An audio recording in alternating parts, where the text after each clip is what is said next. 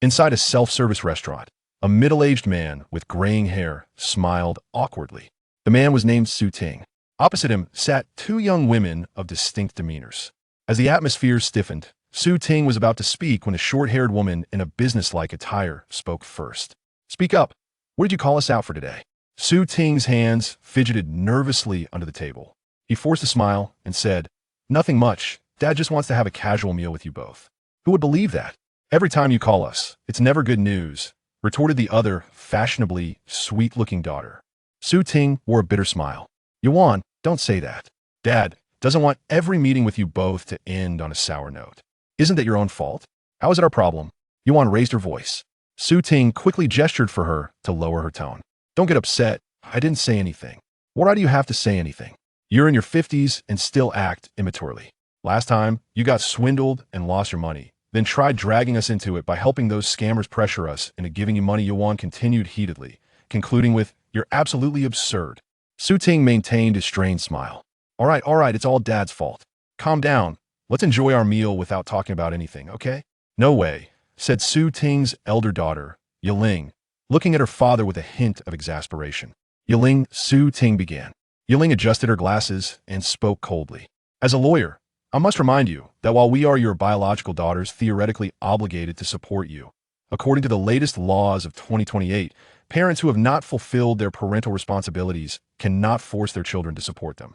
20 years ago, after your divorce from Mom, you never paid any child support as per the agreement.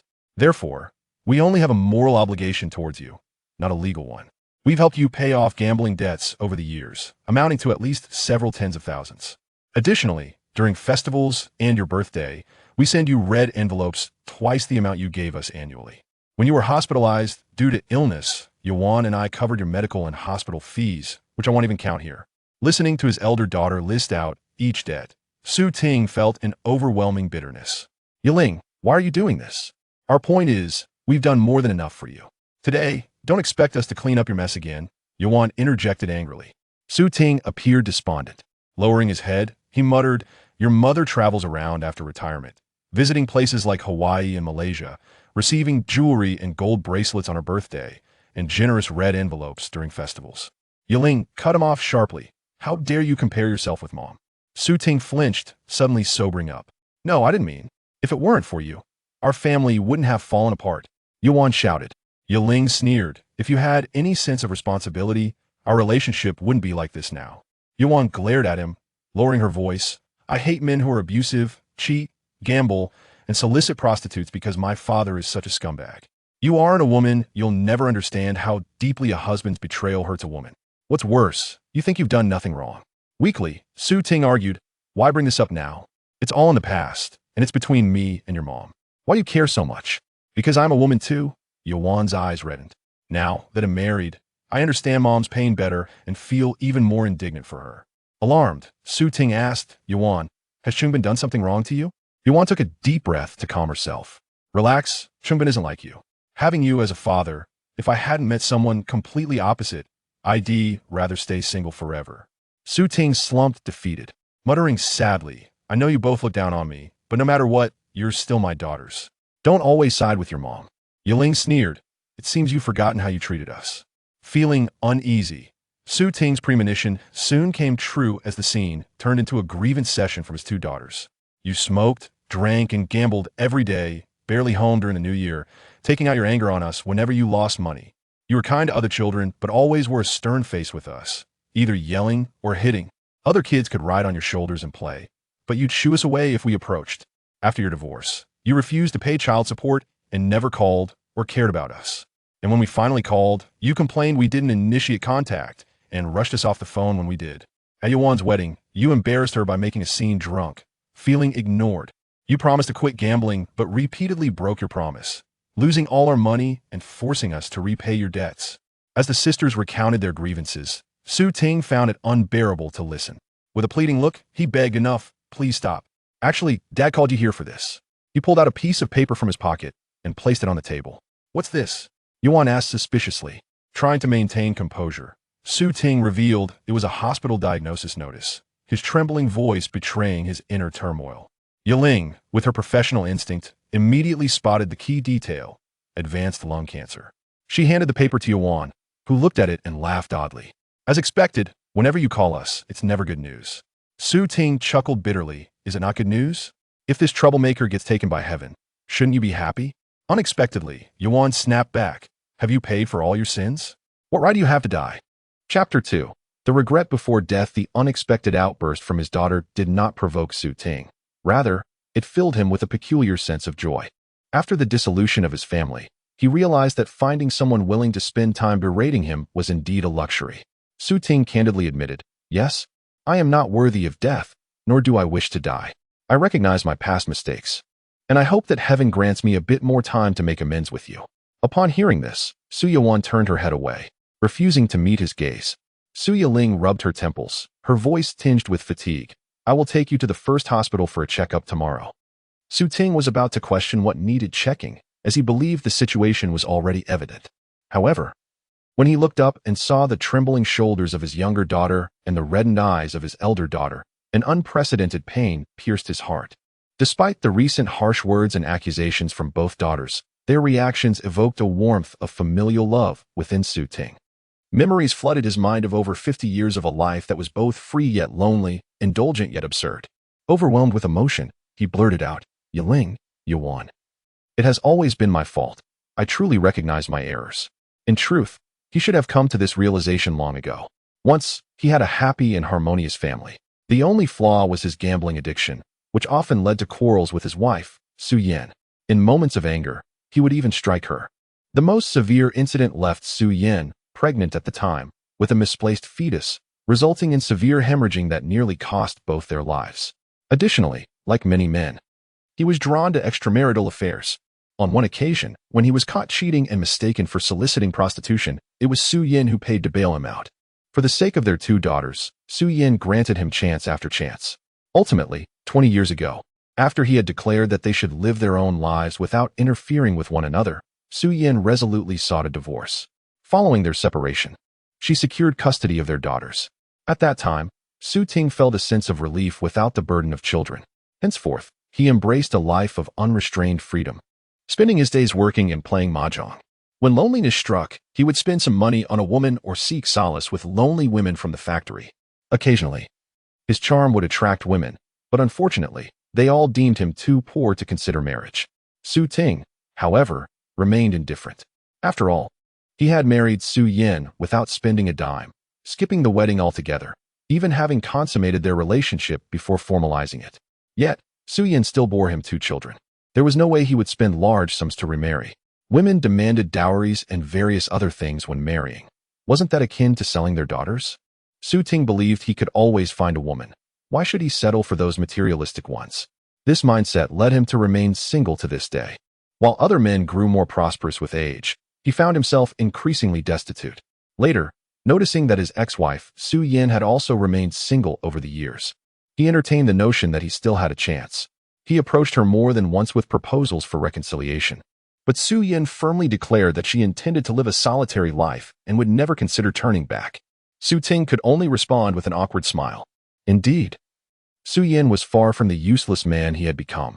Though Yen, a woman, bore the responsibility of raising 2 children alone, she remained industrious and undaunted by hardship, driven by a remarkable ambition. After her divorce, Yen returned to her parental home with her 2 daughters, squeezing into a small room of less than 10 square meters. Her parents, both in their 70s, selflessly assisted in caring for the 2 school-aged girls. Meanwhile, she toiled alone in the city, gradually ascending to the position of a company supervisor. Over the course of 5 to 6 years, Yen managed to afford a down payment on a house and later purchased a car.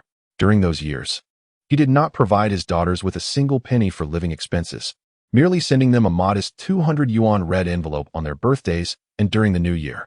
At that time, he had yet to grasp the significance of familial bonds, remaining an irresponsible man.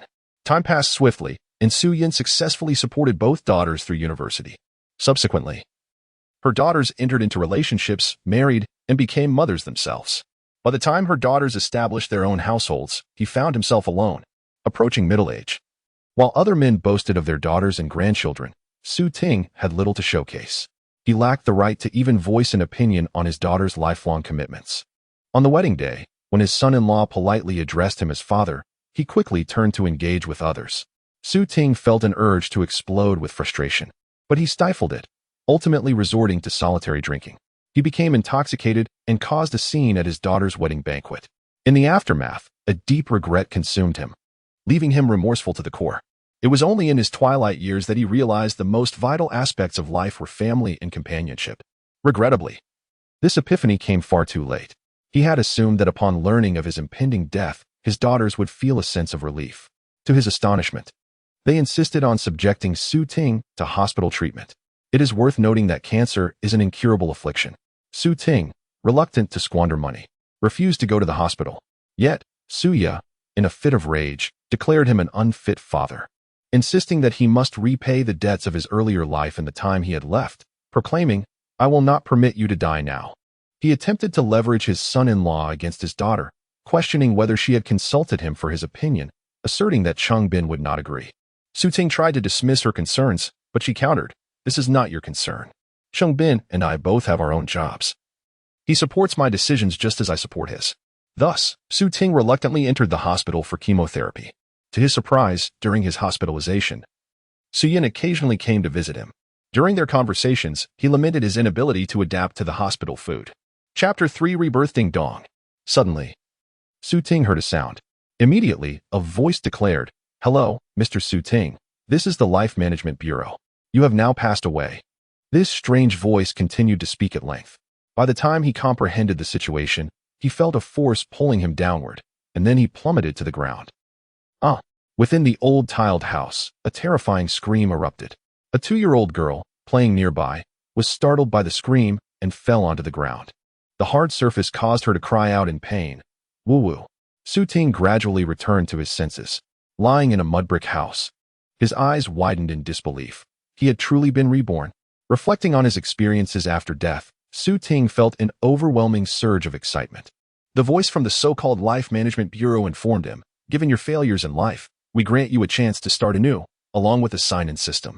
Basic sign-in requirements include kisses from your daughter, hugs from your daughter, and her playful antics. Completing these conditions will yield random cash rewards ranging from 99 to 999 yuan. And upon completing 1 year of sign-ins, you will automatically upgrade." He pinched himself hard a few times. Ouch. Goodness, this isn't a dream. Su Ting joyfully leaped off the wooden bed and ran barefoot out of the room. Exiting into the living area, he found a 2-year-old girl sitting in the courtyard, wailing loudly. With her chubby, rosy face, it was unmistakably Yuan from 30 years ago. Su Ting rushed over, and upon seeing him, the little girl was so frightened that she cried even harder, hiccuping uncontrollably. Despite her earlier pain, the little one quickly scrambled to her feet. With tears glistening in her eyes as she gazed at Su Ting, her voice quivering with innocence, "Daddy, don't hit me. Don't hit me. My bottom still hurts." Woo-woo. Su Ting embraced the round-faced girl tightly, his heart swelling with ecstatic joy and an instinctive love. He planted several kisses on her cheeks. The little one stared at him in wide-eyed wonder, remembering how she had cried after his death, lamenting that she no longer had a father. He felt a lump in his throat. He tried to soften his tone. "Good girl, did you hurt yourself?" The little one slowly began to process his words. Seeing that her father was not angry, she allowed her grievances to surface, pouting, "It hurts. Where did you fall? Let Daddy take a look." Su Ting's heart ached at her distress. In his previous life, it was only at the end that he understood the depth of such pain. He had not only failed as a husband, but also as a father. Now, fate had shown him mercy, granting him a chance to start over. He vowed to rectify his past mistakes. Su Yin, carrying 2 buckets of laundry and accompanied by her eldest daughter, Su Yiling, had just returned from the riverbank after washing clothes. As they reached the drying area, they heard the joyful laughter of Su Yuan echoing from inside the house. Su Yin exchanged a knowing glance with her eldest daughter and remarked with a smile, "Just yesterday, she received a scolding from your father, and today she is so cheerful. Your sister is truly something." Su Yiling pouted, reflecting on her tender age. No one ever learned their lesson from striking her. Yet it was you who truly remembered. Last night, it was undoubtedly you who took your sister to the Bo family to watch television, so engrossed that you lost track of time for dinner. Our entire family was searching for the 2 of you, and your father grew quite agitated, initially intending to chastise you, but unexpectedly, Yuan walked right into the line of fire. Su Yin found it increasingly amusing as she recounted the events. However, Su Ting was rather harsh last night. leaving Yuan with bruises on her bottom. She would have to apply some ointment on Yuan later. The 6-year-old Su Yaling had already developed an instinct for self-preservation. Thus, when Su Ting was scolding, she remained silent. In contrast, the 2-year-old Su Yan, unafraid and bold as a young calf, retorted confidently to every remark thrown her way. And thus, trouble ensued. As the mother and daughter entered the house, they were surprised to find Su Ting engaged in playful antics with Su Yan. Su Yan inquired with astonishment, "You woke up so early today?" Su Ting looked up at the sound, his gaze falling upon the doorway. There stood Su Yan, merely 26 years of age, illuminated from behind. Despite having borne 2 children, she radiated a pure and captivating allure. Her petite frame and slightly fuller figure, coupled with her delicate and elegant features, formed a combination he had failed to appreciate and cherish in a past life, something that other men found irresistibly attractive. It is often said that a flower at home is less fragrant than a wildflower, yet a wildflower pales in comparison to one that is stolen. Such a despicable notion had once filled Su Ting with pride in his previous life. Yet now, reflecting on it, he could only feel a sense of shame. Had it not been for Su Yan's divorce, accompanied by her demands for a partner who would treat her daughters well, she would have remarried long ago. Even at over 50, Su Yan had no shortage of admirers. In this lifetime, he must cherish his wife dearly. The thoughts of homegrown and wildflowers should be cast aside. "Xiaoyan, where did you go so early? I felt uneasy waking up without seeing you," Su Ting said, his charming demeanor drawing near to his wife. Su Yan noticed his restless hands, and in front of the children, he attempted to embrace her, causing her cheeks to flush with warmth. "What are you doing?" Acting strange in broad daylight, she chided playfully, casting a shy glance at the children before gently pushing him away. Su Ting chuckled mischievously, leaning closer, playfully nudging her with his hips. "This isn't acting strange. It's called expressing affection between husband and wife." "Bah, how shameless." Su Yan laughed, scolding him lightly as she playfully smacked his arm before turning to hang out the laundry. Su Ting eagerly followed. "Let me help you." Behind them, the 2 little ones tilted their heads in unison, watching their parents with innocent curiosity. Su Ting, until his last breath in his previous life.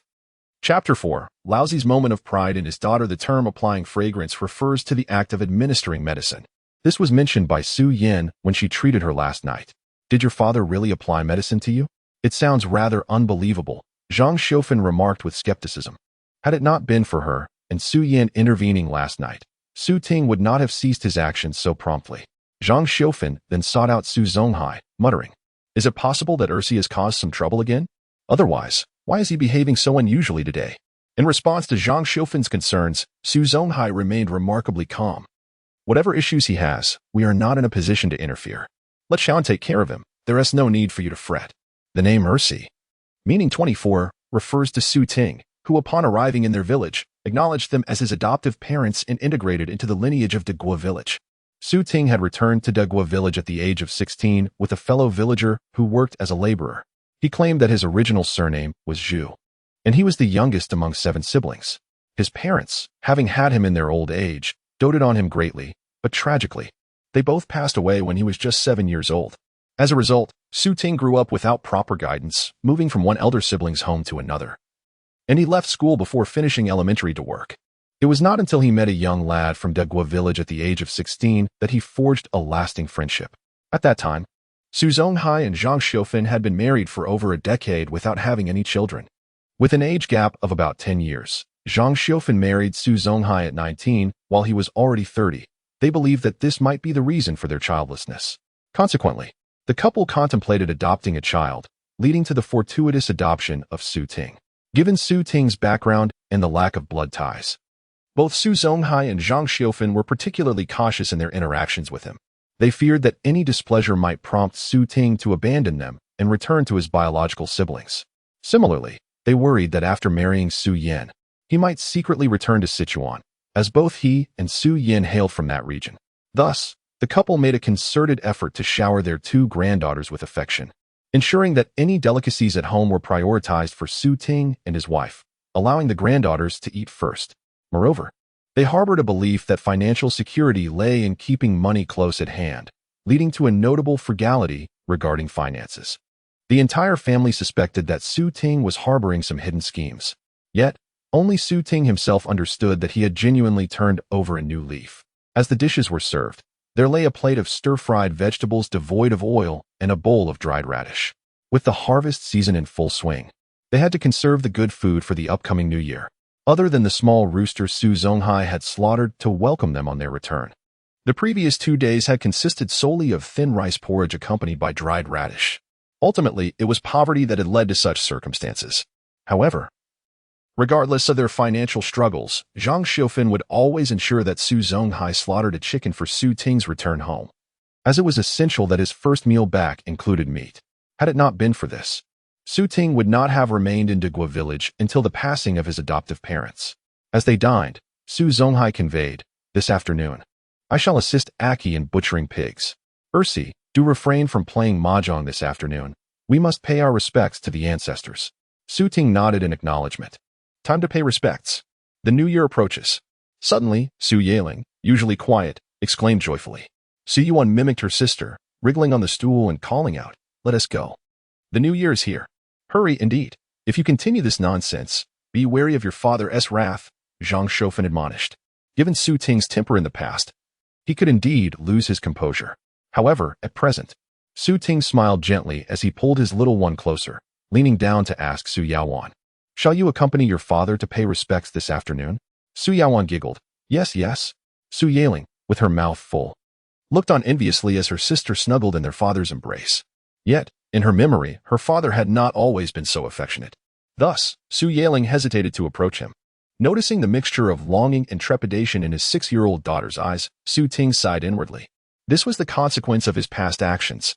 It was only natural for Yaling to be distant as she grew older. "Yaling, will you join us?" Su Ting asked his eldest daughter with a smile. Yaling hesitated, glancing at him and then seeking her mother Su Yan's encouragement. Su Yan urged her, "Go on. You too accompany your father to pay respects. And may the deities bless you to grow up swiftly." Blushing, Su Yaling smiled and replied to Su Ting, "All right. I shall go too." In the afternoon, Su Ting shouldered the offerings, one hand steadying the yoke and the other holding his eldest daughter's hand, while she grasped her younger sister's. The trio joyfully made their way to pay respects. The act of paying respects, or by Laoi, is essentially a form of worship, a cherished tradition in this locale. During the year-end days, people flock to worship, as every household must honor the deities at least once before the New Year's Eve, with the specific day left to personal choice. On New Year's Eve afternoon and on the first morning of the new year, they are to visit the ancestral hall, paying homage to the ancestors. As they walked through the bustling streets, little Yaoan, ever lively and spirited, greeted everyone she encountered with a sweet smile, regardless of familiarity, eliciting smiles from those who, despite their busyness, could not help but respond. Chapter 5. Father is impressive. Dog 7 is a notorious ruffian from Dagua village, having ingrained himself in this life since childhood. As long as he avoids provoking others, typically, no one dares to confront him. However, Dog 7 possesses a volatile temperament and an arrogant disposition. Consequently, when Su Ting made his move, Dog 7 erupted. "What do you mean, Su Ting? Is your daughter made of gold? I merely touched her, and you react this way?" Su Ting, no longer a naive youth, maintained his composure and replied calmly, "I mean no offense. You've hurt my daughter, and I simply wish to keep her from your grasp. It's as straightforward as that." Engaging in a dispute with someone like Dog 7 is futile, regardless of the outcome.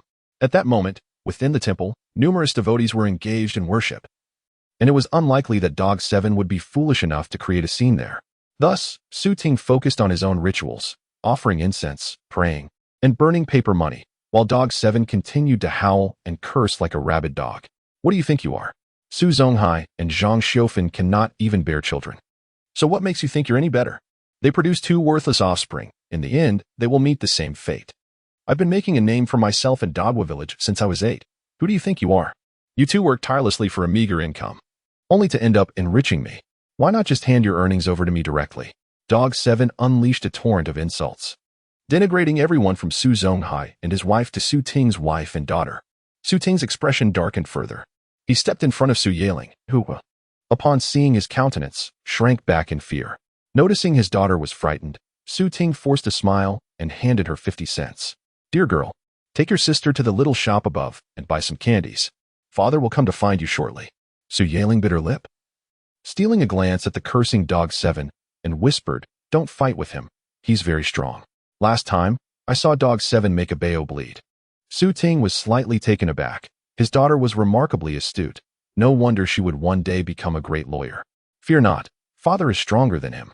Su Ting reassured her, feeling warmth in his heart as he ruffled her hair.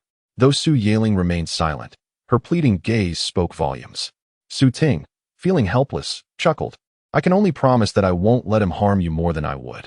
If I ignore him, he will only grow more brazen in bullying your grandparents and mother. Would you like to see Dog 7 tormenting our family? After a moment of contemplation, Su Yaling gently shook her head. Then quickly take your sister to buy some sweets, Su Ting encouraged, patting her shoulder. Su Yaling hurried off to find her sister. As he watched the two children depart, Su Ting's smile faded. He still needed to wait a while longer to conclude his offerings. This brief interlude would suffice for him to settle the score with Dog 7. When it came to fighting, Su Ting was no pushover. Orphaned at 7, he faced ridicule daily, often engaging in brawls 7 or 8 times each day. This relentless struggle led his older siblings to disdain him, ultimately sending him out to work before he even completed elementary school. At the tender age of 11, he entered society, working in factories and mingling with others. Having once been a subordinate to a formidable figure, he has witnessed the brutal realities of physical confrontations. Unlike Dog 7, who resorts to roaring during fights, he relies on sheer ferocity. Su Ting stepped out of the temple, turning back to glare at the incessantly cursing Dog 7, coldly remarking, I have heard that your eldest son is universally despised, that your wife fled with another man shortly after giving birth this year, and that you intend to sell your eldest daughter for money. Dog 7, have you truly mistaken your nickname for your identity? As soon as the words left his lips, an infuriated Dog 7 charged forward, seething with rage. In the moment of Dog 7's advance, Su Ting picked up a stone from the ground, and as the man drew near, he delivered several sharp blows. With a cry, Su Ting hurled the stone aside and unleashed a flurry of punches directed at Dog 7's vulnerable spots. Dog 7, intent on retaliating with all his might, found his efforts thwarted by Su Ting's adept defenses. Ultimately, Dog 7 was left powerless to counterattack, yet his pride would not allow him to concede defeat. He continued to yell provocations. Damn you, Su Ting. You wait. If I can't finish you off, I will strike your child every time I see you. And neither Su Zonghai nor Zhang Xiufan will enjoy peace. The more he threatened, the more Su Ting's fury ignited. Even when bystanders attempted to intervene, they could not separate the two. Suddenly, the sound of a child's cries jolted Su Ting from his focus. It was Dog 7's eldest daughter and son, who, witnessing their father being beaten, sought to retaliate against Su Yaling and her sister in an attempt to defend their father. Dog 7's eldest daughter was a year younger than Su Yaling, his son a year older than Su Yuan, while the youngest was still nursing. These two little ones attempted to ambush the Su sisters, only to be outsmarted by Su Yaling, who deftly turned the tables and sent them fleeing in panic. However, Su Yuan did sustain some blows. Having been punished by her father the day before, her bottom still sore, she felt utterly wronged by this unexpected assault, squatting on the ground and weeping uncontrollably. As Su Yaling pursued Dog 7's children, she angrily shouted, Don't run. If you bully my sister, I will take you on. The adults looked on, urging Su Ting and Dog 7 to reconsider their actions. Look at the two of you, fathers. Chapter 6, Activation of the Check-in System. Initial reward. The adoration from his daughter greatly gratified Su Ting's vanity, making him feel more invigorated than winning a brawl. With a broad smile, he was about to speak when suddenly a familiar chime echoed in his mind. Congratulations! You have successfully activated the check-in system. Today's check-in requirement: receive a kiss from your eldest daughter, Su Yaling. Ah, yes, he had a check-in system. In the excitement of his rebirth, he had completely forgotten about it. A kiss? How simple. Su Ting promptly crouched down, beaming at his eldest daughter, Yaling. Since Daddy is so impressive, could you grant me a reward? Su Yaling shyly inquired. What kind of reward do you want? Su Ting leaned in closer. Just a kiss from Daddy. Giggles erupted from the little one in her arms before Su Yaling could respond, her laughter bubbling forth. Su Ting, feeling somewhat helpless, said, Why are you laughing? Quickly, wipe your nose. Oh, little Yaling obediently sniffed. Amused, Su Yaling grinned and planted a kiss on Su Ting's cheek. Ding. Today's check-in requirement fulfilled. Random reward, 500 yuan. In the next moment, it felt as if something had appeared in Su Ting's pocket. His heart raced, and he quickly reached into his pocket. No way. Is it really money? The subtle sensation made him eagerly sneak a glance inside. Soon, a delighted grin spread across his face. seeing her father so joyful. Su Yaling felt elated as well. As long as Daddy refrained from playing mahjong, he was the beloved father to her and her sister. Come. Let us pack up and head home, Su Ting said with a heart full of joy. That 500 yuan was just enough to cover the 300 he lost last night, ensuring that his wife wouldn't be angry with him. Tonight, he could indulge in a sumptuous meal. Upon returning to the village entrance, he spotted Su Yin waiting beneath a tree. Mommy, Mommy. The two little ones dashed towards Su Yin, abandoning their father upon sighting their mother. Su Yin eagerly welcomed them, catching both children in her arms. As Su Ting approached, he noticed Su Yin's brow furrowed with concern. What's wrong?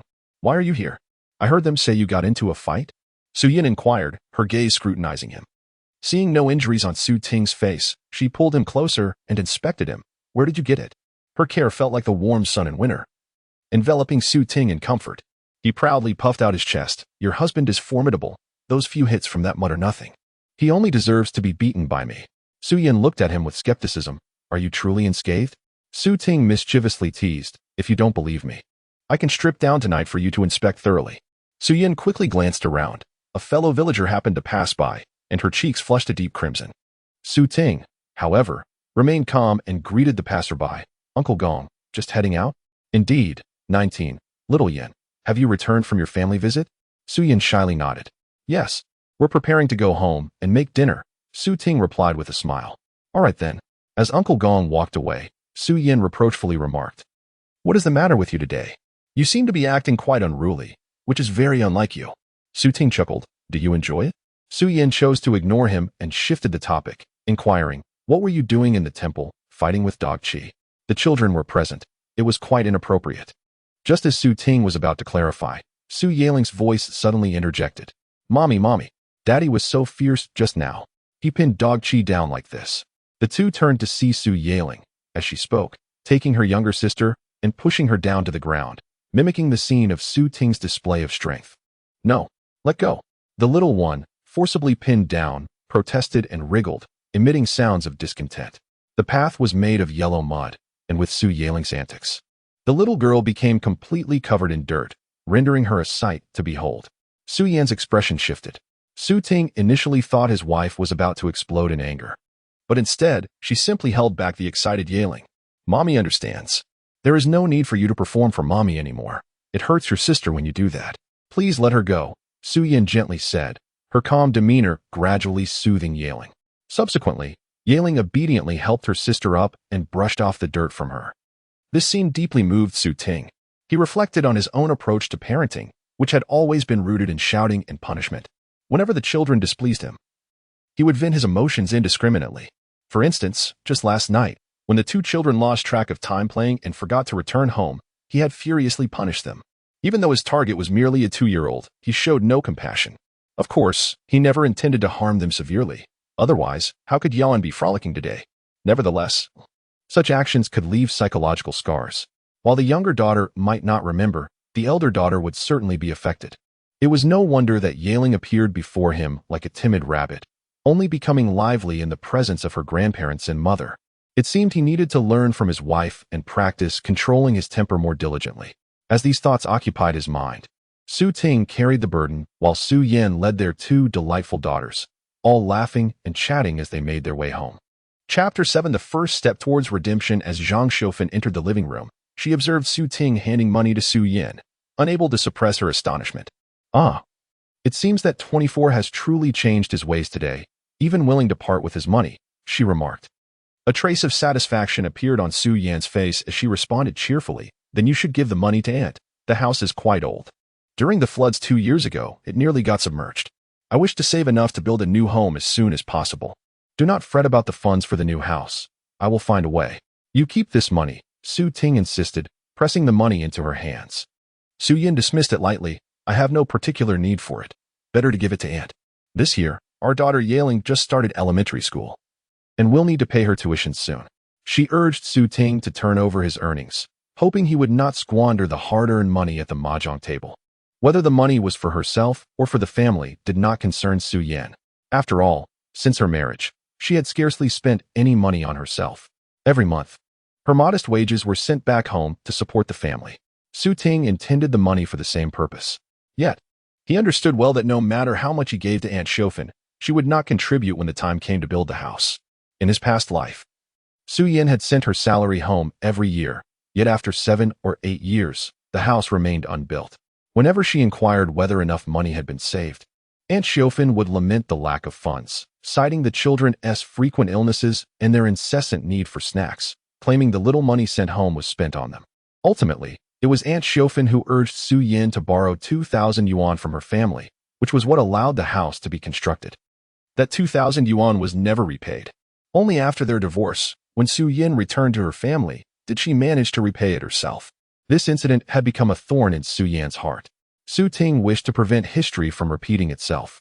However, in Aunt Shofen's presence, he found it difficult to voice his concerns openly.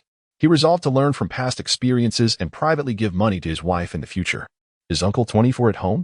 Just then, someone arrived looking for Su Ting. Upon hearing the voice, Su Yan's smile faded slightly as she said to Zhang Shofen, "Aunt, Uncle 24's mahjong friend has come to find him. Quickly put the money away to prevent any last-minute change of heart." Zhang Shofen nodded with a smile. "All right." Su Ting cast a resigned glance at his wife, wondering why she still doubted his commitment to reform. "I'll deal with you tonight," he whispered before stepping out to attend to the visitor. Su Yaling squatted beside Su Yin and innocently asked, "Mommy, is Daddy going to scold you tonight?" Su Yin chuckled awkwardly. "How could that be?" "But Daddy said he would take care of you," Su Yaling replied with a knowing expression, as if to say she wouldn't be fooled. Su Yin muttered, "I have no idea what got into him today."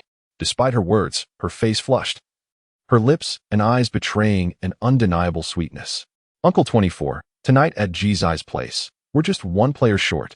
Ah Sheng, from the same village, was an avid mahjong enthusiast. Every year during the New Year, when Su Ting returned to the village, the two grew closer over their shared passion for the game. Su Ting waved his hand dismissively. "I'm not going. You all enjoy yourselves." A startled Ah Sheng lowered his voice and inquired, "What's wrong? Did your aunt scold you?" "No, I've decided to quit playing mahjong," Su Ting replied with a wry smile. "Last night I lost 300 yuan, wiping out my child's tuition. If I continue playing, I might as well be toiling all year for nothing." Ah Sheng, unfazed, encouraged him. "What's the harm in gambling? Besides, you lost last night. Surely tonight you'll win it back, perhaps even more." To be candid, Su Ting's lifelong obsession with mahjong rivaled that of a smoking addiction. His affinity for the game was as routine as daily meals. Thus, to abruptly cease playing was indeed a formidable challenge. Furthermore, with the introduction of a sign-in system that felt akin to money falling from the heavens, his resolve began to waver. However, as soon as these illicit thoughts surfaced, vivid memories from his past flooded his mind. "Dad, Mom is calling you home for dinner. What's the rush? Can't you see I'm busy? You can eat without me." But Mother insisted, "We must wait for you to eat. The food will get cold. It's burnt." "Ha ha ha, Uncle Urshi. You've lost again. Hurry up and pay." In a fit of rage from losing at mahjong, he turned with a twisted visage towards his little daughter, who had been pleading for him to come home for dinner. He struck her sharply across the face, venting his frustration over his gambling losses. The unsuspecting child fell to the ground, bursting into tears. "How dare you cry? It's your fault for bringing bad luck, causing me to lose." The scene then shifted to the moment of his demise. "I was engulfed in despair, no longer daring to place any emotional expectations on you. Yet, over the past 2 years, I noticed your improvements. Though I often thought you were merely fleeting in your efforts, I couldn't help but hope for more." The poignant words of Yuan struck him like a heavy hammer, resonating deeply within his heart. In an instant, Su Ting's mind cleared, and a cold sweat broke out along his spine. "I will not go. You need not call me for mahjong again. I have resolutely decided to quit gambling." He firmly refused. Observing this, Ah Sheng conceded, "Very well, I shall take my leave then. Wishing you good fortune tonight." With that, Su Ting turned and entered his home. Upon entering, he noticed Uncle Hai washing his feet in the courtyard. Chapter 8: The contradictions induced by gender preference this year, in Su Yaling's eyes, is an exceptionally remarkable one. Why, you may ask? Because this year, for the first time, she is a child with a father. In previous years, during the festivities, her father would partake in the New Year's Eve dinner and take a bath, only to vanish without a trace. While other children were joyfully taken out to play by their fathers, she could only watch enviously from the sidelines. It wasn't until the following morning that she would see her father again, but before she could exchange even a few words with him, he would disappear once more. Eventually, Su Yaling ceased to harbor any hope regarding her father's return for the new year. It became inconsequential whether he came back or not, as long as her mother was there. To her surprise, this time, she had no expectations of her father joining her in play, and yet he remained present. From last night until this morning, he had stayed at home. Su Yaling was overjoyed and whispered to her younger sister, "Father is still at home." And he even woke up earlier than mother. Xia Yuan chimed in, "Mama is sleeping." She tugged at her sister, leading her to the room to show her the mother still lost in slumber. Su Yaling was astonished to see her mother actually sleeping in. Why was Mama sleeping in today? Just then, Su Ting had finished washing up and returned to the room, noticing the two little ones peering over the bed, pondering why their mother had not yet awakened. He couldn't help but find amusement in the situation and cheerfully remarked, "Last night, Mama got a spanking, and it hurt her so much that she couldn't fall asleep until late. Don't disturb her, let her rest a little longer." Su Yin was jolted awake by the sounds of her children, her awareness gradually returning as she groggily processed Su Ting's words. Instantly alert, she felt a mix of embarrassment and anger, grabbing a pillow and hurling it at him. "You scoundrel! What nonsense are you telling the children so early in the morning?" How infuriating! As if the commotion from last night wasn't enough, he had the audacity to speak so shamelessly in front of the children. Seeing his wife genuinely angry, Su Ting quickly capitulated, putting on a sheepish grin. "I was just joking, and besides, they are just two little ones who wouldn't understand." Suddenly, Su Yaling looked up and asked, "Mama, did Daddy want to put a little brother in your belly last night?" Upon hearing this, Su Ting was utterly shocked. "What the? Little girl, don't be so precocious. That's not right." Su Yan's face flushed crimson with rage as she shot a glare at her husband, Su Ting. Su Ting raised his hands in surrender, hastily clarifying, "I swear, I never said such things to them. I am not that vulgar." "Be quiet." Su Yan shot him a fierce look. Su Ting hurriedly tried to lighten the mood. "Dear, you get ready, and I will go make breakfast for you." If he didn't hurry, their daughter might just lead him to his doom. Su Yaling, perplexed by the argument between her parents, timidly tugged at her mother's sleeve. Su Yin looked down, and seeing Yaling's worried expression, she reassured her, "No, it's not your fault. It's your father's mischief." Despite the awkwardness, they had to face their daughter. Su Yaling fidgeted with her fingers anxiously and said, "I've heard many people say that if Mama doesn't have a little brother, Daddy will not want you anymore and will bring home a new mother for me and my sister. Is that true?" The words that escaped the lips of a mere 6-year-old stirred a deep sense of compassion within Su Yan. At that moment, Su Ting, who had been eavesdropping outside, could no longer contain himself. With a stern expression, he entered the room, demanding to know who had the audacity to speak nonsense in front of his daughter. "My dear, tell Daddy who it was, and I shall address him accordingly." Su Yan raised an eyebrow and replied, "Didn't you say you were going to cook?" Su Ting candidly responded, "I went to the kitchen, but with Uncle Hai there, I couldn't lend a hand, so I returned." Upon seeing her father, Su Yaling seemed to muster courage and boldly revealed, "It was those aunts who were speaking to Grandma, and I overheard them." Su Ting's gaze darkened slightly. Su Yan's demeanor remained indifferent as she remarked, "The uncles and aunts have always wished for me to bear a son.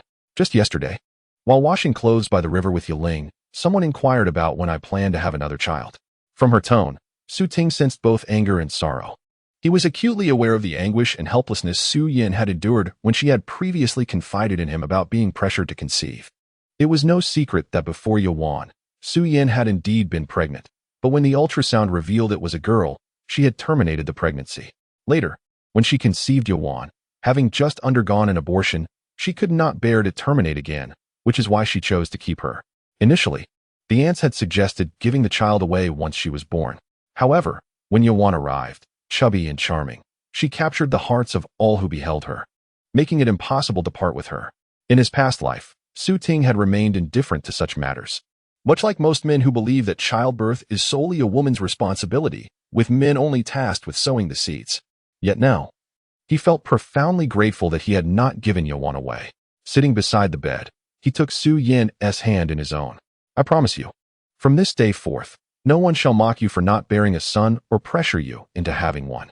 Our matters as a couple are not for others to meddle in. Should anyone overstep their bounds, they must be prepared to face my wrath." Su Yin slowly raised her head, her gaze steady upon him. In Su Ting's expression, she glimpsed a reflection of her own sentiments. Chapter 9. The Call of Husband. The honest Su Zonghai stepped forward to mediate. "What is the point of worrying about this? Whether Shawan and Ershi choose to have children is their own affair. There is no need to fret." Su Ting recognized that his earlier words had pierced the hearts of the elderly couple. His expression softened as he helplessly remarked, "Uncle, Aunt, I understand your concerns for me, fearing I might not have a son, leading to an end of lineage. Yet, times have changed. Even if daughters marry, they can still care for their parents." At this juncture, Su Ting turned to his two daughters, asking, "Yaling, Yuan, when you grow up and marry, will you be willing to care for your father and mother?" Yaling immediately nodded in agreement, exclaiming, "I will. I will stay with Mama for life." After glancing at Su Ting, she added, "And also with Papa." Little Yuan, still innocent, eagerly chimed in, "Imimhum." Su Ting gazed at them warmly, filled with trust. His daughters were far superior to the sons of others. Su Zonghai chuckled at his two granddaughters, lightening the tension in Zhang Xiufan's expression as well. The atmosphere grew less rigid. "I have been overly concerned. Whether you choose to have children or not ultimately lies with you. I cannot force you," Zhang Xiufan remarked with a hint of irritation. Su Ting smiled. "Aunt, your intentions are indeed good. However, Xiaoyan and I have discussed it and decided that having two daughters is sufficient. We do not wish for more children. Childbearing can be quite taxing on women. Xiaoyan has already suffered from postpartum ailments after giving birth to these two. She cannot endure further trials." Su Yan cast an incredulous glance at him. When did we agree on that? Nevertheless, his considerate words deeply resonated with Su Yan. All she desired was for her husband to show her a little more affection, and such gestures made her willing to endure any hardship. Su Ting's proactive concern for Su Yan also led Su Zonghai and Zhang Xiufan to regard her with greater esteem. In his previous life, their divorce stemmed not only from his own failings, but also from Aunt Xiufan's attitude towards Su Yan. Zhang Xiufan possessed a sharp tongue and a loud voice, often losing her temper and hurling insults. Only someone with Su Yan's meek disposition would tolerate her. However, this patience was contingent upon Su Yan still harboring feelings for Su Ting. Once their relationship soured and they divorced, she resolutely refused to return to the past. Even if Zhang Xiufan eventually recognized Su Yan's worth, it would be too late. Rather than waiting for regret to strike after events unfold, it is far wiser to gently remind Zhang Xiufan to temper her behavior while there is still time. In this life, he would never consider divorce. If Aunt Xiufan became excessively unreasonable and Su Yan could no longer endure it, he would undoubtedly choose his wife and children over all else. After breakfast, the family busied themselves. It was New Year's Eve, a day for slaughtering chickens, honoring ancestors, posting couplets, and preparing the reunion dinner. Su Zonghai was tasked with cooking rice and pork, which would serve as offerings for the ancestral rites. The two women were busy selecting and washing vegetables while tending the fire in the kitchen. Su Ting took on the responsibility of slaughtering the chicken. The chickens at home are free-range native breeds. Su Tingwang struggled for quite some time while trying to catch one, with Su Yaling and Su Yuan, the two little girls, watching the commotion and giggling. Eventually, Zhang Xiufan offered a suggestion: scatter some millet on the ground, and when the chickens come to feed, they can be easily caught. As soon as she finished speaking, Su Yaling dashed inside and returned with a handful of millet. "Dad, millet." Su Ting affectionately patted her head in appreciation. Using this method, he successfully caught a chicken. After slicing open its throat and collecting the blood in a bowl, the dying chicken suddenly flapped its wings, splattering blood onto the curious little girl nearby. "Yaling, take your sister away. Don't let her get too close," Su Yan's voice called from the kitchen. Su Yaling responded with an "oh," and went to pull her sister, who was squatting in the courtyard, away. Su Yan resisted, unwilling to leave. "I want to see the chicken. Mom says you can't watch." "Just look at your face. It's dirty and disgusting," Su Yaling retorted, handing her sister a rag to wipe her face. As she was cleaning, Su Yaling suddenly noticed her sister standing still. After a moment, a familiar foul odor wafted into her nose. She frowned, leaned back to sniff her sister, then covered her nose and stepped back a few meters, screaming, "Grandma! Yuan has pooped in her pants again." Su Ting, who was busy plucking feathers, abruptly turned his head, his expression peculiar. What made her do that all of a sudden? Su Yaling grimaced, "I don't know. Wow, it stinks." "Stop saying such nonsense. Don't exaggerate." Su Zonghai, usually kind and gentle with the children, scolded unusually. The new year is a special time, and the elders are particularly particular, avoiding any inauspicious words. Zhang Xiufan turned to Su Yan and said, "Xiaoyan, you don't need to help in the kitchen anymore. You take them to wash up." Su Yan nodded, "All right," although it seemed they hadn't done much.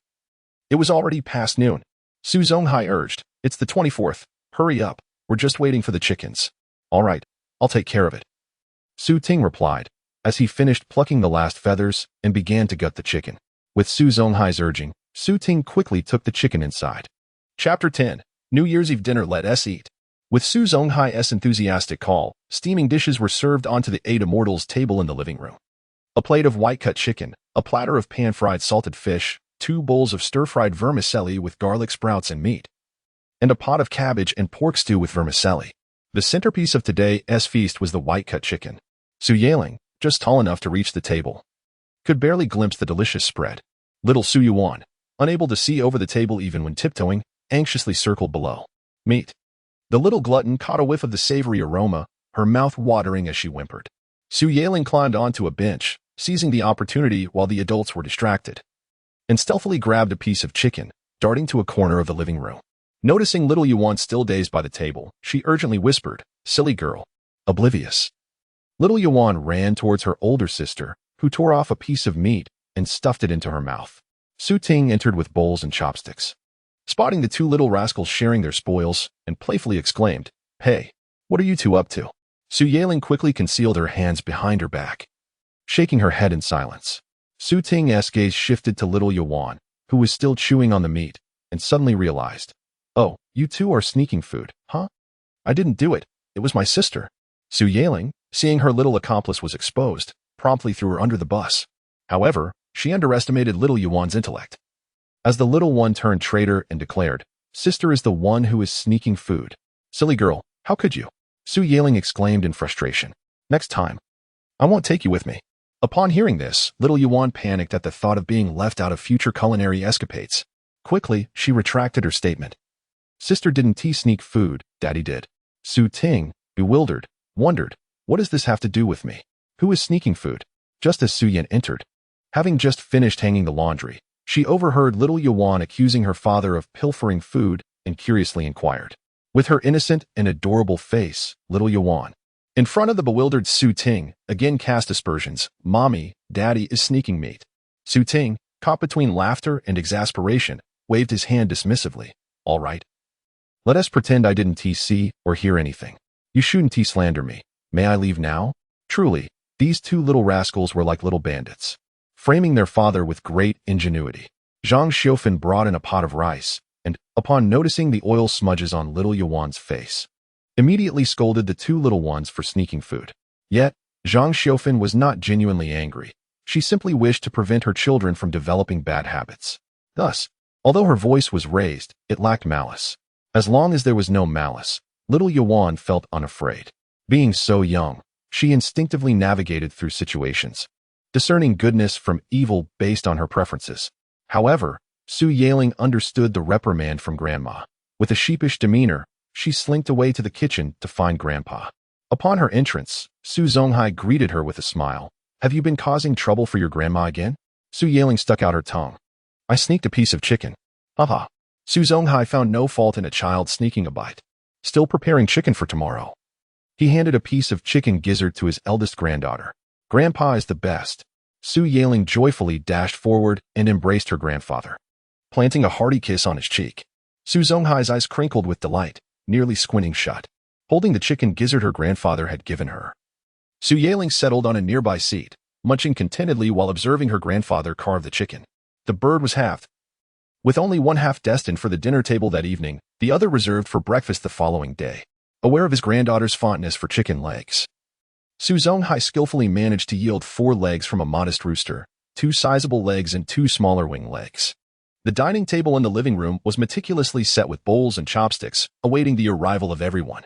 Zhang Xiaofan placed a piece of chicken on her granddaughter's plate, instructing the little one to summon her grandfather for dinner. Little Yawan cheerfully accepted the chicken and obediently made her way to the kitchen to call him. "Watch your step." Su Yan cautioned her anxiously. "Yes," little Yawan replied. Clad in a bulky coat, she moved slowly, mindful of her mother's warning to pay attention to her footing to avoid slipping and soiling her new clothes. Despite her busy eyes, her mouth was not idle. She nibbled at the meat while intermittently calling for her grandfather. "Grandpa." Her garbled words reached Su Zonghai's ears, barely discernible, but enough to indicate that his granddaughter was calling him. Su Zonghai responded with an "oh." Little Yawan was so focused on her path toward the kitchen that she did not glance at Su Ting, who stood nearby washing her hands in the courtyard. her gaze fixed on her until a smile lingered on her lips. Only upon reaching the threshold of the kitchen did little Yuan dare to lift her eyes from the ground, calling out, "Grandpa, dinner's ready." "I know," Su Zonghai replied. Though he remained occupied in the kitchen, little Yuan urged him impatiently, "Dinner, Grandpa. No need to rush. I'm not done with this little task yet," Su Zonghai replied, unmoving. Frustration flickered across little Yuan's face as she struggled to lift her leg over the kitchen threshold, only to be tripped up by the step due to her short stature and bulky clothing. Fortunately, Su Ting had been following closely and swiftly reached out to catch her before she fell. "Uncle, don't bother with that for now. If we don't eat soon, the food will get cold," Su Ting said, lifting little Yuan into her arms and turning to Su Zonghai. Chapter 11. The desire to remain in the countryside on the morning of the Lunar New Year at the early hour of 6 o'clock. Su Ting was roused from his slumber by the incessant chatter of his daughter. The previous night, just before midnight, the system had unexpectedly issued a check-in task, requiring him to receive a hug from his youngest daughter, Yuan. At that moment, Yuan was brimming with energy, and when Su Ting requested a hug, she presumed he wished to engage in playful antics. Consequently, it was not until the final minute that she finally obliged. With the completion of the check-in task, Su Ting was fortuitously rewarded with 300 yuan. Hence, he found himself in possession of this cash, yet he hesitated to share it with his wife, fearing her suspicions. Uncertain of how to explain the source of this money, he resolved to keep it for himself. Having retired late and spent considerable time in contemplation before falling asleep, Su Ting awoke feeling rather fatigued. "What is the matter?" inquired Su Yan, who was dressing Yuan, as she noticed Su Ting yawning wearily. He shook his head, attributing his weariness to a lack of rest the previous night. Su Yan smiled, acknowledging the situation. "There is little to be done. One must rise early on New Year's Day. If you are truly tired, you may return to sleep after breakfast, as we are not visiting relatives today." "Very well. I shall insist on your company during my nap," Su Ting replied with a mischievous grin. Su Yan playfully scolded him. "You are being quite silly." Little Yuan, imitating her mother, turned to her father with a playful pout. "You are being silly." Su Ting jokingly swatted her bottom, feigning sternness. "You must not mimic your mother's words." With a giggle, she scampered away. At that moment, Yiling, who had been sleeping with their grandparents, entered the room. "Father, Mother, Happy New Year." Yiling beamed with joy, dutifully offering her New Year's greetings to her parents. Su Ting laughed heartily as he embraced her. "Happy New Year, my dear." Su Yan retrieved a pre-prepared red envelope from the drawer, her eyes twinkling with delight. "Yiling, Happy New Year. Your father and I wish you health and academic success in the coming year." Yiling is still in preschool. "There is no need to worry about her studies just yet," Su Ting murmured. He genuinely hoped to see his daughter remain cheerful and lively throughout her life. Su Yan, however, was not swayed, firmly maintaining her perspective. "As she will be in first grade next semester, we must pay some attention to her studies. Only by excelling academically will she have opportunities for advancement." "Yes, I will study diligently," Yiling replied earnestly. Su Ting shrugged. If his daughter had a passion for learning, then it was hers to pursue. Little Yuan approached, looking up at her mother. "What about my sister's red envelope?" Having seen her sister receive one, she too desired a treat. Su Yan produced another red envelope, and as Yuan eagerly reached for it, Su Yan playfully concealed it behind her back, saying, "You have yet to wish your father and mother a happy new year." Yuan blinked, pouting as she sought the envelope. "Silly girl, you must greet your father and mother first to receive your red envelope," Yiling remarked disdainfully. "You are too foolish." Yuan, somewhat confused, looked at her mother and tentatively exclaimed, "Happy New Year." "Ah, so well-mannered. Happy New Year, Yuan. Your father and I wish you a joyful and healthy year ahead." Su Yan finally smiled and handed her the red envelope. Little Yuan joyfully dashed out with her red envelope, exclaiming, "Grandfather." She wished to show her envelope to him. "Have you wished grandfather and grandmother a happy new year?" Su Yan inquired of Yiling. Su Yiling nodded, her face alight with happiness as she retrieved another red envelope from her pocket. "I greeted grandfather and grandmother with New Year wishes early this morning.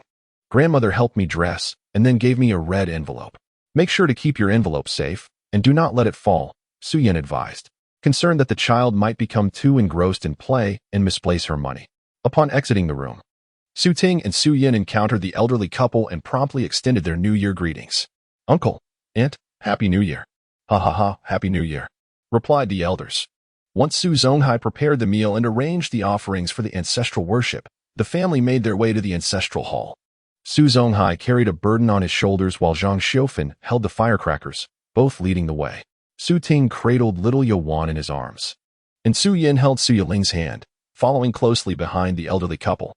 Surrounding them were families also bearing offerings to pay their respects at the ancestral hall.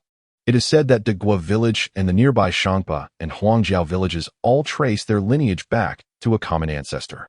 This ancestor had 3 sons, each of whom led their families to different locations. Over centuries, these settlements evolved into 3 distinct villages. Consequently, the villagers across these 3 communities share the surname Su, fostering both distant kinship and neighborly bonds, along with a custom prohibiting marriage among those sharing the same surname. Beginning in 1958, a production team system was implemented, dividing the 3 villages into a total of 15 teams with 5 teams in each village. By 1984, the system was abolished. However, due to the unique relationship among the 3 villages, remnants of this system persist to this day. Shangpa village encompasses teams 1 to 5. Huangjia village comprises teams 6 to 10, and Degua village consists of teams 11 to 15. Within Degua village, teams 11 and 12 belong to one ancestral hall, while teams 13 to 15 are affiliated with another. Su Zonghai's family is part of team 15. Among the 3 villages, the Zong generation holds the highest status. Thus, Su Zonghai enjoys a prominent position within the clan. Su Ting, as Su Zonghai's adopted son, belongs to the Jia generation, and many villagers older than him address him as uncle. Consequently, upon their arrival at the ancestral hall, numerous younger clan members took the initiative to greet them, saying, "Greetings, Grandfather Hai." Chapter 12. The chaotic scene in the ancestral hall. Despite the remarkable intelligence of Su Yiling, she was merely 6 years old and lacked comprehension of why her grandfather was embroiled in a dispute with another. In her heart, her grandfather was the most wonderful elder in the world, kind-hearted and often smiling, seldom prone to anger. Therefore, she believed the fault lay with the other party, the individual arguing with her grandfather. Alas, her tender age rendered her helpless in this situation. Suddenly, she thought of her father. In a flurry, Su Yiling rushed into the ancestral hall in search of him. Upon seeing her father standing there, she felt a sense of calm. Despite having occasionally perceived him as less than perfect in the past, she called out to him, relaying the incident involving her grandfather. Without hesitation, her father dashed out.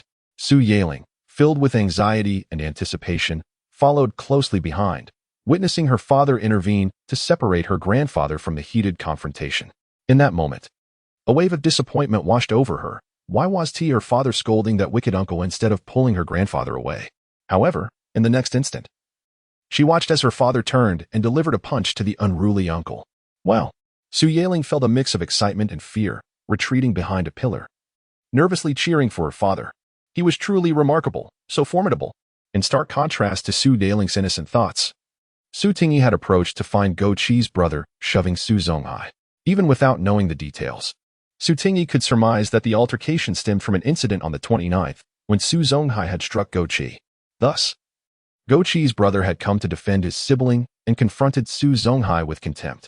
Otherwise, given Su Zonghai's amiable nature, he would not have engaged in a heated argument at that particular time and place. Yet amidst the uproar, shouting proved futile. It served only to strain voices without achieving any resolution.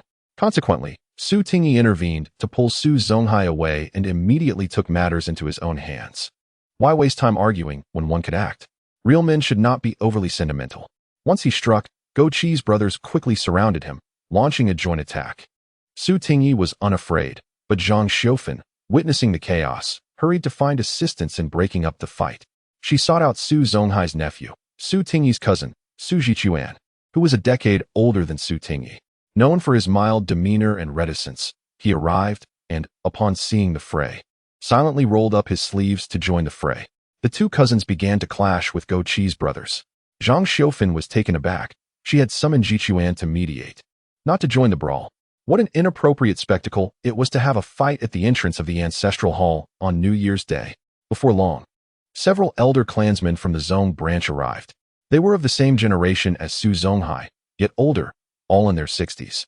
"Stop! What is happening here?" one elder exclaimed, brandishing a cane to intervene. Su Tingyi, quick to observe the elder's arrival, pulled Su Jichuan away from the melee. Just then, Go Chi's brother, still reeling from the punch delivered by Su Tingyi, accidentally struck the elder attempting to mediate in the face. Ouch! The elder cried out in distress. Upon witnessing the unfolding chaos, the young members of the clan, who had previously stood by as mere spectators, were instantly incensed. Brother Dog 7 had stirred a hornet's nest. Several middle-aged men surged forward, overpowering the Dog brothers and forcing them to the ground, with some delivering a few spiteful blows that elicited cries of distress. How dare they strike even Uncle Yuan? Find them. After years of neglecting clan rules, it seemed everyone had forgotten the meaning of respecting their elders. In front of so many ancestral spirits within the ancestral hall, they dared to lay hands on an elder. It was all due to the provocations of the brothers Su Gaodan and Su Gaoxing, who had first insulted Hai Yi, with Su Gaoxing even pushing him, prompting the intervention of 24 Uncle. Having stirred the hornet's nest, the Dog brothers became the targets of collective ire, and there was no need for Su Ting to intervene, as others would naturally discipline them. However, it was through this ruckus that Su Ting learned that Dog 7's true name was Gaodan, and his brother's was Gaoxing. In comparison, his own name seemed quite cultured. Even Xing's name, Su Xingli, was far superior to that of the two brothers. Furious after being struck by Su Gaoxing, Su Zongquan ordered the brothers to be escorted into the ancestral hall, demanding they bow and apologize to the ancestors before everyone present. Su Ting and Su Zhichuan found themselves relatively unscathed, as it was indeed the Dog brothers who had initially insulted Su Zonghai, with Su Gaoxing having struck first. Initially, the two of them had even ganged up on Su Ting. Nevertheless, several clan elders, including Zongquan, inquired about the events that had transpired. Su Ting recounted the incidents of the 29th day, detailing what had occurred in the temple. Many were present at the temple that day, and they could attest to Su Ting's account that Dog 7 had initiated the provocation and was the first to attack. However, Dog 7 was inept and could not best Su Ting. After suffering his defeat, he sought his brother, bullying the honest Su Zonghai. Who could tolerate such behavior? Su Ting was entirely justified in his actions. Just moments ago, I was nearby, and I distinctly heard Gaoxing loudly cursing Hai Yi, claiming he had married a barren hen while harboring an illegitimate child from who knows where, bringing misfortune to the village. Indeed, Chapter 13, Dear Uncle Hai. Please do not take it to heart. Elder Zong Quan gestured for him to speak. 24. You may begin. Although Uncle Hai is my adoptive father, I have never addressed him as dad. Nonetheless, in my heart, both Uncle Hai and Aunt Xiofan are the most revered elders in my life. Su Ting wore an expression of utmost seriousness. Regardless of how others perceive it, I assure you, Su Ting, that I shall never abandon Uncle Hai and Aunt Xiofan in the future. In my previous life, even after his divorce from Su Yin, he did not forsake his adoptive parents. At that time, he was all alone, had it not been for his gratitude and affection towards Su Zonghai and Zhang Xiofan. He could have easily returned to his hometown in Sichuan. Yet he did not. He continued to support the elderly couple until their passing, only then moving to the city where Su Yin and his daughters resided. As for Su Yaling and Su Yuan, despite their disapproval of their father's actions, they still showed respect and care for their grandparents. Each year, they would send various gifts back home, and whenever they had the chance before marriage, they would visit the elderly couple in Degua village. Su Yin never hindered the children from expressing their filial piety. Moreover, despite her discontent with some of Zhang Xiufan's actions, Su Yin never openly clashed with her. Even post-divorce, she would still call them and buy clothes for the elderly during the new year. However, Zhang Xiufan would remark that the clothes were unnecessary, implying that Su Yin should simply send money, which ultimately led to Su Yin ceasing her gifts. Thus, Su Ting believes that he and his family have lived up to the genuine love and care bestowed upon them by the elderly couple. There is no need for the villagers to worry about our family affairs. While I may feel I owe something to my wife and children, I absolutely do not owe anything to anyone else. As soon as these words left his lips, the atmosphere lightened considerably. Someone teased him, 24 Uncle. What have you done to feel indebted to our aunt and your two sisters? Su Ting suddenly realized that he had inadvertently revealed his innermost thoughts. He cast a guilty glance at his wife. Su Yin was comforting Zhang Xiufan and had not heard their conversation. Su Ting sighed in relief and replied to the jesting youth, Do not be foolish. I merely used a metaphor. I cherish my wife and children far too much to ever wrong them. All right. Go home and pamper your wife and children. No need to embarrass yourself in front of everyone, Elder Zong Quan chided, his face reddening. Su Ting sheepishly retreated into the crowd. You two brothers should take note of this lesson. If you dare to act out again, I will personally visit your home and seek an explanation from your father. Elder Zong Quan's stern demeanor silenced Su Godin and Su Goxing, whose father had been bedridden and ill for 2 to 3 years. Should he discover their reckless behavior, it would surely infuriate him to no end. Realizing the gravity of the situation, Su Godin and Su Goshing responded, "We will not dare again. I was merely posturing." Su Goshing smiled apologetically at Su Zonghai. Su Zonghai grunted in response.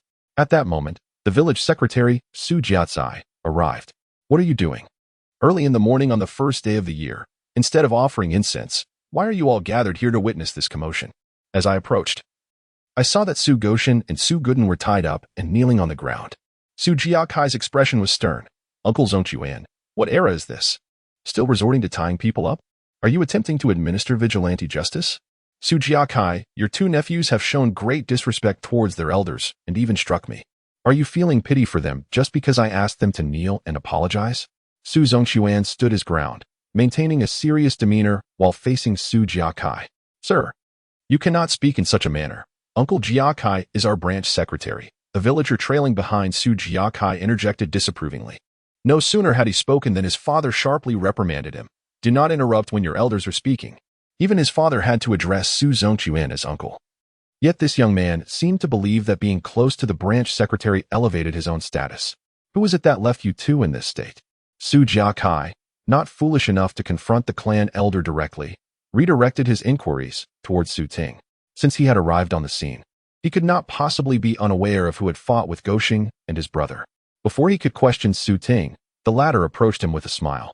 "Ah, secretary, you finally arrived. These 2 rascals insulted me first and then assaulted my Uncle Hai. You know, my Uncle Hai is renowned for being the most kind-hearted person in the 15th Brigade. What does it say about them to bully such an honest man?" "What are you trying to say, Su Ting? How did they bully your Uncle Hai?" Su Jiakai squinted as he inquired. Su Ting replied calmly, "There are so many people here. You can ask anyone and see if I am wronging them." Before Su Jiakai could respond, Su Zongchuan irritably interjected, "I can testify to that. Jiakai, do you believe it or not?" The crowd regarded Su Jiakai with disapproving gazes. Despite Su Jiakai being the village branch secretary, the deeply ingrained clan mentality in Degua village meant that the voice of the clan elder carried significant weight. Moreover, in today's incident, Su Goshin and his brother were indeed in the wrong. Chapter 14. Father and Mother stay at home upon returning home. Su Jichuan's children accompanied Su Yaling and her sister in play. The presence of their older siblings quickly helped the 2 children forget the unpleasantness at the ancestral hall. Upon seeing Su Zonghai and Su Ting, the children eagerly offered their New Year greetings. As Su Ting reached for the red envelopes, he suddenly recalled that he had given all the money to his wife. Once inside, Su Zonghai greeted his sister-in-law, acknowledging her with a nod. "You cannot control what others say. You must learn to let go of such thoughts," his sister-in-law advised with heartfelt concern. In the living room, Zhang Shoufan sat silently, tears glistening in her eyes. Su Yin stood awkwardly beside her, and as Su Ting approached, she hastily followed him into the room. "Aunt has been crying. I don't know what to do." Su Yin expressed her distress. Su Ting comforted her, saying, "This is not your burden to bear. You need not feel guilty." Yet, Su Yin insisted, "I must do something. Seeing Aunt in such a state pains me as well." Recognizing the opportunity, Su Ting shared his thoughts. "My dear, this year let us not venture out. Instead, we should remain at home." Su Yin paused in surprise. "What do you mean?" Su Ting sat on the bed, drawing her closer into his embrace, gazing into her eyes as he spoke. "We shall not seek work this year. We will stay home to be with the children." "Did you not mention how reluctant you are to leave them?" Su Yin, bemused, retorted, "If we do not work, how will we have money?" Su Ting reassured her, "Worry not. I shall find a way. I can set up a small stall in the town or raise pigs and plant fruit trees. There are always means to earn." He meticulously evaluated the feasibility of this plan. Seeing his earnestness, Su Yin looked astonished. "Are you serious?" Su Ting nodded affirmatively, more genuine than pearls. "But why the sudden change?" Su Yin seemed unable to comprehend. Su Ting understood that in order to remain in the countryside, he needed to persuade his wife. Otherwise, their long-distance relationship could lead to complications. "My dear, do you not dislike my playing mahjong?" Upon her nod of agreement, Su Ting continued, "In truth, my desire to play is not solely my own.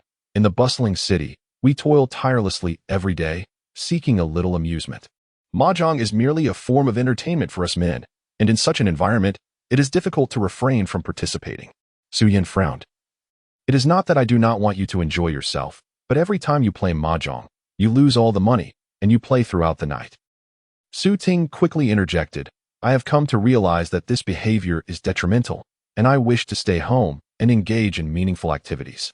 The countryside offers vast space. Aside from playing mahjong, I can hunt birds in the mountains or fish in the rivers, or at the very least, I can entertain the children, which is far better than life in the city. Su Yin considered this and seemed to find some logic in his words. But what about the money?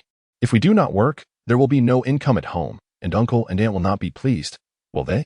Su Ting chuckled. Rest assured, as long as I can provide for the family, they will not concern themselves with the details. Su Yin gazed at him doubtfully. The issue remains, without work, how shall we acquire any money? I have just mentioned that I can start a small business from home to earn some money.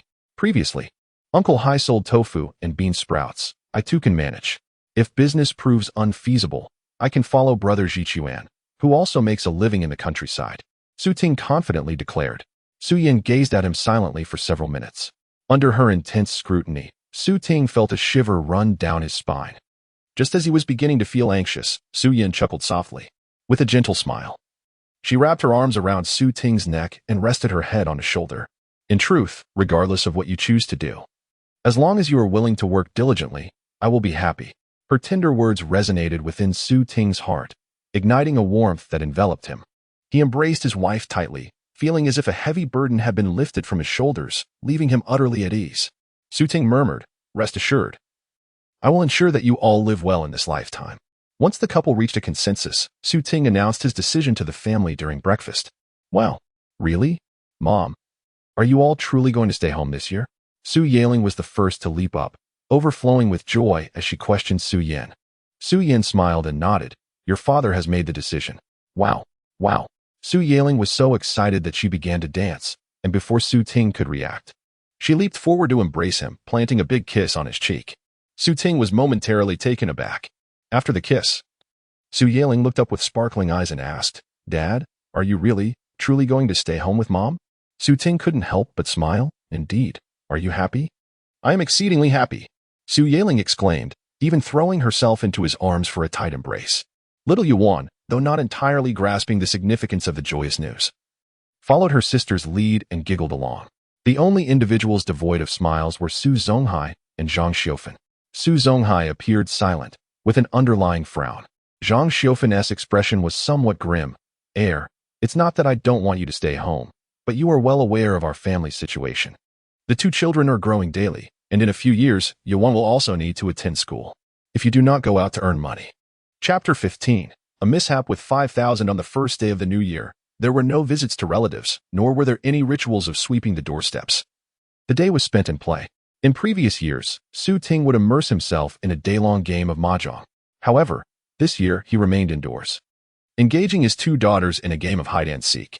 The sound of their laughter drew in several other children, including a few boys.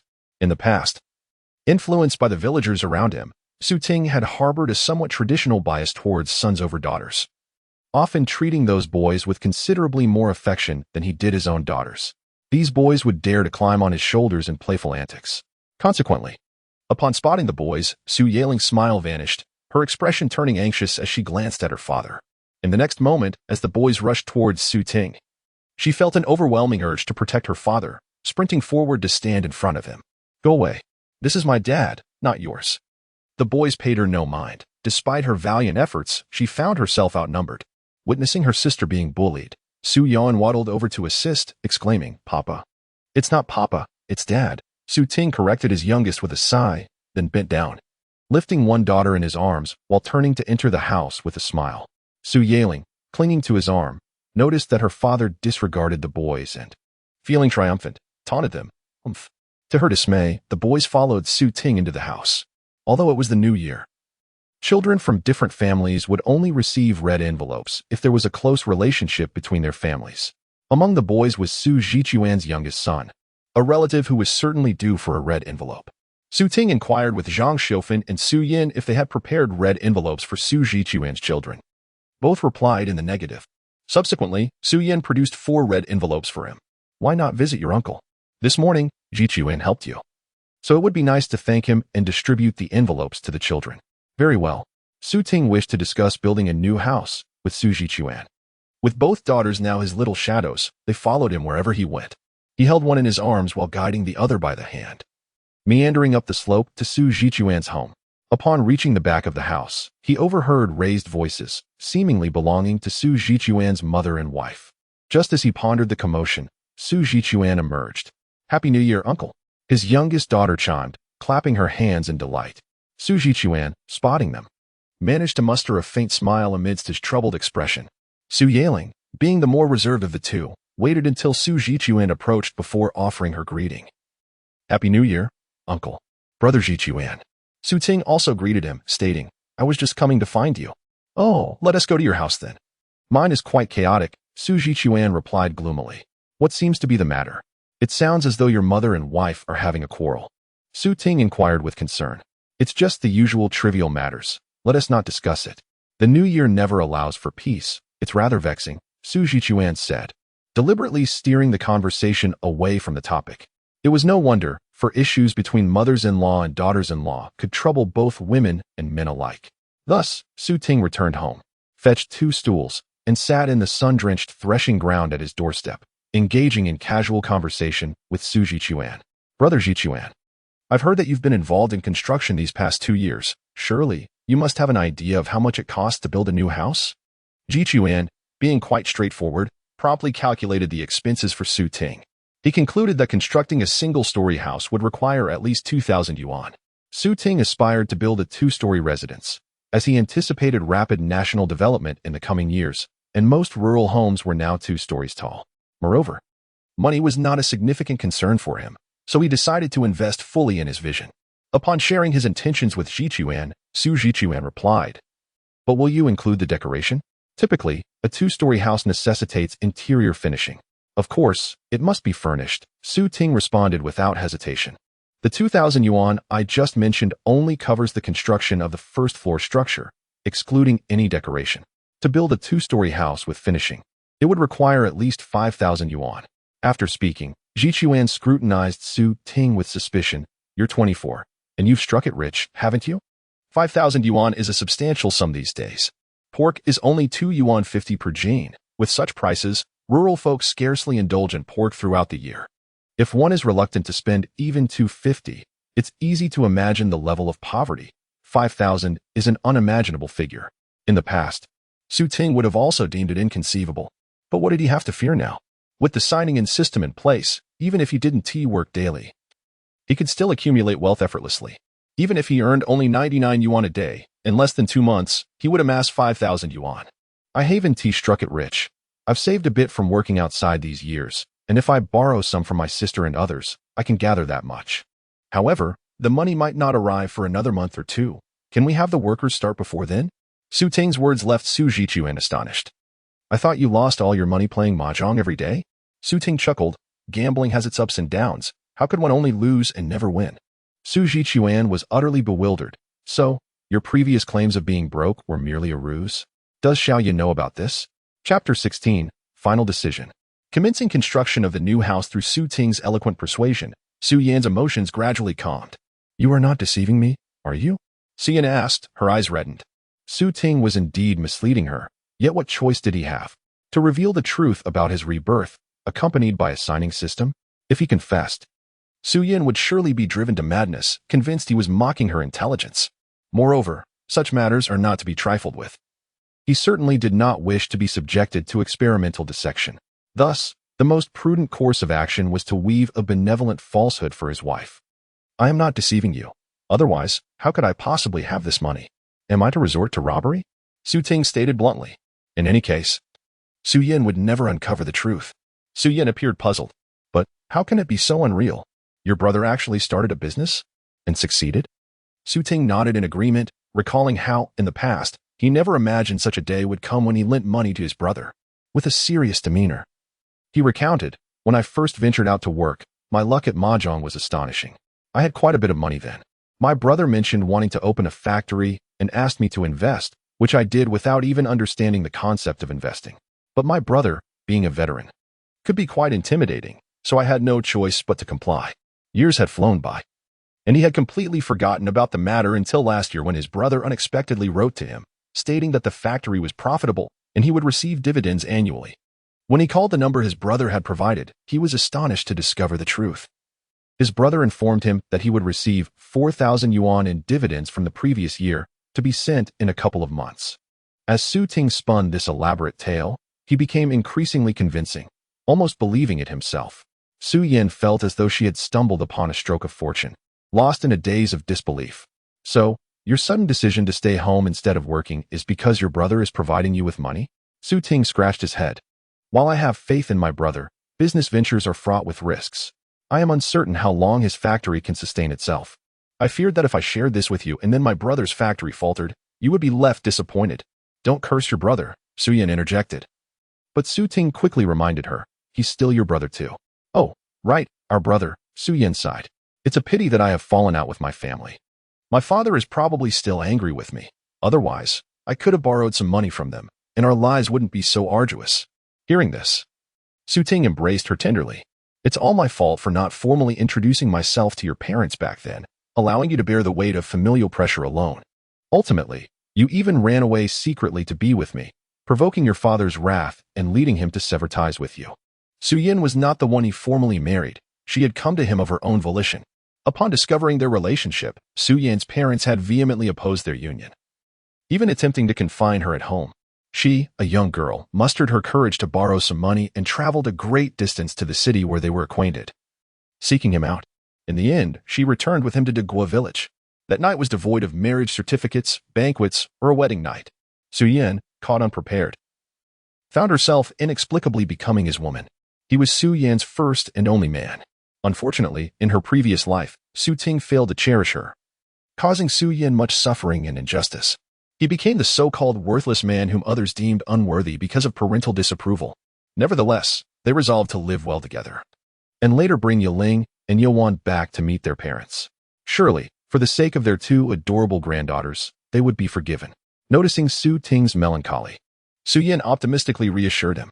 It was then that Su Ting smiled, promising to ensure their family's life flourished, proving to her parents that she had not made the wrong choice. Su Yin gently corrected him, reminding him that it was also his parents.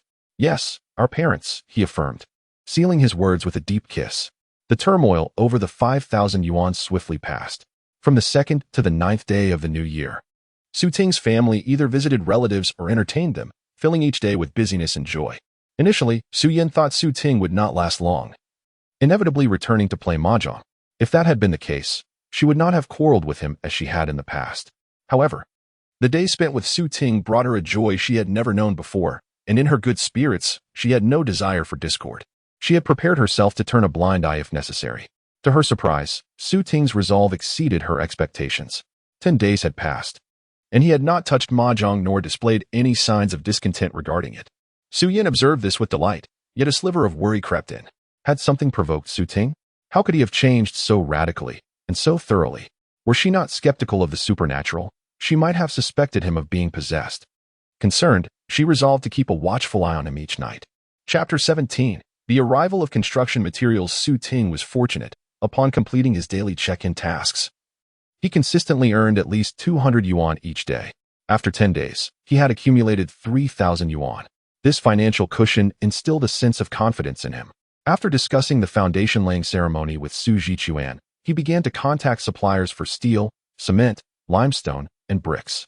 After placing the orders, he still had over 2,000 yuan remaining. During the 3 days spent procuring materials, Su Ting managed to complete 3 more check-in tasks. Essentially, the affectionate gestures from his daughters, such as a kiss or a hug, were worth 200 to 300 yuan each.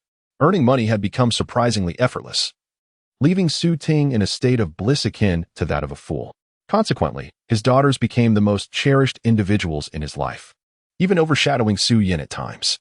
It was only in the evenings that Su Ting prioritized his wife, for without doing so, he would find himself unable to enjoy a fulfilling night. Regarding the construction of the new house, Su Ting merely mentioned it in passing to Su Zonghai, taking on all responsibilities himself, which relieved Su Zonghai of any concerns.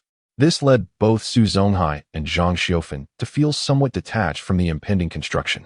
It wasn't until the 14th day of the lunar month that the materials Su Ting had ordered began to arrive, finally instilling a sense of reality in the elderly couple. 24. They delivered the materials. Aren't you rushing back? Zhang Xiaofan shouted from a dirt slope by the creek. Su Ting, who was fishing with his two daughters, responded with a call of acknowledgement. Hey, I'm on my way. Daddy, what's wrong? Su Yaling, squatting by her father's side, inquired with curiosity.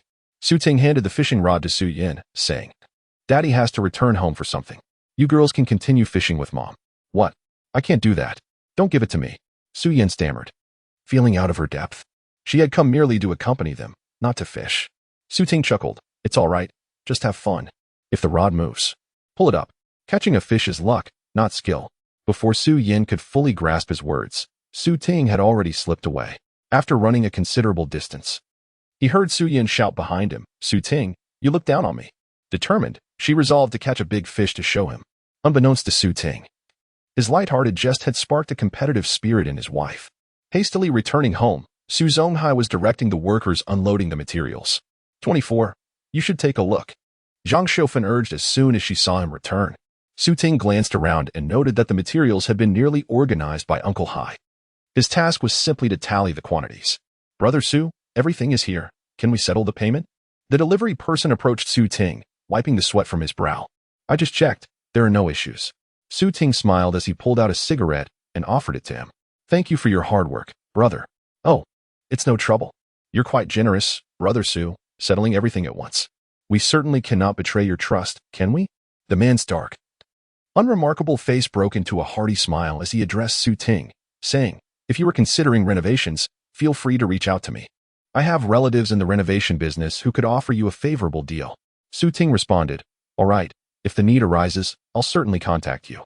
Although it had already been decided that Su Zhichuan and his team would handle the renovations, Su Ting refrained from hastily declining the offer. Su Zonghai wished to invite the delivery men for a meal.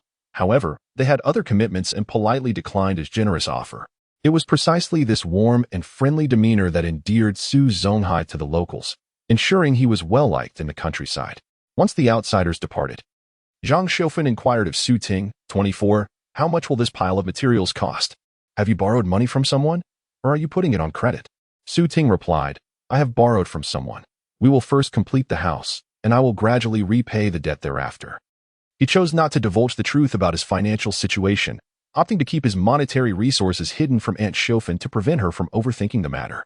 After all, he and Su Yin had been working away from home for several years, sending their earnings back to the family each year. Regardless, Aunt Xiaofan remained uneasy, suspecting that the couple was secretly saving money, fearing they might eventually leave the Guo village with their savings. Had Su Ting revealed that the funds for the house were his own, Aunt Xiaofan would undoubtedly have thought that he and his wife had been deceiving them all these years. Oh, that is no small sum you have borrowed, Zhang Xiaofan lamented, not waiting for Su Ting to reply as she continued her monologue. Did not Xiao Yin mention that her parents are teachers and their family is comfortably off? If you ask her family for assistance, wouldn't those few thousand for the house be easily obtained? Hearing this familiar line of reasoning, Su Ting suddenly comprehended why Su Yin had referred to Zhang Xiaofan as a vampire in his previous life, relentlessly trying to extract every last drop of blood from her. Aunt, please refrain from making such comments in the future. When I married Xiao Yin, I did not give her family a single penny as a bride price. Xiao Yin even had a falling out with her parents for my sake. I cannot bear to ask her to seek financial help from her family, Su Ting said softly. Zhang Xiaofan dismissed his concerns, stating that it was Xiao Yin's own decision and not a result of his coercion.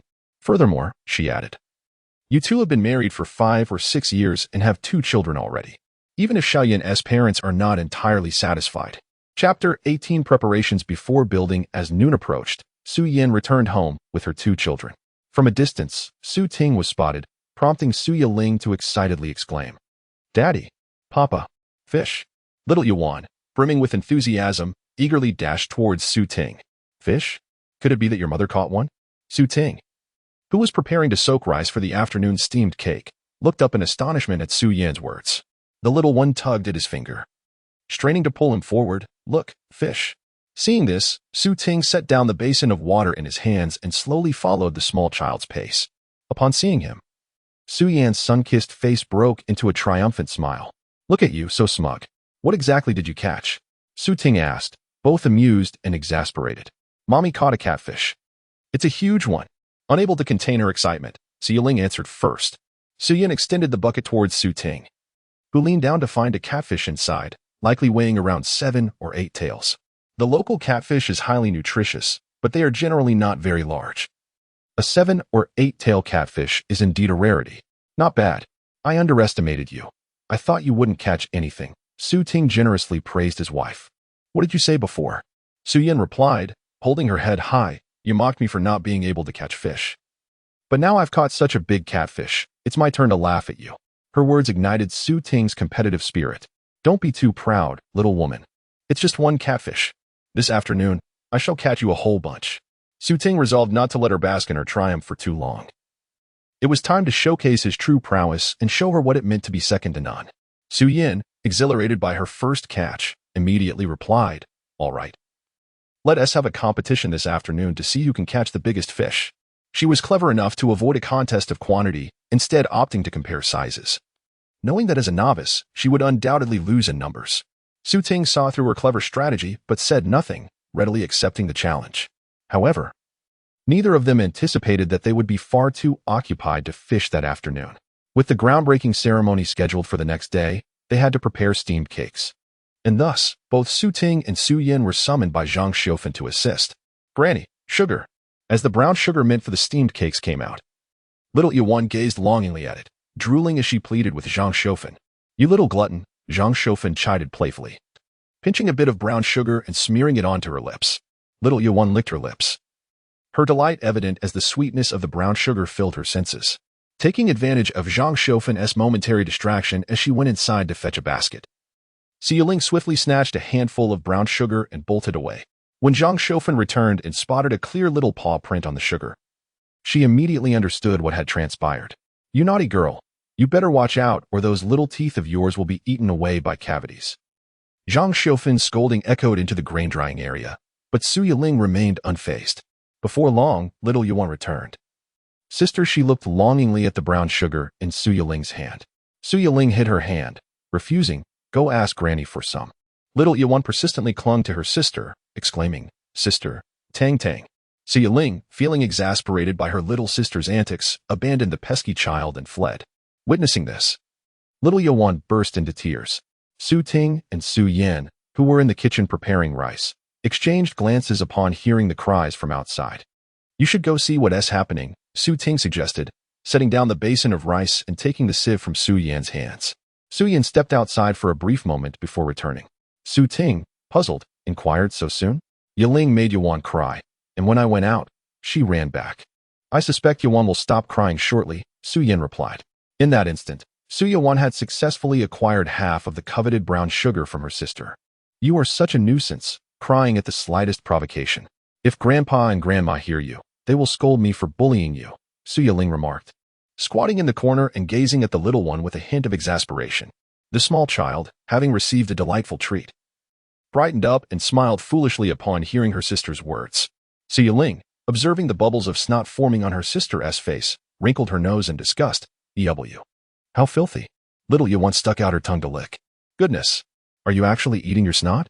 Ling exclaimed, unable to contain her dismay. I can't take this anymore. My sister is a snotty monster, so dirty. Frustrated, Ling hurried home to find their mother. She complained, Mom, my sister is so dirty, she even eats her snot. In response, their mother handed her a towel, instructing her to clean up her sister's mess. Their father, chuckling mischievously nearby, added, Every child has been a snotty monster. You were the same when you were little, and we never minded your mess. Ling, feeling utterly defeated, frowned. No way. I am so clean. How could I ever eat snot? Go help your sister clean up. Or else you won't get to go for the steamed cake later, Yin threatened. Ling pouted, feeling wronged and sorrowful. Mom, you've changed. You don't love me anymore. Your heart only has room for her. Boo-hoo. 24. Voices called out from outside, and Ting, unable to continue teasing his daughter, stepped out of the kitchen. Chapter 19. 700 coins reduced to nothing on the 15th day of the first lunar month. The Su family commenced the foundation-laying ceremony for their new home. At 7 o'clock, as dawn broke, Ting ignited firecrackers, the crackling sounds heralding the beginning of the construction. Those who gathered to witness the event were treated to sweet brown sugar rice cakes and popcorn. Children frolicked in the threshing ground, each clutching 2 rice cakes, while older kids attempted to snatch the treats from the younger ones, resulting in a cacophony of cries. Zhang Xiufan stood at the entrance of the old courtyard, bellowing at the ruckus. What are you all fighting for? Do you want to be punished? The children scattered at the sound of her booming voice, exclaiming, "The fierce grandmother is coming!" Zia Yawen, perplexed, followed suit, only to be halted by Su Yaling, who admonished her, "Silly girl, what are you shouting? They're calling Grandma fierce. Whose side are you on?" With conviction, Zia Yawen replied, "Grandma is fierce. She truly is." Su Yaling paused, conceding the point, yet warned, "You cannot go over there. If father cannot find you for dinner, you will be in trouble." Hearing of their father's impending wrath, Zia Yawen reluctantly trailed back home with her sister. The Masons were also enjoying rice cakes. Su Zonghai and Su Ting busied themselves in the new kitchen, preparing meals for the Masons to expedite their work. The sisters, still unaccustomed to the relocation, wandered back to the old kitchen, perplexed at the absence of familiar faces. "Yaling, what are you two doing there?" Zhang Xiufan chided, guiding them outside and pointing to the threshing ground. "The kitchen is over there. Do not cause mischief here." Su Ting, stoking the fire, was suddenly interrupted by the shouts of Daddy from outside, their volume increasing with each call. In the midst of the morning's chaos, the children's cries were grating on Su Ting's nerves, and he nearly lost his temper.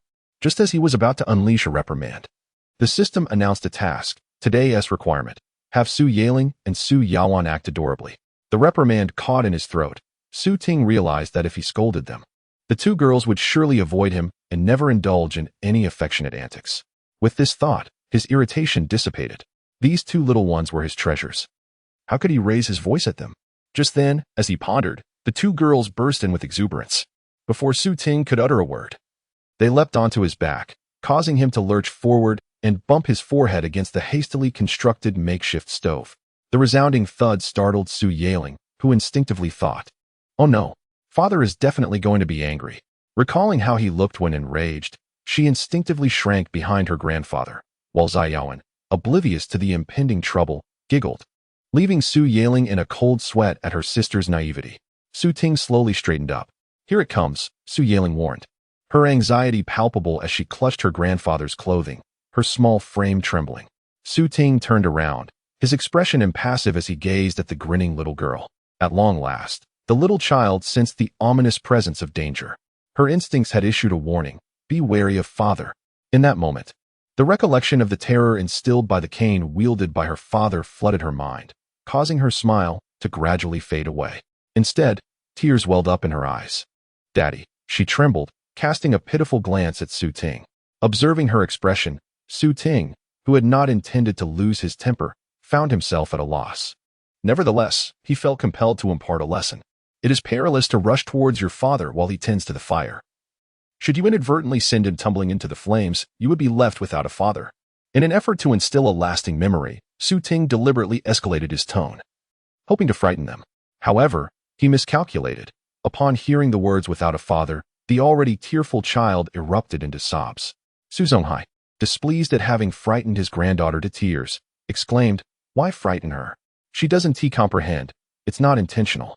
Su Ting muttered, "Even without raising my voice, I can provoke tears. Being a father is truly no easy task. Do not cry, do not cry. I was merely jesting. You won't be left without a father should I become bald." At that moment, Su Ting was still a novice at comforting a child. He attempted to emulate his wife's method of reasoning with their offspring. Yet, when he tried to explain to a child not yet 3 years of age, he realized that everyone regarded him as foolish. Su Zonghai even laughed openly, showing little regard for his dignity. Su Yaling whispered, "Father, you speak too much. The silly girl cannot comprehend, and it only makes her cry harder."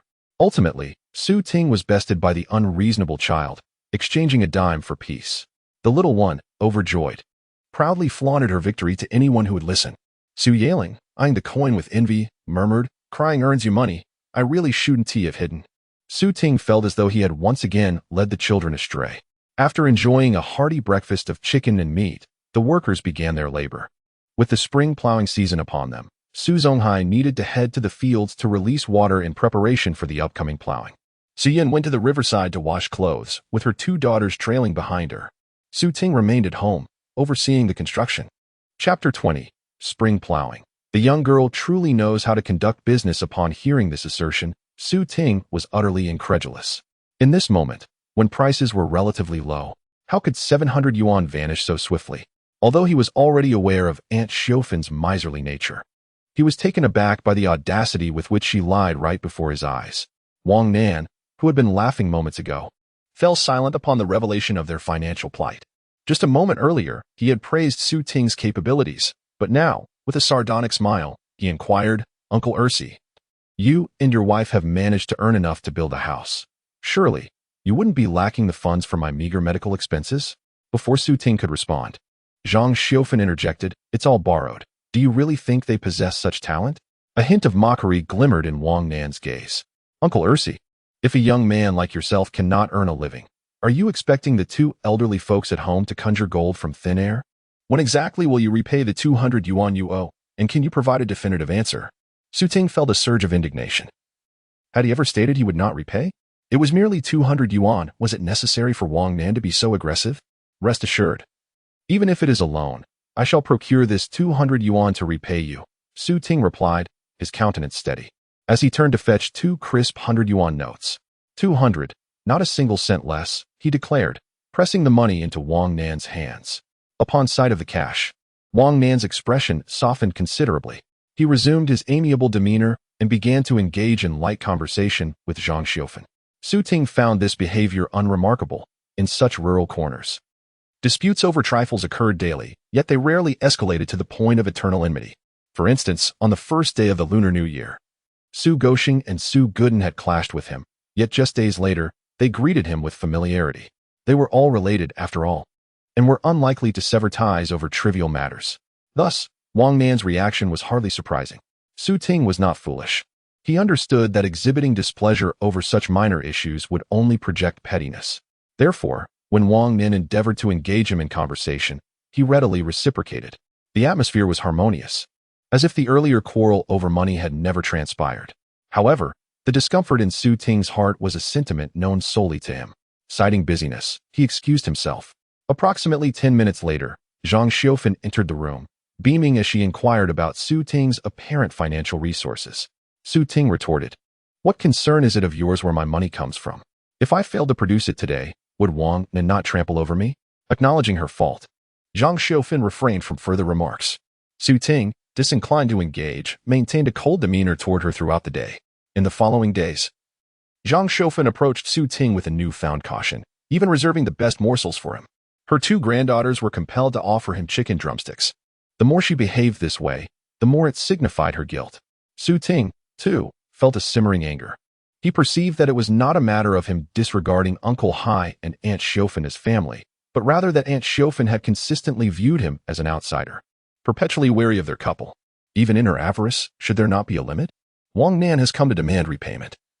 Yet she audaciously belittles him in front of Wang Nan, not only lamenting that Su Yin had given her a mere 500 a year prior, but also insistent that the funds for the new house were borrowed. Ultimately, she went so far as to ask her to contribute 200 from the 700 to settle the debt, to which she replied she had none. However, Su Ting chose not to discuss this matter with his wife, seeking to avoid deepening internal family conflicts. He quietly resolved that he would no longer entrust money to Aunt Xiufan, for it rendered him helpless in his endeavors. By the 20th day of the Lunar New Year, Su Ting had saved up 3,000 yuan once again. Spending several hours each evening with his daughter allowed him to effortlessly fulfill his check-in tasks, thus ensuring a daily income of 100 or 200. With minimal expenses in the countryside, primarily limited to purchasing some pork for the workers, he spent no more than 10 yuan a day. When calculated, Su Ting's monthly earnings from check-ins rivaled those of a business owner in the bustling metropolis. Alas, this effortless lifestyle could only be sustained for a year. Consequently, Su Ting resolved to be prudent with his finances, saving all surplus funds aside from essential expenditures to later serve as startup capital for his entrepreneurial pursuits. As spring blossomed, the villagers of Dagua village engaged in the busy labor of spring plowing. At the foot of the gentle hills, a winding path meandered forward, with patches of rice fields across from the verdant mountains. Men and women of all ages were seen either bending down to plant seedlings or frolicking on the ridges of the fields. The gentle spring breeze carried the innocent laughter of children, occasionally interrupted by the stern reprimands of adults. At that moment, Su Ting, balancing a load, was accompanied by his wife and daughter as they passed through the area. Upon seeing Uncle Gong emerging from the fields, He greeted him with a cheerful smile and exchanged a few words. Uncle Gong, you're here so early. Indeed, you all have only just arrived on the 24th. Your Uncle Hai and Aunt Shofan have been toiling in the fields since early on. What can we do? The two children were quite boisterous, and after breakfast, they dawdled for a while, which delayed us until now. Su Zonggong, now in his 60s, still toiled in the fields, having come early to plow. He now took a break as his family began planting seedlings. Upon seeing Su Yaling and Su Yuan, though weary from a morning of labor, he couldn't resist playfully teasing the two little girls. Oh dear, which mountain did this mushroom fairy spring from? Let me see if I can take you home to brew a soup, he said, reaching out toward Su Yuan. Chapter 21. Spring Plowing. Catching the little millet chick, Su Ting immediately recognized the small, dark creature resembling a chick. It was a bird known as the little millet chick, also referred to as the white-faced chicken. Its back was a somber shade of blackish gray, while its cheeks, throat, and belly were pristine white. This creature typically concealed itself amidst the grass during the day, seldom revealing itself, only daring to emerge at dawn, dusk, and night. During the busy farming season, one could often spot the little millet chick, and those swift of hand might even catch a couple to bring home for a nourishing porridge. Su Yaling's eager notification to her father was, in fact, a subtle invitation for him to capture this quarry. Noticing Su Ting's apparent lack of intention to act, the little girl gazed at him imploringly and asked, "Father, shall we catch it? It's elusive. The little millet chick is quite swift, and we are pressed for time to find grandfather and grandmother. We cannot afford to linger here." Disappointed, Su Yaling pouted as she watched the little millet chick strut confidently into the thicket on the hillside. Do not be envious, dear Yaling. Did you not receive a bag of loaches from grandfather? Tonight, we can have fish porridge prepared by him, Su Yin reassured with a cheerful smile. Su Yaling sighed, feeling a sense of loss. All right then, if there are no little millet chicks, loaches will suffice. There may be loaches and eels in our fields as well. Once we arrive, you can search for them, and if you find any, your father will help you catch them, Su Yin suggested to her elder daughter. Great, Su Yaling exclaimed, suddenly invigorated, her steps brisk as she dashed ahead. However, in her exuberance, a gust of mountain wind swept her straw hat away. Oh no, my hat. The little girl hurried after the hat, which had been whisked away by the wind. Su Ting and the others had set out from home at 8 o'clock, and by the time they reached their fields, it was nearly 9. During the busy farming season, the busiest in the household was Su Zonghai. Rising at dawn, around 4 o'clock, he would prepare the fire and cook breakfast, finishing just in time to rush the oxen to the fields by 6. Zhang Xiufan, his wife, would wake a little later, around 5, to feed the pigs and chickens. Previously, she also had to cook and tend to their 2 little daughters, only setting off once they had eaten. Thus, with the arrival of their granddaughters, the couple found themselves increasingly beleaguered during the farming season. Their field work would often begin early and stretch late into the day. In the preceding years, when Su Yin stayed home with little Yuan for 7 months during the busy season, her presence allowed for a slight increase in their productivity. The following year, however, Zhang Xiufan had to carry the little one with her into the fields to transplant rice seedlings, a hardship that cannot be easily articulated. Last year, as little Yuan learned to walk and run, she no longer needed to be carried into the fields. Instead, she would find a shady spot along the dike, where Su Yaling would watch over her sister, her heart laden with anxiety as she frequently checked on their well-being.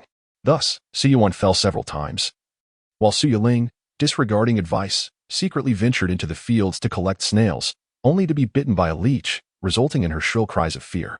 This year, with the presence of Su Ting and his wife, Su Zonghai and Zhang Xiufan felt considerably relieved. The couple did not expect much labor from Su Ting and Su Yan. Their primary concern was merely to look after the children, assisting as much as they could. Consequently, it was quite late when the 4 of them arrived. Yet Zhang Xiufan harbored no complaints. Upon seeing Su Zonghai, the 2 children dashed toward their grandfather, repeatedly calling out grandfather, grandfather. At that moment, Su Zonghai had just finished his breakfast and intended to head to the fields to assist with transplanting seedlings, planning to plow another plot after lunch. However, with the arrival of his granddaughters, he cheerfully forgot his original intentions. Slow down, don't fall. Su Ting set down the burden from his shoulders and called out to Zhang Xiufan from the mountain path, and, I've brought lunch. Where should I put it? Since the rice paddies were distant from home, meals during busy farming periods were often taken along, sparing the trouble of back and forth, allowing them to eat quickly and return to work in the fields. Old Wu, put the porridge away. Zhang Xiufan shouted directly at Su Zonghai. He approached and placed the tin lunchbox brought by Su Ting into a cool, shaded irrigation ditch. Although it was only spring, the weather had already begun to warm up. Without placing the food in the cool water, it would likely spoil by noon. Su Ting assisted in transplanting seedlings, though he had seldom engaged in farming in this life. He had lived in Degua village for decades in his previous life and had intermittently learned the skill, allowing him to quickly adapt. After assisting for a while, Su Zonghai observed Su Ting's proficiency and felt comfortable proceeding to plow the second field. Su Yin initially intended to join in the fieldwork, but Zhang Xiufan advised her to remain on the ridge, watching over the two little ones. You wouldn't know last year. The 13th sister ran off and almost fell into the creek. If you don't keep an eye on her today, who knows where she might wander off to? Zhang Xiufan's words sent a shiver down Su Yin's spine. Was it truly so perilous to let them accompany her? She had just glanced at the little creek, noticing the considerable water and the abundant water taro and weeds growing along the banks. Young children. Chapter 22. Spring plowing. As Su Tingzheng was diligently planting seedlings, a sudden, piercing scream from his eldest daughter shattered the tranquility. Puzzled, he straightened his back and gazed in the direction of the commotion, only to see his wife struggling to ascend the ridge from a distant field, frantically leaping and spinning in place while emitting a cacophony of terrified cries. Su Ting tilted his head, his mind swirling with questions. What on earth has caused her to dance in such a manner? Su Yin was in a state of sheer panic, her body tense with fear as she desperately attempted to shake off the leech clinging to her calf. Su Yaling, terrified of the creature, had already scurried away. Meanwhile, the oblivious little one, Yuan, mistook her mother's frantic movements for a dance, giggling and bouncing along in delight.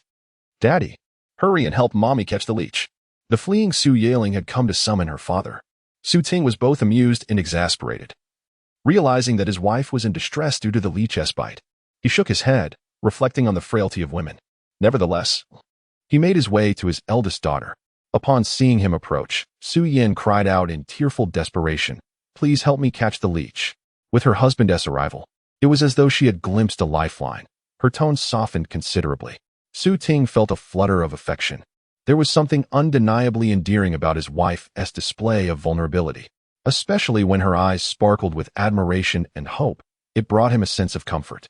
He knelt down, first patting the skin around the leech's bite before finally removing the creature. After inspecting the wound and confirming that the leech's suction cups hadn't been left behind, he stood and declared, "It's done." With Su Ting still holding the leech, Su Yin swiftly scooped up their daughter and sprinted away, calling back from a distance for him to dispose of it. The leech, known for its resilience, wouldn't perish easily, even if punctured. Farmers typically dealt with leeches by piercing them with a stick and burying them in the ground to let them slowly die under the sun. Su Ting, however, was aware of a quicker method, employing fire or sprinkling salt or lime on the leech to expedite its demise. Yet, pressed for time, he opted for the traditional method of sun-drying. Should you fear leeches, perhaps you ought to refrain from entering the fields, Su Ting advised his wife. Su Yin pouted, clearly still rattled by her recent fright, and expressed a desire for snails. "Once I finish planting the seedlings, I'll assist you in collecting them," he reluctantly promised. Instantly, her expression brightened, and she praised, "You're wonderful, darling. Yiling, quickly thank your father." From another ridge, Su Yaling shouted, "Thank you, Daddy." Su Ting felt a whimsical urge to inquire why they kept their distance, as if he were harboring some contagion. "Since I'm so generous, you both must express your gratitude when I help gather the snails later," he cheerfully added. Today's expectations for affection had shifted. Previously, it had been about kisses and cuddles from his daughters. This morning, the system unexpectedly announced that the condition for today's check-in was for his two daughters to express their love for him by saying, "Daddy, I love you." Su Ting, considering the task to be straightforward, felt no urgency to complete it. However, he seized the opportunity to voice a request. Truth be told, after his divorce in his previous life, he often found himself envious of Su Yan's social media posts showcasing her conversations with their daughters. As Yiling grew older, her introverted nature made it difficult for her to articulate affectionate sentiments. In contrast, Yuan, the sweet little princess, constantly showered her mother with kisses and declarations of love. The more Su Ting observed this, the more he felt a pang of jealousy. Reflecting upon it, he realized he had never heard his children say, "Daddy, I love you," deepening his sense of frustration and loss. When the children were younger, every year at the end of the year, upon returning home with Su Yin, Both kids would cling to him, relishing the sensation of his stubble, though, to clarify, it was he who relished rubbing his stubble against them. It was only during those moments that he felt closest to his children. Yet, even then, he never heard them express their love for him. It was as if that memory had completely eluded him. Perhaps the system assigned him this task to remedy his regrets. Thus, Ting felt a sense of anticipation regarding this endeavor. He was certain that his children loved him. It was merely a matter of encouraging them to articulate their feelings. Fulfilling his own desires while earning rewards from the system, which could later be used to treat the children to meat. It was truly a win-win situation. In the morning, Ting and Zhang Xiaofan had filled a quarter of an acre with seedlings and began to take a break for lunch.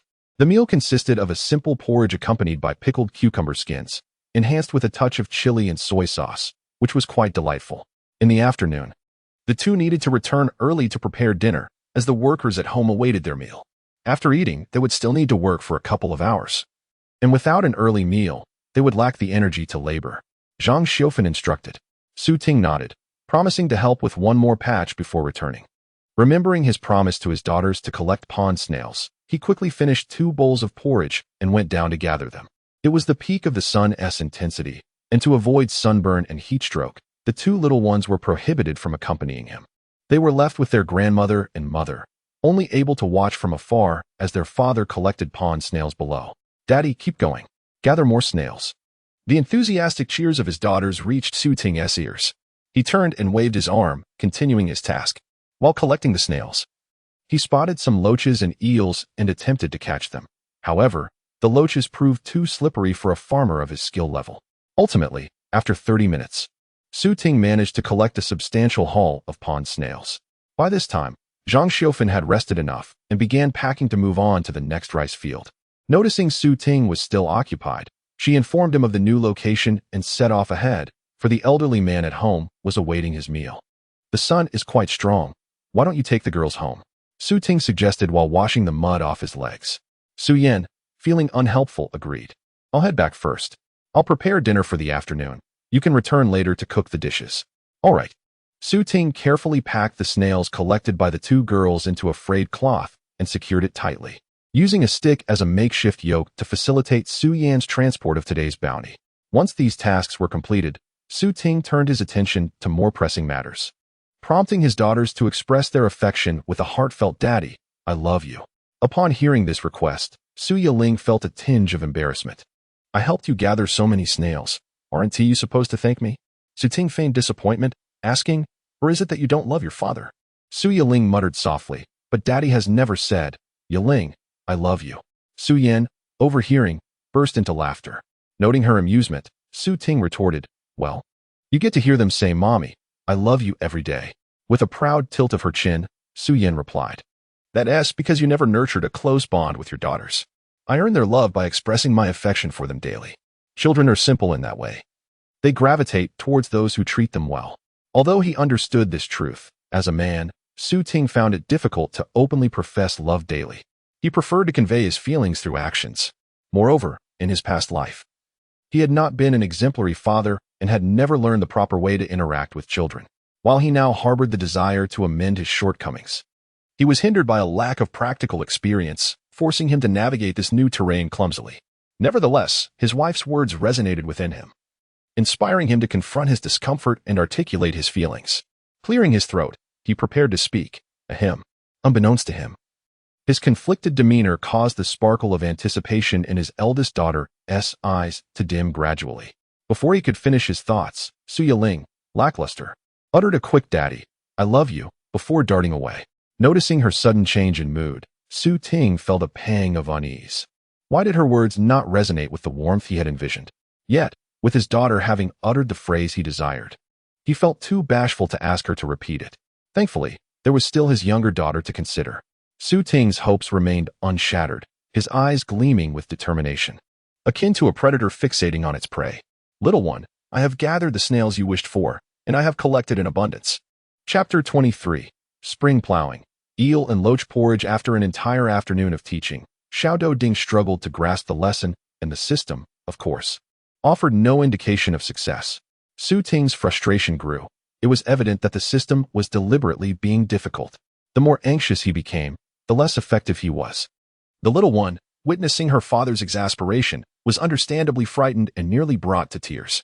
Unable to bear it any longer, Su Yin picked her up and reproached Su Ting, saying, "What on earth are you doing? She has already expressed her love for you. Although her words may not have been eloquent, her feelings are genuine. Is that not sufficient? Why must you compete with the child?" Su Ting found himself at a loss, cursing the system in his mind. It had devoured the labor fees meant for him and his daughters.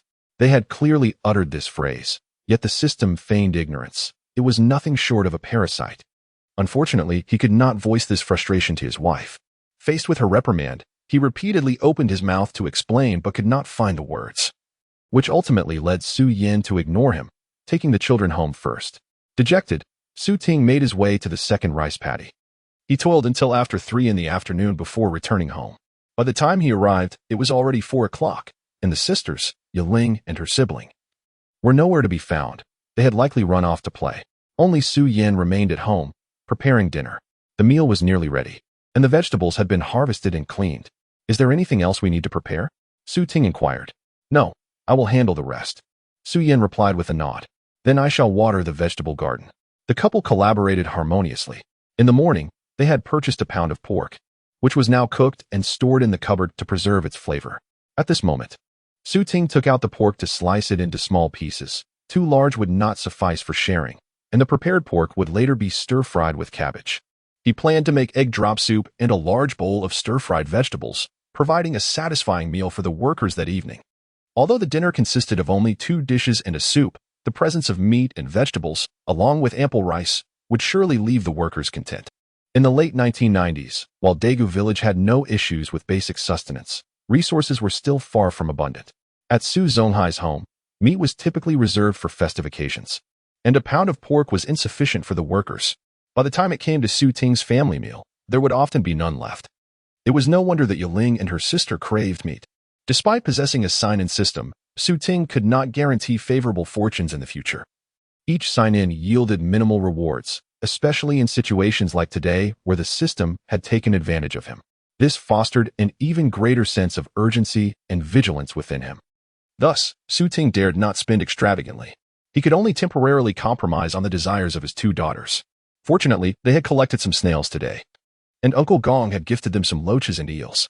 While the workers ate, Su Ting set about preparing the loaches and eels, placing the snails in a bucket of water to clean out the mud before consuming.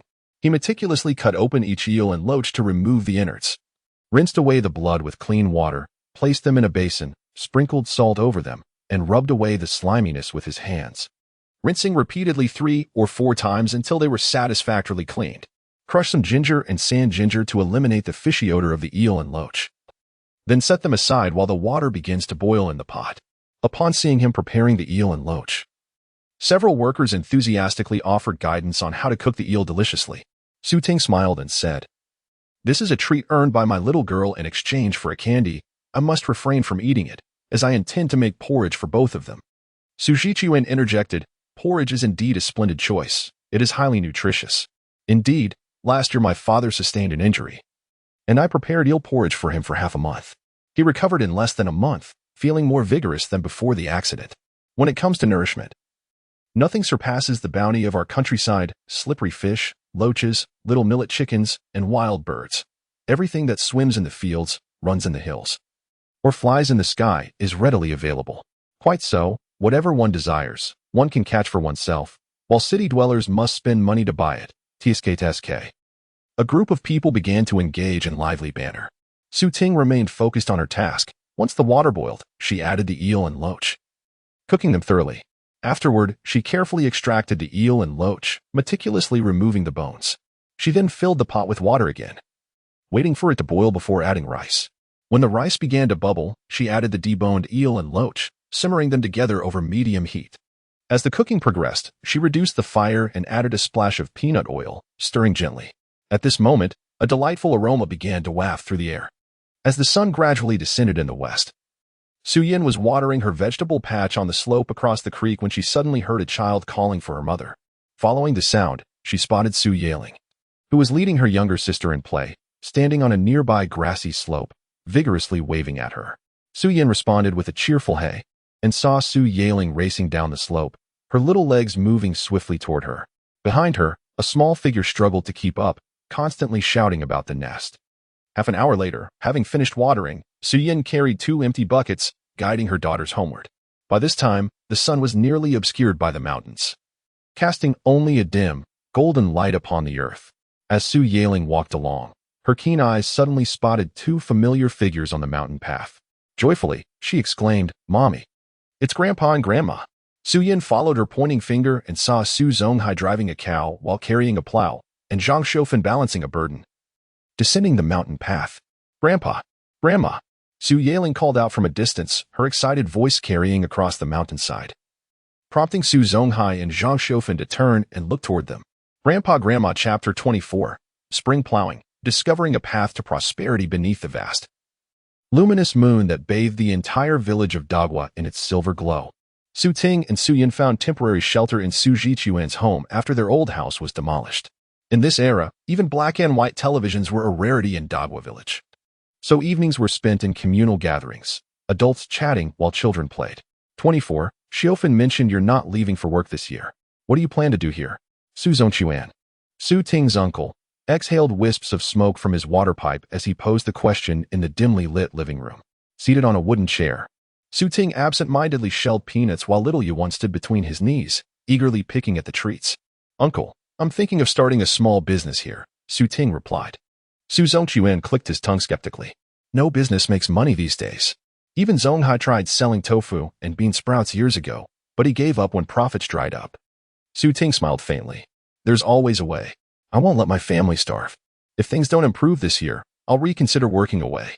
Su Zongchuan listened silently, his fingers deftly rolling tobacco into small balls before packing them into his pipe. With a flick of his lighter, he inhaled deeply, the water pipe gurgling rhythmically as smoke curled from its mouthpiece. He exhaled through his nose and mouth, the ritual unchanged for decades. Since his rebirth, Su Ting had forsaken smoking, the very habit that had claimed his life through lung cancer in his past existence. Though water pipes were said to be less harmful, he harbored no desire to replace one vice with another. Survival, after all, was paramount. Uncle, you should smoke less. It's bad for you, Su Ting cautioned. Su Zongchuan nodded. I know, but after decades, it's a hard habit to break. Only because you've never faced death, Su Ting mused. Once enslaved by cigarettes himself, his rebirth had reshaped his priorities. Life was precious, and tobacco, the murderer of his past self, now repulsed him. The remaining cigarettes he carried had long been given away. He no longer even carried a lighter. Yet he understood the futility of urging his uncle to quit now. History whispered that only after the tragic loss of Jichuan's mother, Su Zongchuan's wife, to pesticide years later would the pipe finally be abandoned, untouched for over a decade. Poverty leaves little joy here. This is all we have to ease our burdens, Su Zongchuan sighed, stowing his tobacco and lighter, the pipe set aside. Life will improve, uncle. At least we won't starve or go cold, Su Ting reassured. Su Zongchuan shook his head. Not here. Even the government finds no profit in this land. Prosperity won't come for decades. Hearing these words, Su Ting could not help but smile bitterly. Brother, how do you know the government lacks resources? You are not an official. How could I not know? Su Zongchuan replied in a deep voice, clearly skeptical about the government's leasing of mountain land. If the government had resources, would they be offering the mountains for us to earn a profit? They aim to enrich themselves by leasing the mountains. But they did not anticipate that our village, Dagua, is utterly impoverished and no one can afford to lease the land. Su Ting was taken aback by the mention of leasing the mountains. After Su Zongchuan's remark, he suddenly recalled that there was indeed such a matter in his previous life. However, as Su Zongchuan had stated, initially no one in Dagua village could afford the leasing fee. A few months later, the government actively lowered the price for leasing the mountain land, making it significantly more affordable. Nevertheless, many villagers still owned private mountains, including Su Zonghai, who possessed rights to a portion of the hillside. Consequently, no one rented from the government. It was not until a decade or two later that an outsider leased a mountain and cultivated sugar oranges on it. The climate in Dagua village was exceptionally suitable for sugar orange cultivation, and that businessman was able to turn a profit, though Su Ting was unaware of the exact figures. Now, Su Zongchuan's words sparked a brilliant idea in Su Ting's mind. He could lease a mountain. A lease for a mountain typically granted at least 20 years of usage rights. Even if, in the early years, online shopping and logistics had not yet flourished, Yielding minimal profits from sugar oranges, societal development was progressing rapidly. It would not be long before online shopping and various logistics companies emerged. By then, the orange trees would be fully grown, and each year would bring a bountiful harvest of sweet sugar oranges, certainly a lucrative venture. Moreover, leasing a mountain would grant him the freedom to explore other opportunities. Raising free-range chickens and selling their eggs and meat could also provide a substantial income. With this thought, Ting was filled with enthusiasm. He hurriedly inquired about the details of the mountain leasing from Yuan. Yuan informed him, it costs 10 yuan per mu, with a minimum lease of 100 mu. The lease lasts for 20 years. 100 mu is approximately the size of 8 football fields. Leasing such a small area would be very beneficial. If you're going to lease, you should lease more, as prices would remain this low for long. Of course, Ting currently lacked the funds for leasing the mountain, but he was focused on planning. He needed to closely monitor the leasing information, as prices would drop in a few months. Ting discreetly took note of this, and the desire to lease a mountain instilled in him a sense of urgency. Chapter 25. Spring Plowing. Reward of 999 yuan. Yuan tiptoed her way to her father and sister. Upon noticing her arrival, Ting gently ruffled her tousled hair and, leaning back in his chair with a sigh of resignation, remarked, Yuan, it appears I have wronged you in the past. Naming your sister silly girl is indeed fitting. At this juncture, Ting had resigned himself to the situation. The little one had exerted herself diligently, yet the system stubbornly refused to acknowledge the completion of her sign-in. Ting felt an overwhelming urge to surrender. He did not wish to see his daughter cry as she had that afternoon. Yuan touched the spot where her father had ruffled her hair, recalling her mother's earlier words, and involuntarily smiled. She then turned to her sister with earnestness, saying, Silly girl, follow my lead. The little one, somewhat sleepy, rubbed her small eyes and responded in a soft, babyish voice. Yuan then turned back to her father, her eyes crinkling in delight. Daddy, I love you. I love you so much. As the heartfelt expressions of the two children resonated, a familiar chime echoed in Ting's mind. Ding. Today's sign-in conditions have been met, granting a random reward of 999 yuan. 999 yuan. This was the highest reward Ting had received since beginning his sign-in journey. Previously, he had only earned 500 yuan upon his initial completion and had not exceeded 300 in subsequent rewards. Ting widened his eyes in disbelief. The system not only honored his labor but also bestowed such a generous return. Why? Confusion flickered in Ting's gaze. Glancing down, he noticed his eldest daughter's eyes sparkling with joy, contrasting sharply with her earlier despondent demeanor in that moment. It felt as though a profound realization struck him.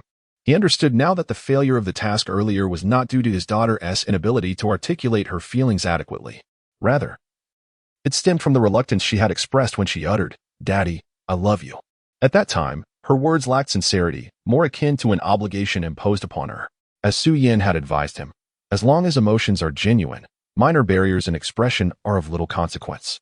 Although his daughter's articulation may have been lacking, her heart was filled with sincerity, and thus, there was no fault on her part.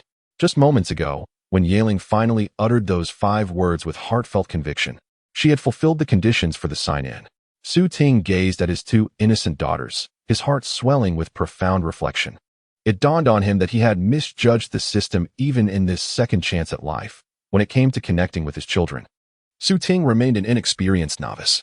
He was utterly oblivious to their feelings, overly concerned with his own pride, and found it difficult to express love to them. Since he had been stingy in expressing affection, it was only natural for his children to mirror that attitude towards him. Love is not solely reliant on words. It must be demonstrated through actions. Yet, love cannot exist solely in silence, confined within one's heart. Expressing love verbally is, in essence, an action of its own. The system sought to impart the lesson that love cannot be purely verbal nor completely unspoken. The love of parents for their children should never be shrouded in shame, for it is through such expressions that children can more directly and evidently feel their parents' affection. This, in turn, nurtures their confidence and joy. Reflecting on his earlier thoughts of being a mere system dog, Ting felt a wave of embarrassment. It was not the system that was foolish, but rather his own inability to grasp its true intent. Nevertheless, this revelation only deepened Ting's curiosity about the system. What exactly was this mechanism that seemed to guide him closer to his children? Was its ultimate goal to cultivate him into a devoted father? If so, it ought to be called a father system rather than a check-in system. Regardless, Su Ting embraced the guidance of the system. He resolved to cast aside his inner shame and become a father unafraid to express his emotions. With open arms, he enveloped his 2 children in a warm embrace, declaring, "Good daughters, your father loves you. Always has." The moment the words left his lips, Su Ting felt an immense lightness wash over him, as if he had cast off some binding weight. At the same time, his eyes grew warm with unshed tears. It turned out that articulating love was so simple, so joyous. Upon hearing his declaration, Su Yaling beamed even brighter, wriggling in his embrace, playfully evading the stubble on her father's chin. It tickles, haha." When Zhang Xiufen arrived, she found the trio still frolicking and chattered. "What time is it? Yaling, why are you not back to sleep? You need to rise early tomorrow to be busy. If you don't return, we shall close the door and sleep," she urged. "Yaling, hurry back to sleep with your grandmother." "No, today I want to sleep with Daddy and Mommy," Su Yaling protested, reluctant to leave the fun. "Your parents already have enough room with 13 sleeping. There's no space for you. Quickly come with me," Zhang Xiufen chided. Su Ting and Su Yin slept on a 1.5-meter bed. 2 adults and 1 small child barely fit, and adding Yaling would indeed make it cramped. Moreover, after indulging in eel porridge that evening, Su Ting was filled with an overwhelming vigor he wished to channel into affection for his wife. How could he possibly share such intimacy with Yaling in the bed? To courageously express love for my daughter is one thing, but to fervently demonstrate love for my wife is another, Su Ting declared. "Good daughter, I cannot show favoritism between you and your mother, since you have captured my heart. Let your mother have all of me. Now, be a good girl and return to sleep." He added, "Tomorrow, wake up early, and I will buy you meat." "Humph. The meat Daddy buys is only for the workers." Su Yaling pouted, her small face etched with indignation. Su Ting chuckled, assuring her that there would certainly be meat for them the next day. "Meat, delicious meat," murmured the drowsy little one nestled against Su Ting, who suddenly smacked her lips, letting a string of sparkling saliva trickle down. "You want a sleepy? I will take her back to sleep," Su Yin said as she cradled the little one. Su Yaling, still pondering the promised meat, asked, "Daddy, will there really be meat to eat tomorrow?" Su Ting nodded. "I guarantee it." "All right then, hurry back to sleep. You must be exhausted after a long day." Zhang Xiufen stifled a yawn and urged, "Let us go." As Su Yaling followed Zhang Xiufen back to the granary, Su Ting entered the room and closed the door. Su Yin had just lulled her little daughter to sleep when she heard a sound and turned her head, asking, "Has Yaling left?" "Yes, she has. Let's retire early as well. We must rise at 6 in the morning to buy meat for our daughter," Su Ting replied with a cheerful smile. He approached the window, closed both panels, and drew down the bamboo curtain to obscure the view from inside. "Why are you closing the windows? It's rather warm. It would be much cooler if left open," Su Yin voiced her discontent. "Leaving the window open might lead to the child catching a cold, which would be troublesome," Su Ting countered dismissively, beginning to unfasten his clothing. "That won't happen. I've already covered Yuan with a blanket," Su Yin said as she rose from the bed to open the window. Su Ting reached out and gently pulled her back, guiding her onto the bed. "Where are you trying to hide?" he asked, looking down at Su Yin from his height. "Closing the window will allow us to focus." A glimmer of amusement sparkled in Su Yan's eyes as she playfully pushed against his chest. "You've been busy all day, and you're not tired? We still need to continue with the rice planting tomorrow. How is your back holding up?" Chapter 26, Spring Plowing. A conflict sparked by a piece of pig liver fresh pork for sale. Fresh pork for sale? The rhythmic calls resonated throughout half of Dagua village. Su Ting, with a stick clenched in his mouth, casually sauntered over to the bicycle of the pork vendor, dressed in slippers and with his hands in his pockets. "Brother Ursi, are you slicing a pound of meat today as well?" Upon seeing Su Ting, the butcher greeted him warmly, picking up his knife to prepare the meat. "Please cut a bit more today.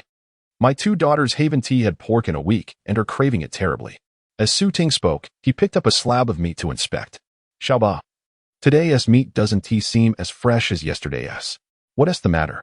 The butcher, Wang Xiaoba, chuckled. "What are you saying? This is from a pig slaughtered this morning. How could it not be fresh? You prefer a mix of fat and lean, and this piece is perfect." He gestured with his knife over the meat.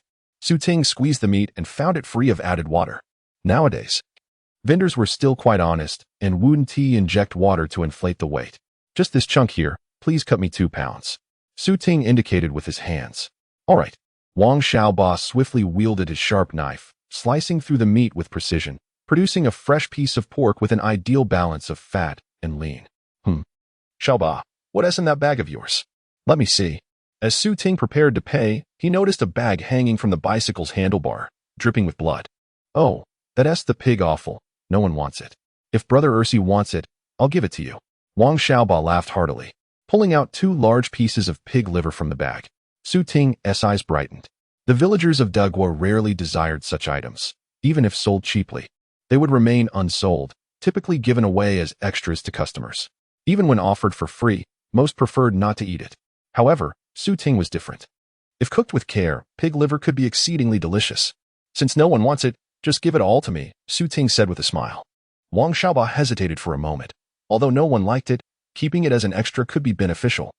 But then he remembered that Su Ting came every morning to buy meat, making him a valued customer, and decided not to offend him.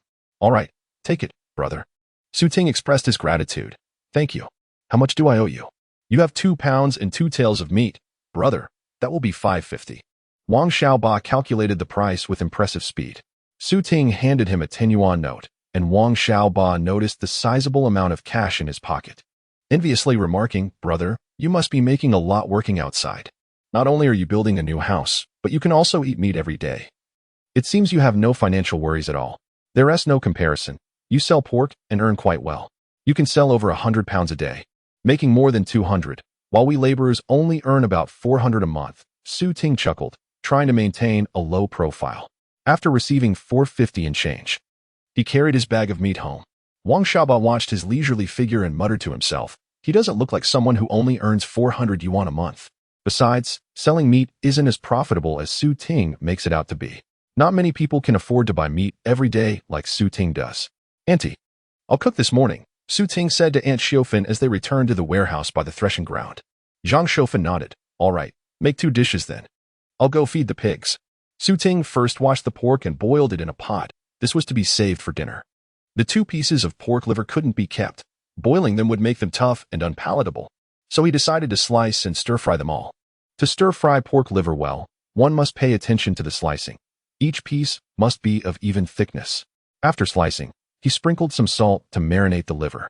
From the pickling vat, he grabbed a handful of pickled radish, mustard greens, and peppers, chopping them for later use. Once the pork in the pot was cooked, he fished it out, placed it in a basin, and stored it in the cupboard.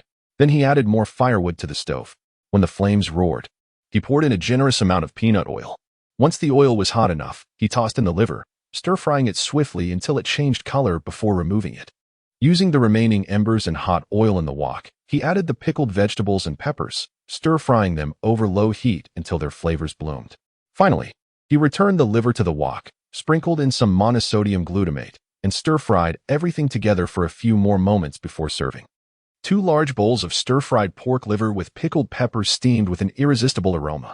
Siyun had already gotten up and was washing clothes at her uncle's house, while little Yuan came alone to the threshing ground to find her sister.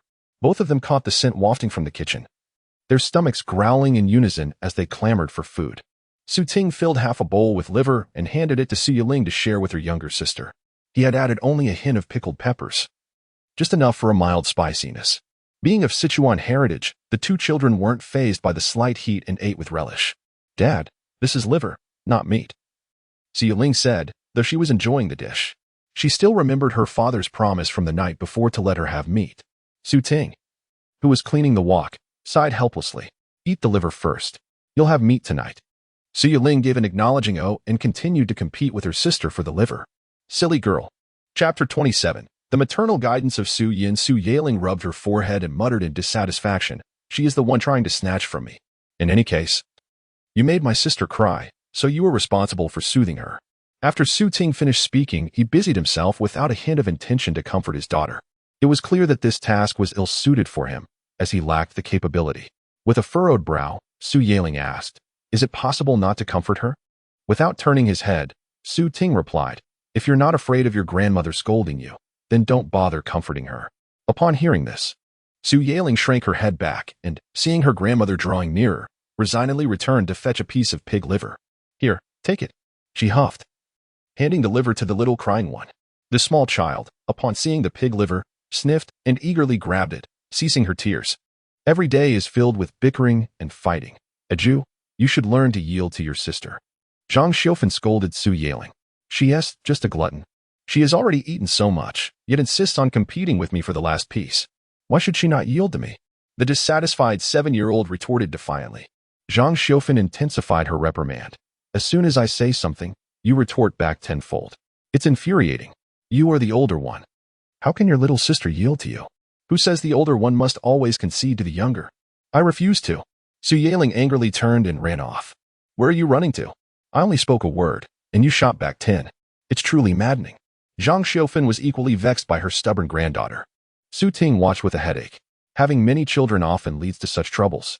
Little Yuan, oblivious to her mischief, finished the pig liver and began licking her fingers. Su Ting picked up the little one and brought her to the wash basin, softly chiding. Do you realize you've offended your sister? The small child looked up, blinking her dark eyes innocently at him. And again. If you don't go find your sister to make amends, don't expect her to play with you in the coming days. Su Ting gently flicked her forehead. The little one, not grasping the situation, responded with a silly grin. Seeing this, Su Ting sighed in helplessness. No wonder everyone calls you a silly girl. At this moment, you truly are quite foolish. Yuan was a late bloomer, only becoming more perceptive around the age of 9. Before that, she was just a naive and adorable child. However, after her awakening, she improved rapidly in her studies and eventually became an academic prodigy like her older sister, Yaling. Su Yin was hanging up clothes when her eldest daughter suddenly approached. Noticing Yaling's reddened eyes, Su Yin was taken aback. Yaling, what's wrong? The little girl, feeling wronged, flung herself into her mother's arms. It's clearly my sister's fault, yet Grandma will just scold me. I haven't done anything wrong. What did Grandma scold you for? Su Yin gently inquired, stroking her head. She always tells me to yield to Yuan, but why should I? Just because Yuan is younger than me? The little girl was evidently perplexed by the reasoning and recounted the earlier incident to her mother. Su Yin listened quietly, not pausing her tasks. And by the time Yaling finished her story, the clothes were also neatly hung. Mother, why must I always yield to my younger sister? Does this mean you favor her over me? Su Yaling pouted with tears in her eyes. Su Yin smiled, crouching down to gently wipe away her tears. Whether it's you or Yuan, you're both our parents' beloved children and our grandparents' cherished granddaughters. How could anyone possibly favor Yuan over you? Su Yaling pouted her lips. Yet every time I quarreled with my younger sister, everyone would scold me instead of Yuan. Su Yun earnestly explained. That's because even if they reprimanded Yuan, she wouldn't comprehend. She's still too young, reasoning with her would be futile. But you're different, Yaling. You're already a sensible and well-behaved child, so they can only reason with you. Su Yaling's gaze was filled with bewilderment as she protested, but sometimes it wasn't even my fault. Indeed, that is why everyone implores you, dear sister, to show some leniency towards your younger sibling. Su Yin patiently elucidated. The younger one is still quite small. When she errs, it is futile to reprimand her. It is best for you, dear sister, to exercise patience and not hold her transgressions against her, for this is the only way to mitigate conflicts. After listening to her mother's explanation, Su Yaling found herself in a state of partial comprehension. Must it truly be the case that regardless of right or wrong, the elder must always yield to the younger?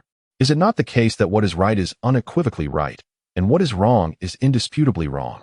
Su Yin gently remarked, Yaling, home is not a battleground for right and wrong. It is a sanctuary of mutual tolerance and understanding. With family, one must not merely focus on correctness, for this can easily wound one another and erode the bonds of affection. For instance, there are times when, in your youthful ignorance, you may have spoken disrespectfully to your grandparents or even caused them distress, prompting your father to consider reprimanding you. Yet, do not grandparents often say, she is still young? Why engage in such serious matters with her? The little girl pondered earnestly before nodding with a troubled expression. If as you say, right is right and wrong is wrong, then when you hit grandpa and grandma, shouldn't they hit you back in return? Su Yun endeavored to make her child comprehend her intentions. Chapter 28. I do not wish to attend school. Su Ting, cradling his little daughter, happened upon Su Yan's instructive words, which assuaged his concerns.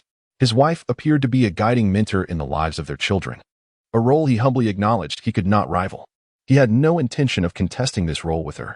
The day's discussions, aside from the spring plowing, also revolved around Yiling's impending school enrollment. As the household was bustling with activity, Su Yin took the responsibility of accompanying the children to pay the tuition fees. At that time, compulsory education had yet to commence, and the tuition was unavoidable, Huangjiao Village Elementary School charged 200 yuan per annum for rural families. This sum represented a significant expense. Moreover, most children, once enrolled, tended to squander their time playing rather than engaging in genuine learning.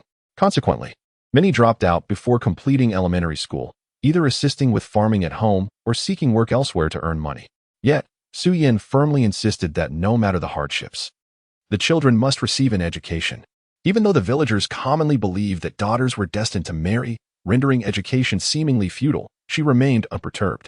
She steadfastly believed that children, regardless of gender, deserved education and never wavered in her resolve to support their studies, consistently encouraging her daughters to aspire for university.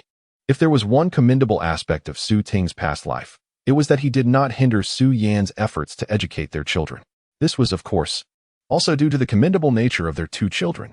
Su Yiling emerged as a top student from the very beginning, while Su Yuan struggled until the 3rd grade. Su Ting occasionally assisted the younger girl with her homework, often resulting in considerable frustration. Observing her poor academic performance, he had once threatened that if she continued to underperform, he would withdraw her from school to help with the farming, deeming it a waste of money. However, beginning in the 3rd grade, Su Yuan's grades soared, consistently placing her among the top in her class and allowing her to participate in annual competitions. Although Su Yiling consistently secured first prizes in these competitions while Su Yuan only earned second prizes, it was still better than receiving nothing. Nevertheless, it was evident that Su Yiling had yet to experience the joy of learning. On January 24, 1999, a Thursday, at 5:30 in the morning, a little girl, not yet 7, was reluctantly dragged from her bed. She stood at the kitchen door, sleepily rubbing her eyes and crying out in protest. "I don't want to go to school." After the tuition had been paid, how could she declare she would not attend? Zhang Xiufen sternly reprimanded her. Su Zonghai, shouldering the plow, prepared to head out to till the fields. The spring plowing had been ongoing for 4 days, nearing its conclusion. Upon seeing her grandfather preparing to leave, Su Yiling felt even less secure, fearing she would be scolded without anyone to defend her. "Grandfather, I won't go to school. I want to collect snails," the little girl pleaded, tugging at his clothing with a pitiful expression. Su Zonghai chuckled. "Grandfather will help you collect them." "No, I want to do it myself." "And I can help grandfather with the cattle," Su Yiling pouted, clinging to her grandfather stubbornly. Zhang Xiufen emerged, wielding a whip and muttering, "Hurry up and brush your teeth before heading to school. Your grandfather still needs to plow the fields. What a waste of time. Are you looking for a beating?" The little girl, frightened, promptly let go, allowing Su Zonghai to seize the opportunity to drive the ox forward. Su Ting, yawning as he approached the threshing ground, spotted a young girl dragging her backpack, sobbing as she moved ahead. "Wah, I don't want to go to school." "Wah, pick up the pace. Morning reading starts at 6:30. If you're late, the teacher will make you stand," Zhang Xiufen shouted, standing at the storeroom door with her hands on her hips. Su Ting was taken aback. He had never witnessed such a disdain for education from the older girl before. He wished he could capture this moment on film. How precious it would be to show her when she grew up. Of course, the primary motivation was the prospect of teasing her later.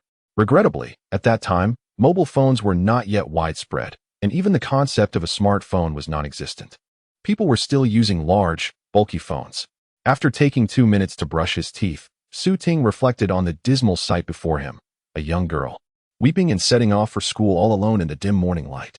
It seemed far too tragic. Thus, he decided to retrieve the old-fashioned bicycle from home. "Where are you going?" Zhang Xiufen inquired, puzzled. As Su Ting pushed the bicycle out, he replied, "I'm going to check on Yaling."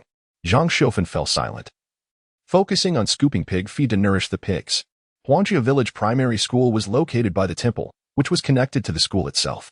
For adults, the walk would take about 10 minutes, while children would require at least half an hour. Riding his bicycle along the muddy road, Su Ting soon spotted a small figure ahead, solitary and trudging forward.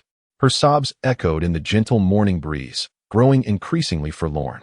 Yet, Su Ting couldn't help but smile, relishing the moment as he pedaled closer. "Wah, wah, heek," Su Yiling, amidst her tears, suddenly hiccuped. Dingling, a sudden sound emerged from behind, resembling the chime of a bicycle bell. In her tearful haze, Su Yiling paid no heed to the approaching bicycle, dragging her small backpack and continuing her lament. "Oh, who is this, crying so sorrowfully so early in the morning?" came a teasing voice. Chapter 29. A damning secret of my eldest daughter before Huangzhou Village Primary School lies a verdant expanse of rice fields, which stretch towards another village, Shampa Village. A narrow path at the school gate leads forward, revealing a gently flowing stream of crystal-clear water. Further along the opposite bank of the stream, a mountain rises, adorned with lush trees. As Su Ting arrived at the school with his daughter, he estimated it to be around 6 o'clock, still quite early for morning reading. The school gate remained shut, indicating that Su Yaling was the first to arrive, even earlier than the teacher responsible for opening the gate. "Dad, there's no one here," Su Yaling said, clinging to her father's waist on the bicycle, unwilling to dismount upon seeing the closed gate. "Then I shall wait with you for a while," Su Ting replied. In his previous life, he had seldom visited this place except during the New Year's deity offerings. In other words, he had never set foot in Huangzhou Village Primary School. Today marked the first time in his 2 lifetimes that he escorted his daughter to school. Little did he know that such an experience would evoke a sense of astonishment. Were it to be 2 decades later, in a time when human traffickers roamed freely, even in rural areas, it would be unthinkable to allow children to arrive alone at such an early hour. The fact that his 2 daughters could grow up safely was indeed no small feat. Reflecting on this, Su Ting felt compelled to remain with his daughter a little longer, at least until he saw her safely enter the school. He leaned the bicycle to one side and said, "You may dismount now." Su Yaling obediently got off the bicycle, watching her father secure it. "Have you brought everything? Your books, notebooks, pencils, none are missing, right?" Su Ting asked, unzipping her backpack as he spoke. "Nothing is missing," Su Yaling replied, her eyes fixed anxiously on her father's every movement. Noticing her unease, Su Ting inquired, "Why are you so nervous?" Wiping the sweat from her forehead, Su Yaling stammered in defense, "I am not nervous, ha ha ha." The little girl attempted to mask her anxiety with an awkward laugh. Su Ting sensed something was amiss and began rummaging through the backpack. Gradually, Su Yaling's laughter faded, and as beads of sweat continued to form on her forehead, she gazed at her father with pleading eyes. "Dad, I love you." Su Ting cast her a bemused glance, amused. "What on earth have you hidden in this backpack?" As he spoke, his hand encountered a package. He withdrew it to discover that his daughter had wrapped several unidentified items in clean toilet paper. Unwrapping the bundle, he was met with the sight of several pieces of fried pork, still bearing remnants of cabbage leaves. Stunned, Su Ting could only stare. Upon realizing her secret had been uncovered, Su Yaling quickly scurried behind a tree, peering out cautiously to gauge her father's reaction. Su Ting held up the package of toilet paper-wrapped pork, both exasperated and amused, and asked, "Su Yaling, what does this mean? Where did the pork come from?" From her hiding place, Su Yaling whispered, "Yesterday, when Uncle and the others were eating, they gave it to me, and I hid it away." Su Ting burst into laughter. "Pfft." Su Yaling, now indignant, retorted, "If I hadn't hidden it, Yuan would have seen it and tried to take it from me. That was the meat Uncle gave to me. She can't have any." Su Ting sighed. "So you hid in the backpack?" Just as Su Yaling was about to respond, she suddenly felt something unusual on her hand, as if something was crawling on her skin. Turning her head, she discovered a caterpillar slowly traversing the back of her hand. "Oh my goodness!" In an instant, Su Yaling panicked, wildly flailing her little hand and exclaiming, "Daddy, Daddy, it's a stinging caterpillar." "A stinging caterpillar!" The little girl burst into tears and dashed towards her father. Su Ting was startled by her shriek. Once he regained his composure, a wave of alarm washed over him. Encountering a stinging caterpillar was no trivial matter. It could cause swelling, pain, and a burning sensation. He quickly grasped the frightened child, reassuring her, "Do not be afraid. Let me take a look." Trembling, Su Yaling allowed her father to examine her hand. After a brief glance, Su Ting exhaled in relief. It was merely an ordinary caterpillar. At most, it would cause a bit of itching, not a stinging one, so there was nothing to worry about. Despite his reassurances, Su Yaling continued to sob uncontrollably. Su Ting spat a bit of saliva and rubbed it on the area where the caterpillar had crawled. While gently massaging his daughter's hand, he admonished, "What made you touch the tree without looking carefully? As soon as the weather warms up, the caterpillars emerge. If you are not cautious, you might encounter one." Su Yaling's eyes and little nose were flushed from crying, her lips pursed, with tears glistening in her eyes. Still shaken, she could hardly speak, merely sobbing quietly. Suddenly, a voice interrupted, "Oh, who is this arriving so early?" Su Yaling turned towards the voice and, upon seeing the newcomer, immediately wiped her tears and ceased crying. "Good morning, Teacher Jiwang," she greeted politely. It was then that Su Ting realized a teacher had arrived. He quickly greeted her, "Good morning, teacher. I am Su Zonghai from Dagwa Village." "Oh, you must be Su Yaling's father." Teacher Jiawang replied with a warm smile. Su Ting nodded, affirming, "Yes, I brought Yaling to school today." "You certainly arrived quite early," Teacher Jiawang chuckled, pulling out a set of keys. "I will open the door for you now." "Thank you, Teacher Jiawang," Su Ting replied. Chapter 30. Deposit. 4600 as Su Ting rode his bicycle back to the village. He noticed clusters of students making their way to the Huangjua Village Primary School. Upon arriving at the village entrance, he spotted Wang Xiaoba's traveling pork stall. Today, a handful of people surrounded Wang Xiaoba's bicycle. Su Ting perched on his bike, his long legs resting on the ground. Leaning forward to examine the pork tied to the rear seat, he discovered that the well-marbled cuts were nearly sold out, leaving mostly lean meat and a few bones. "Where have you been so early, Ursi?" A jovial uncle greeted Su Ting.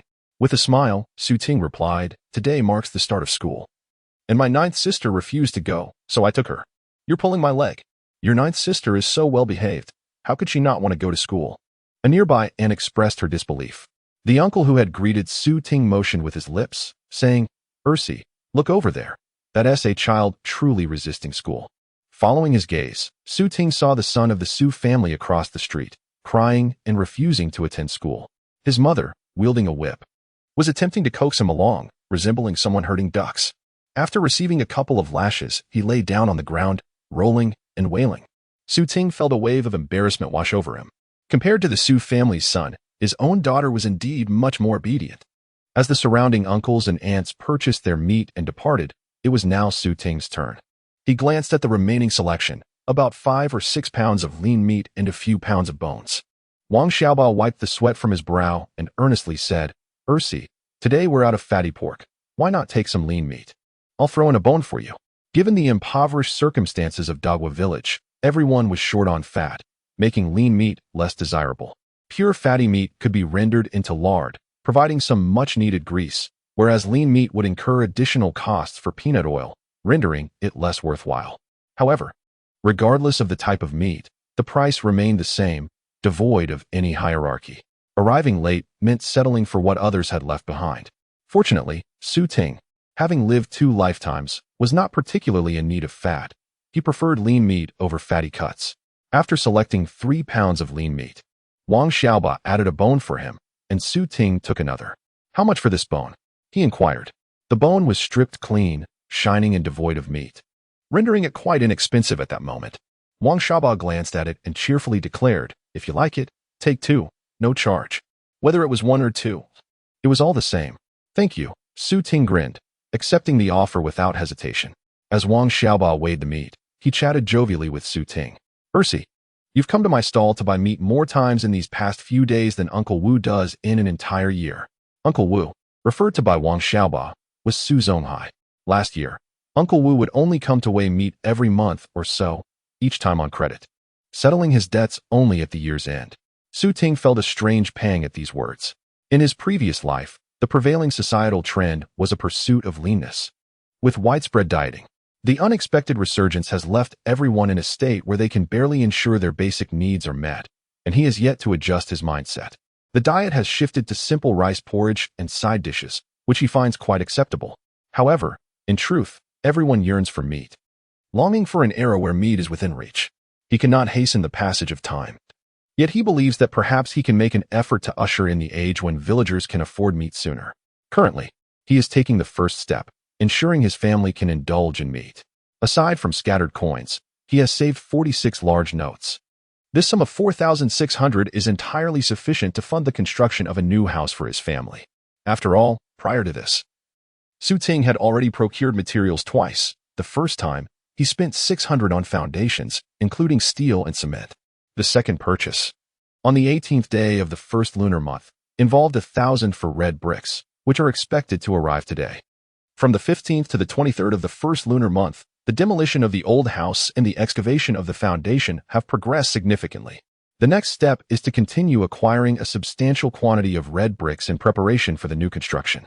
There isn't much land left to tend to. And starting today, Su Ting has decided to forego farming to focus on the housing matters. He brought home some pork, but the house was empty. Zhang Xiaofan was likely in the pig pen feeding the pigs. Su Yan might be busy with laundry, and Xiaoyao probably hasn't woken up yet. Su Ting cleaned the pig bones thoroughly, crushed them, and tossed them into a pot to stew. He set aside a third of the pork, washed the remainder, and placed it in the pot to cook. He chopped the entire pound of lean meat to prepare a large pot of pork congee. From the lunches brought by Su Zonghai and others during busy farming seasons, it is evident that the people in this region enjoy congee, relishing all varieties. Meat congee, in particular, is exceedingly popular. However, using pork to make congee is seen as quite extravagant in their eyes. Typically, they only resort to using wild catches like loaches, mudfish, or snails, and river clams to prepare congee when they manage to catch them. For the past few days, the Su family has not ceased their foraging for snails. Just the day before, they had stir-fried the snails collected on the 20th day of the lunar month, only to discover that the snails were still not clean enough. Thus, those snails will need to be nurtured for a few more days. Fortunately, the wild snails in the fields are resilient, and there is no worry about them dying off. Chapter 31. Spring plowing. AB lands on the but at a little past 8 in the morning. Su Zonghai had just finished plowing 2 fields and was carrying his plow up the ridge. The ox, exhausted from the morning's labor, nibbled on weeds by the roadside, while Su Zonghai's stomach growled with hunger, forcing him to gulp down cold water from his bottle. As he drank, he spotted a few familiar figures on the distant mountain path, one of them so small it was barely visible. He grinned, washed his feet in a nearby ditch, and made his way from the rice fields onto the mountain trail. Before long, Su Zonghai heard a clamorous voice. "Grandpa."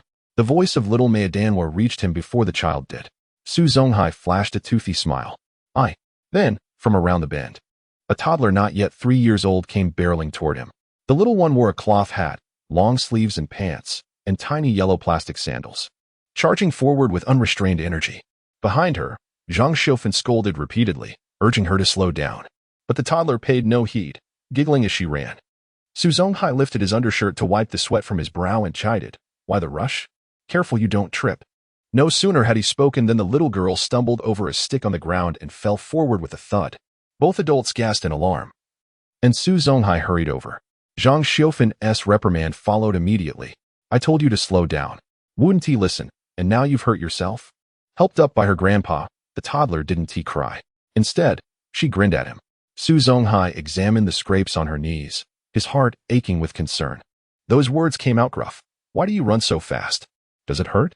The little girl rubbed her tiny hands together, dusting off the dirt and grass from her clothes, and mumbled, "No hurt." "Liar," Zhang Xiufen snorted as she approached, pointing at the bamboo basket her grandma carried. The toddler chirped, "Grandpa eat meat porridge." Su Zonghai led her under a large tree where Zhang Xiufen was unloading the carrying pole. Quiet Su Yun also carried a load, and Su Zonghai, noticing her, asked, "Why do you come along, Xiaoyun?" "Uncle," Su Yun greeted softly, carefully lowering her burden. Seeing her struggle, Su Zonghai stepped in to help. "Nianxi couldn't he make it this morning? Said the first batch of bricks was arriving today." Xiaoyun insisted on coming to help. Zhang Xiufen explained succinctly. Su Zonghai shook his head. "No need. I've already plowed the fields. Your aunt and I will transplant the seedlings. We'll finish both plots by noon. It's fine. Everyone's busy. I can't just sit around doing nothing." Su Yun replied with a faint smile. Su Zonghai said nothing more. Zhang Xiufen handed him the tin pot containing breakfast, then headed straight to the fields to start transplanting. Su Yun followed suit. "Yuan, stay here and play with Grandpa. Don't run off," Su Yun instructed. Little Yuan circled around her grandpa, nodding obediently at her mother's words. "Oh, there really is pork porridge this morning?" Su Zonghai remarked in surprise. As Su Zonghai lifted the lid of the pot, he was greeted by the enticing aroma of pork congee, which left him momentarily astonished. Little Yuan pouted her lips and exclaimed, "Sister said there's meat congee." Su Zonghai, still in disbelief, muttered, "I thought you were pulling my leg." "Pulling your leg?" The little girl gazed up at her mother in confusion. Su Yin, unable to suppress her laughter, explained, "Grandpa thought you were teasing him." Yuan pointed at the tin pot and slowly reiterated, "Grandpa, there's meat congee." Su Zonghai took a bowl and chopsticks to serve himself some congee while responding to his granddaughter. "All right, you weren't deceiving me. Have you eaten yet?" Su Yin cheerfully interjected, "Ershizi bought some meat this morning. I don't even know how much he bought. He cut a lot and cooked a large pot of congee. We filled our stomachs before coming here." Su Zonghai nodded in understanding, settling down on a broken log to enjoy his meal. Despite having claimed to be full, little Yuan squatted in front of her grandfather, eyeing him with insatiable hunger. Su Zonghai quickly devoured a significant portion of the congee, feeling slightly relieved from his hunger. Before he noticed the eager little glutton watching him intently, he fished out a larger piece of pork from his bowl and offered it to her. To his surprise, Yuan shook her head. "Eat it," he urged. Like a little duckling, she shuffled backward, distancing herself from the enticing morsel on her grandfather's chopsticks, mumbling, "I'm full. I'll compete with Grandpa." Before coming here, her father had advised her not to eat too much congee, lest her grandfather go hungry. She had remembered. Su Zonghai chuckled heartily at her response, his eyes narrowing into slits as his weathered skin, yellowed and thin, brightened with joy, lending him a more spirited appearance. "If I offer you food, you should eat it. There's plenty. Grandpa has enough." He playfully stuffed the meat into her mouth. Instinctively, Yuan opened her mouth, biting down on the piece of pork, the rich flavor enveloping her senses, prompting her to chew a few more times than necessary. Satisfied, Su Zonghai withdrew his chopsticks and resumed his congee. After 2 bowls, he felt nearly full, though still not satisfied. He served himself another bowl, this time pushing the meat to the side, finishing the congee while leaving a pile of meat in the bowl. Su Zonghai found some dry grass to lay on the ground, inviting his granddaughter to sit on the grassy mound to enjoy her meat. Chapter 32. Yaling. The little money lover. Around 8:30, Su Yaling returned home with her cousin, Baijia, only to find the house empty. "Jiome, your home is deserted. Why not come to ours for some porridge?" suggested Baijia Su Jinxiu. She was a year older than Su Yaling, nearing 8, and was in the 1st grade of elementary school. Su Yaling shook her head, insisting, "No, Mama must be home. I'll go look for her." Baijia responded, "Then I shall head back. Come to my house if you can't find your aunt." "Okay." Su Yaling dashed towards the old house and inquired of her busy Uncle Jichuan. "Uncle, where has my mother gone?" Wiping the sweat from his brow, Su Jichuan replied, "Your mother and your grandparents have gone to Taiyang Mountain to plant rice seedlings. Your father just stepped out to guide the truck delivering red bricks to the village entrance." "Oh, I'll check if the kitchen door is locked." With that, Su Yaling turned and ran off. Upon reaching the storeroom that served as the kitchen, she discovered the door was indeed unlocked. Pushing it open, she entered and skillfully lifted the lid off the pot. To her delight, she found pork porridge simmering inside. "Wow, pork porridge." Su Yaling's face lit up with excitement. The porridge was still warm and at just the right temperature. She fetched a large bowl and filled it to the brim with porridge. Just as she finished serving herself, Baijia entered carrying a bowl of plain porridge. "Jime, have you found your aunt?" Su Yaling shook her head, explaining, "Papa said Mama went to Taiyang Mountain today. He is home, but went to the village entrance to meet the brick delivery truck." "Oh." Baijia stepped into the kitchen, her eyes widening in surprise at the sight of Su Yaling enjoying her pork porridge. Glancing at Baijia's lunch of plain porridge with pickled radish, Su Yaling asked, "Would you like some pork porridge?" The 8-year-old's eyes sparkled with anticipation. "Do you have more?" Su Yaling responded with action, retrieving another bowl from the cupboard and serving her cousin a portion of porridge. "I'm not sure if my grandfather has eaten yet, so I'll save some for him. Let us share." "All right." Thus, the 2 little girls exchanged bites of their lunches. A few minutes later, Su Ting returned, followed by 3 tractors laden with red bricks, slowly making their way to the drying yard. Hearing the sound of the tractors, Su Yaling and Su Jinxiu rushed outside to watch. "Papa." Seeing Su Ting, Su Yaling called out with joy. The noise of the tractors drowned out her voice. So Su Ting didn't hear her, but he spotted his daughter. Waving at her, he continued directing the tractor drivers. Su Yaling and Su Jinxiu stood by, cradling their porcelain bowls, watching the commotion. As the 3 tractors came to a halt, the workers disembarked to assist in unloading the bricks. With equipment insufficient, they had to rely on extra manpower. Each tractor, besides the driver, carried 2 additional helpers, totaling 9 people to expedite the unloading process. The red bricks brought by the 3 tractors were merely a portion of what Su Ting had purchased. The 1,000 bricks he acquired were enough to construct an entire house. For a time, the brick factory could not supply enough bricks, so they could only be transported in batches. "Father, our family has purchased a great many bricks. Should we hire someone to help move them?" Su Yaling eagerly inquired of her father. Su Ting nodded, affirming the necessity. Without hesitation, Su Yaling turned to Su Jinxiu and exclaimed, "Elder sister, you should come to my house to help with the bricks. You can earn some money." Hearing this, Su Ting was taken aback. Su Yaling had already begun counting on her fingers, 1 cent per brick. "If I move 10 bricks, that's 10 cents. Su Ting quickly interjected, "Yaling, your father is here. There's no need to pay anyone to move bricks just yet." Upon hearing this, Su Yaling's expression fell. "Father, Really no one is needed? Sensing her disappointment, Su Ting sighed in resignation. He gestured towards Su Jinxiu, saying, "It seems you are the only one enthusiastic about moving bricks. Your elder sister has no interest in it." Su Yaling turned to look. Su Jinxiu, clutching a ceramic bowl, pouted and remarked, "Bricks are so heavy. Moving them is exhausting. And at just 1 cent per brick, I would rather not." Su Yaling was perplexed. "But you can earn money. It's better than scavenging. When I collect scraps, it takes a long time just to sell them for 10 cents. Without hesitation, Su Jinxiu retorted, "I don't scavenge either. You shouldn't either. It's filthy." Su Yaling, resolute, shook her head defiantly. "No, I will collect scraps. I want to earn money." At this point, Su Ting could no longer contain himself. "Yaling, what do you intend to do with the money?" Su Yaling shot him a look of exasperation. "Father, how could you ask such a foolish question? Earning money is essential. With money, we can build a new house, buy pork, pay for school fees, and purchase new pencils and notebooks." Her innocent yet profound words struck Su Ting deeply.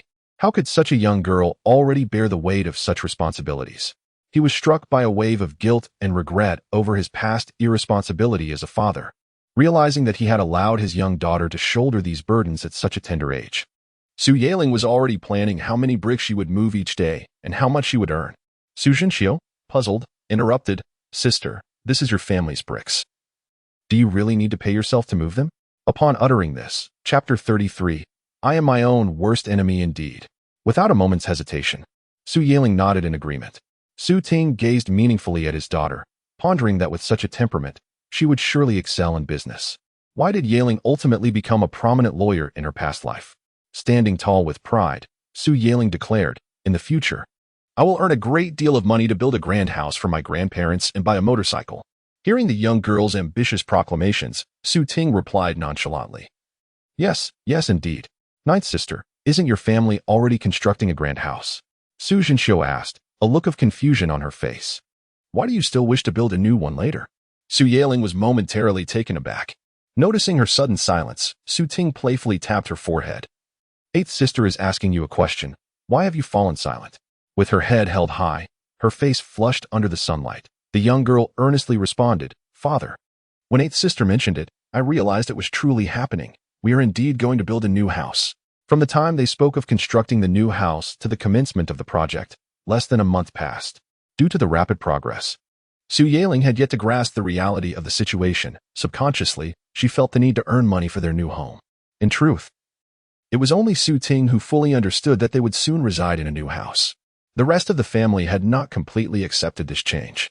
Su Ting was aware that this transformation had come too swiftly, and everyone needed time to acclimate. At that moment, witnessing the sparkle in his daughter's eyes, he felt a profound sense of satisfaction. He smiled broadly, saying, "By the time summer vacation arrives, the new house will be completed. Just imagine which room you will choose. Our family will have 2 stories. Wow!" Su Yaling exclaimed, excitedly grabbing Su Jinxiu's arm. "Eighth sister, once our new house is built, I can invite you to play on the rooftop. My father said we are also constructing a new house in the latter half of the year." Su Jinxiu beamed with pride. "When your new house is finished, it will be our turn to build ours. That will be after my house is completed. If you don't come, that's fine. I'll invite Xiaolian instead." Su Yaling huffed. Su Jinxiu quickly shook her head. "Don't invite her. Ninth sister, have you forgotten? Last year, when her family completed their new house, we went to visit, and she kicked you out, saying you weren't allowed on her rooftop. Xiaolian is so petty. We won't play with her anymore. Who cares about her new house?" Su Ting quietly eavesdropped on the 2 girls' conversation. At this point, he seemed to recall something. Although the Gua village was underdeveloped, it did boast a few families with better conditions. The Xiaolian they spoke of belonged to one such family. The Su family, who operated a small grocery store in the East Village, was also among them. Currently, the Su family was the only one in the village with a telephone. Those working away from home could only reach their families through Su Jiafu's phone, paying 50 cents for each call. He and Su Yun were often away from home, and Su Yun missed their children dearly, so she would call them every week. Each time, she would talk to the kids for hours, until the 20 yuan phone card was completely exhausted. In the past, Su Ting thought this was a complete waste of money, but as the children grew up, he finally understood Su Yun's profound care through the words of Su Yaling and Su Yuan. It was precisely because Su Yun was willing to spend that 20 yuan every month that, even in their parents' absence, Yaling and Yuan could still feel their companionship and their mother's love. The damage inflicted on children by parental divorce is immeasurable. In their past life, Yuan once confided in him that after he and Soo-yoon divorced, she had suffered from depression, though at the time, she didn't even realize she was ill. For a long time, she felt no attachment to life or the world, believing death to be a merciful release. Fortunately, she always remembered what her mother had taught her as a child, to practice empathy. Whenever suicidal thoughts crept in, she would try to see things from another's perspective, thinking of the soldiers and police officers who sacrificed themselves for their country. Then, she would conclude that rather than dying meaninglessly, she should do something worthwhile, or else it would be a waste. When overwhelmed by negativity, she would remind herself of those in impoverished nations who struggled even to fill their stomachs.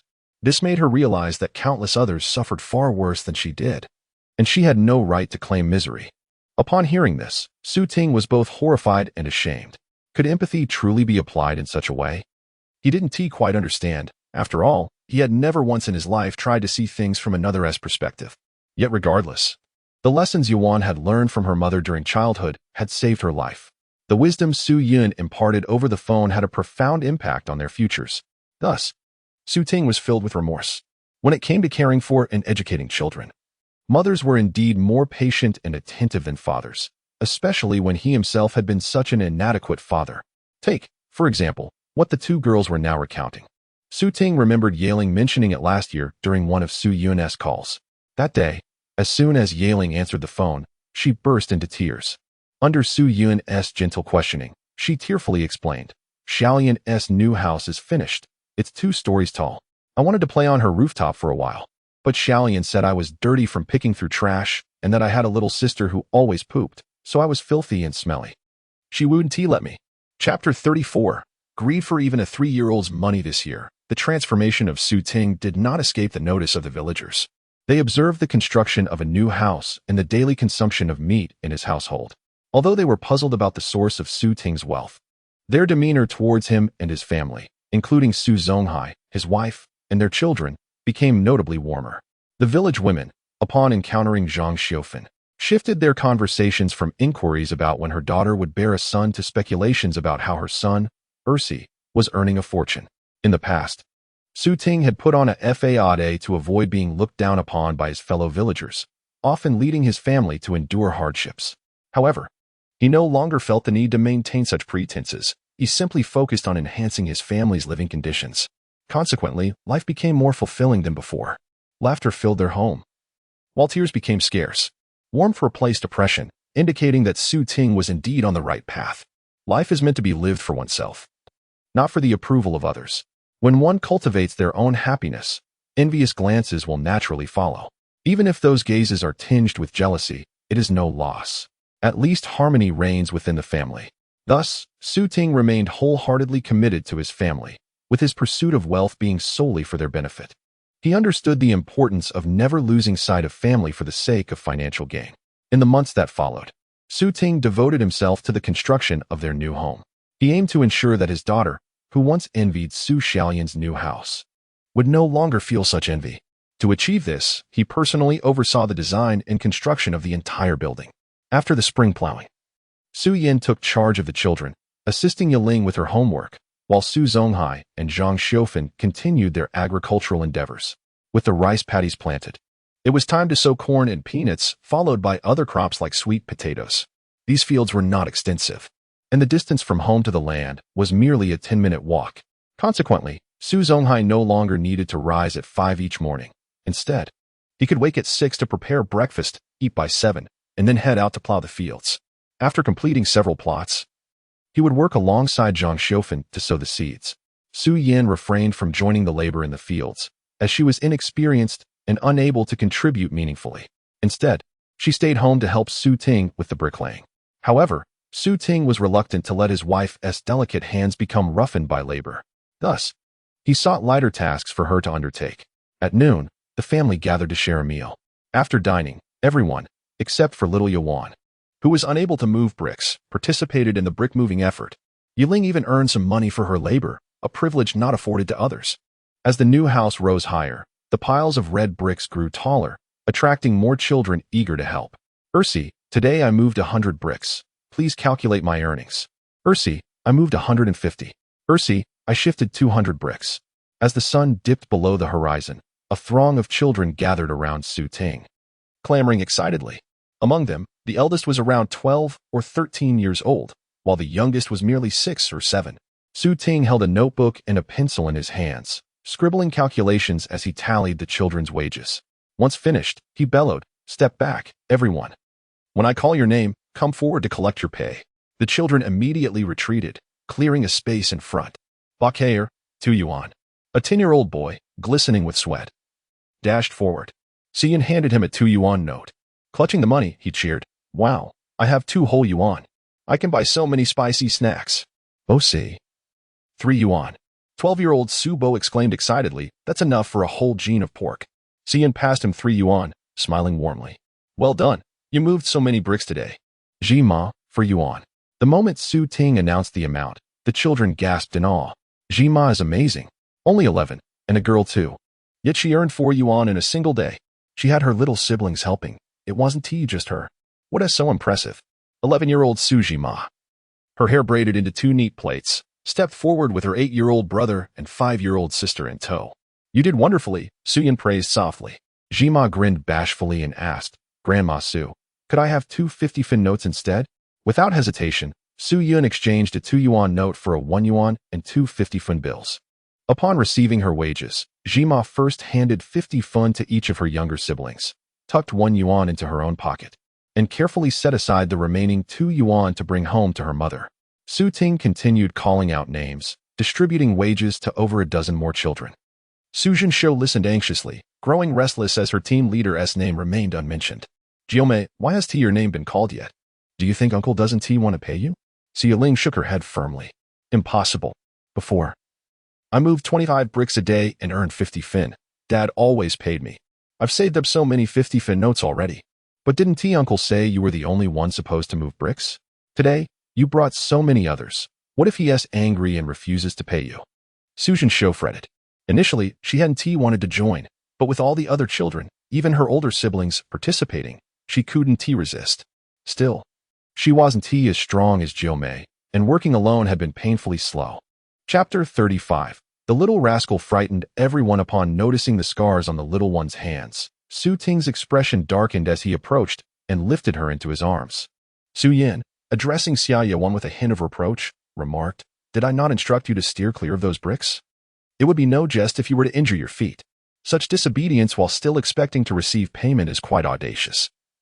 You ought to be grateful if I do not spank you." Su Ting feigned anger, adopting a stern countenance. With so many children jostling about, it was easy for a mere 2 or 3-year-old like Xia Yuan to be toppled. Moreover, she lacked the understanding to evade danger, often resulting in minor injuries or being struck by bricks. Thus, the adults forbade her from approaching the pile of red bricks. 8 sister, 9 sister. You have moved 40 bricks, totaling 80 cents. However, 9 sister, did you not declare yesterday that you wanted to keep track of your earnings? Once you have amassed 5 yuan, I shall give you a 5 yuan note. Have you forgotten? Su Ting inquired. He had no intention of withholding even a few cents. It was Su Yiling, the little money-minded girl, who had expressed a desire for a higher denomination note, requesting that her wages be paid every 10 days instead of daily. Yet, within a mere night, Su Yiling had already forgotten her own words. Upon being reminded by Su Ting, she sheepishly chuckled. 8 sister, I remember now.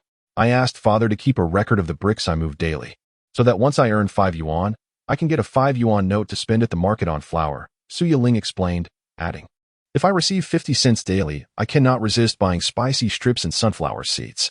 I want to be able to save 5 yuan in 10 days.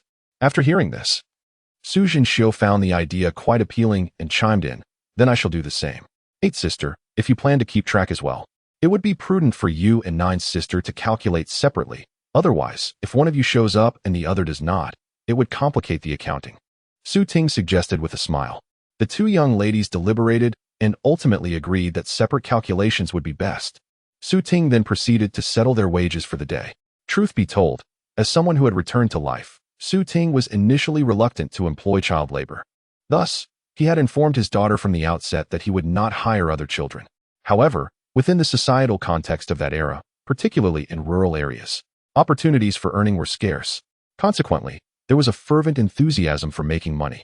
Even children were willing to exert themselves for a bit of pocket money. a sentiment that the adults readily embraced. The children could earn a few dimes by moving bricks, allowing them to purchase some snacks.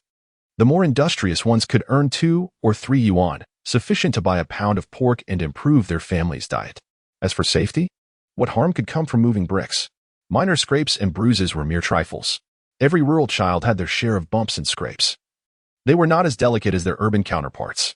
Moreover, even if children were forbidden from moving bricks, they could easily sustain injuries while playing. Thus, when adults saw their children engaging in bricklifting for money, none expressed concern over their well-being. Instead, they felt a sense of pride, believing their children to be exceptionally sensible. Onlookers would often praise the child for being remarkably sensible and capable, commending that he understood the value of earning money from a young age. No one would chastise Ting for employing child labor. Rather, they would perceive him as generous, spending money to allow the children to earn a little for treats. Despite the tasks being something the adults could accomplish with minimal effort, it was seen as a commendable act. Many adults harbored a desire to join in the work, as earning 10 coins a day at their pace would be a trivial endeavor. However, they refrained from doing so, fearing ridicule for competing with the children for work. The children themselves would not be pleased by such interference. The Su couple, however, was an exception to this norm. Su Yin, having grown up in a relatively favorable environment, was particularly protective of her own child, disallowing Su Yaling from scavenging or carrying bricks, feeling it would be unfair to her daughter and also fearing potential harm. The Su Ting of his previous life would not have had such tender sentiments toward his child. Yet, the current Su Ting had transformed. He believed he could earn a living without burdening his daughter with laborious tasks at such a tender age. Nonetheless, he acknowledged that suitable labor could impart valuable life lessons and cultivate resilience in children. Moreover, if he did not allow Yaling to earn pocket money at home, she might seek work elsewhere or engage in scavenging. Thus, he acquiesced to his daughter's request to carry bricks for extra money. However, this concession was limited to his eldest daughter. The youngest, Xiaowen, was still too small for such tasks. Yet, Xiaowen was keen to emulate her sister. As her sister carried bricks, she attempted to do the same, disregarding any prohibitions from the adults. Despite her inability to lift even a single brick, she would spend hours dragging or pushing a piece of rubble to its destination with relentless enthusiasm, persistently defying the adults' commands and closely trailing Su Yaling in her efforts. Eventually, one day, Xiaowen grew weary of this inefficient method of work. Thus, she began to explore new tactics, finding smaller pieces of brick that she could manage to lift. Initially, Xiaowen successfully picked up a fragment of brick, and she was overjoyed, finally able to engage in the labor alongside her sister, laboring diligently with the shard. This little one displayed an admirable work ethic. Su Ting caught sight of this scene by chance. Chapter 36, The Little One's Misfortune upon hearing those words. Su Yaling immediately retorted, "Why would my father call me over to be beaten on behalf of others? Younger uncle is about to punish 13th sister," the youth added. Su Yaling glanced over, and indeed, her father's expression was grim as he approached the foolish girl. Seizing the moment before he reached her, she hurriedly inquired, "16th brother, what has the silly girl done?" The youth, Su Changlong, the eldest son of Su Jichuan and 14 years of age, replied, 13th sister nearly crushed her foot while moving bricks just now." Ouch! At that moment, the bewildered little girl, Su Yuan, gradually regained her senses, revealing her small hands, which were bruised from the falling bricks. Seeing this, Su Yaling's expression soured, and she sternly admonished, "You are aware of pain now. Did not father and mother expressly forbid you from moving bricks? Why do you choose to disobey? It seems you are eager to be punished once more." As soon as she was scolded, tears welled up in the little one's eyes, and she burst into wails. Su Yaling, in a fit of anger, yanked her down and scolded fiercely, "How dare you cry?" The more ferocious Su Yaling became, the louder the little one cried, unable to contain her frustration. The young girl slapped the little one's bottom several times. Instantly, the entire threshing ground echoed with Su Yaling's sharp reprimands and Su Yuan's sobs. As Su Ting approached and beheld this scene, much of his anger had dissipated. Observing his eldest daughter mercilessly chastising his youngest, he felt reluctant to intervene. If he were to lay a hand on her, the little girl would be left utterly devastated. The wailing intensified, with the little one striking her elder sister while clinging to her clothes, torn between affection and resentment.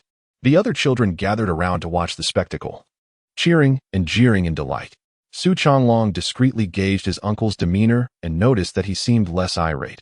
So he whispered to Su Yaling, 9th sister, "It appears that father is calming down. Upon hearing this, Su Yaling shifted her hand intended for the little one's bottom to her back, forcefully pulling the rolling child upright. If you have the courage, go tell mother. I am not afraid of you. As she spoke, she dragged the little one around Su Ting, heading towards Su Yan. Throughout the ordeal, Su Yaling did not spare a glance at her father, as if entirely oblivious to his fury directed at her sister. As the two girls departed, still crying and bickering, Su Ting's mood gradually improved, with his anger dissipating entirely. Once calm, he sighed with relief. It seemed that, in this household, everyone else was far better at managing the children than he was. Had Su Yaling not caused this ruckus, he might have been unable to restrain himself from punishing the little one publicly, though his intention was merely to instill a lesson. He was, after all, an adult man, and no matter how cautious he believed himself to be, his blows would surely be heavier than Su Yaling's. In such a case, even if the little one escaped injury, she would still suffer greatly at his hands. Moreover, it had only been a little over a month since he had last severely punished the little one. During this time, his relationship with his daughters had only just begun to improve. If he were to lose his temper today, it would undo all his hard-won progress. Su Yaling led her weeping younger sister in search of their mother, only to discover that their father had not accompanied them. She quietly expressed her grievances, lamenting, "Having such a foolish sister truly weighs heavily on my heart. You know well that father has a terrible temper, and when he is angry, it is quite fearsome. Why must you provoke him? Wah. All right, enough already. I may have struck you a bit harder earlier, but I had to make it sound convincing for father." The subsequent taps were gentle, I assure you. Wah. Don't cry. If you continue, I shall ignore you. The little one bit her lip, stifling her sobs, casting a pitiful glance at her sister. Su Yaling sternly advised her, from now on, do not attempt to move bricks. Do you understand? When I was your age, I was unable to do so. Wah. Sister is fierce. The little girl's focus diverged from her sister's admonition. Su Yaling, growing impatient, declared, "Indeed, I am fierce. If you dislike it, then do not follow me. Were you not my sister, I would have ceased playing with you long ago, for you only create chaos daily." Hearing that her sister would not play with her made the little one cry even louder. Wah. Su Yaling, hands on her hips, warned, "No more tears." The little girl tugged at her sister's clothing, stamping her feet as she cried, "I want to play with you. I want to." "Then you must cease your crying," Su Yaling replied. The little one bit her lip once more, though still sniffling, she refrained from wailing. "In the future, you shall play with mother and refrain from moving bricks. Once I earn some money, I will share a piece with you." Su Yaling earnestly negotiated with her sister. A piece of money is quite a sum. It can buy many spicy snacks. The little girl nodded, pouting. Su Yaling extended her finger for a pinky swear with her sister. Pinky promise, 100 years without change. After sealing the promise, there would be no backing out. Having dispatched her sister, Su Yaling returned to the grain-drying area, satisfied. Her grandparents and parents had entrusted her with the responsibility of watching over her sister should the foolish girl remain here and something go awry. The blame would inevitably fall upon her. Being an elder sister is truly challenging. Once her sister grows up, she will be able to assist her, otherwise, she will only become a hindrance and cause mischief. Zhu Yazim's siblings are so impressive, helping her carry countless bricks. How she hopes her sister could grow up sooner. Chapter 37. Drizzling on the Qingming Festival. As the Qingming Festival unfolds, the gentle rain falls incessantly, evoking a sense of melancholy among the travelers on the road. Curiously, in the days preceding and following the festival, the sun shines brightly, yet on this particular day, regardless of the morning and afternoon's clear skies, rain is invariably witnessed at noon. Occasionally, a morning shower gives way to fair weather later in the day. This year, however, the rain commenced early in the morning. As Su Ting and her companions prepared to depart, a light drizzle descended from the heavens. Accustomed to such weather patterns, they were well aware that the skies would surely clear by noon. Thus, they set off with a calm demeanor. Those who could don straw hats, while little ones like Xiaoyu were sheltered under umbrellas held by Su Yan. Laughter and playful banter filled the air as adults conversed jovially and children played exuberantly, creating a lively atmosphere along the way. They encountered fellow villagers en route to the gravesite, exchanging greetings and pleasantries. Occasionally, Zhang Xiufan would scold the children playfully. Su Ting and Su Zhichuan led the way, tasked with preparing the gravesite. Meanwhile, the two elder brothers, Su Zongquan and Su Zonghai, walked side by side, engaging in casual conversation. This year, with Su Ting and her husband remaining at home, Su Zonghai felt a lighter burden, yet he was plagued by new worries. particularly concerning financial matters. I have heard that the government intends to plant eucalyptus trees. They seem quite profitable. Shouldn't you consider planting some on your hillside? Su Zhongquan, more educated than his younger brother, having completed primary school compared to Su Zonghai's single year, shared this information. As the respected elder of the clan, Su Zhongquan often had access to valuable insights. For instance, the news about the government's land allocation had reached Dagwa village only recently. Yet Su Zhongquan had informed Su Ting of it a month prior. Thus, his assertions bore a substantial degree of credibility. Su Zonghai, with a touch of humility, replied, "My little plot of land is hardly significant. I have planted a few lychee trees and some longan and mango trees, which nearly occupy all the space. What use is there in planting those trees? Lychees are cheaper than tofu. Relying on their sale for income is futile. Better to return to your original trade of selling tofu." Su Zhongquan admonished him, frustrated. With a chuckle, Su Zonghai responded, "Ninth sister expressed a desire for lychees, so I planted a few for her. If I don't make a profit, it's of no consequence. I've grown accustomed to it." Su Zhongquan sighed, exclaiming, "You, my dear brother, have always been so steadfast. If only you had been a bit more astute, you wouldn't have married so late. Had you wed earlier? Would you not have had children by now?" Su Zonghai merely smiled in silence. This year, Ursi built a new home, ensuring that even if he and Xiaoyan were to return to Sichuan, they would not leave empty-handed. Su Zhongquan's voice lowered to a somber tone as he cautioned his brother, "You see, we may only be adoptive sons, and in our impoverished valley, local youth struggle to remain, let alone outsiders. Do not harbor excessive expectations for him and Xiofan. Whenever they choose to leave, we cannot hinder them. What you both can do is to prepare for yourselves as early as possible."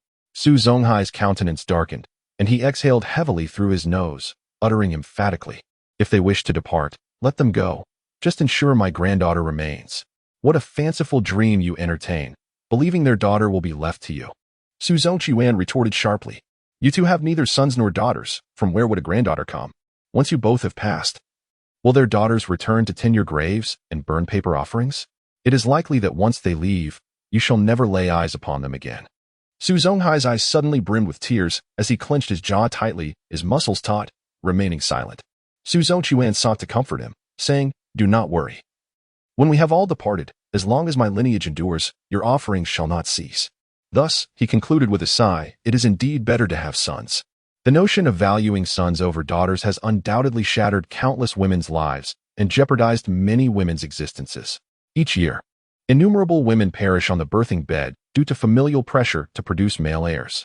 After their demise, the family, in pursuit of lineage, continues to seek another woman, rendering her death a farce, devoid of meaning, and highlighting the cheapness of a woman's life.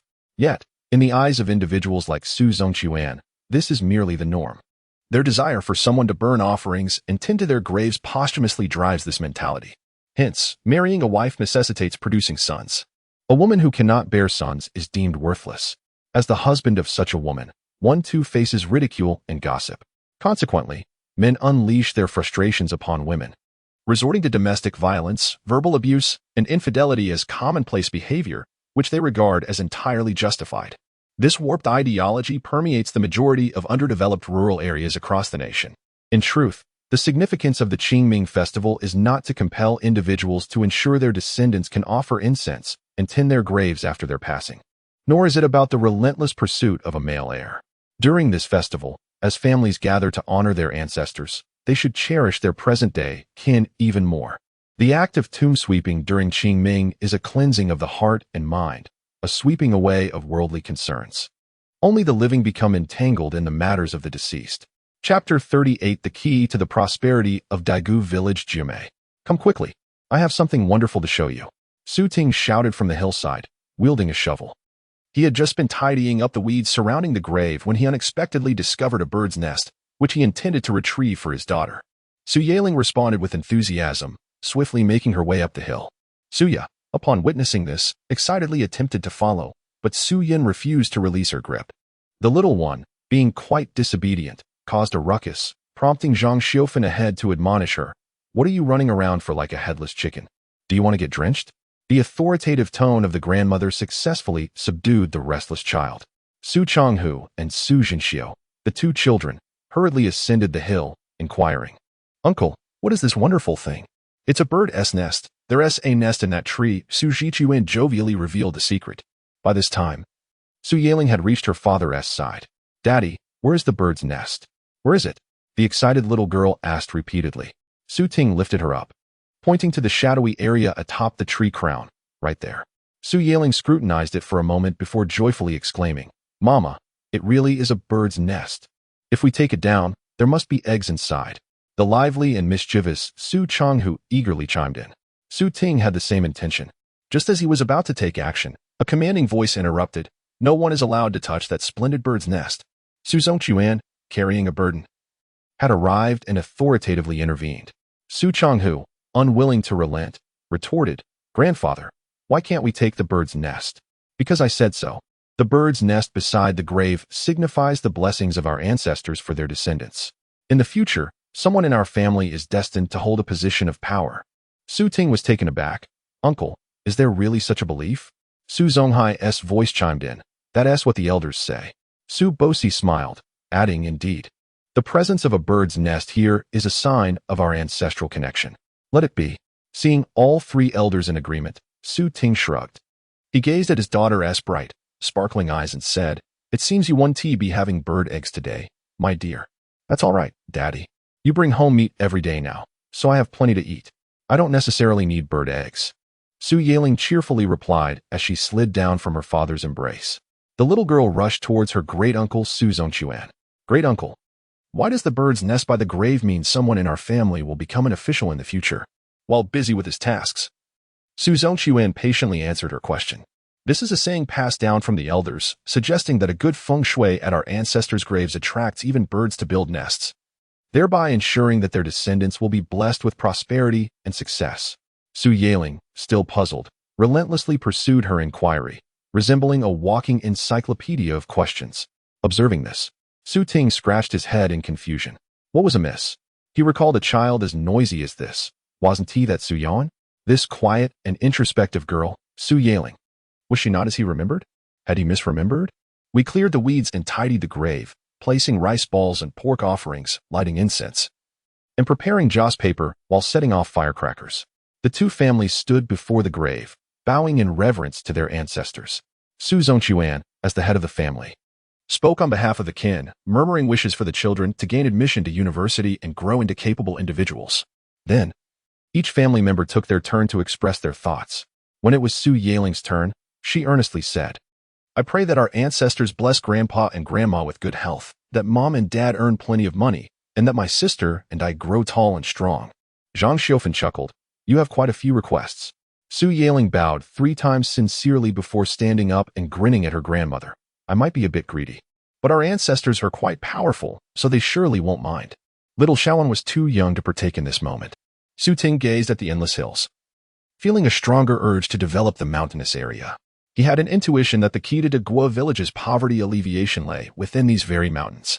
Yet, throughout his previous life, no one had truly led De Guo village to prosperity before he left. Even when outside investors came to De Guo village, they failed to stir any significant change. Even the cultivation of sugar oranges could not elevate the entire village due to inconvenient transportation and various other reasons. After all, those investors were not from De Guo village. They were indifferent to whether the villagers could benefit. If Su Ting wished to carve out a niche for himself amidst these mountains, the challenge would be formidable. However, deep within, he felt little trepidation. Decades later, as people grew weary of the fast-paced urban life, many sought to return to pastoral living. He had no reason to abandon the current opportunity and return to city labor, only to drift for decades before eventually being swept back to rural life. With a sign-in system in place, as long as he did not fall into the lethargy of his past life, but instead remained diligent, he would not soar to great heights. Yet he certainly would not fare worse than before. With renewed determination, Su Ting cautiously inquired of Su Jichuan, Brother Jichuan, regarding the mountain development project the village secretary mentioned a few days ago. What are your thoughts? Su Jichuan, a native of De Guo village, represented the sentiments of the majority of villagers of his age. Chapter 39. The dog yearning for support after the Qingming festival. The focus of the Su family returned to the construction of their new home. During this period, Su Ting diligently completed his daily check-in tasks, earning affectionate kisses and cuddles from his daughters, which brought him immense joy. Unbeknownst to him, The bond between Su Ting and his two daughters grew significantly closer.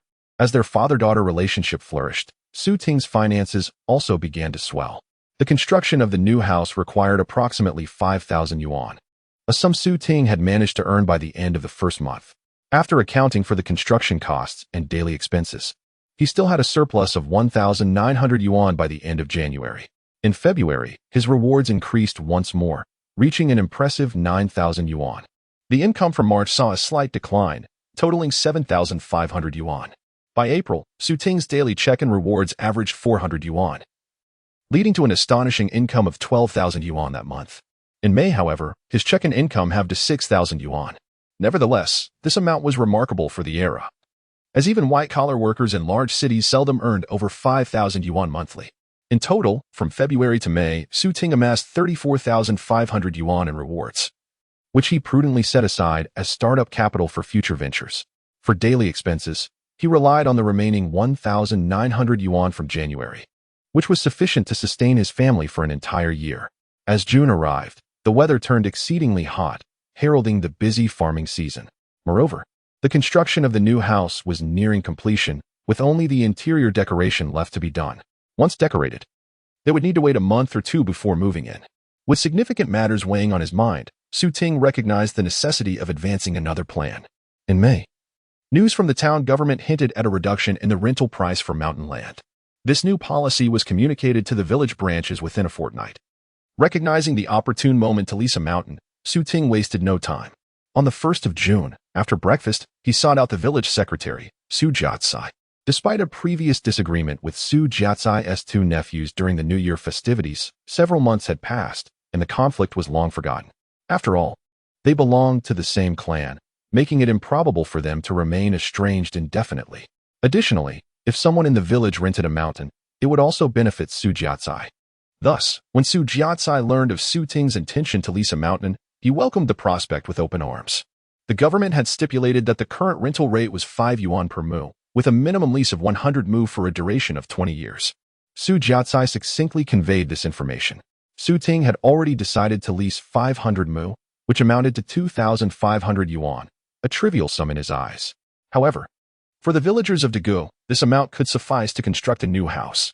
Leasing a mountain without a clear profit-making strategy seemed a wasteful endeavor, leading many to regard it as a frivolous expenditure. Thus, no villager competed with Su Ting for the contract of the mountainous land. Brother Jakai, I wish to lease 500 acres. I wonder if the rental period could be extended? Although money was not an issue, it was essential to advocate for one's interests.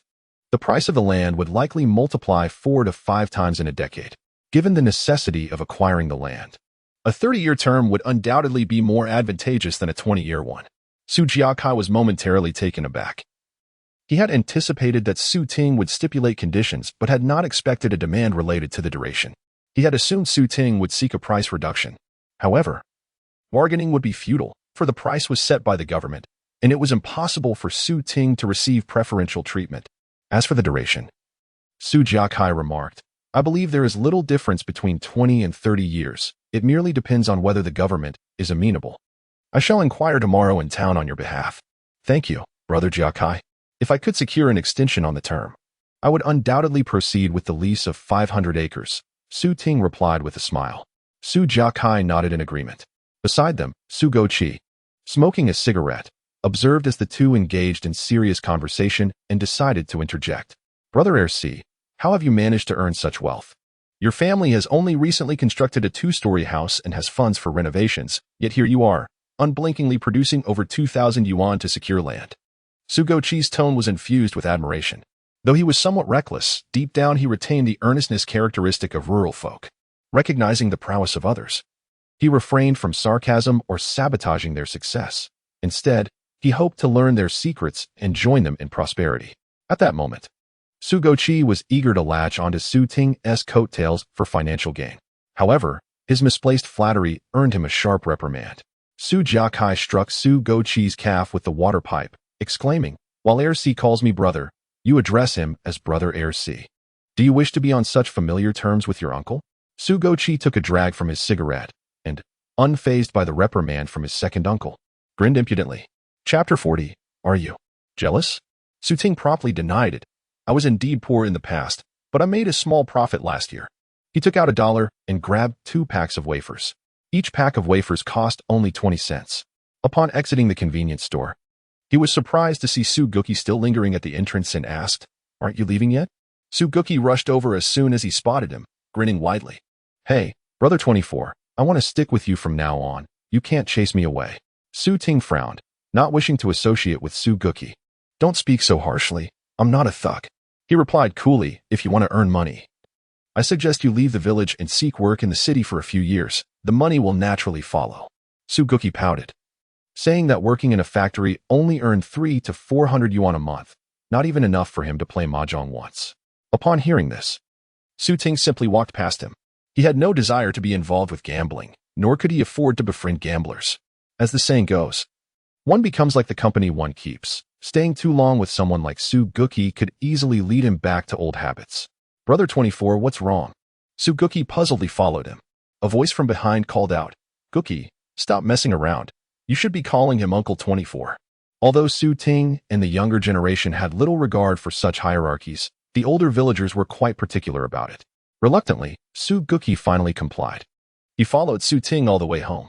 Daddy, little Yuan, who was playing in the sun in front of their home, spotted her father from a distance and called out sweetly. Seeing the little girl, Ting couldn't help but smile. He raised the snacks in his hand and gave them a shake. Without uttering a word, little Yuan's keen eyes noticed the treats, and she immediately began to run excitedly toward him. Her adorable little lips formed an O shape, her eyes squinting with joy, and her tiny hands flailing by her sides. "Candy! Candy!" Little Yuan's delighted cries caught the attention of Su Yiling, who was playing with her mother nearby. Turning her head, Su Yiling saw the goodies in her father's hands and immediately squealed, abandoning her mother in pursuit of her father.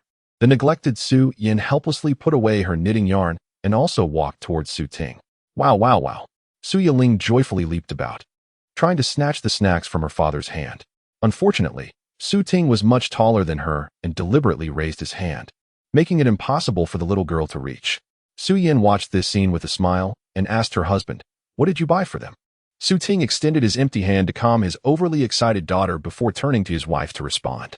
"I bought some candy sticks, spicy strips, and wafers." "Daddy, I want to eat spicy strips. I want to eat candy sticks. I want to eat wafers. Daddy, I want them all." Little Yuan, no matter how high she jumped, could not reach, so she simply wrapped her arms around one of her father's legs, looking up with pitiful eyes, pleading, "You can't eat them all by yourself. Share some with Grandpa, Grandma, and Mommy, okay?"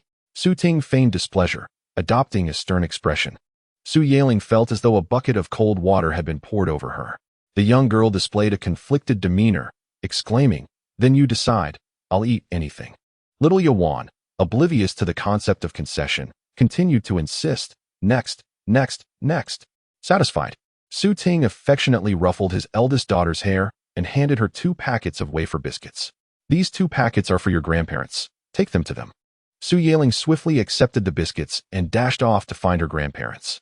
Upon seeing the treats, Zhang Xiufen inquired, "Where did you get these?" "Dad bought them. These are for you and Grandpa." Su Yiling eagerly thrust the biscuits into her grandmother's hands. However, Zhang Xiufen declined, pushing them back. "Take them and share with 13th sister." "No, Dad said they are for you. Grandpa and Grandma don't like spicy snacks. They should have the tastiest biscuits." Although she too yearned for the wafers, she knew there was still a whole pack of spicy snacks and candy at her father's place. Zhang Xiufen refused again, prompting the little girl to stuff the biscuits into her grandmother's pocket. Observing that his eldest daughter had successfully completed her task, Ting contentedly handed the spicy snacks and candy to his wife. "Darling, please divide these between them." Su Yan, holding a pack of spicy snacks and a pack of candy, appeared somewhat bewildered. Su Yiling had learned to behave and no longer bounced around like a little monkey. Instead, she stood before her mother, her eyes filled with longing, patiently awaiting her mother's reward. After handing out the treats to his wife, Ting withdrew, making his way to the kitchen. Suguki noticed Ting was not easily approachable and turned to engage Su Yin and her daughters in conversation. "Auntie, your 2 daughters are truly lovely. They are both clever and adorable. They instantly captured our affection." Su Yin felt no fondness for Suguki. Her smile faded slightly as she chose to ignore him.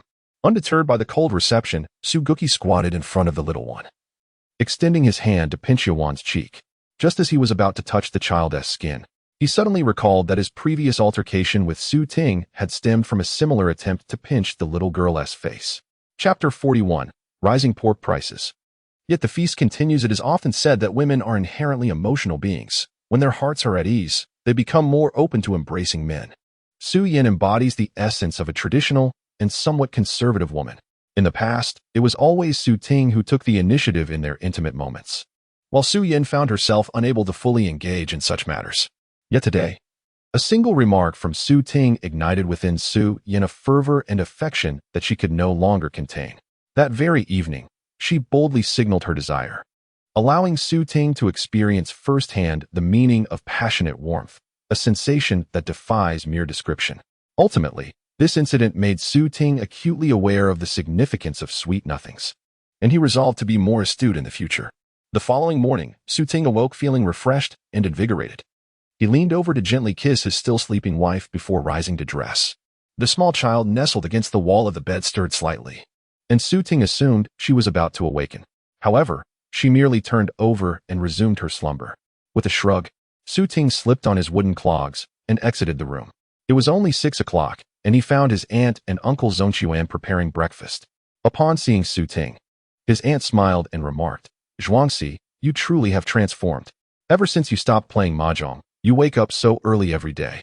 "Good morning, aunt, uncle," Su Ting replied as he approached the well, drew some water, and splashed it on his face. "Zhuangxi, I heard from your Uncle Hai that you plan to rent a mountain?" Uncle Su Zhongquan inquired, stoking the fire at the stove. Su Ting nodded affirmatively. "Yes. I spoke with the secretary yesterday. He said he would inquire in town today." Uncle Zhongquan clicked his tongue. "Zhuangxi, I'm not trying to discourage you, but that mountain is clearly not a profitable venture. Why spend your money on it?" Although Uncle Zhongquan possessed more insight than many in the village, his rural upbringing limited his perspective, preventing him from grasping the shifts in societal development. He understood that for farmers to lead better lives, they must either cultivate their land effectively or seek employment elsewhere. Beyond that, he felt helpless. The idea of entrepreneurship seemed far-fetched for farmers, who typically lack the resources and capital to take such risks. Su Ting, however, did not feel the need to elaborate. His mind was set on this endeavor. As long as his wife supported him, he had no intention of wavering. Su Yin had assured him that she would unconditionally back any sincere aspirations he held, even if it meant risking the money sent by her brother. They were still young and willing to strive. Surely, they would find a way forward. It was precisely her encouraging words that filled Su Ting with confidence about the path ahead. In response to Uncle Zhongquan's doubts, Su Ting smiled and reassured him. "There's no need to worry, Uncle. I know what I'm doing." Seeing that Su Ting was resolute, Uncle Zhongquan shook his head. "You've just given up gambling, which is commendable, but don't leap from one pit into another." Su Ting scratched his head. "It can't be that severe, can it?" Uncle Zhongquan muttered. "That's essentially the gist of it. Your uncle mentioned that once the new house is completed, he would join Ayer and the others to cut wood, hoping to earn some money. Otherwise, having already borrowed money for the new house and now needing to borrow again for the mountain, the future appears bleak." Upon hearing this, Su Ting grasped the underlying sentiment of his uncle. It seems they all perceive themselves as squandering borrowed money. Uncle Hai, even if he harbors doubts about this course of action and feels anxious, cannot express his thoughts openly, and instead can only confide in Su Zhongquan, the elder brother. Su Ting sighed internally and responded, "I will speak with Uncle Hai. There is no need for Su Zonghai's concerns. After all, he possesses a signing system. Although it seems challenging to profit from the mountain now, in the future, as the demand for organic produce from rural areas increases, even raising free-range chickens on the mountain would suffice to recoup the investment." Yet, these thoughts cannot be shared candidly with Uncle Hai. Su Ting ventured out to purchase pork, pondering how best to articulate his thoughts. Following the shouts of Wang Xiaoba, he arrived at the bustling pork stall. Before he could approach, the grievances of the villagers reached his ears. "Xiaoba, why has the price of pork increased again? In February, it was 3 yuan per jin. In April, it rose to 350, and now you claim it's going up once more. Indeed, Xiaoba, this is rather unscrupulous." It turned out that Wang Xiaoba's stall had raised prices once again, inciting dissatisfaction among the villagers. With a furrowed brow, Xiaoba lamented, "Dear elders, it is not my desire to raise prices. It is the cost of pig feed that has increased. Just look at the pork stalls in town. Haven Tea they raised their prices too. I am left with no choice." "You are simply making excuses. How can a pork seller be forced to raise prices? Surely, you noticed the increase in town and decided to raise yours for profit, countered a villager. At this rate, who will still come here to buy meat? We might as well head to town. Xiaoba, we are all from the same village. You must not forget your conscience in pursuit of profit. The villagers clamored in criticism of Wang Xiaoba. Observing this scene, Su Ting remained silent. In truth, the price of pork in the town is already quite reasonable. Last year, pork elsewhere was priced at 8 yuan per jin. The reason pork in Dagua village and the town stall is merely 250 per jin is due to the isolation and poverty of the area. When cut off from the outside world, prices adjust according to the local living standards. Villagers have few profitable avenues and are frugal to the extreme, often reluctant to part with even a single penny. Even at 250 per jin, most villagers hesitate to make the purchase. Chapter 42. The two elders worry over money. While Su Ting spends lavishly upon discovering that Su Ting had unearthed a hidden treasure, Wang Xiaoba was left in a state of bemusement. Brother Ursi, your eyes are quite keen. Su Ting retorted with a dismissive pout. Enough chatter. If you don't speak up, I shall simply take it. Ah, hold on. This sausage is for my wife. I specifically saved it for her, Wang Xiaoba quickly pleaded. Su Ting suddenly comprehended. Oh, so it is your sister-in-law who desires the sausage. The fact that it was not ordered by someone else made Su Ting even more intrigued. He raised an eyebrow and said, Xiaoba, I frequent your pork stall daily. Even if you raise your prices, I am still your loyal customer, am I not? Although Wang Xiaoba was a rural lad, he possessed a certain shrewdness necessary for conducting business. Upon hearing Su Ting's words, he anticipated what was to follow. Wang Xiaoba promptly begged for mercy. Brother Ursi, next time I will surely procure a sausage for you. If you take this one today, I shall be relegated to the floor tonight. Despite his own desire for the sausage, Su Ting was not a brigand. He relinquished the sausage but took the pig intestines and 2 pieces of pig liver instead. He then spoke to Wang Xiaoba earnestly, as a fellow man. I understand your plight. I shall not contend for the sausage, but I will not be courteous regarding the others. Though Wang Xiaoba yearned for the intestines, he had no choice but to acquiesce. His wife wanted the sausage, he desired the intestines, and they could only choose one. In the interest of sharing a bed with his wife, oh no, I mean sleeping beside her, Wang Xiaoba resolved to forego his beloved intestines. Brother Ursi, please take them, he said with a reluctant expression. Su Ting grinned. I shall not take your possessions without compensation, lest others claim I am bullying you. How much for these intestines? Well, today the meat price has risen to 4 yuan per pound. Wang Xiaoba hesitated. Su Ting interrupted. I heard that. I am inquiring about the price of the intestines. Observing Su Ting's nonchalant demeanor, Wang Xiaoba relaxed and smiled. Since you are unconcerned about the price increase, I shall be forthright. The intestines remain at the old price of 2 yuan each. Delightful, Su Ting replied.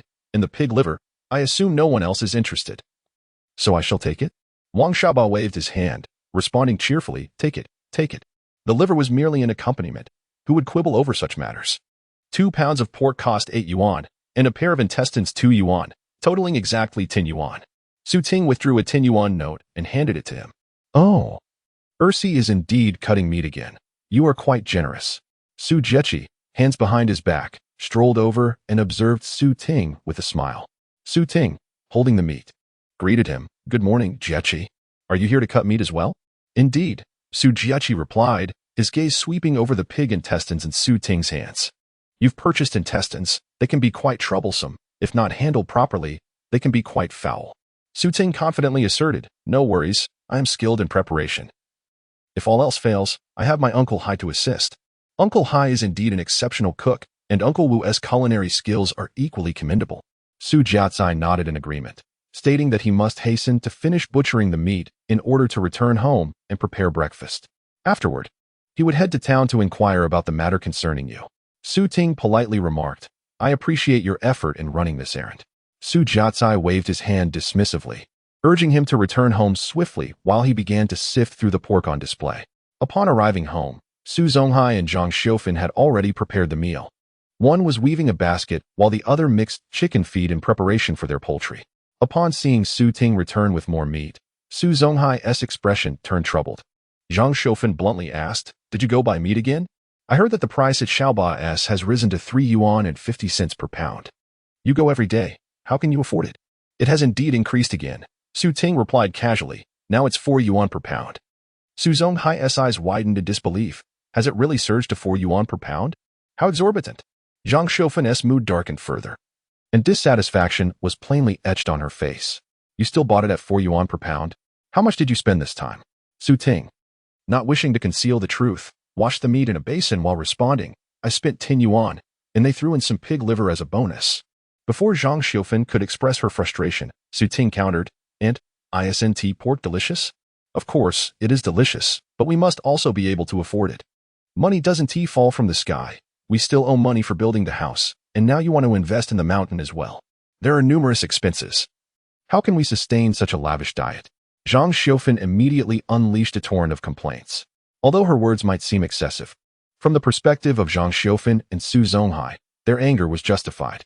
Earning a living is arduous, and rural folk are inherently frugal. In this day and age, it is not a time for rural dwellers to indulge freely in food and drink.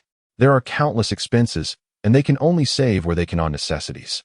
Su Ting, however, understood their sentiments well. He reassured them, Uncle, Aunt, you need not worry. I am mindful of my limits. I will find a way to repay the debts without causing you any distress. With that, he carried the freshly washed pork into the kitchen. Su Zonghai's muffled voice could be heard. What are you saying? Can't we distinguish among family? You owe money and I. Chapter 43, 2005. For 500 acres of mountain, Su Jiatsai was rather swift in his actions. By noon, he sought out Su Ting. Is Ersi home? Su Zonghai, who was seated beneath a tree indulging in his pipe, heard the call and responded loudly. What is the matter? Su Jiatsai approached, asking, Is Uncle Wu at home? Just returned, sitting down to smoke. What do you need Ersi for? Su Zonghai inquired. With a smile, Su Jiatsai replied, Ersi wishes to lease the mountain. I went to the town to inquire, and I thought I'd come back to inform him. Ersi is over by the new house. I'll have Jume call him, Su Zonghai said, summoning his eldest granddaughter, who was drinking rice soup in the kitchen, to fetch her father. Su Yaling scampered off. Su Zonghai then retrieved a stool from the kitchen, placing it in the shade beneath the tree, inviting Su Jiatsai to sit. Jiatsai, as the secretary, you understand more than we do. Please, tell me honestly, is there a chance for profit in Ersi leasing the mountain? Su Zonghai asked directly. Well, it's hard to say for certain. However, since the government encourages leasing mountains, even if one doesn't profit, it shouldn't lead to losses. The government aims to help us prosper, Su Jiatsai reassured him. So, you need not worry. Ersi is still young, and young people have their own ideas. Do you really want him to work for others his entire life? Or spend his days farming like we did? Su Zonghai listened quietly, the sound of his pipe punctuating the silence. At that moment, Su Ting's voice rang out. Brother Jiatsai, have you sorted everything out? Upon hearing that someone was looking for him, Su Ting had rushed over. All settled. How did it go? Su Jiatsai cheerfully replied, initially. If the lease were to be extended from 20 to 30 years, an additional 10 years rent would be required. However, since you were the first to lease the mountain, they decided to make an exception, allowing you to lease for an additional 10 years at the same rate. Upon hearing this, Su Ting beamed with joy. Then I have no issues on my end. The remaining tasks are to select the mountain and sign the lease, correct? Su Jiatsai nodded and produced several documents from his bag. Here are the lease agreements and information on the available mountains. Review them and note which mountain you prefer on the lease. Su Ting took the documents, and Su Yaling brought a chair to stand behind him. Dad, here. Su Ting glanced at her, affectionately ruffling her hair before sitting down. Su Yaling crouched beside him, propping her chin on her hands, gazing up at her father, who was diligently reviewing the materials. Where has your mother gone? Su Zonghai inquired. Su Yaling replied. 13 has a cold. She took him to Nangu for an 4. Su Zonghai frowned. How did he catch another cold? He seemed fine during breakfast. After finishing breakfast, he started coughing. Grandma said he must have caught a chill from the fan last night and told Mom to take him for a checkup. Su Yaling responded dutifully. Su Zonghai grumbled. Ersi, you and Shaon are both adults, yet you can't even look after one child. How could you let him be exposed to that much wind from the fan? It should have been turned off by midnight. The temperature drops then, and it's indeed easy to catch a chill. Previously, Su Yin was quite attentive. However, last night, the couple was passionately engaged, and even in the dead of night, they were still drenched in sweat.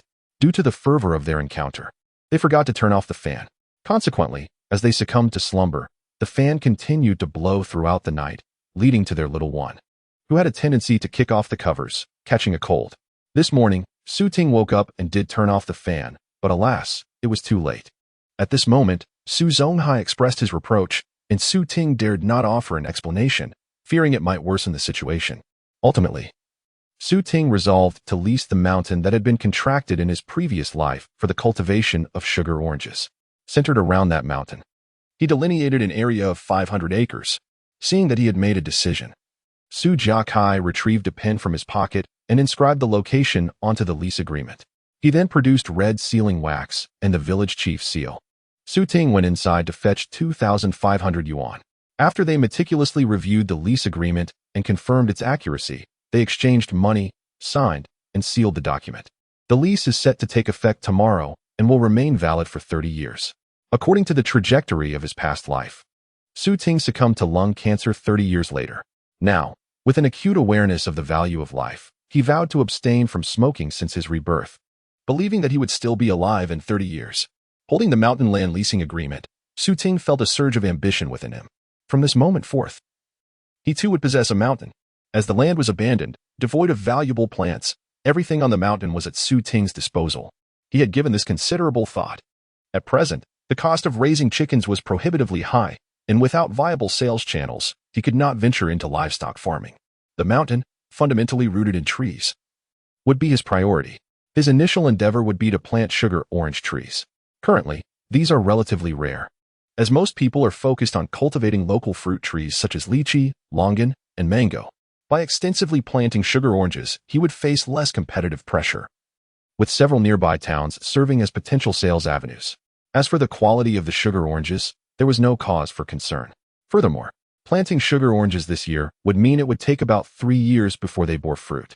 By then, the economy would be more prosperous, and people would be less reluctant to indulge. Chapter 44. Reserving sugar orange seedlings. The small town where Dagu village is located is called Wangfu Town, with nearby towns such as Shaoyuan and Baidan. Shaoyuan Town serves as a hub for fruit seedlings, and many residents here rely on cultivating and selling seedlings for their livelihood. It takes over an hour to cycle from Dagu village to Shaoyuan Town. Around 1 in the afternoon, Su Ting drank 2 bowls of soup before pushing out the family's old bicycle. This bicycle had been purchased by Su Zonghai for business purposes and had been in use for several years, creaking with each turn of the pedals. Upon hearing that her father was heading to Shaoyuan Town, Su Yaling was eager to accompany him. However, Zhang Xiufan scolded her, saying, "You have school this afternoon. Where do you think you're going? You can't go." It was Wednesday, and Huangjue Village Primary School dismissed at 11:30 and resumed classes at 2 o'clock. When Su Jiatsai came to find Su Ting, Su Yaling had just returned home from school, desperately thirsty, and rushed into the kitchen to drink rice soup. Had it not been for her school obligations, Su Ting would have been more than willing to take her to Shaoyuan Town for a stroll. At this moment, he could only comfort his displeased daughter, saying, "I will take you to Shaoyuan once your summer vacation begins." Su Yaling, reluctantly tiptoeing and pouting, remained silent. "It's 1:20. Shouldn't you hurry to school?" Zhang Xiufan nagged. "You seem to have no interest in attending school these days. How do you expect to continue your studies?" Under her grandmother's urging, Su Yaling stepped out of the house, feeling dejected as she headed to school. The routes to Shaoyuan Town and Huangjue Village Primary School did not align, or else Su Ting could have conveniently dropped his daughter off at school. Pedaling northward on his bicycle, Su Ting left the village, heading towards Batupo in Wangfu Town. At the village entrance, a river flowed where the village women often came to wash clothes. Just as Su Ting crossed the bridge over the river, he spotted Su Yin holding an umbrella and carrying little Yuan on her back, returning from Batupo. "Wife." Su Ting quickly stopped his bicycle. Su Yin wiped the sweat from her forehead and asked, "Where are you off to?" "The secretary brought the lease today. I have secured the mountain. The sugar orange seedlings are hard to come by, so I am heading to Shaoyuan Town to reserve them."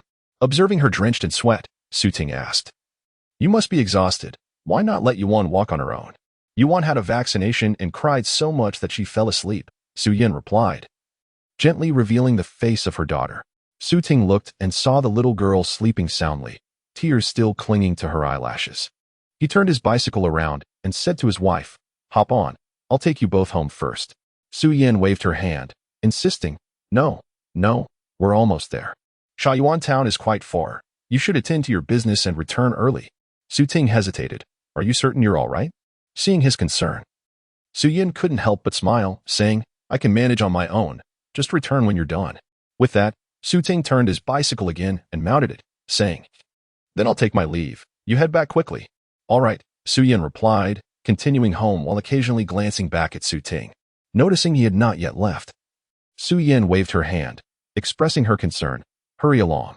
Ride slowly and be careful on the road. Su Ting forcefully pushed off with his right foot, sending the bicycle gliding forward. Recently, the weather had been scorching, causing the dust on the yellow earth road to float lightly in the air as one passed by. Clouds of yellow dust would rise. Su Ting pedaled ahead, leaving a trail of swirling dust in his wake. It was nearly 3 o'clock by the time he reached his destination. Zhao Qi, who sold fruit seedlings, hailed from Shaiyuan town, and everyone courteously referred to him as Brother Qi. Brother Qi, business is thriving. Su Ting greeted first. Zhao Qi appeared somewhat unfamiliar with Su Ting. Yet this did not hinder his warm response. Indeed, it's all thanks to your patronage. What do you intend to acquire today? Su Ting secured his bicycle, walked into the shop, and surveyed his surroundings. Do you have sugar orange seedlings available? Upon hearing Su Ting mention the sugar oranges, Zhao Qi's memory stirred slightly. Oh, you are that individual from Wangfu town. You visited last time inquiring about sugar orange seedlings. Su Ting nodded, affirming that is correct. My name is Su Ting, but you may call me 24. Ah, Brother 24, sugar orange seedlings are typically not in demand. I haven't stocked them lately. Zhao Qi readily adjusted his response. If you want them now, I can't provide any. Su Ting replied cheerfully, I understand. You mentioned that last time. Don't you have a way to acquire sugar orange seedlings? I came today to place a reservation. Upon hearing that he did not require them immediately, Zhao Qi smiled. All right then. Sugar orange seedlings are 2 yuan each. How many do you wish to order? Su Ting, with a calm smile, stated a number, 800 seedlings. Zhao Qi's smile abruptly faltered, his expression one of disbelief. 8. How many? Su Ting refrained from further elaboration. Brother Qi, this is a substantial deal. If you can indeed procure genuine sugar orange seedlings, I will purchase 800 from you at 2 yuan each, totaling 1,600 yuan. Zhao Qi was momentarily stunned, but after half a minute, he regained his composure and broke into an even broader smile, his demeanor warmer than before. Ha ha ha. Brother 24, please, take a seat. Chapter 45. The old bicycle that goes awry. Su Ting was reluctant to be a fool, yet he understood that in business, mutual concessions are essential. A seller who relentlessly pursues profit risks losing repeat customers, while a buyer who solely seeks bargains may end up with counterfeit goods. The market price for sugar orange saplings here was 2 yuan each.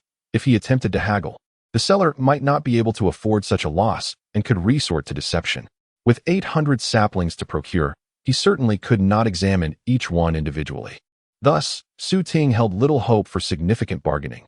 He merely wished to secure some additional benefits. Seventh brother, I am not against you making a profit. How about this? If you could also provide me with some other saplings, such as yellow skin saplings and mango tree saplings. I only require a few dozen of each. These 2 types of saplings, like lychee and longan trees, were also priced at 50 cents each. A few dozen of each would amount to a modest sum, one that Zhao Qi would hardly be reluctant to part with. Not a problem. Moreover, Su Ting endeavored to secure some fertilizer for fruit trees, and Zhao Qi generously gifted him a copy of the fruit tree cultivation manual. It may be of some help. Once the price and benefits were settled, Su Ting provided his address, which Zhao Qi diligently noted. Zhao Qi then kindly advised Su Ting, Brother 19. Receiving 800 saplings all at once might prove cumbersome for you, if you are inexperienced in nurturing saplings. Having such a large quantity could result in significant losses due to mass mortality. I propose we divide the shipment into 4 batches of 200 saplings each. This would significantly reduce the probability of dead or poor quality saplings, and you would have ample time to plant them. What do you think? Su Ting nodded in agreement. After Zhao Qi finished speaking, he could not help but suggest, why not divide it into 8 batches instead? Goodness, 8 batches would incur considerable transportation costs. Brother, I only suggested 4 for your benefit. Zhao Qi quickly halted this fanciful notion, bemused yet exasperated. I could easily transport all 800 saplings at once, reducing transportation costs and leaving you to bear the losses. You cannot expect to benefit without bearing any responsibility. Su Ting chuckled awkwardly, 7th brother, in business. One must be fair. A lack of integrity will hinder growth. Zhao Qi remained unmoved. For batches, no more. After some contemplation, Su Ting conceded that he needed guidance on how to care for the 200 saplings to ensure their longevity. That is acceptable. Zhao Qi relented slightly. Su Ting then satisfactorily paid a deposit of 400 yuan, covering the first batch of saplings. For each subsequent batch, he would remit payment upon confirming their quality. As he departed, Ting made a suggestion to Zhao, seventh brother, why not get a phone? If you had a phone and were willing to invest a little effort, your opportunities would expand significantly. Zhao dismissed the idea. A phone costs 200 yuan. Hardly anyone would call. It's not worth it. Upon hearing this, Ting refrained from further comment. Zhao had yet to recognize the profound importance of a communication device for a businessman. Those with broader perspectives would not hesitate to invest in such essential tools. Even if the immediate returns are modest, over time, once a reputation is established, opportunities will come knocking at one's door. After completing his business, Ting meandered around Shaoyuan town. At a stall selling accessories, he was captivated by a hairpin adorned with plastic gems and a pair of earrings. Knowing that Su Yin was a fashionable woman who enjoyed dressing up, he decided to purchase these items. However, there were not only a grown woman at home but also two young girls. Ting was mindful not to show favoritism, lest his daughters create a ruckus. Thus, he also picked up 2 pairs of floral hairpins. The floral clips were of the same design but varied in color. He had initially intended to buy identical ones to prevent his daughters from squabbling over them. Regrettably, only these 2 pairs of beautiful floral clips remained. To his astonishment, upon checkout, he discovered that the girls' small clips were more expensive than Su Yan's hairpin and earrings. Ting couldn't help but mutter, why are these tiny trinkets pricier than the hairpin and earrings? The vendor overheard him and boldly replied, I cater to women's needs.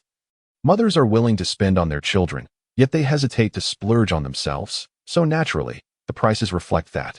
Ting found this amusing and thought, sister, could you be any more blunt? What is wrong with that? If you don't speak up, how would men understand the challenges women face in managing the household and raising children? Men often overlook the care and dedication women put into their families, thinking their own struggles of earning money are the only hardships. The vendor clearly seemed to bear the brunt of her husband's frustrations. Once she began, she couldn't stop her tirade. Ting merely wished to retrieve his change and depart, placating her with, at home, my wife earns and manages the finances. The vendor remained engrossed in her own world, rummaging for change while continuing her complaints. If I can't earn money, I must ask my husband for it. Yet, when I mention needing money, he gives me a sour face, as if he thinks I spend it all on myself. With the change in hand, Ting hastily escaped from the stall brimming with grievances. There was nothing more he desired. Chapter 46. The proud Gua Yaling Ting selected a black bicycle priced at 300 yuan. It was an old-fashioned model with a 2/8 front bumper, featuring a square iron basket at the front. The overall frame was robust and sturdy, the power system reliable, and the rear seat spacious. The 2/8 front bumper version was reminiscent of vintage bicycles, appearing somewhat dated yet undeniably practical. Such a large bicycle could effortlessly accommodate his wife and 2 daughters. With the acquisition of this new bicycle, the old one had become obsolete. The repairman offered 20 yuan for the old bicycle, leading to a final payment of 280 yuan for Ting. Having purchased the new bicycle, it was already 5 in the afternoon. At this hour, the sun was setting, and the temperature had become more pleasant. Ting leisurely pedaled home, relishing the gentle breeze against his face. Along the way, he encountered fellow cyclists and pedestrians, who, upon seeing him riding this impressive new bicycle, cast envious glances in his direction. This type of bicycle was considered quite expensive in the nearby towns, a luxury few could afford, thus ensuring that Ting would soon face a wave of excitement upon returning home. However, before that, he intended to bask in the villagers' compliments and admiration. As he entered the village, an elder halted him. Ah, you bought a new bicycle? Yes, uncle. I went to Shaoyuan town today, and unfortunately, the old one at home broke down beyond repair, so I had no choice but to purchase a new one. That must have cost quite a bit, hasn't it? The elder inquired, stroking the bicycle's frame with a gleam in his eyes. Ting hesitated briefly, 280, after trading in the old one for 20. Wow, that's a hefty sum. You must be quite indulgent, the elder remarked, a mix of disappointment and envy in his tone. Only 4 or 5 families in the entire village have bought this model. I wonder if you've struck it rich or if you're just spending your money with reckless abandon, exhausting the old couple's savings. Ting felt a flush of embarrassment. Their assumptions about him hitting the jackpot were surprisingly accurate. Ha ha, if only it were that easy.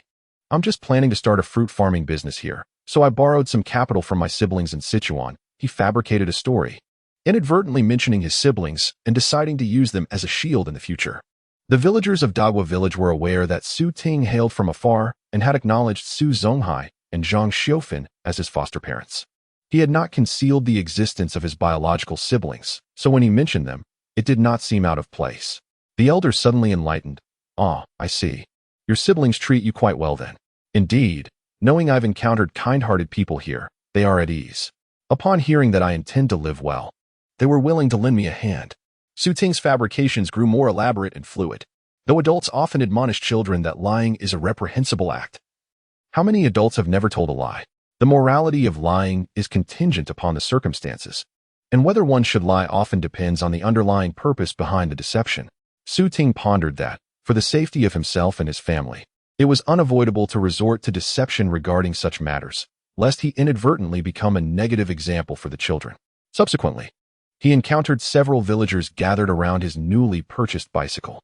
One young man eagerly implored, "Master Ursi, may I take a turn on your bicycle?" Su Ting regarded him with suspicion. "Can you ride?" The young man assured him, "Indeed, I am quite adept at riding. If you are hesitant, you may sit on the rear seat and observe my prowess." With a flourish of confidence, Su Ting dismounted, replying, "Very well, give it a try." The young man's face lit up with delight as he hurriedly steadied the bicycle and eagerly mounted it. Su Ting watched closely, noting that the young man indeed had commendable skills and did not falter. "Make sure to ride it to my home later," Su Ting called out. "Be cautious not to damage it. It is a brand new purchase." "Absolutely, sir," the young man cheerfully responded. Su Ting then resumed his conversation with a few older gentlemen. Logically, these men were in their 40s or 50s, qualifying them as his elders. However, only one was of his generation, while the others referred to him as uncle. This realization stirred a sense of reflection within Su Ting, in a place that places great importance on familial hierarchy. Being of a higher generation is indeed advantageous, as one encounters nephews and grandnephews at every turn. Meanwhile, on the roadside, Su Yaling was leading little Yuan out from Su Xiaoyan's home, ever since her family commenced the construction of a new dwelling. Xiaoyan no longer regarded her as dirty for scavenging, nor did she disdain her sister's penchant for mischief. This was due to the fact that not only did they plan to build 2 stories, but they also intended to furnish it. While Xiaoyan's second floor served as a terrace, their second floor would be comprised of rooms, with the terrace situated on the 3rd floor. Thus, their home would surpass Xiaoyan's in height and grandeur. Su Yaling informed Su Xiaoyan that her father had said the 2nd floor would be tiled, making them one of the few families with tiled floors. Consequently, Su Xiaoyan once again found joy in playing with Su Yaling. She even implored Su Yaling to take her to play on the tiled 2nd floor once the renovations were complete. Su Yaling, with an air of pride, declined her request. From that day forth, Su Xiaoyan diligently endeavored to draw closer to Su Yaling. Chapter 47. Do not speak as if I am a freeloader. After Su Yaling led her younger sister out of Su Xiaoyan's home, Xiao Yuan was still sobbing. A young man rode by on a bicycle, stopping with one foot on the dragonite tree trunk at the entrance of Su Xiaoyan's house. "Why is the 13th ant crying?" Su Yaling looked up and was immediately captivated by the gleaming new bicycle. "Wow, this bicycle is truly magnificent. It is far more attractive than Grandpa's old one, and it even has a basket in front." With her eyes sparkling at the sight of the bicycle, Su Yaling replied on behalf of her sister, "She is just a crybaby. It's nothing serious." Upon hearing this, Xiao Yuan cried even harder. "Wah, I am not a crybaby. I was only upset because my sister scolded me." Observing her distress, the young man said to Su Yaling, "9th ant. If you carry the 13th ant, I will take you both home." Su Yaling gladly accepted. "That sounds wonderful." The young man lowered the bicycle, allowing them to climb on, and then rode around before bringing them to the threshing ground in front of Su Yaling's home. Thinking he would stop there, Su Yaling was pleasantly surprised when he brought them right to their doorstep. Seeing them return on someone else's bicycle, Su Yan asked in astonishment, "What happened?" Su Yaling quickly replied, "The 13th ant cried again, and he let us ride the bicycle to cheer her up." Upon hearing this, Su Yan smiled at the young man. "Who are you?" "Thank you for bringing my sisters back." The young man grinned and introduced himself. "I am Shangjin, the son of Xiaotzuan's 13th team's Su Yuanlin." Su Yan responded with an O, realizing she did not know Su Yuanlin, which made the situation somewhat awkward. After helping the 2 children off the bicycle, Su Yan gently said, "Shangjin, thank you for your kindness. You may continue your ride." Shangjin chuckled and asked, "9th ant, may I ride the bicycle a little longer?" Su Yan found this puzzling. It was his bicycle, so why did he need to ask her? She considered that perhaps this was a reflection of the customs in Dagwa village, where younger generations sought the approval of their elders even for trivial matters. As Su Yin pondered this, her expression became increasingly bewildered, and she instinctively turned to Aunt Xiaofan for guidance. Aunt, he wishes to ride the bicycle. Is it permissible? The reason she asked Aunt Xiaofan was that she was still unfamiliar with the village's customs. Who knew if there was a belief that elders should not allow younger ones to ride at dusk, lest they be sent away? Su Yin's imagination was indeed quite vivid. Zhang Xiaofan found the question absurd and replied curtly, "What does it have to do with me?" Su Yin shared the same sentiment, mentally retorting, "What does it concern me?" Hearing Zhang Xiaofan's unfriendly tone, Shang Jin quickly dismounted. "I won't ride anymore. I'll leave the bicycle here." With that, he hurried away. Su Yin was left in confusion, calling after his retreating figure, "Hey, your bicycle," but Shang Jin had already dashed off too quickly. Zhang Xiaofan was known for her sharp temper, a notorious figure in Dagwa village, and Shang Jin was understandably startled. Su Yin was taken aback, scratching her head. "Aunt, why did that young man named Shang Jin leave his bicycle here?" Zhang Xiaofan was equally perplexed, pondering what might be going through the young man's mind. Could it be that he was in urgent need? Su Yin remained silent. Zhang Xiaofan, tired of speculating, waved her hand dismissively. "Never mind him, he'll come back to retrieve his bicycle." Su Yaling, brimming with excitement, inquired, "Mom, can we ride this bicycle for a while?" "No. It's someone else's," Su Yin replied without hesitation. Su Shangjin had already sprinted off but soon slowed his pace. As he was heading home, he unexpectedly encountered Su Ting. Su Shangjin quickly exclaimed, "24th uncle, I've left the bicycle at your doorstep." Su Ting nodded in acknowledgement, "All right." Upon reaching the threshing ground, they spotted Su Yaling and her sister, Xiao Yuan, joyfully circling the bicycle.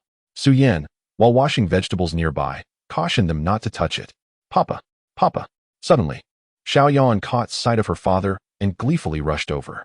Su Ting squatted down, and Xiao Yuan leaped into his arms.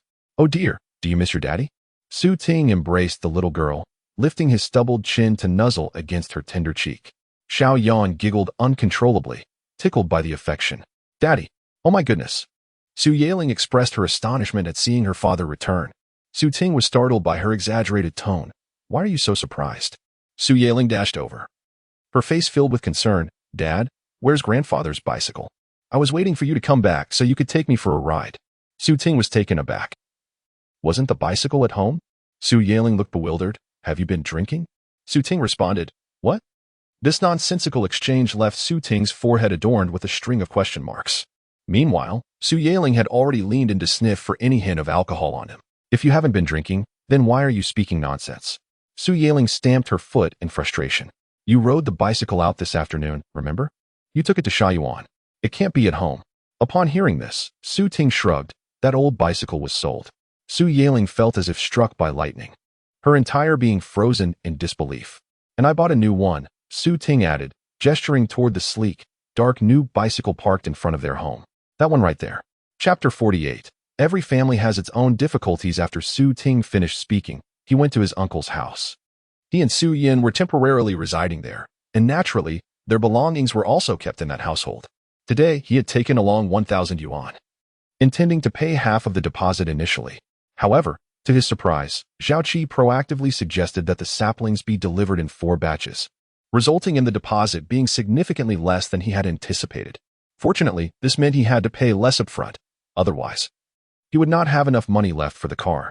The 400 yuan deposit, combined with the 280 yuan for the vehicle, totaled 680 yuan, leaving him with 700 yuan less.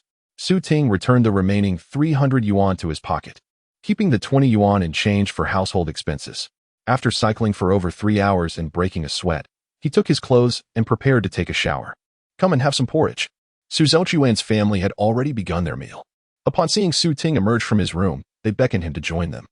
Su Ting smiled and replied, "They must have prepared food at home too. I'll take a shower first." Just then, Shaiyuan walked ahead, with Su Yin following closely behind, as the mother and daughter came to call Su Ting. "Daddy, it's time for dinner." Su Jiquan's wife, Li Meiying, delighted in teasing Shaiyuan, extending a bowl filled with pork porridge to entice her. 13th sister, come and eat some pork porridge." Shaiyuan hesitated, clearly tempted. Su Yin quickly pulled her back, exasperated yet amused. "I asked you to call your father for dinner. not to be lured away by your aunt's bowl of porridge. What's the harm in letting her have a little? Li Meiying responded. Suyin hurriedly explained with a smile, sister-in-law, we have food at home too. If she eats now, she won't have any room later. Just ignore her. This little one is simply greedy. Xiao Yuan nibbled on her finger, gazing longingly at her aunt. Mama, there's pork porridge, but we have pork at home. Suyin promptly picked her up. Li Meiying approached with the bowl, using chopsticks to scoop a mouthful of thick pork porridge to feed Xiao Yuan. If you can't eat at home, just eat it here, she said. Watching Xiao Yuan savor the porridge and swallow it eagerly, Li Meiying asked with a beaming smile, is it delicious? Xiao Yuan nodded, her face radiating a bright smile as she replied softly, so good. Oh my, this child is simply adorable. Li Meiying couldn't help but gently pinch her little face. With a twinkle in her eye, Suyin humbly remarked, she is not adorable at all. She is just a little glutton. Children are like that. Li Meiying said. 13th sister, come to auntie. Balancing the bowl in one hand, she extended the other to embrace her. Xiao Yuan glanced at her mother, and Su Yin reassured her, just play with Annie for a while, but you can't eat at Annie's house. In the countryside, it is not easy for any family to have pork. Aunt Shofen had previously advised her to be discreet if she saw another family eating pork and to politely excuse herself.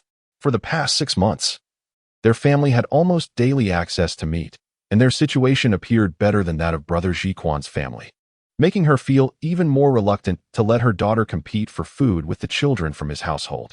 Xiao Yuan obediently settled into her aunt's embrace, while Li Meiying held her on her lap, playfully entertaining her while feeding her porridge. Su Yin, sister-in-law, please eat quickly. We are about to head back for dinner. You need not feed Xiao Yuan any longer. And that child, Yuan, I just admonished her not to eat, yet she continues to indulge herself with glee. While they chatted idly, Su Ting had already brought a bucket of cold water into the bathing area. In the sweltering summer heat, Su Ting preferred a cold shower, a habit ingrained from his 2 lifetimes. Upon finishing his bath, Su Ting emerged to find Su Yin still deep in conversation with Li Meiying. Su Jinxiu and Su Chonghu were playfully chasing each other in the courtyard, each holding a tin rice bowl. Having entered middle school, Su Chonglong exhibited a bit more composure than his younger siblings. He held a bowl, while little Yuan sat on a bench, happily accepting her elder brother's feeding. Su Ting, towel-drying his hair, looked bewilderedly at Su Yin and inquired, didn't you say dinner was ready at home? Su Yin glanced back at him. We are waiting for you. Su Ting pointed to a nearby little toddler already enjoying her meal. It seems she is nearly full. Su Yin looked over, her expression one of helplessness. Uncle has served Yuan. This is her second bowl. Wow, little 13 is quite the hearty eater, Su Chonghu exclaimed. Su Yin smiled shyly. Upon hearing this, Su Zongchuan began to ramble. Children who eat well grow quickly. We used to struggle for food, and after years of famine, all the roots on the mountain were consumed the moment he spoke. Li Meiying's expression shifted, and she impatiently muttered, here we go again. Su Yin cast a pleading glance at Su Ting. Maintaining his composure, Su Ting replied, I'm done bathing as well. Let us head over. All right, Su Yin agreed. Walking over to pick up little Yuan, Su Chonglong raised his bowl. Aunt, little 13 hasn't he finished her porridge? Su Ting gestured, I will feed her. After she finishes, I will clean the bowl and return it. Su Chonglong placed the bowl in his hands. As she was carried away, little Yuan waved sweetly at Su Chonglong. Goodbye. Upon leaving uncle's house, Su Yin could not help but whisper. Sister-in-law's relationship with uncle and aunt seems to be deteriorating. Just now, sister-in-law hinted at her grievances more than once. I don't know how chapter 49, the rift. Su Ting's expression darkened as he remarked, I simply cannot accept their mindset. As if all the wealth we amass rightfully belongs to them. And what about them? Once the money is in their hands, it becomes their private property. And should we find ourselves in need, we can hardly expect them to part with it. It feels as though they view us merely as tools for their financial gain. This sentiment had been shared by Su Yin after their divorce in a previous life, yet at that time, Su Ting had not pondered it deeply nor given it due consideration. However, now that he truly sought to undertake a significant endeavor, he realized that Su Yin had been correct. Yet, at this point in time, Su Yin had not yet developed such thoughts.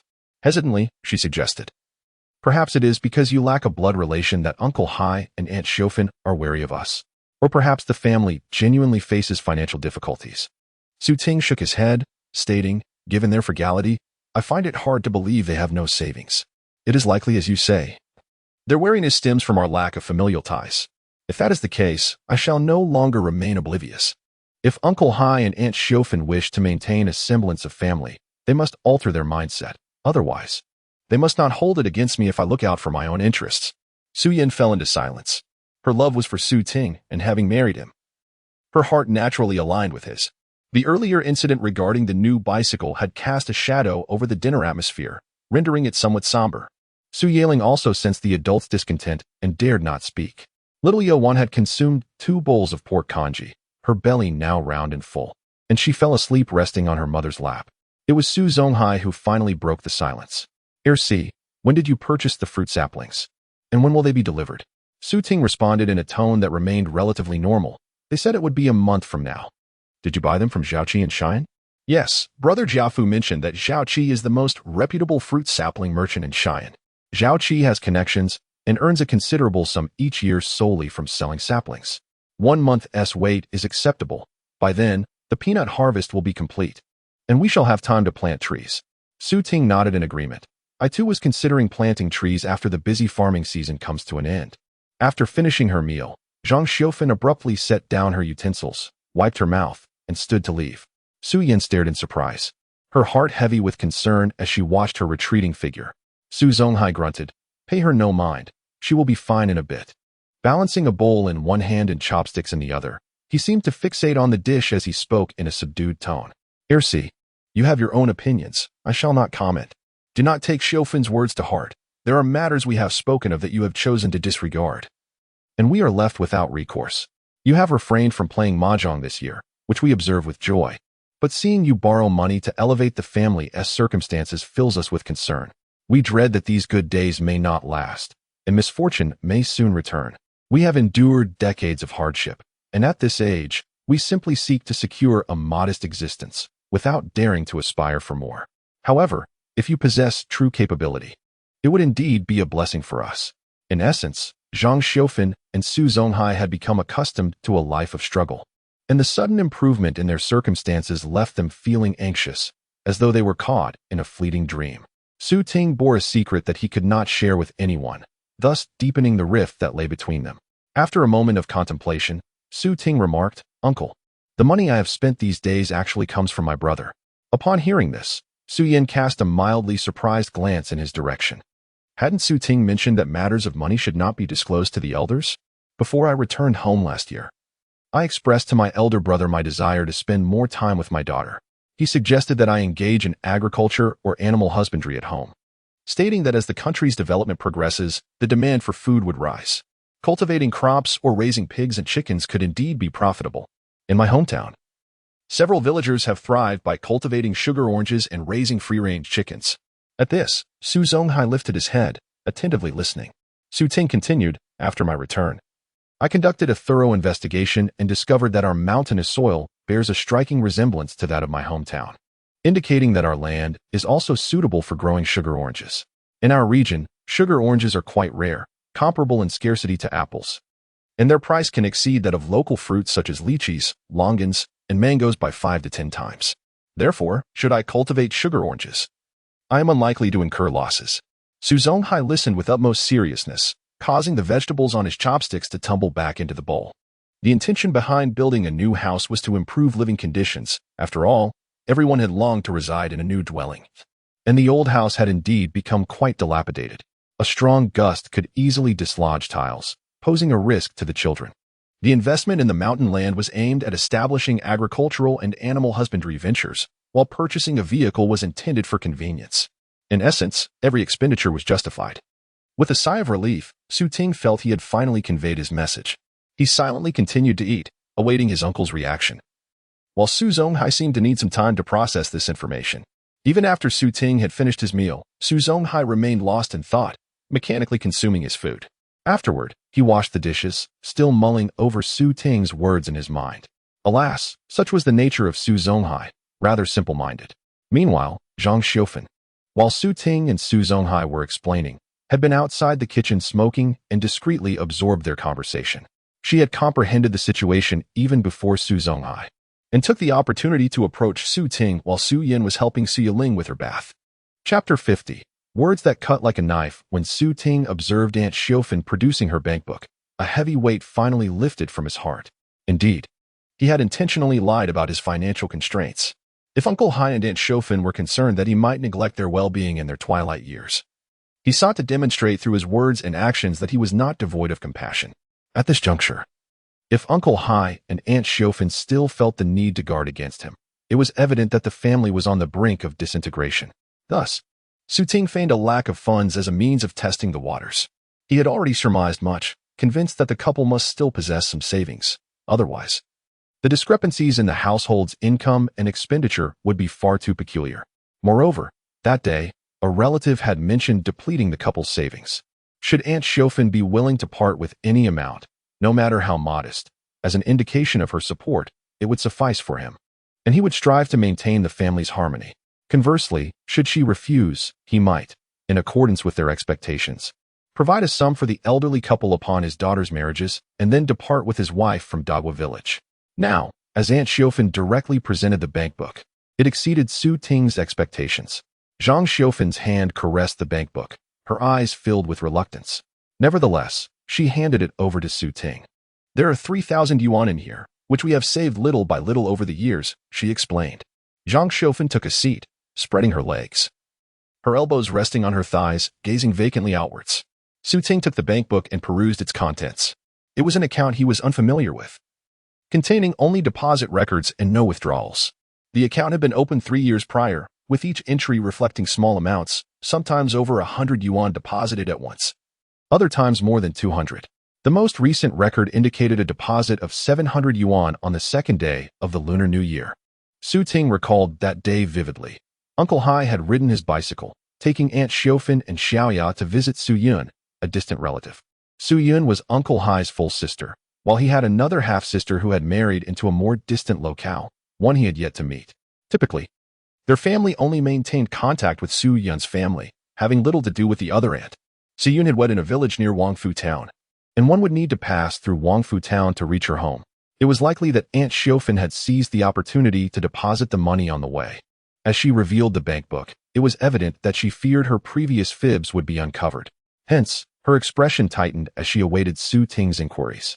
However, upon finishing his review, Ting returned the bankbook to her. "Aunt, this is our family's nest egg. It should not be used lightly. Please keep it safe," he stated with utmost sincerity. Zhang Xiufin's expression relaxed slightly. She insisted, "If I let you use it, you should use it. Your siblings are aware of giving you money, and I feel embarrassed to keep it hidden."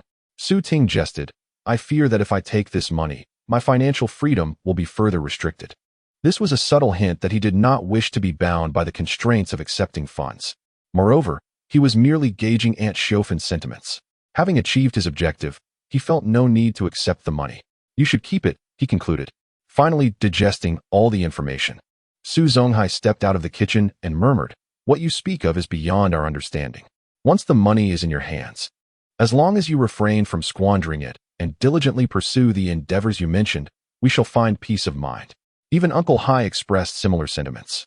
Ting contemplated, realizing that only with the financial contributions and efforts of the entire family could they collectively embark on their ventures. "Very well. I shall keep this 3,000 yuan for now and only utilize it in times of urgency." Ting tucked the bankbook away. For his entrepreneurial aspirations, 3,000 yuan was but a drop in the ocean. However, without the sign-in system, he would have possessed barely 1,000 yuan, let alone 3,000. Thanks to his previous life's memories, Ting had long anticipated the revelation of the elder's hidden savings. Yet, Su Yin believed that Zhang Xiufin could only possess a few hundred yuan at most. Who would have thought it would amount to 3,000? The moment she heard this figure, Su Yin's expression darkened. Once they finished speaking, she turned away with a stormy face. Observing this, Su Zonghai and Zhang Xiufin exchanged glances.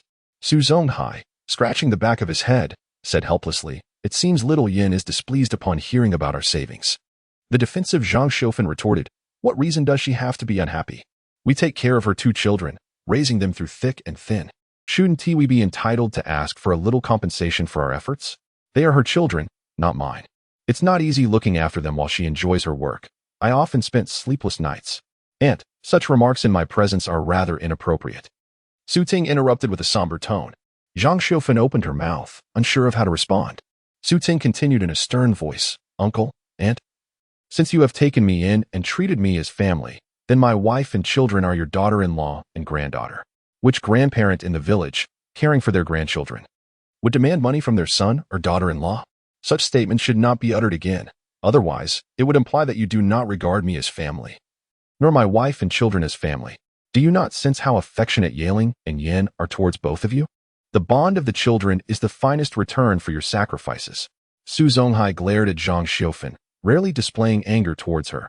Having a mouth is meant for. Chapter 51. Cherishing one's own wife, Su Ting chose to remain silent, urging her not to indulge in wild thoughts. He truly struggled to offer comfort to the child. Upon arriving at Su Zhichuan's home, Li Meiying quietly inquired, "What happened to Xiaoyun? She just cried and ignored us when we spoke to her." Rushing into her room and locking the door. Upon hearing this, Su Ting's heart raced with anxiety. Uncle Hai and Aunt Xiufan had often lamented about the lack of funds at home.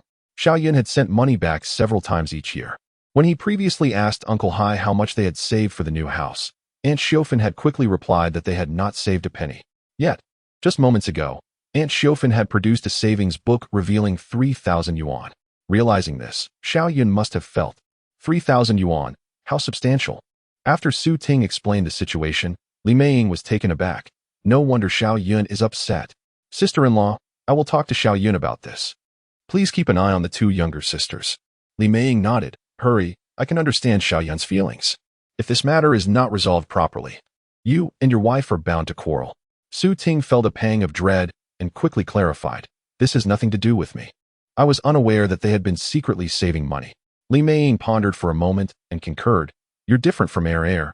You are not their biological son. So it is indeed possible they kept money from you." Heir referred to Su Zhichuan. Clearly, Li Meiying had long suspected that her in-laws had conspired with her husband to secretly hide money from her. Su Ting had little desire to involve himself in their family affairs and approached the door, knocking gently. "Wife, please open the door and let me in." Hearing Su Ting's voice, Su Yun opened the door. He entered and locked it behind him. The room was enveloped in darkness as Su Yun returned to the bed. Su Ting asked, "Why is the light off?" He turned on the light and, upon glancing back, saw her eyes were red and tear-streaked. Kneeling by the bed, he looked up at her. "Have you been crying?" Su Yun turned her head away, silently wiping her tears. The grievances and bitterness within her felt as if they could drown her. Su Ting raised his hand. "I swear, I had no idea that Uncle Hai and Aunt Xiufan were hiding money. I certainly did not collude with them to mistreat you." At his words, Su Yun choked back a sob. "I had never doubted them before. I never imagined they could act this way. We toil tirelessly every day, and I never complain, just wanting to earn enough for everyone to live well. I haven't even bought myself a new piece of clothing." Su Ting stood and enveloped her in an embrace. "My dear, I know you have been the pillar of this family. Meanwhile, I squander my time playing mahjong, drinking, and smoking, barely managing my own expenses, while the money I send home is largely saved by your frugality." Su Yun whispered through her tears. "Then why do they treat me like this? They always tell me there is no money at home. I have been eager to get the new house built. The old house is dilapidated. Last time, during the storm, many tiles blew off and nearly hit Yaling. I have been saving diligently, all in hopes of enabling my family to move into a new home soon. Despite having amassed a considerable sum of 3,000 yuan, I have been consistently deceived with claims that my family cannot spare a single penny. Previously, Aunt Xiufan frequently urged me to borrow money from my maternal family to aid in constructing the new house. Fully aware that my estrangement from my parents was a consequence of my devotion to her and her family, for years I have been too ashamed to return home. How could I possibly muster the courage to ask my maternal family for financial assistance?" As the conversation progressed, Su Yin found herself overcome with emotion. Su Ting instinctively tightened his embrace around her petite frame, feeling a pang of guilt as he murmured, "I'm sorry. It's all because of me that you have endured such hardships." Without him, Su Yin would never have quarreled with her parents, leaving her without a place to turn. Now, having come to regard this place as her home, she was suddenly struck with the painful realization that the people within had been deceitful, treating her as an outsider, merely a means to an end. In her previous life, Su Yin had suffered even more, for even her husband had shown her indifference and neglect. In this lifetime, Su Ting was determined to lavish her with kindness, seeking to atone for the wounds inflicted upon her in the past. "From now on, you shall not endure such grievances any longer. Uncle Hai and Aunt Xiufan will eventually recognize their mistakes. If they do not apologize to you, you need not forgive them. Should they take issue with you, Let them direct their ire at me. I shall not allow them to mistreat you, Su Ting declared resolutely. It was his duty to cherish his wife and shield her from any harm or injustice. Though Su Yan remained silent, she silently returned his embrace, burying her head against his abdomen, her tears gradually ceasing. Husband, she said in a soft, nasal tone, her voice laced with a hint of playfulness. Su Ting's heart melted at the sound, and as he looked down, he saw Su Yan gazing up at him, her eyes and nose flushed, her lips slightly pouting, embodying a picture of vulnerability. Unable to resist any longer, he leaned down and pressed his lips against hers, igniting a tender moment between them. As the scene unfolded, Su Ting was simultaneously engaged in the embrace while his mind wandered. Relieved that the two children were being taken care of and that he had locked the door upon entering. Given the pressing nature of time, prolonged engagement could raise suspicions. Thus, Su Ting concluded their passionate encounter within half an hour. Afterward, the couple hastily composed themselves, pretending as if they had just reconciled, and stepped out of the room in search of their children. To their surprise, the house was enveloped in silence. Chapter 52. The Savings Book Incident. Although Su Yan did not confront Zhang Xiaofan yesterday, she remained troubled by the events that transpired. However, in front of her daughter, Su Yan concealed her discontent. She feigned nonchalance and remarked, "Do not overthink it. Family is family, and blood relations are not of paramount importance. There are matters between adults that children often fail to comprehend, and worrying excessively serves no purpose." Su Yaling nodded in quiet agreement, burdened by her own inner turmoil. Su Yan found herself unable to comfort her daughter, hoping instead that adult issues would not cast a shadow on the child. As Su Yan escorted Su Yaling to school, Su Ting sought out Su Zonghai and Zhang Xiaofan to discuss the matter. "Uncle, aunt, regardless of the circumstances, Xiaoyan has always been sincere towards you," Su Ting stated earnestly, fixing his gaze upon them. "You claim the family is in financial trouble, yet Xiaoyan has tightened her belt to send money home. This behavior is unbecoming of you. If you wish for the family to live harmoniously, when Xiaoyan returns, I urge you to acknowledge your shortcomings." Su Zonghai readily agreed. "Very well." However, Zhang Xiaofan, struggling to swallow her pride, murmured, "Is it really necessary?" She contemplated pretending as if nothing had happened, hoping to brush it aside. But Su Ting, informed by previous experiences, understood that dismissing Su Yan would only foster resentment. He remarked coolly, "Human hearts are made of flesh. Xiaoyan possesses a gentle temperament and never argues back. Yet that does not imply she lacks a temper. If you believe that in the future, Xiaoyan will regard you with the same disdain as Jichuan's wife towards her in-laws, and you are indifferent to this, then so be it." As soon as he finished speaking, Zhang Xiaofan's anger flared. How dare she? Observing this, Su Ting's expression grew cold as well. "This is not a matter of daring. It concerns your worthiness. Xiaoyan has done nothing wrong, and she has been wronged in your presence. She is entitled to her feelings, and when the time comes, I will not side with you, for it is you who are in the wrong." With that, Su Ting turned and left the house, leaving Zhang Xiaofan to lament loudly, claiming, "If he were my biological son, he would never speak to me like that." Yet this time, even Su Zonghai did not come to her aid. Fuming, Su Zonghai retorted, "Go ahead and make a scene. If the 24th day arrives with Xiaoyan and the two granddaughters returning to Sichuan, I shall accompany them. You can go on your own." Knowing full well that the 24th was not their biological son, Zhang Xiaofan's obstinacy was manifestly pushing him away. He could not forgive anyone who would drive away his granddaughter, and with his wife unwilling to relent, he decided to disregard her entirely. With both men in the household having expressed their positions, Zhang Xiaofan had no choice but to concede. Upon Su Yan's return, Su Zonghai broached the topic of the secret savings. "Xiaoyan, I must confess that not being truthful with you was my fault. I truly did not know how to approach the matter. Perhaps you could scold me a bit to ease your frustration?" His words, though rough, carried a sense of sincerity that was remarkable for a simple rural man like Su Zonghai. However, Su Yan remained silent. In truth, she suspected that the entire affair was instigated by Aunt Xiaofan. Given Uncle Hai's character, he is not one to harbor ulterior motives or think too far ahead.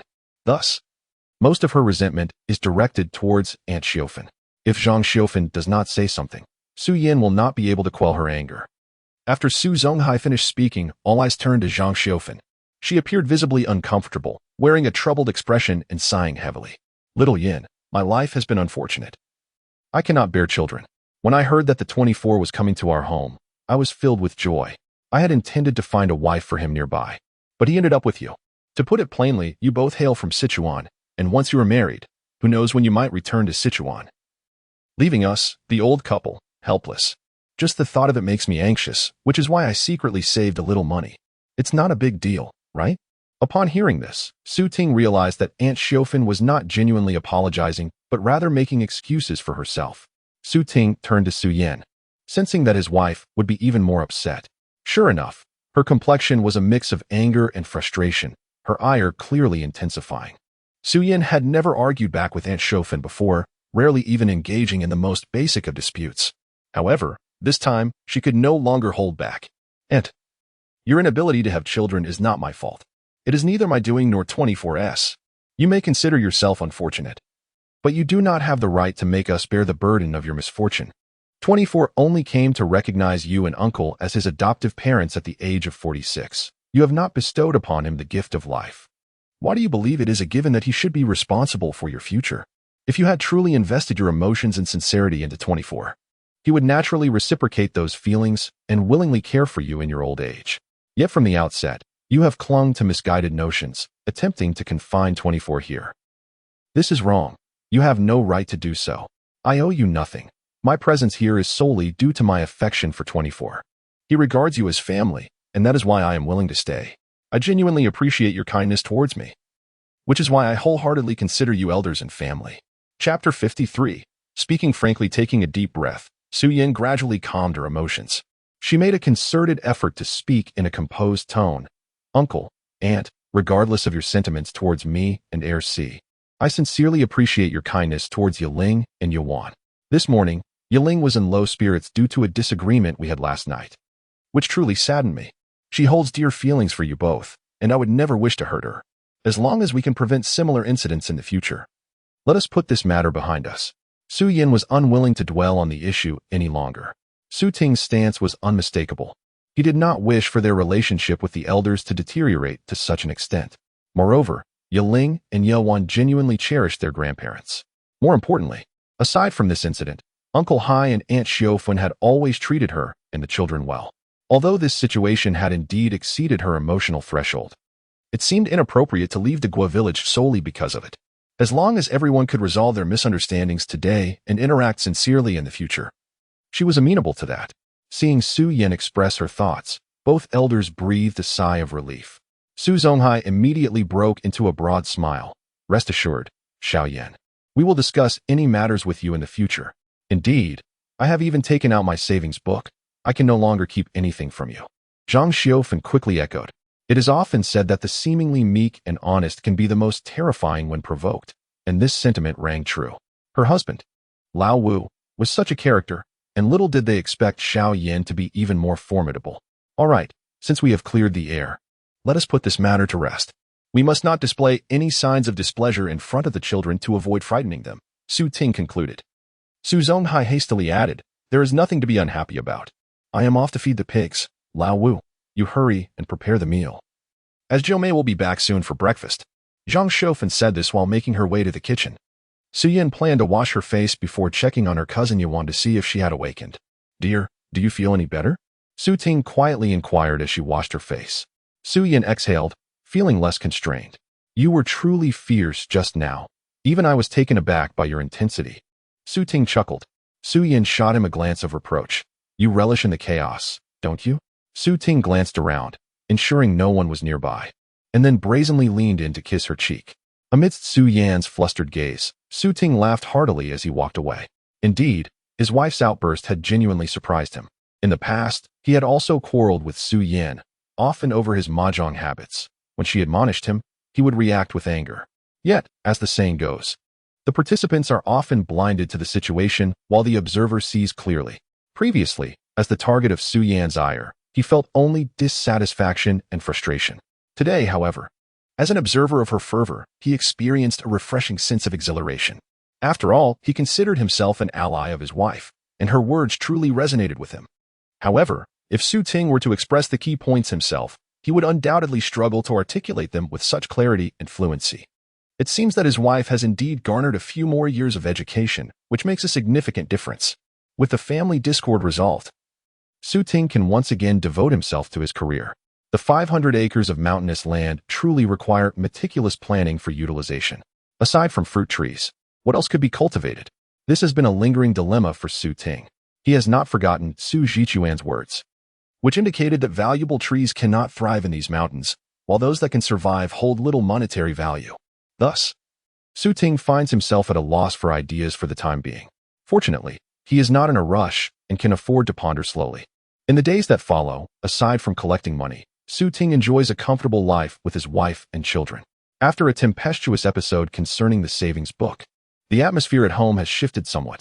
For instance, Zhang Xiaofan has tempered her temper, and her instances of cursing have significantly diminished. Even when she does lose her temper, it is directed at Su Zonghai rather than Su Ting and Su Yan. Meanwhile, Su Yan appears as though nothing has transpired, continuing her life as usual. Li Meiying privately remarks that Su Yan is too submissive and does not advocate for her own rights. Yet, Su Yan believes there is nothing worth contesting. She dislikes the constant turmoil at home and prefers a harmonious family environment. Under the scorching sun, the summer harvest season has finally arrived. In the valley of Sun Mountain, golden rice fields stretch as far as the eye can see, with figures diligently harvesting the crops. Along the hillside paths, a row of shady trees provides respite from the heat. Beneath the shade, a piece of cloth is laid out, where a toddler, around 3 years old, lies soundly asleep. Occasionally, a few flies land on her face, prompting her to gently swat them away with her soft little hand, smacking her rosy lips before returning to her peaceful slumber. Su Yailing, how many times must I tell you to put on your clothes? The sound of Su Ting's furious shout echoes across the fields. Had this been 6 months ago, such a roar would have sent both children into a state of panic. However, now no. It's too hot. I'm melting. The little girl not only remains unafraid. Chapter 54. Summer harvest. Su Ting approached with a sickle in hand. Where? Su Yan pointed to the cluster of rice before them. Su Ting parted the heavy rice ears and spotted a small black shadow darting away. On the ground lay a nest containing several eggs, each adorned with black speckles and only half the size of a chicken egg. The blackwater chicken has made its nest in the rice field. Look, there are bird eggs as well, Su Ting remarked, bending down to lift the nest for Su Yan to see. Was that the blackwater chicken that just scurried past? Su Yan asked, intrigued, as she picked up one of the eggs. Is this an egg from a chicken or a bird? It seems to resemble a bird, Su Ting replied uncertainly. Turning to inquire, Uncle Hai, is the blackwater chicken a chicken or a bird? Without lifting his head from the task of harvesting rice, Su Zonghai gruffly responded. The blackwater chicken is by no means a chicken, it merely bears the name. Su Yan, bewildered, questioned, if it is a bird, why is it called a chicken? Who knows? That's just what everyone calls it, Su Zonghai replied with a coarse voice. Su Ting shrugged, choosing not to dwell on the matter, and called out to his daughter. Su Yiling, upon hearing about the bird eggs, joyfully rushed over and took the nest from her father's hands, cradling it with great care. Daddy, can I hatch the bird eggs into little birds? I want to raise them. Su Ting grinned. Don't you want to eat the bird eggs? The little girl shook her head. I can eat meat now, so I don't need to eat bird eggs. I think raising little birds sounds much more fun. Zhang Xiaofan, overhearing their conversation, scolded, a scholar should focus on his studies, not waste time on such trivial pursuits all day. Su Ting wore an expression of helplessness and lowered his voice. You heard her. I fear I cannot assist you. The little girl, holding the nest, walked away in disappointment. I will hatch the little birds myself. With the addition of these few bird eggs, Su Yiling became considerably more subdued, guarding her precious eggs and refraining from running about. The 4 adults worked swiftly, and before long, an entire section of the rice field had been harvested. The cut rice ears were loaded onto burdens, which Su Zonghai and Su Ting carried back home. The rice fields were situated in a valley, making mechanized farming difficult. Moreover, during this period, mechanization had yet to become widespread. Thus, people relied solely on manual labor. Under the scorching sun, sweat drips onto the soil beneath the rice. The poem Sympathy for Farmers poignantly encapsulates the arduous journey of every grain of food. After completing 2 sections of the rice fields, Zhang Xiaofan and Su Yan retired to rest beneath a tree on the hillside. Su Zonghai and Su Ting, having just returned with the rice ears, had not yet brought lunch. Su Yiling had somehow wandered up the slope, and upon waking from a nap, she cheerfully trailed behind her sister. The 2 girls frolicked among the thickets. Seeing them, Zhang Xiaofan began to admonish, in such blazing sunlight, why are you, 9th sister, wandering up the mountain with 13th sister? Be wary of caterpillars stinging you both all over. Grandma, I just saw a little black chicken run up there. I want to catch it, Su Yiling replied, her head down as she intently searched among the trees. Su Yin was concerned about the two of them. Yiling, come down quickly. I'll be down in a moment. Su Yiling replied with an air of indifference, her focus entirely on searching for the small stuffed chicken. Xia Yuan adored following her elder sister, mimicking her every move as she bent down to look for things, albeit without any understanding of what her sister was actually seeking. Given Xia Yuan's short stature and petite legs, Su Yin worried that she might wander carelessly on the hillside and injure herself, so she went up and forcibly carried her down. Just then, the sound of a bicycle bell rang out. Su Yin turned her gaze in the direction of the sound and spotted her husband riding his newly purchased bicycle, slowly approaching with a bamboo basket. Yiling, come down. Daddy has brought food, Su Yin called out again, her tone now tinged with urgency. Su Yiling recognized the command in her mother's voice and could no longer refuse. With a sense of reluctance, the little girl let out a soft "oh" and descended the hillside with a heavy heart. Daddy, I want to ride the bicycle, she exclaimed, reaching out her arms towards Su Ting, who had just arrived. Wait a moment. Let me unload the basket first, Su Ting replied as he gradually came to a stop, his feet grounding the bicycle. Zhang Xiufan came over to assist, lifting the bamboo basket filled with food from the rear of the bicycle. What has Lao Wu been doing at home? Why has Ti come to plow the fields? She inquired. He went to the hillside to lead the ox. He will be back shortly, Su Ting responded while placing the child on the front bar of the bicycle. Daddy, I want to ride the bicycle too, Su Yiling pleaded, her eyes sparkling with hope. Aren't you hungry? Let's eat some porridge first, Su Ting suggested. Su Yiling scratched her head. What about you? I've already eaten. I'll take your sister for a short ride, and when you finish eating, I'll come back to get you, he explained. As he spoke, Su Ting pressed down on the pedals, and the bicycle surged forward. The little girl sat on the front bar, gripping the handlebars tightly, joyfully shouting with glee. The warm summer breeze rushed towards them, the bicycle wheels whirring rapidly as their speed increased. As they sped up, the wind seemed to grow stronger, finally offering a hint of refreshing coolness. Along the mountain road, many villagers were harvesting rice. Upon seeing Su Ting riding his new bicycle with his daughter, some intentionally. Chapter 55 Humph was seen as quite upset. Compared to the leisurely spring plowing, the summer harvest is rather rushed. Following the summer harvest, one must promptly cultivate seedlings to ensure that the summer sowing occurs by mid-June. This practice, known as summer planting, allows for yet another harvest of rice from late October to early November. Thus, after each section of rice field is harvested, Su Zonghai diligently floods the field and plows it anew, preparing for the forthcoming summer sowing. The processes of summer harvest and summer sowing are seamlessly interconnected. The pressing timeline leaves everyone little room for the leisurely pace characteristic of spring plowing. Fortunately, this year, the family has gained 2 additional laborers, making tasks somewhat more manageable. In the afternoon, Su Zonghai collected rice ears from the freshly harvested field. Once he finished gathering, he commenced plowing the land. This plot was designated for breeding, thus necessitating early preparation. The others proceeded to another rice field to continue their harvest. Su Yiling was tasked with watching over her younger sister along the mountain path. And to ensure the little one behaved, the young girl reluctantly shared a black water chicken's egg with her. The little one, greedy, clamored for more. Su Yiling assertively declared, "The remaining eggs are mine. If you want more, you must ask Daddy to find you some." Little Yuan pouted, her chubby hands clasped against her chest, sulking. Was son is upset. However, it was of little consequence. Su Yiling proudly lifted her chin, exclaiming, "Who told you to sleep?" The 2 little ones squabbled animatedly, which provided the adults with greater reassurance, for when the children fell silent, it typically signified trouble was afoot. By 5 in the evening, Zhang Xiufan instructed Su Ting to lead his wife and child home. Tonight, we shall thresh the grain and will be busy until late. You all return and prepare dinner, and eat with the workers first. All right, Su Ting replied. When will you and uncle return? Sitting on the ridge, Zhang Xiufan crafted a simple water pipe from a detergent bottle, pinching a small amount of tobacco to fill the bowl. Upon hearing Su Ting's inquiry, she ignited the tobacco with a swift flick. I'll be back after another hour of cutting. Su Ting nodded and, carrying a load of rice ears, ascended halfway up the mountain, securely fastening the burden to his bicycle's rear.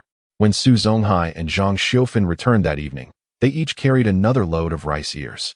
The remaining harvest would have to wait until the following morning. As for the assorted tools, they were to be carried back by Su Yan. These items were not particularly heavy. Otherwise, Su Yan would not have been able to manage them. Uncle, Aunt, we shall head home first. Su Yin called out to Su Zonghai and Zhang Xiufan in the fields after tidying up. From the valley below, Zhang Xiufan's voice echoed back, "It's getting dark. Hurry home, Grandpa," the little one shouted, her voice rising. Su Zonghai, busy plowing with the ox, replied, "What is it?" The little one continued to shout, "We need to gather snails." Hearing this, Su Ting frowned. At this hour, Grandpa has no time to collect snails. He still needs to plow the field.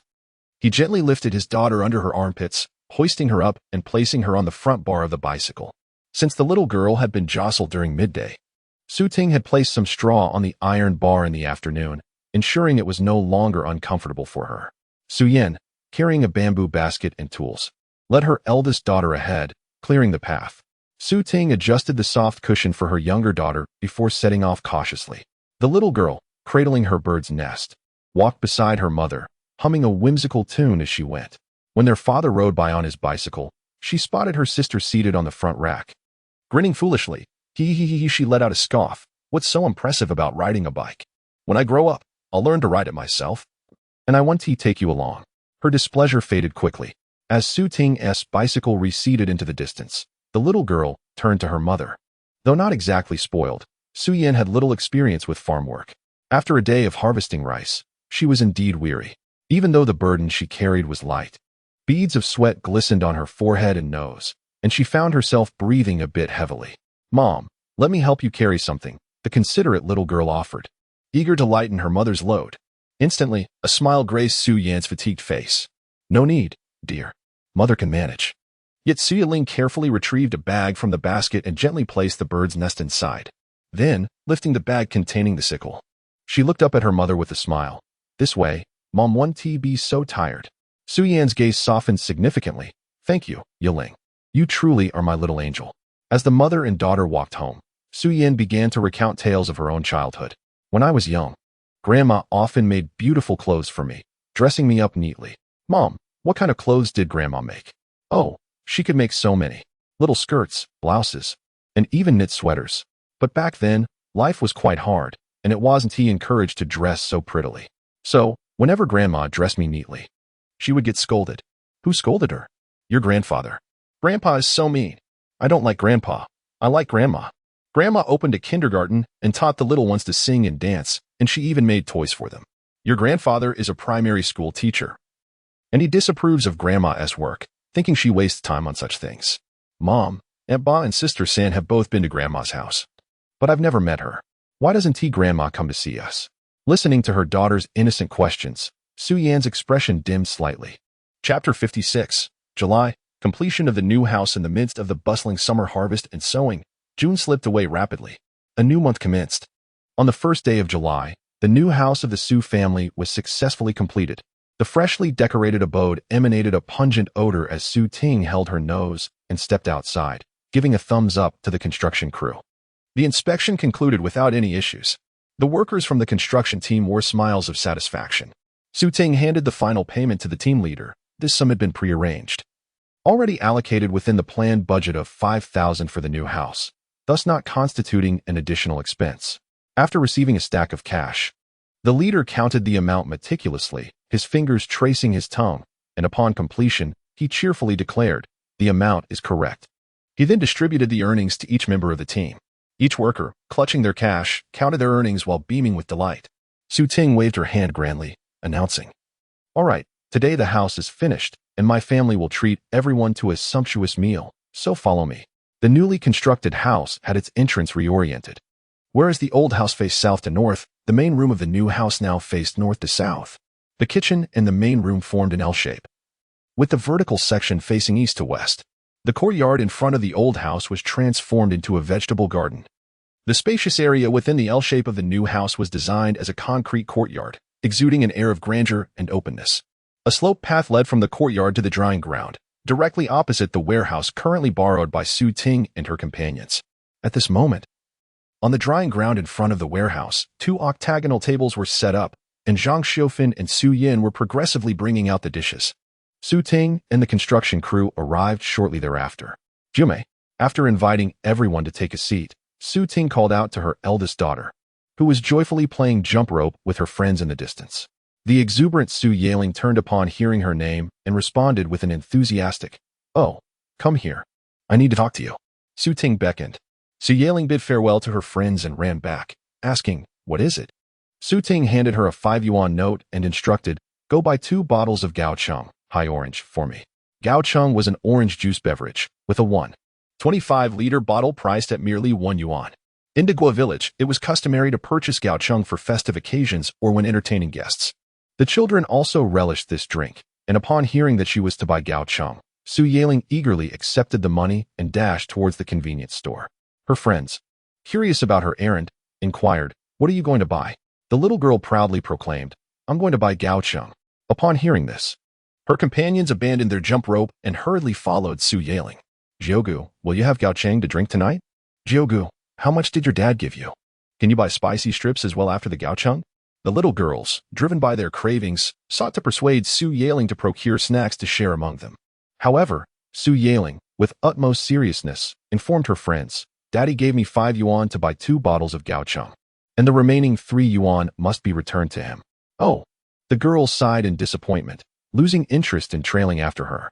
Only Su Jinxiu was willing to stay behind and assist Su Yaling in carrying the drinks home. Mame, hurry and call your grandparents down for dinner. As soon as the 2 young girls returned, Su Ting issued another command. Su Jinxiu grinned, all right. She set down the high orange drink she was holding and dashed towards home. Su Yaling approached her father with the 3 yuan in change. Dad, this is the leftover money. Su Ting merely glanced at it before averting his gaze. You keep it. Huh? The sudden surprise left Su Yaling momentarily stunned. However, Su Ting had already turned away, busying himself. In the kitchen, Su Zonghai was the sole chef, and she needed to assist him. Su Yaling tightly clutched the 3 yuan, her heart brimming with joy, eager to share her elation with someone.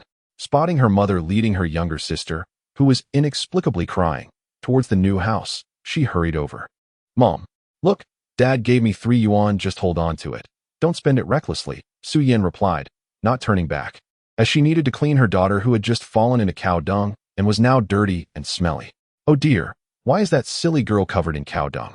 The young girl inadvertently caught sight of the black mess on her sister and recoiled in disgust, retreating several meters. The little one was already heartbroken, and seeing her sister's reaction only intensified her sorrow, her cries growing louder. Wah! Just now, you and Bame went to buy high oranges, and your sister followed closely behind you, but none of you paid her any mind. She ran too fast and accidentally fell into the cow dung. Su Yan explained with a headache. Yaling, your sister is too attached to you. The young girl pouted. That little crybaby. I don't care for her clinginess. Her legs are so short, and she runs so slowly. Every time we play together, I end up lagging behind just to wait for her. Su Yan couldn't help but laugh. She is your little sister. If you don't take her along, who will? The little one, often dismissed by her older sister, wailed, her face scrunched up in distress. Su Yaling remained silent and turned to run away. Chapter 57. A bit tipsy, the 8 immortals table typically accommodates 8 individuals. And even with 2 tables combined, it can host at most 16 guests. Excluding Su Jichuan, the construction team consists of 8 members. The Su Zongchuan family totals 8, while the Su Zonghai family comprises 6, thus providing enough for 3 tables. However, due to the large number of attendees, they must squeeze together. The construction team's table is augmented by the addition of Su Jichuan, necessitating Su Zonghai to represent his family and join them at the same table. The remaining guests gather at another table, with 3 individuals seated on each long bench. Those unable to find space hold their children in their arms. Ultimately, the elderly Su Zongchuan couple shares a bench with Su Changhu, while Su Ting and Su Yan sit with Su Yaling on another. Li Meiying is accompanied by her eldest son Su Changlong and her youngest daughter Su Jinxiu. Zhang Xiufan cradles little Yuan and sits alongside Su Jinying. Each table is served a bottle of high orange juice, with each person pouring themselves a bowl. As Su Jichuan reaches for the high orange to pour, he discovers that the bottle has already been opened. Who among them has surreptitiously indulged in this drink? The young girl beside Su Ting shrinks back, and noticing Su Yaling's guilty demeanor, Su Ting instantly grasps the situation. He casts a fierce glare, causing the girl to recoil even more. This was intended for entertaining guests, and yet, Su Ting is ready to reprimand her, but Su Yan interjects. Yaling did not open it for herself. Yuan was crying earlier, and Yaling, wanting to comfort her sister, opened the drink and poured a bowl for her. Su Ting's intended admonishment is abruptly halted. He picks up the untouched bottle of high orange from his table and hands it to Su Yuan. Brother, drink from this one. I had a bowl from the other since I was thirsty. Oh, it's of no concern. Anyone can drink it. Let us just have more dishes. The construction team's captain jovially remarks. Su Zonghai barks out a question. Why didn't you buy 2 bottles of yellow urine? A humorous moniker for beer used in the village. As the group still needs to ride their bicycles home. Su Ting instinctively responds, but mid-sentence, he pauses. Realizing the inconsistency. Wait, everyone is riding bicycles, not in cars. There is no one to check for drunk driving. Why shouldn't they drink? Recognizing his oversight. Su Ting hastily stands to apologize. My sincerest apologies, everyone. My mind momentarily faltered. I'll go buy some alcohol right away. If it's not too much trouble. I'll get 2 bottles for us to enjoy. We rarely have the opportunity to drink, so let us relish this rare occasion. At the mention of alcohol, the men's eyes gleam with enthusiasm. Su Ting promptly heads to the convenience store to buy the drinks. Su Yaling watches his hurried departure with a touch of melancholy. Su Yin gently pats her shoulder, whispering in comfort, It's all right. Your intentions were good. It's acceptable at home, but when visiting others, one must refrain from such actions. Su Yaling nods, feeling a bit downcast. It's just a small matter. It's nothing to worry about. Let us eat, Su Yin reassures her, ruffling her hair. After a short while, Su Ting returns carrying a case of beer. The construction team members, seeing this, promptly express their polite objections. There is no need to buy so much alcohol. What an extravagant expense. This case of wine costs around 20 yuan. Su Ting responded cheerfully. After all the hard work everyone has put in over the past 6 months, it is only fitting to indulge in a bit of wine as a reward. If it's insufficient, I shall procure more. That is enough, truly. Uncle 24 is indeed generous. The captain's face radiated with a simple smile as he uttered these words. Under normal circumstances, Zhang Xiufan would undoubtedly perceive Su Ting as putting on a facade of grandeur. Although she would refrain from voicing her thoughts in front of guests, her expression would likely betray her discontent. Later, she would surely grumble about the extravagance of purchasing a case of beer. However, at this moment, Zhang Xiufan exhibited no signs of disapproval, her demeanor remaining quite composed. It is true that the previous incidents involving the bicycle and the bank book left a deep impression on her, instilling a sense of caution and an understanding that certain topics were best left unspoken. When Su Ting returned with the wine, everyone encouraged him to join in for a few drinks. Fifth master can't drink. Uncle 24, if you don't drink with us, the wine will lack flavor. The construction team leader boisterously declared. No, I have abstained from alcohol for several months. Su Ting reiterated his refusal. Su Yuan, puzzled, remarked, but 24? Weren't you fond of drinking in the past? Not only did you drink, but you also smoked and played cards. Recently, though, you stopped playing cards.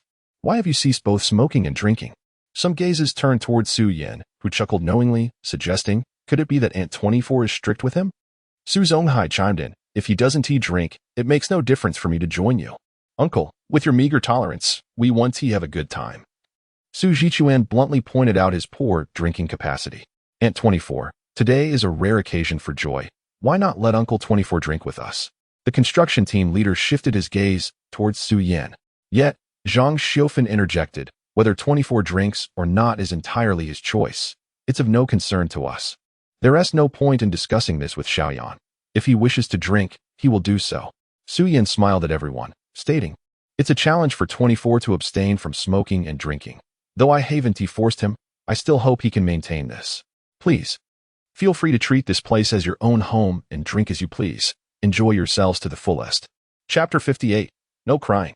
Otherwise, you shall not stay at my home today. In order to entertain the workers of the construction team, Su Zonghai slaughtered a chicken, while Su Ting purchased 2 pounds of pork and 2 pounds of ribs to prepare a stew in the morning. Consequently, this meal left everyone with greasy lips. By 7 or 8 o'clock in the evening, after a hearty feast, the group set off for home. Among the 8 of them, 5 possessed bicycles. After all, as workers in construction, everyone needed a mode of transport for convenience. Currently, the most affordable and common means of transportation is the bicycle. If a few individuals live nearby, they can pool their resources to purchase a single bike. At present, there are no large vehicles on the road, and under the silvery moonlight, they rode home safely, with little chance of accidents. Once the construction team departed, Uncle and Auntie helped Aunt Xiufan clear the tableware.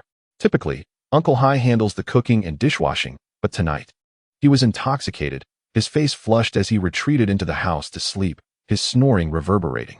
Zhang Xiaofan muttered to herself while tidying up.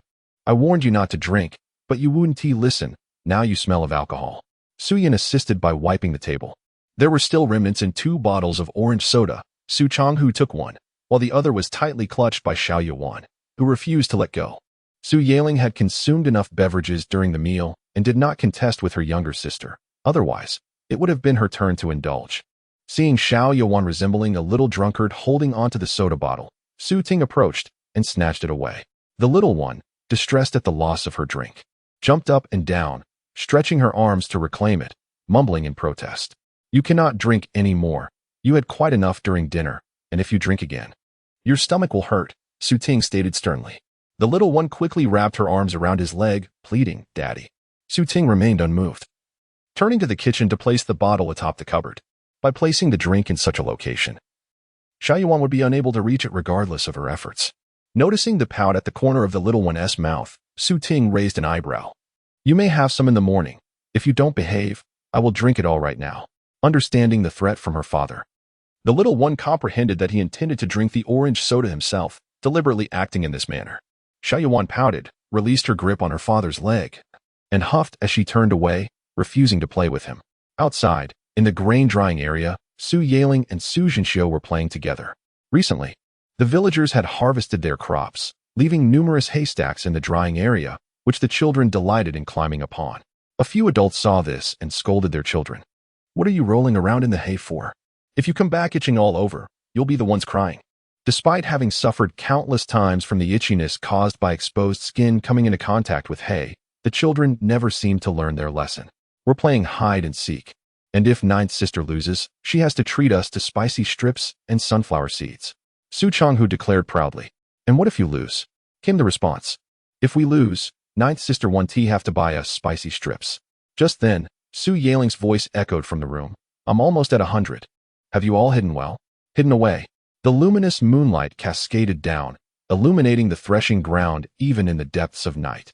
A few children scampered off to various corners to conceal themselves, while Su Yaling emerged from her room to commence a game of cat and mouse. Trailing closely behind her was a little one, who eagerly assumed the role of a scout, surveying the surroundings.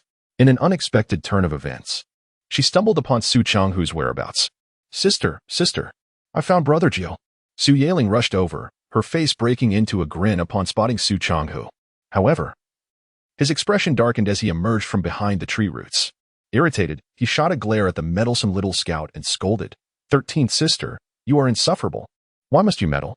The smile on Xiao Yuan's face vanished instantly, leaving her at a loss for words as she gazed at him.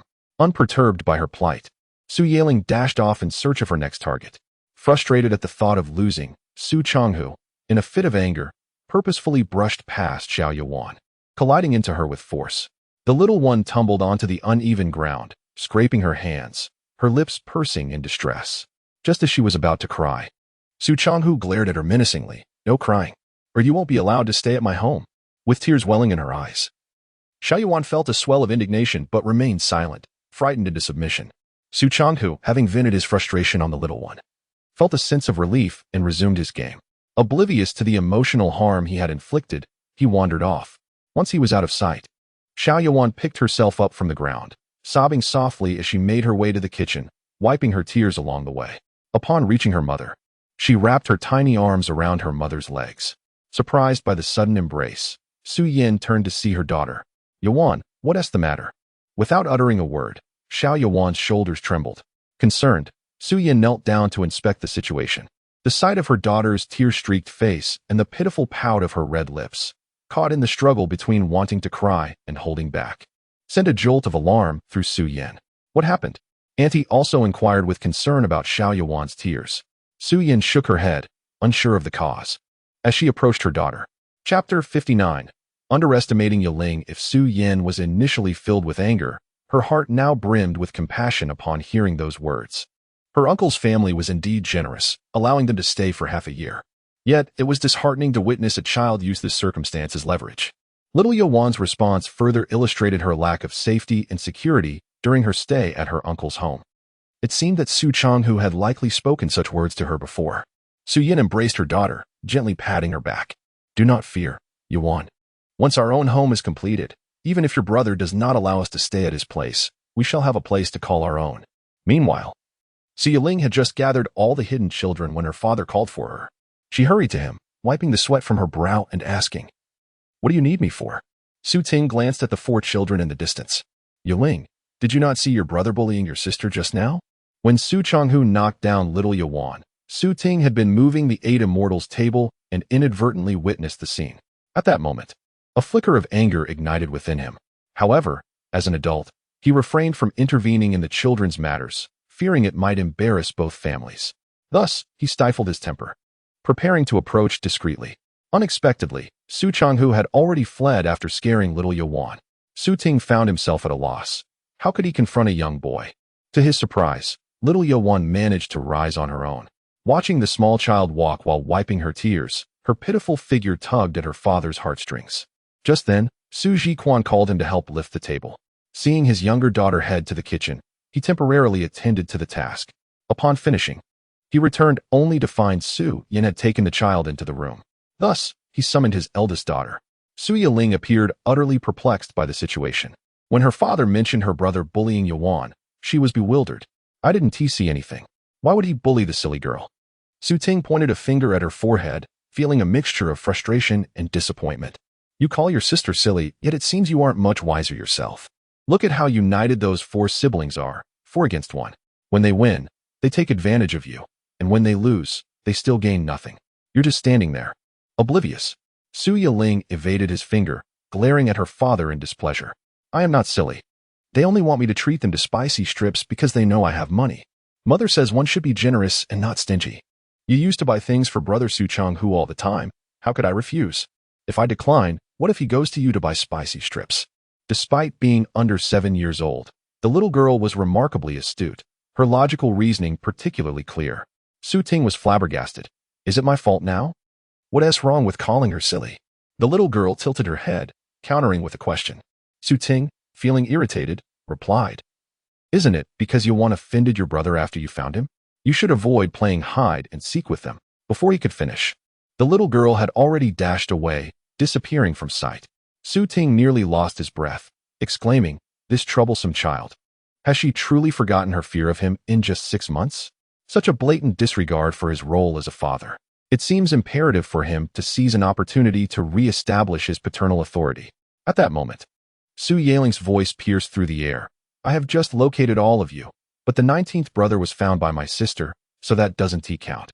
I shall now offer the 19th brother another chance. 19th brother, go and hide. I will count to 100. If I cannot find you tonight, you shall be the victor, and I will treat you to spicy strips alone." Upon hearing this, Su Ting chuckled, realizing that this daughter was deliberately opposing him.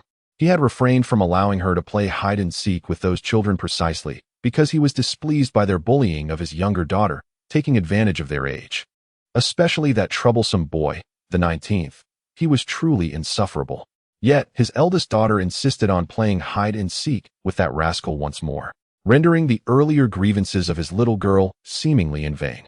While he pondered this, he heard Su Yiling add, 19th brother, this time, hide further away, otherwise it will be too easy for me to find you." Su Changhu perked up at this. "Can I hide down the slope?" The young girl nodded in agreement. "Yes, the slope, or even your family's orchard, will suffice." The more Su Ting listened, the more he sensed something amiss. Was such a vast area necessary for a mere game of hide-and-seek? While deep in thought, Su Yiling had already covered her eyes and commenced counting. 1, 2, 3. "What about us, 9th sister?" Su Zhenxiu inquired, scratching her head. Su Yiling paused her counting and said, 8th sister, you all should head back to bathe. Just now, Auntie was calling for you. It didn't sound too pleasant. If you don't return soon, you might get scolded." A shiver ran down Su Zhenxiu and Su Changlong's spines upon hearing this. They turned and dashed home. Su Zhenxiu waved at Su Yiling. "I'll head back first." After dispatching her 3 older siblings, the young girl resumed her counting. 15, 16, 17. Meanwhile, Su Changhu, determined to win, scurried to his family's orchard and climbed a tree to conceal himself. He waited patiently in the tree, anticipating Su Yaling's arrival. After a good half an hour of waiting, she had yet to come looking for him. Initially, Su Changhu reveled in the thought that 9th sister would surely be unable to find him. Victory was within his grasp. Chapter 60. Your husband is made of steel at 6 o'clock the following morning. Su Yaling finished her morning routine and hurried to the convenience store to purchase 2 packets of spicy strips. With these 2 packets in hand, she sought out Su Changhu to apologize. Last night, she had deliberately made Brother 19 wait for a long time, but in reality, she never went to find him. To her surprise, Brother 19 hid for such an extended period that it was only when Auntie came out looking for him that she heard the commotion and realized he had been punished. Su Yaling had no intention of letting Brother 19 be beaten. She merely wished for him to be bitten by mosquitoes. However, it seemed that she had arrived too early, for Su Changhu had yet to rise. As Su Yaling entered with her small backpack, she encountered Li Meiying and Su Zhenying. Auntie, 5th sister. I'm looking for Brother 19, she announced. Li Meiying, busy washing clothes with her eldest daughter, glanced back at her. Brother 19 is still asleep. Is 9th sister here to ask your father to take you to school? Su Yaling, clutching the 2 packets of spicy strips, wore a worried expression. Auntie, I was wrong last night. I didn't go to find Brother 19. I didn't realize he was waiting for me. I thought he would go home if I didn't show up after a while. Oh, your Brother 19 is always mischievous and gets into trouble daily. He is accustomed to it. If he goes a day without being punished, he feels uncomfortable, Li Meiying remarked dismissively. 16-year-old Su Zhenying, with her gentle and sweet appearance, exuded a serene demeanor.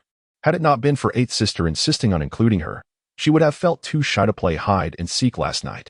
Upon seeing Su Yaling had brought spicy strips, Su Zhenying softly said, 9th sister, you bought spicy strips? Didn't you win last night? The 2 sisters held great affection for their elder sister, Su Zhenying. She promptly extended 1 packet of spicy strips to her.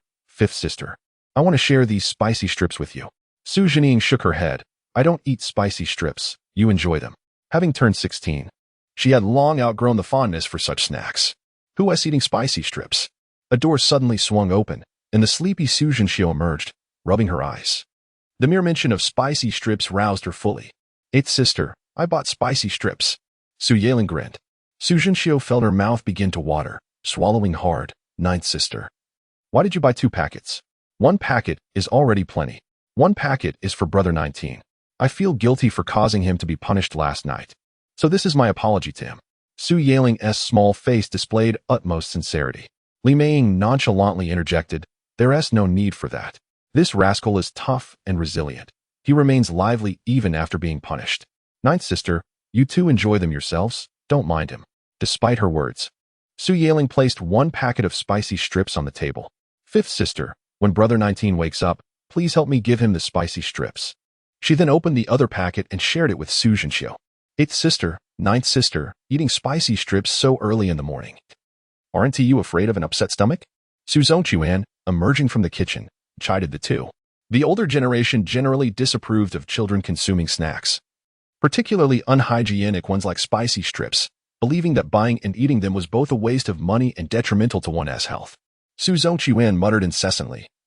These spicy strips, one can't even fathom what they're made of or how much MSG is infused.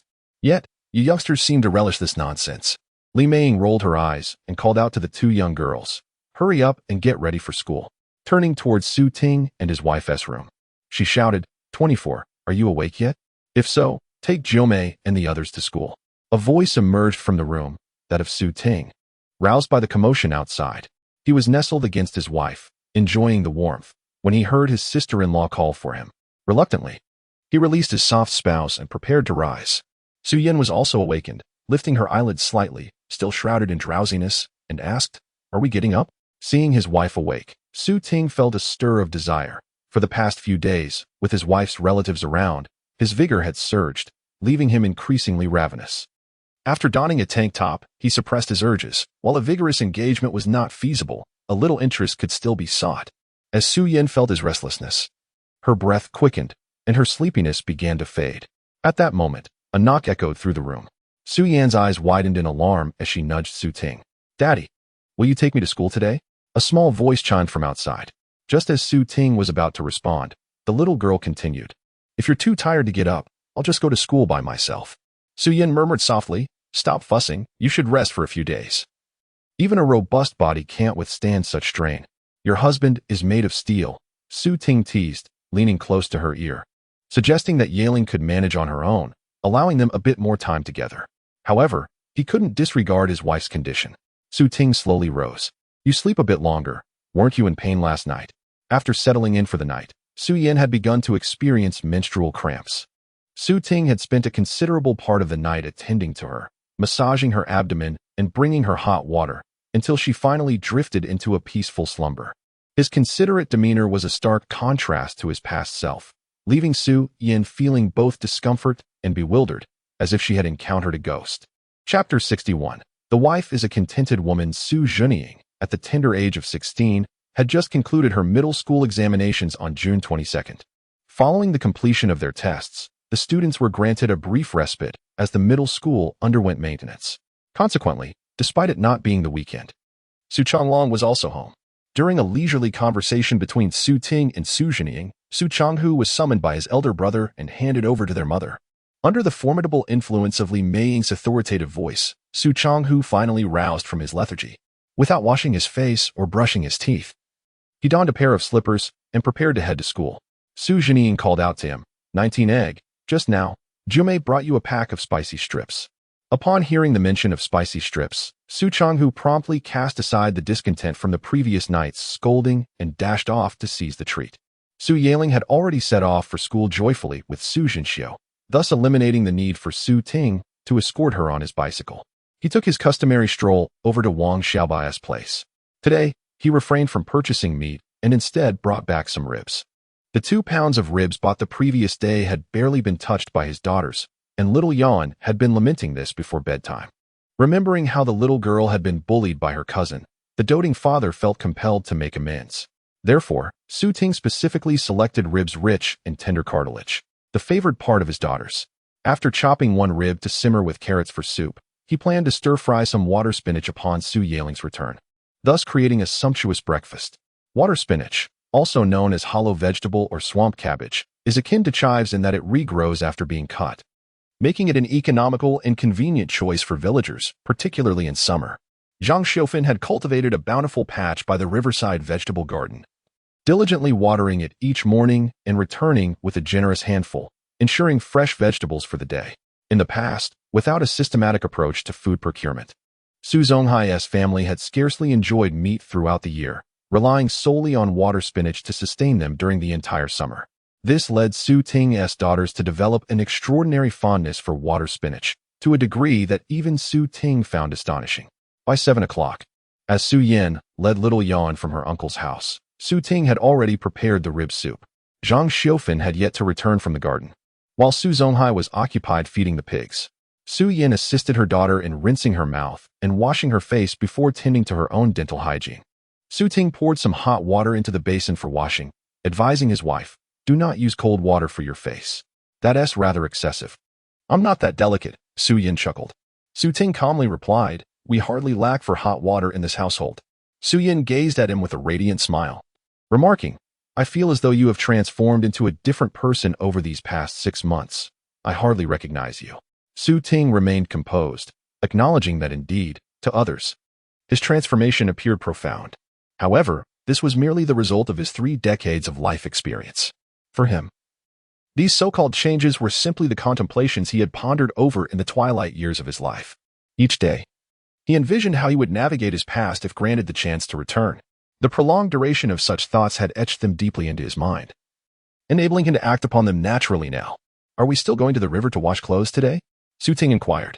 Su Yan nodded, explaining that the house was undergoing renovations and both she and Uncle Hai had lime dust on their clothes. Yuan's garments from yesterday were even stained with cow dung, so it would be better to wash them by the river. Oh, then you should quickly wash your face while I retrieve the clothes, she said. Su Ting entered the bathroom and lifted out the bucket filled with dirty laundry. This bathroom was simply constructed from wood, and Su Zonghai and his wife, along with Su Yaling, were all bathing inside. Honey, you shouldn't come with me. Didn't you say last night that fruit seedlings might arrive today from Shine Town? You should stay home with Yuan, she added. Finally, feeling a bit embarrassed, Su Yan added, besides, only women go to wash clothes by the river. It would only invite laughter if a man like you were to join. These past few days, her husband had been particularly attentive due to the visit from her relatives. When she planned to wash clothes by the river yesterday, Su Ting unexpectedly accompanied her. Although the experience was quite novel and enjoyable, the teasing remarks from the village women about their coupledom made Su Yin feel quite awkward. She did not want to be the subject of their jests any longer. Even if her brother Chi were to come, it wouldn't be this early. It's fine.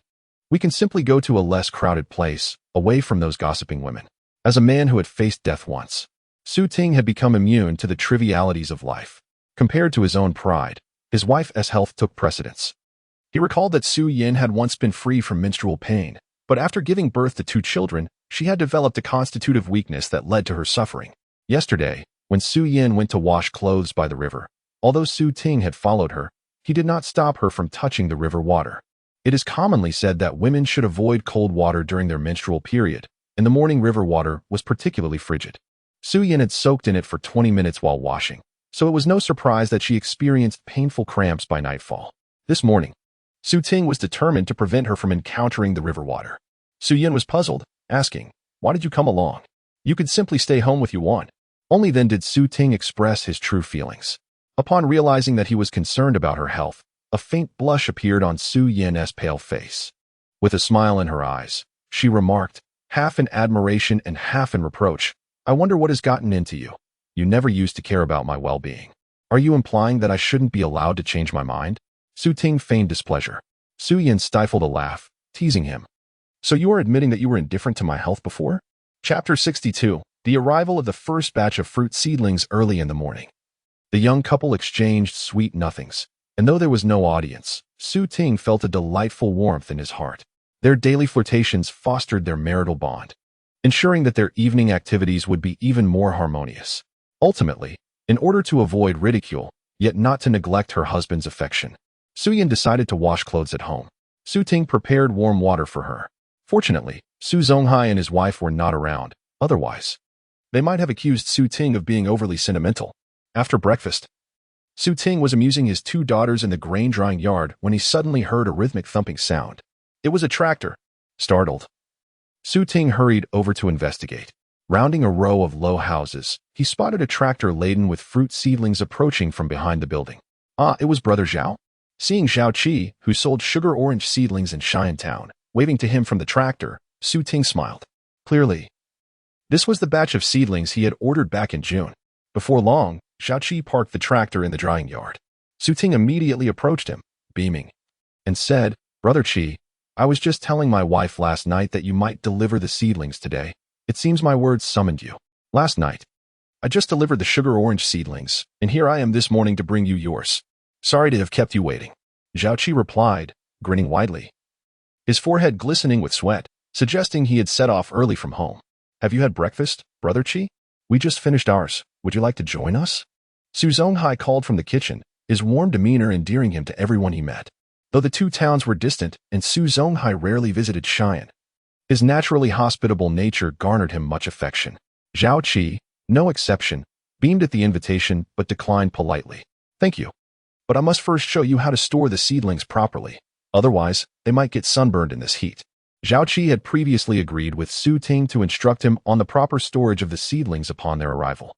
Su Zonghai wiped his hands and joined them, and the 3 men collaborated under Zhao Qi's guidance to arrange the seedlings. "Mom, Dad bought so many seedlings," Su Yaling exclaimed, tugging at her mother's sleeve. "Don't we already have an orchard? Why does Dad need to buy so many more?" The family's orchard primarily consisted of lychee trees, and since May, they had been enjoying an abundance of lychees. The fruit was incredibly sweet, and the children never seemed to tire of it.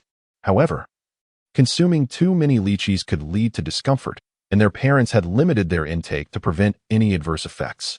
Su Yin explained, "Since your father and I are not working away from home, we must find ways to earn money here, so your father has taken on a mountain, intending to plant many fruit trees and see if it can be profitable." Oh, the little girl, though somewhat puzzled, felt a strange excitement. The last time her father had taken a considerable sum of money to Uncle Kai, he had mentioned the mountain, yet she had not seen where it was located since. Gradually, she had forgotten about it. Now that someone had delivered so many saplings, she began to feel that her father's acquisition of the mountain was not merely a dream. The thought of being the owner of an entire hill thrilled her, though she could not quite grasp why. The young girl eagerly ran to stand behind Su Ting, who was conversing with Zhao Qi. Feeling a tug on his clothing, he paused and turned around to find the girl gazing up at him with wide, expectant eyes. "Daddy." Where is our mountain? She inquired. Su Ting casually replied, it's beyond Sun Mountain. However, Sun Mountain was merely a collective term, not the name of a specific peak. The Gua village was encircled by low hills and flatlands, and beyond Sun Mountain lay rolling hills and rice fields. Su Yiling's eyes sparkled with excitement, and Su Ting was taken aback by her eager expression. What's wrong? He asked. The little girl eagerly asked, Daddy, when will you take me to see our mountain? Amused, Su Ting thought it was curious that she was so impatient, considering she had seen mountains before. Nevertheless, the affectionate father promised, you still have school today. I will take you there the day after tomorrow, on Saturday. After giving her this assurance, he urged her to go and play, reminding her to keep track of time as she needed to leave for school by 9:30. After the morning classes, the students returned home for breakfast and were expected to arrive at school by 10. Su Yiling could linger at home for a short while after her meal, but not for too long. Later, as she went to school, she caught sight of her grandfather and father moving the saplings. With 200 saplings to relocate, the three of them worked diligently until 11 o'clock to place them properly. They were all drenched in sweat from the heat. Zhang Shoufan and Su Yin had already taken little Yuan to the hillside to gather corn, leaving only the 2 men at home. Su Zonghai entered the house and ladled out a bowl of rice soup. Seventh brother, would you like some rice soup? Zhao Qi, feeling thirsty, accepted the bowl without hesitation. Thanks, uncle. You don't need to call me seventh brother. Just call me Zhao Qi. Has your family just finished building the new house? Zhao Qi, perceptive as he was, immediately recognized that the 2-story building below belonged to Su Ting's family. Chapter 63. Hiring workers to plant fruit saplings. Su Zonghai, puffing on his water pipe, wore a furrowed brow. If it were the off-season, I could find someone easily, but at present, everyone is preoccupied with harvesting corn and peanuts, and soon they will be gathering sweet potatoes. It's going to be hard to find help, he lamented. While he could temporarily neglect his own fields, he could not expect others to abandon their own work to assist him in planting fruit saplings. Money can make the world go round. Surely, I can find someone if I offer a bit of compensation. Su Ting, however, seemed unconcerned. Su Zonghai sighed. It truly burns a hole in my pocket. He wished to avoid unnecessary expenditure, hence his desire to plant the saplings during the off-season. At that time, he could enlist a few old friends to lend a hand, treating them to good meals in return. It was not like the current situation, where he had to pay for labor. Feigning ignorance, Su Ting remarked, Uncle, I need to handle matters on the mountain. Can you and Aunt manage the corn and peanuts? Su Zonghai dismissed the concern, that as trivial, I'm used to it. Very well, Su Ting replied, relieved. The beginning will surely be arduous, but once the fruit trees are planted, it won't be so laborious. Hearing Su Ting's words, the simple-hearted old man chuckled. You think it's that easy? 24. After the trees are planted, there will still be fertilizing, watering, pest control, and pruning to ensure a good harvest. Indeed, there is much knowledge involved in fruit cultivation. Earning a profit from an orchard is not a straightforward endeavor. Otherwise, the villagers of the Gua village would have prospered long ago. Despite the challenges, Su Ting's confidence swelled, buoyed by his signing-in system. He believed he would not fare worse than the sugar tangerine merchant from his past life.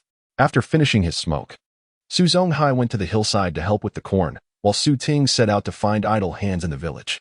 In rural areas, those who remain idle during busy farming periods are either from well-off families or simply too lazy, given the impoverished nature of the Gua village.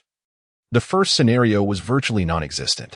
Consequently, Su Ting ultimately found only those who deemed farm work too strenuous or were too indolent, spending their days idling about. Among them was Su Jiansheng, the third son of Su Jiashou, nicknamed Big Talk Jun, who was known for his boasting and love for gambling. There was also Su Guqi, a village ruffian eager to cling to Su Ting, along with 2 teenage dropouts named Su Dazhuang and Su Gaogu, who were cousins. Su Dazhuang, having grown up thin, was named in the hopes that he would become strong as he matured. Su Gaogu, in retaliation to his father's short stature and the accompanying ridicule, was named for his height. Ironically, the two did not fulfill their family's expectations. Su Dazhuang grew tall and slender, while Su Gaogu became short and stocky. Su Ting believed they ought to switch names. He negotiated wages with the 4. Su Jiansheng and Su Guqi would earn 10 yuan a day, while the younger duo, being mere boys, would receive 5 yuan each. As long as they worked diligently, they would be paid that very evening. 10 yuan a day was a considerable sum. Last year, when Su Ting and his wife worked in a factory, they earned merely a little over 10 yuan a day, often needing to work overtime. Su Jianjun, Su Dazhuang, and Su Gao three individuals were quite content with their wages. Particularly, the two brothers Su Dazhuang, still in their teenage years, felt accomplished earning 5 yuan a day in the village. Su Guqi, however, with a rather cheeky demeanor, remarked, "Uncle Ershi, it's only because of your esteem that I took this job. Otherwise, with my aspirations, even 10 yuan a day would be too meager." Su Ting replied coolly, "Oh, if you deem it unworthy, then feel free to decline. I cannot afford your services." No sooner had he spoken than Su Guqi, grinning broadly, retorted, "Come now, I was merely jesting." To prevent any unnecessary complications, Su Ting reminded them to maintain discretion. "If anyone inquires about your earnings for a day's work, refrain from disclosing the amount, lest my uncle and aunt grow concerned and I find myself unable to engage your services again." He had hired 4 individuals at the cost of 30 yuan for a single day. If Haishu and Aunt Shofan caught wind of it, sleepless nights would surely ensue. Nonetheless, for Su Ting, such expenses were unavoidable. He needed to swiftly clear the weeds from the mountain and plant the saplings to find peace of mind. "Arrive at my home at 7 o'clock tomorrow morning," he instructed. 7 o'clock is rather early. Su Dazhuang grumbled, "I usually rise around 9. Uncle Ershi, I can't possibly get up at 7. Su Guqi protested. Su Ting retorted, somewhat irritated, "If you turn in early at night, rising shouldn't be a problem." Suddenly, Su Guqi wore a mischievous expression, pondering something amusing. "Uncle Ershi, you must find great pleasure sleeping beside your wife every night. How could you possibly rise so early the next day? Scram. If you don't want to come, then don't." Su Ting shot back angrily. The audacity of this impertinent fellow to jest about his marital life. Su Guqi, utterly unperturbed by Su Ting's displeasure, continued to smirk. It was just a joke. Yet, Su Ting was not amused. How could his wife be a subject of jest for Guqi? His tone turned frosty. "Your penchant for humor is your own affair. But do not involve my family, especially my wife and children. If you cannot restrain your tongue, it would be best if you did not show up." All right. I won't joke anymore," Su Guqi conceded. Chapter 64. Commencing the organization of the mountain acquired on the following day. Su Ting awoke promptly at 6 o'clock and hurriedly began to prepare. "Ershizi, today you should venture to search for a mountain spring near your designated hill. Having access to spring water would simplify matters considerably. When saplings are first planted, they require irrigation. Although summer is the rainy season, one cannot guarantee daily rainfall. If several days pass without rain, one must resort to fetching water for the saplings." Thus, Su Zonghai advised Su Ting to be vigilant in locating the spring water. "Understood. Uncle, last night, a bit of pork rib soup remained, which Su Zonghai had deliberately boiled before bed to ensure it would not spoil overnight. This morning, Su Ting enjoyed the leftover soup with rice for breakfast, resolving his morning meal effortlessly. As for lunch, he would have to prepare something on the mountain. To facilitate this, Su Zonghai had disassembled the family stew pot for Su Ting to take with him. He also packed a bag of rice, a bag of pickled cucumber peels, several bowls, and a ladle. As for chopsticks, he could simply fashion some from branches in the mountains. After placing all these items into the stew pot and securing it in a burlap sack, he fastened it beneath the front bar of his bicycle. Su Ting's long legs allowed him to ride without obstruction, as he could simply ride slowly. As the clock approached 7, visitors arrived. To Su Ting's surprise, it was his brothers Su Dazhuang and Su Gao, both still appearing somewhat drowsy. Fortunately, their fervent desire for money had overcome their natural inclination to sleep, prompting their miraculous early rising. Upon arrival, they discovered they were the only ones present on time. With a swollen left cheek, Su Dazhuang expressed his displeasure. "Huh? Why are only the 2 of us here? Where are Uncle Chi and Uncle Jun?"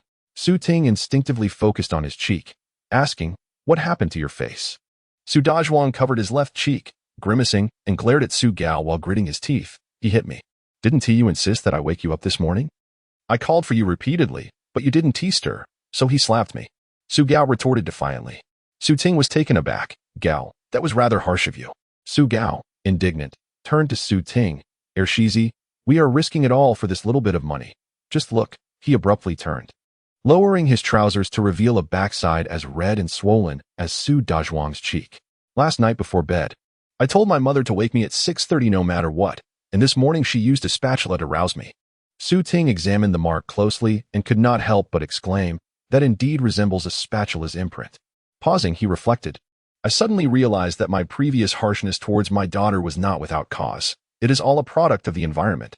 These two had rushed over without even brushing their teeth, eager to assemble after breakfast, clearly demonstrating their earnestness towards the task at hand. By 7:10. With Su Guqi and Su Jianjun still absent, Su Ting decided not to waste any more time. After confiding in Uncle Hai, instructing him to send the two to Taiyang Mountain in search of them, Su Ting mounted his bicycle, taking Su Dazhuang and Su Gao along for the journey.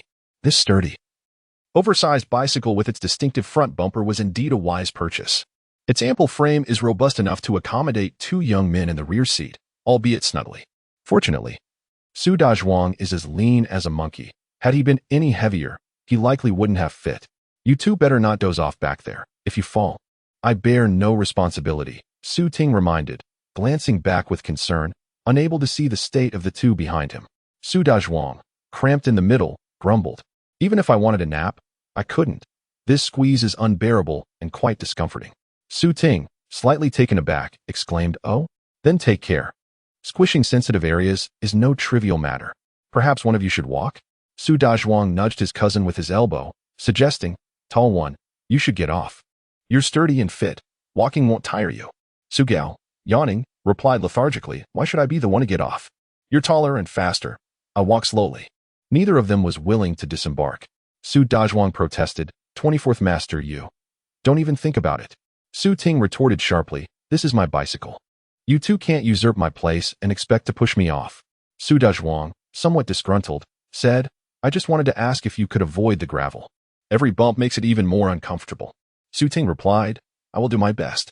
Adjusting his position, Su Dazhuang protectively cradled his sensitive area. After all, this is a man's legacy. It must be cherished. Su Ting, however, felt he was the one truly bearing the burden, transporting both individuals in a pod while navigating the rugged terrain. Thankfully, the mountain path was relatively gentle. Otherwise, he might have collapsed from exhaustion. After more than 20 minutes, they finally reached their destination. As soon as Su Ting halted the bicycle, Su Dazhuang eagerly urged Su Gao, "Hurry, hurry, let's get off. This journey has been torturous. I need to check if everything is intact." Once all three disembarked, Su Ting parked the bicycle in the shade of a tree, allowing the others to gather their tools and accompany him up the mountain. 24th Master, have you claimed the entire mountain?" Su Gao inquired, to which Su Ting nodded. Curiously, Su Gao pressed further, "How much did that monumental mountain cost?" 2,500. It's secured for 30 years. Speaking of this, Su Ting felt a swell of pride. He too was now a man of the mountain. Chapter 65. Capturing the Fish King. At approximately 10 o'clock, Su Guqi and Su Jianjun finally arrived, each wielding a shovel, presumably having departed from the village around 9. Being the first day, Su Ting was not overly demanding. After exchanging greetings with the two, Su Ting assigned them their tasks. Su Dazhuang and Su Gao, both still young and playful, frequently indulged in fishing escapades, which Su Ting pretended not to notice. To Su Ting's surprise, despite Su Guqi's tardiness and his carefree demeanor, he approached his work with commendable diligence. Su Jianjun's performance was rather mediocre, aptly reflecting his nickname, Big Talk Jun. While boasting was permissible, his execution of tasks was rather lackluster. As the sun ascended to its zenith, casting shadows beneath their feet, Su Ting called for a break. Throughout the morning, he had been the most industrious, dedicating the longest hours to labor. 24th Master, we have constructed the earthen stove. Su Dazhuang's voice echoed from below the mountain. Earlier, having observed the two brothers idling and fishing, Su Ting had directed them to the base of the mountain to find a suitable location for the stove, facilitating their meal preparations later. Given the strong mountain winds, it was imperative to choose a site away from vegetation to avoid the risk of wildfires. The duo selected a wide clearing at a fork in the mountain path, spacious, yet devoid of any shade, which would render cooking intolerably hot. After a mere glance, Su Jianjun shook his head, declaring, "This stove won't do. We must find another location." "There are dried grasses everywhere else," Su Gao chimed in. Examining the area, Su Ting noted the mountain path was a yellow clay road, softened by recent rainfall. "Let us erect a shelter nearby.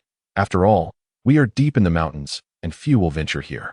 We can set up a shelter by the roadside, providing a place for cooking and resting in the future." "All right, then I shall build the shelter with Guqi," Su Jianjun volunteered. Su Guqi grumbled discontentedly. "Why drag me into this? I'm exhausted after a morning of labor. I was hoping for a break." With a machete in hand, Su Jianjun approached the thicket.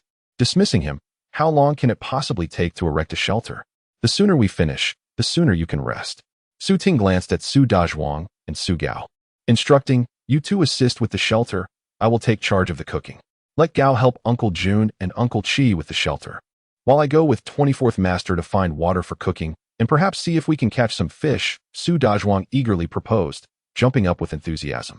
Although Su Gao was adept at the leisurely pursuit of fishing, he was somewhat lacking in skill when it came to actually catching fish. Hence, he had no objections to the task assigned by his cousin. With their roles delineated, Su Jianjun, Su Guki, and Su Gao remained on the mountain path to build the shelter, while Su Ting and Su Dazhuang descended to find a water source. Below the mountain path lay a valley replete with rice fields, marshlands, and numerous ditches, some of which were fed by mountain spring water. This spring water was safe for direct consumption. Often, those who ventured into the mountains to gather firewood, farm, or tend to cattle would quench their thirst with this refreshing source. Su Ting selected a clear mountain spring ditch and began washing the rice. Su Dazhuang had promised to assist, but instead wandered off in search of fish. The mountains are replete with treasures. It merely depends on one's ability to discern them. 24th Master, there are numerous freshwater snails here. Let us gather them and prepare a meal. Su Dazhuang spotted snails in the rice fields and promptly reported to Su Ting. However, Su Ting cautioned, the farmers have recently sown seedlings and applied pesticides in the fields. Those snails are contaminated and unfit for consumption. During this season, the vegetables from rural households are indeed organic and free from pesticides. However, rice is the lifeblood of the farmers, and they spare no expense in ensuring its yield, even if they are generally frugal. Thus, the snails at this time are tainted with pesticides and should not be eaten. Only the mountain springs and remote ditches, far from the rice fields, remain free of such harmful substances. Su Dazhuang had no choice but to abandon the snails and seek his quarry in more distant locales. Meanwhile, Su Ting had finished rinsing the rice and was preparing to fetch water. As he stood up, his gaze inadvertently flickered to the thicket of grass adjacent to the mountainside. In that casual glance, a nearly 20-centimeter-long carp suddenly caught his eye. Su Ting was taken aback. Wow, such a sizable carp. I have never encountered one of this magnitude in my lifetime. And here it was today. Quietly placing the pot down, he transferred the rice into a bowl. He was determined to catch this majestic carp. Su Ting rolled up his pant legs, removed his shoes, and cautiously descended into the ditch with his cooking pot. Despite the sweltering summer heat and the relentless sun, the mountain brook flowed with a refreshing coolness. Su Ting approached the mountainside with utmost care, his gaze unwaveringly fixed on the regal carp. Perhaps due to its leisurely existence, the carp appeared blissfully unaware of any impending danger. Su Ting pondered silently. Carp typically swim in schools. Why was this one alone? Lost in thought, yet maintaining his composure, he advanced steadily toward the wall of the mountain. Just as Su Ting entered the optimal range for capture, the carp seemingly sensed the threat and flicked its tail in an attempt to flee. Yet, at the very moment it made to escape, Su Ting sprang into action. Bang! Chapter 66. Where is Father gone? The unexpected bounty provided an additional dish for their midday meal. However, due to Su Zonghai's failure to supply Su Ting with salt that morning, they were left to make do with a stir-fry of pickled cucumber skins and fish. Lacking oil and seasonings, the taste of this dish was predictably dreadful. Initially, the five of them were eager to try it, but after the first bite, the horrifying flavor nearly sent their spirits soaring away. The earthy taste of the eel combined with the saltiness of the pickled cucumbers created a dish that could only be described as a culinary abomination. Su Ting's complexion turned pale as he scrubbed the pot 3 or 4 times to eliminate the strange taste before returning to prepare a pot of congee. Once the plain porridge was ready, Su Ting, Su Jianjun, and Su Gao chose to eat solely the congee, refusing to reach for the pickled cucumber stir-fry again. In contrast, Su Dazhuang and Su Guki, after their first bite, found the flavor surprisingly stimulating and proceeded to take a second bite. As they continued to eat, their eyes lit up with delight. Hey, this is actually quite tasty. Aren't you going to try any? If you don't, we might finish it all ourselves, Su Guki remarked, savoring what others deemed a culinary disaster. Su Dazhuang chuckled. Honestly, once you get used to the taste, it's not bad at all. Su Gao looked at his cousin with disdain. Dazhuang, I never imagined you were this kind of person, someone who eats anything without discrimination. I'm genuinely curious about how your taste buds developed. Su Ting shared his bewilderment. Su Guki proudly declared, at least we have some meat to go with our congee. While you're stuck with your bland porridge, how can you possibly compare with us? Su Ting had no desire to engage in such comparisons. resolving to bring some salt and ginger and garlic from home the next day. 24th Master. Do you believe we can catch that many carp every day? You truly are fortunate. It's rare for us to see such large carp, and unless we use an electric net, we wouldn't catch a single school of them. Su Dazhuang chuckled, considering himself an expert in fishing. Su Ting, however, felt that it was wise to be prepared. Had there been seasonings today, they wouldn't have wasted such fine fish. The sun was at its zenith from noon until 2 o'clock, casting the most intense heat. Thus, after finishing their porridge, the group took a nap in the wooden shelter they had just erected. Rising early that morning had left them all sleep-deprived. And lying beneath the cool shade of the shelter, despite the high temperatures, fatigue overcame them, and they drifted into a deep slumber. They slept until 3 in the afternoon. When Su Ting awakened and glanced at his watch, he hurriedly called the others to wake up. 5 grown men crammed under one shelter had all sweated profusely during their nap, and upon waking, they eagerly stepped outside for some fresh air. Su Ting grabbed his tools and urged the others, "Hurry up, let us move. The weather is not as hot now. We can work for another 3 hours before heading home. In the summer, it gets dark around 7, so preparing to leave at 6 is just right." In the afternoon, he instructed, "Jianjun and I will dig tree holes. Guki, you take over my morning task and handle the weeds. Dazhuang and Gao, continue with your work from this morning. If we finish digging the holes today, we can plant the seedlings first thing tomorrow morning." The task was assigned, and the 5 individuals ambled up the mountain, stifling yawns. Meanwhile, Su Ting was laboring in the mountains, drenched in sweat, while Su Yan, remaining at home, was equally industrious. Early in the morning, after breakfast, she took the little ones, Xiaoya and Wan, to the hillside to gather corn, accompanied by Uncle Hai and Aunt Xiaofan. They toiled until noon, when Yiling returned from school and rushed to the cornfield to find them.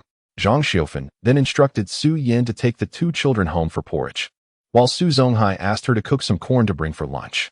The 2 adults took a brief respite in the cornfield before resuming their diligent work, akin to industrious little bees. With Su Ting absent, Su Yan and her daughters felt a peculiar void. Xiaoya kept inquiring about the whereabouts of her father, and Su Yan explained that he had gone to the mountain. Xiaoya insisted that Su Yan take her to search for him. Su Yan had no choice but to devise various means to divert her daughter's attention. However, upon Yiling's return from school, she too asked, "Is Dad not back yet?" Su Yan immediately cast a discreet glance at her eldest daughter, whispering, "Be careful that Xiaoya doesn't hear. She has been urging me all morning to take her to find your father on the mountain. I want to go to the mountain to find Dad too." Yiling's voice lowered involuntarily. "Mom, what do you think Dad is doing up there? If he doesn't come home for lunch, what will he do when he gets hungry?" As Su Yan poured water into the large iron pot and added the rinsed corn, she replied, "Your father isn't playing in the mountains. He is digging tree holes to plant fruit seedlings." After tossing in around 20 ears of corn, Su Yan estimated it would suffice, then covered the pot and ignited the fire. The little girl gently tugged at her mother's sleeve, sweetly asking, "Mom, tomorrow we don't have school. Can we go to the mountain with Dad? But we haven't finished gathering the corn at home." Su Yan hesitated, unsure if it was appropriate for her to join. Yiling murmured defiantly, "I don't care. Dad promised to take me yesterday. If you're not going, I'll stay at home. I absolutely must go." Just then, the small child seated on a stool, scooping porridge with a spoon, suddenly spoke up. Su Yan turned to see the stool and floor strewn with porridge, and the little one's face smeared with grains. It was evident that Su Yan had overestimated the capabilities of her 2- or 3-year-old child. Chapter 67. A call from the maternal family. As for Xiaoyan, she was weaned at 7 months. After weaning, her diet consisted solely of plain porridge.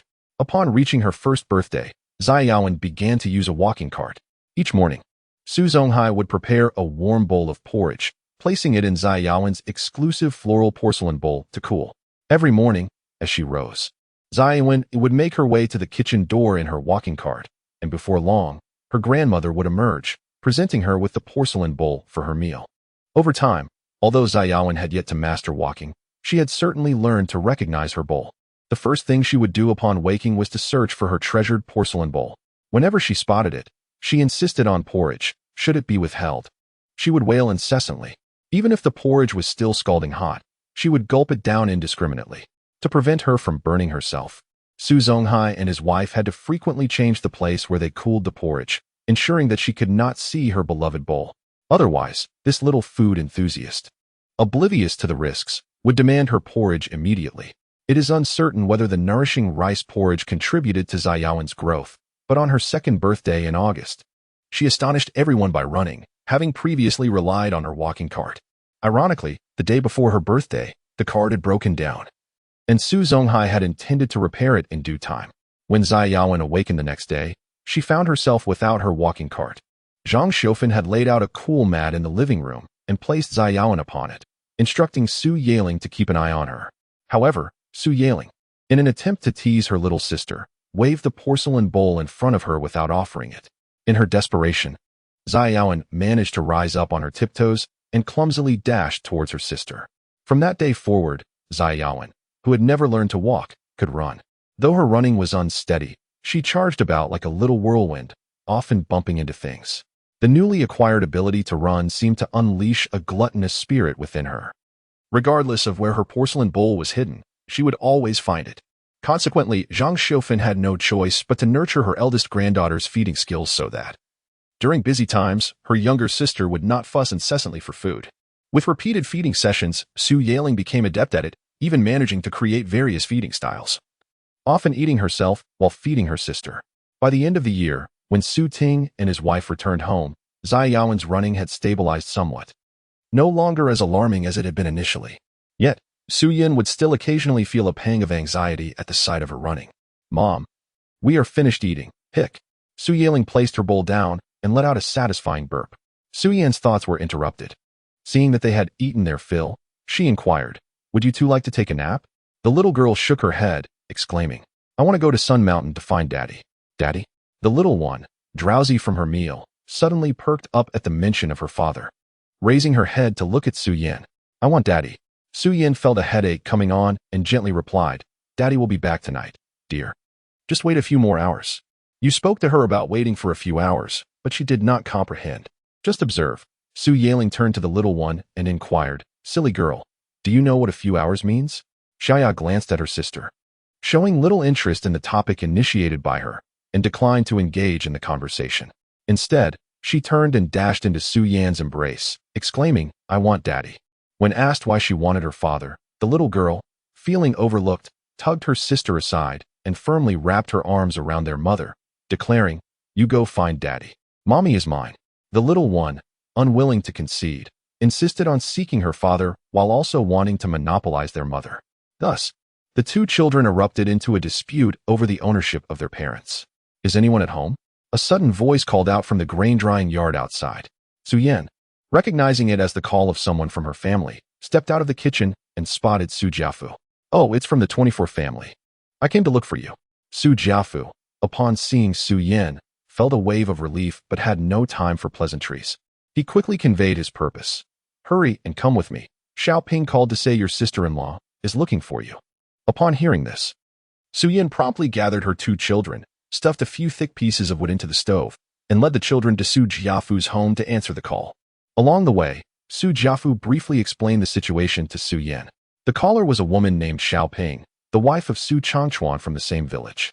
Su Changchuan's family was historically a true landlord, and after their land was distributed, the impoverished farmers of Dagua village finally acquired their own fields. Both Su Ting and her husband, along with Su Changchuan and his wife, worked at the same factory, and the four shared a significant bond. Lu Ping, Su Changchuan's wife, hailed from Sichuan, which fostered a particularly close friendship with Su Yan. While working in Longgang, Su Yan and Lu Ping were often inseparable. During the new year, they would visit each other and spend time together. At the beginning of the year, Su Yan and Su Ting decided against returning to work, and it was Lu Ping and her husband who communicated this to the factory owner. A few years prior, Su Yan's elder brother, second brother, and sister-in-law had all worked in Longgang, and through her younger sister, they became acquainted with Lu Ping. Subsequently, due to various circumstances, they returned to Sichuan for employment.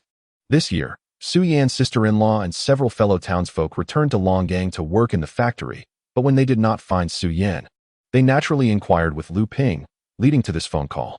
Chapter 68. I am here solely to wait for father at 6 o'clock in the evening. Su Godo, Su Dazhuang, and Su Gaogu returned to the village ahead of Su Ting and Su Jianjun, who remained on the mountain to continue digging tree pits. They intended to ride their bicycles back shortly, as their speed would be swifter, allowing the others to depart first. Over the course of the afternoon, Su Ting and Su Jianjun had excavated 60 tree pits, but fatigue set in, causing their pace to slow as they worked. By 6:30, Su Ting set off for the village with Su Jianjun on the bicycle. As they approached a steep slope a few hundred meters from Daegu village, they spotted Su Godo and the others, who had departed half an hour earlier. "Hey, Dajuan, it's my turn to ride the bicycle now," Su Godo exclaimed, running into the road to halt their bicycle. Su Jianjun had no retort and dismounted, allowing Su Godo to take his place.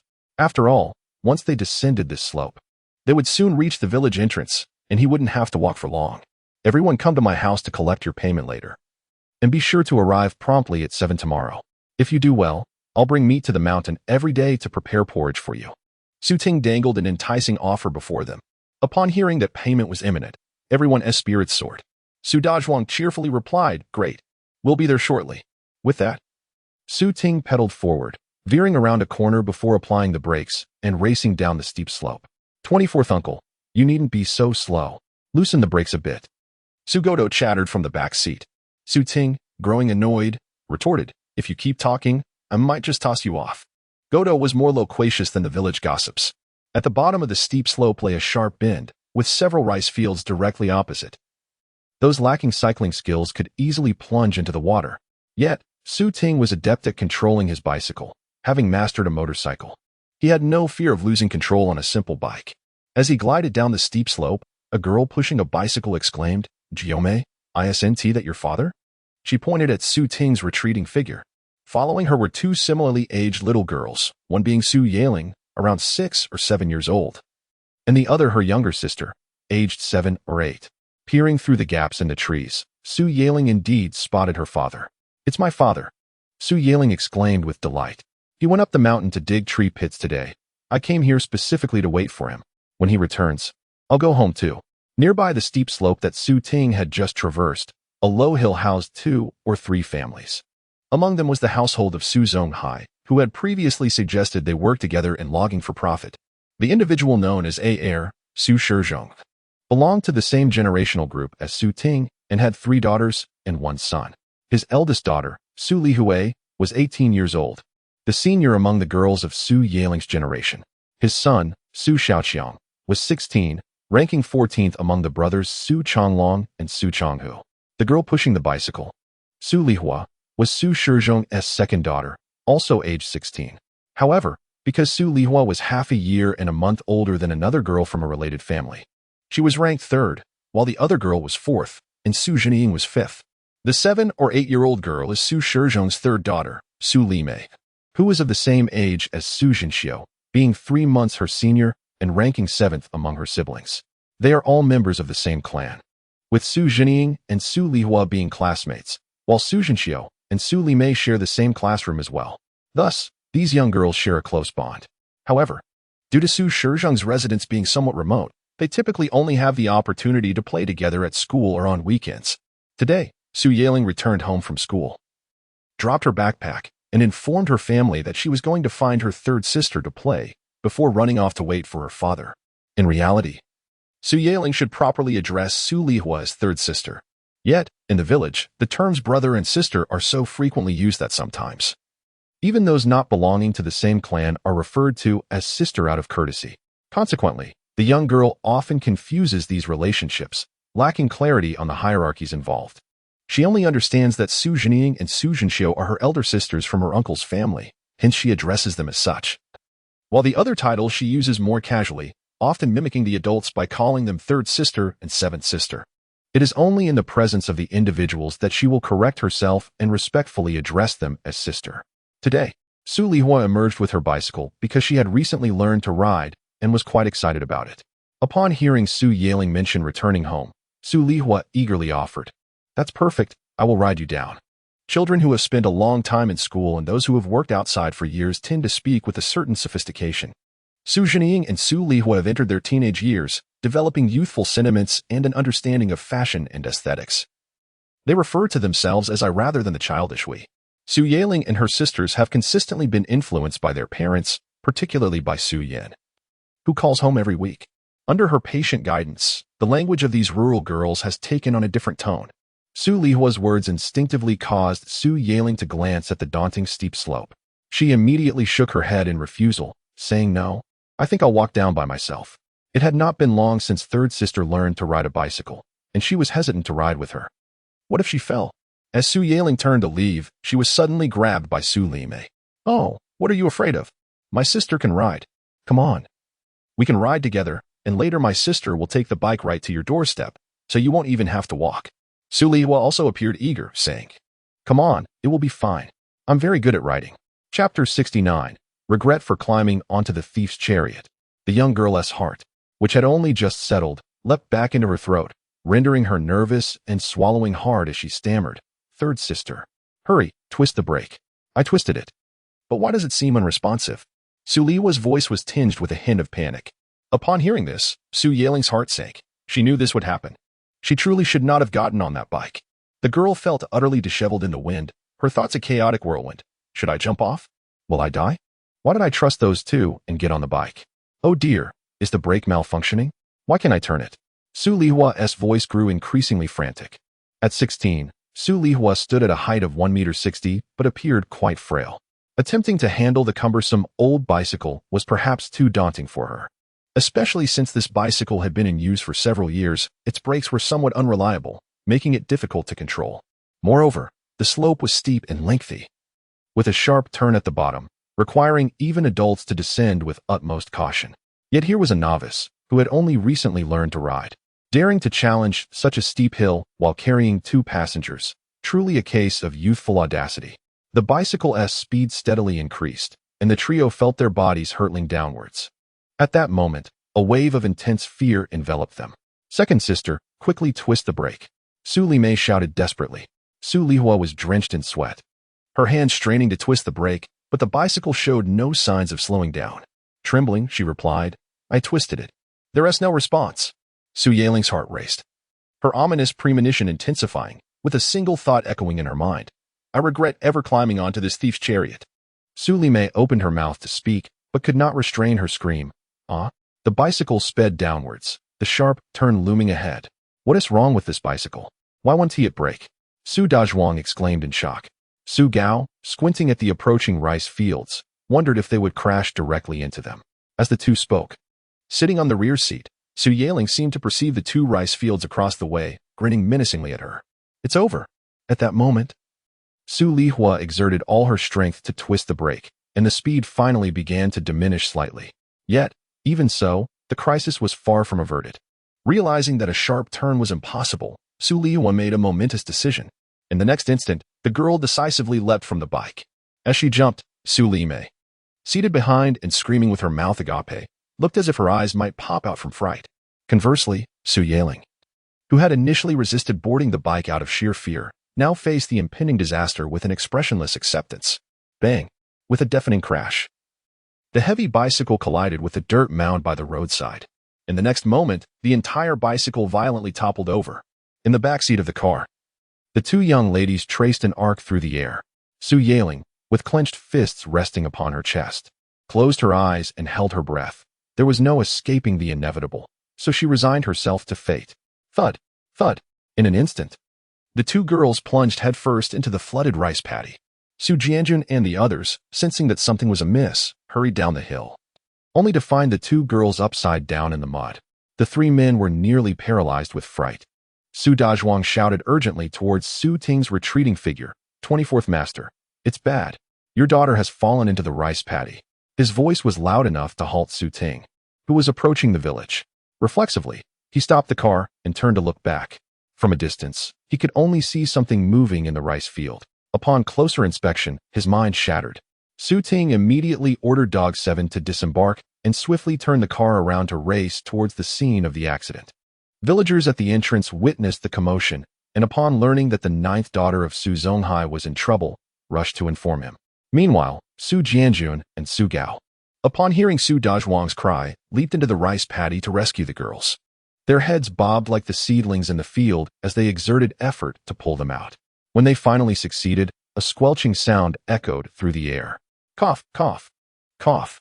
Su Yaling and Su Lime erupted into violent fits of coughing, expelling clods of mud. Quickly, wipe them down. Su Dazhuang removed his sweat-soaked shirt and handed it to Su Jianjun, who promptly began to clean the mud off Su Yaling. Su Gao, meanwhile, took the shivering Su Li to the nearby stream to rinse off the dirt. The instigator of this calamity, Su Lihua, stood nearby, still shaken and unable to comprehend the situation. Yailing, Su Ting pedaled over on his bicycle, setting it down on the grassy verge before rushing to check on his daughter's condition. Yailing, can you hear your father? Su Yailing remained with her eyes shut. Though her small frame trembled slightly, she appeared far more composed than Su Li Mei. Her ears were clogged with mud, allowing her to faintly hear her father's voice. Fearful of letting mud enter her mouth, Su Yailing merely nodded in response. Chapter 70. Father, are you afraid I might die? Before reaching the village entrance, Su Yan hastily disembarked. Upon encountering Su Ting, she quickly inquired about the situation. I heard that Yiling fell into the rice paddy. How is she feeling? Su Ting did not pause, replying that they would discuss it at home. Upon arrival, Zhang Xiaofan promptly fetched warm water to assist Su Yiling with her hair and bath. As her hair was being washed, Su Yiling winced in pain. The adults parted her hair and discovered a shallow cut on her scalp, the cause of which was unknown. Zhang Xiaofan immediately urged, "Ersi, take Yiling to the town hospital for a checkup." The two women surrounded Su Yiling, leaving the two men, Su Ting and Su Zonghai, feeling helpless. Su Zonghai, in his anxiety, spoke with a heightened tone. Such steep slopes require caution, and you dared to ride in Air's sister's car. No more cycling in the future. Su Ting understood his daughter's distress and interjected to clarify. Jiumei surely did not wish to ride. She was persuaded by them. Uncle, please do not blame her. She was waiting for me, and it is my fault for not noticing her at Shizhong's house. Tears welled in Su Yan's eyes as she expressed her concern. Your ears are covered in mud. Doesn't your head hurt? Su Yiling replied softly. It only hurts a bit where my hair was washed. Elsewhere, I feel fine. Ersi retrieved an ear scoop, hastily stating, we must remove the mud from Jiumei's ears. It could cause harm if it seeps in. Zhang Xiaofan, raising her voice, insisted, from now on, you must stay home after school. No more wild escapades with the sisters. Her reprimand was severe. Consider yourself fortunate this time. Heir's family has many rice paddies, and the one in front of our door was just plowed this afternoon. The soil is soft. Otherwise, your head could have been in serious trouble. Tears brimmed in Su Yiling's eyes as she protested. I said I didn't want to ride. They insisted, and I feared they would be upset if I refused. Just because they ask you to ride, you comply? Do you think they would force you if you refused? Knowing the danger and still being foolish enough to ride, Zhang Xiaofan, although well-meaning, could not temper her anxious demeanor. Enough, Aunt. This is not Yiling's fault. It was an accident. Su Ting interjected with an ear scoop in hand, coming to his daughter's defense. He then softened his tone to comfort the distressed young girl. Yiling, you must learn from this experience. In the face of danger, regardless of what others say, you must firmly refuse, irrespective of their feelings. He gently wiped away her tears, assuring her, you need not wait for me anymore. I promise to return home earlier. Then can I still accompany you to see our mountain tomorrow? Su Yiling asked, pouting. Su Ting nodded affirmatively, of course, but first, we must visit the town hospital for a checkup. Su Yiling murmured, I really don't think there's anything wrong with me. Su Yin assisted her daughter in cleaning her ears, extracting a considerable amount of mud. It is essential to take a glance, for one cannot help but notice the abundance of mud. One wonders if any has seeped deep into the ears. Should that be the case, it could lead to inflammation and pus. Su Jianjun and others were aware of the incident concerning Su Ting's daughter, yet they did not come to him for money. Regardless, Su Ting would not renege on their wages. Thus, after dinner, Su Ting took his daughter to the town hospital. The journey from De Gua village to the town would take approximately 20 minutes by bicycle, slightly farther than to Taiyang Mountain. Su Yiling had developed a fear of riding on the back seat of the bicycle, so Su Ting fashioned a soft cloth to secure her on the front handlebar. Her arms draped around his neck like a koala. A flashlight was affixed to the handlebars as Su Ting pedaled and playfully engaged his daughter. Gradually, Su Yiling's spirits lifted, and her smile reemerged. The father and daughter arrived at the town hospital, where, at this hour, the crowd was sparse, and the on-duty doctor promptly conducted an examination of Su Yiling. Apart from a probable ear infection, which required treatment, and a minor scalp injury needing ointment, there appeared to be no other concerns. The doctor's words brought a sigh of relief to Su Ting. It would be best to shave her head. It would facilitate the application of medication and reduce the risk of secondary infection, the doctor added. Su Ting promptly agreed. All right. I shall help her shave her head when we return home tonight.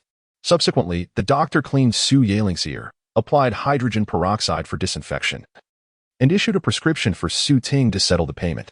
On their way home, with the medication in hand, Su Ting expressed his relief. Fortunately, there are no significant issues. Su Yaling, resting her head on her father's shoulder, cautiously inquired, "Daddy, are you afraid I might die?"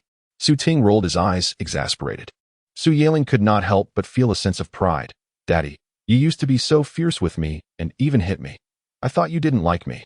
Su Ting felt a pang in his heart but masked his emotions, striving for a calm demeanor. "What nonsense you speak. Of course, I must be stern when you misbehave. But deep down, I love you. After all, you are my daughter. Daddy, if I weren't your daughter, would you not like me?" Su Yaling pressed further. "Given your cleverness and understanding, even if you weren't my daughter, I would still begrudgingly like you." Chapter 71. The little horn honks. The incessant honking of the little horn can easily leave one feeling dizzy. It took Su Ting a moment to realize that even he had been treated as a beloved child in need of pampering. A slight smile graced his lips. There was no longer a need for him to play the role of the father, having been an oversized infant for far too long, indulged by all.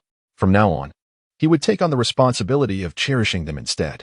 Su Yaling, perplexed, continuously inquired about his meaning. Su Ting chuckled, evading the question and redirecting the young girl's attention to another topic. Upon returning home, he took his daughter to the village barber. When they emerged, Su Ting proudly showcased his newly bald daughter. The following day, Su Ting rose at the crack of dawn, around 5:30. After freshening up, he loaded several dozen fruit saplings onto his bicycle and set off for Sun Mountain. As the sun began to rise around 6, he took advantage of the soft morning light to deliver the saplings to the orchard before hastily cycling back home. At the village entrance, he encountered Wang Xiaoba, where he decided to purchase 2 pounds of meat, planning to save a little over a pound for home and take the rest to cook for lunch on the mountain. Yesterday you caught that horsemouth fish. I've already fried it. Would you like to take some for lunch?" Su Zonghai's voice resonated from the kitchen as Su Ting paused his bicycle. Upon hearing this, Su Ting was taken aback. His prized horsemouth fish had been fried. Surely not. He had intended to keep it for a couple more days, as it was a rare catch of such size. Unfortunately, there was no point in lamenting it now. With a resigned smile, he replied, "That's all right, uncle.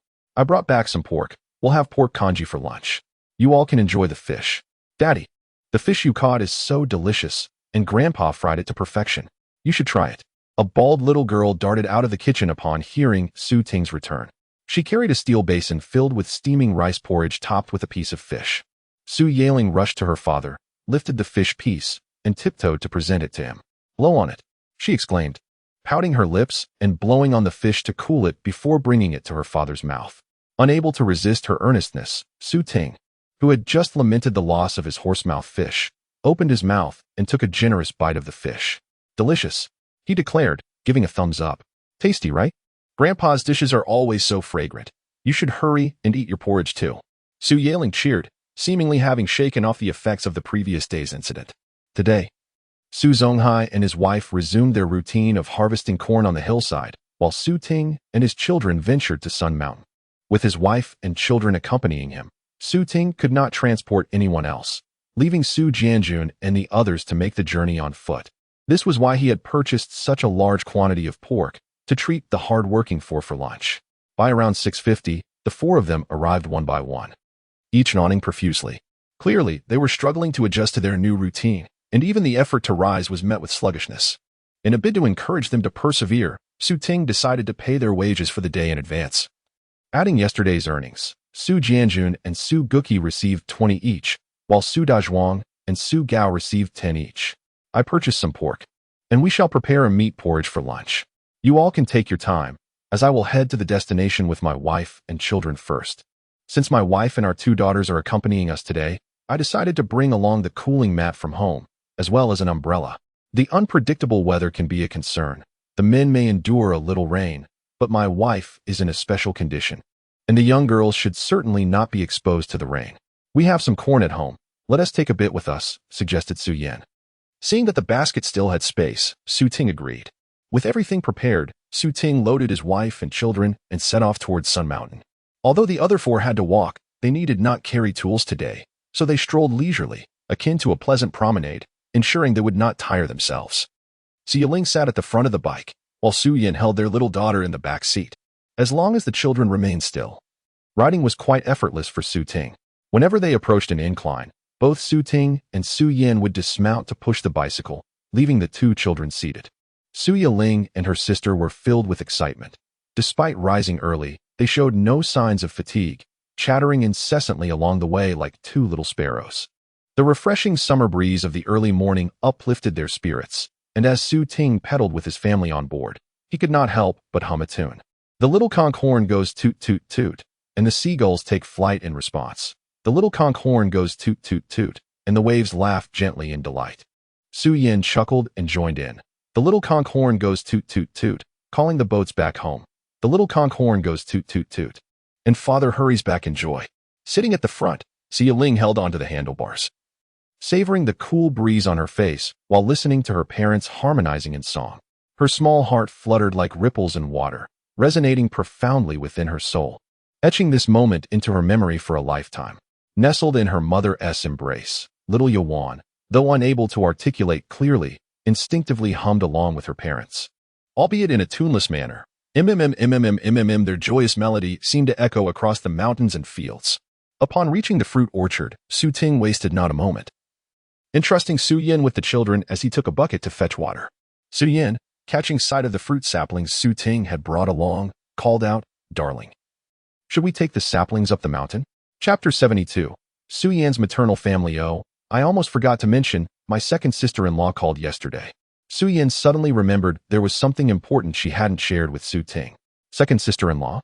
Su Ting pondered for a moment, and a figure surfaced in his mind. Oh, are you referring to Ding Simon? When did this happen? Su Yan's second sister-in-law is indeed named Ding Simon. Yesterday around noon, my brother Jiafu came to find me, saying that Xiaoping had called back. Before Su Yan could finish, Su Ting quickly pieced together the situation. Your second sister-in-law must have gone to the factory and, not finding us, sought out Xiaoping to inquire about our circumstances, and then Xiaoping took leave to call back, right? Exactly. Su Yan beamed with admiration.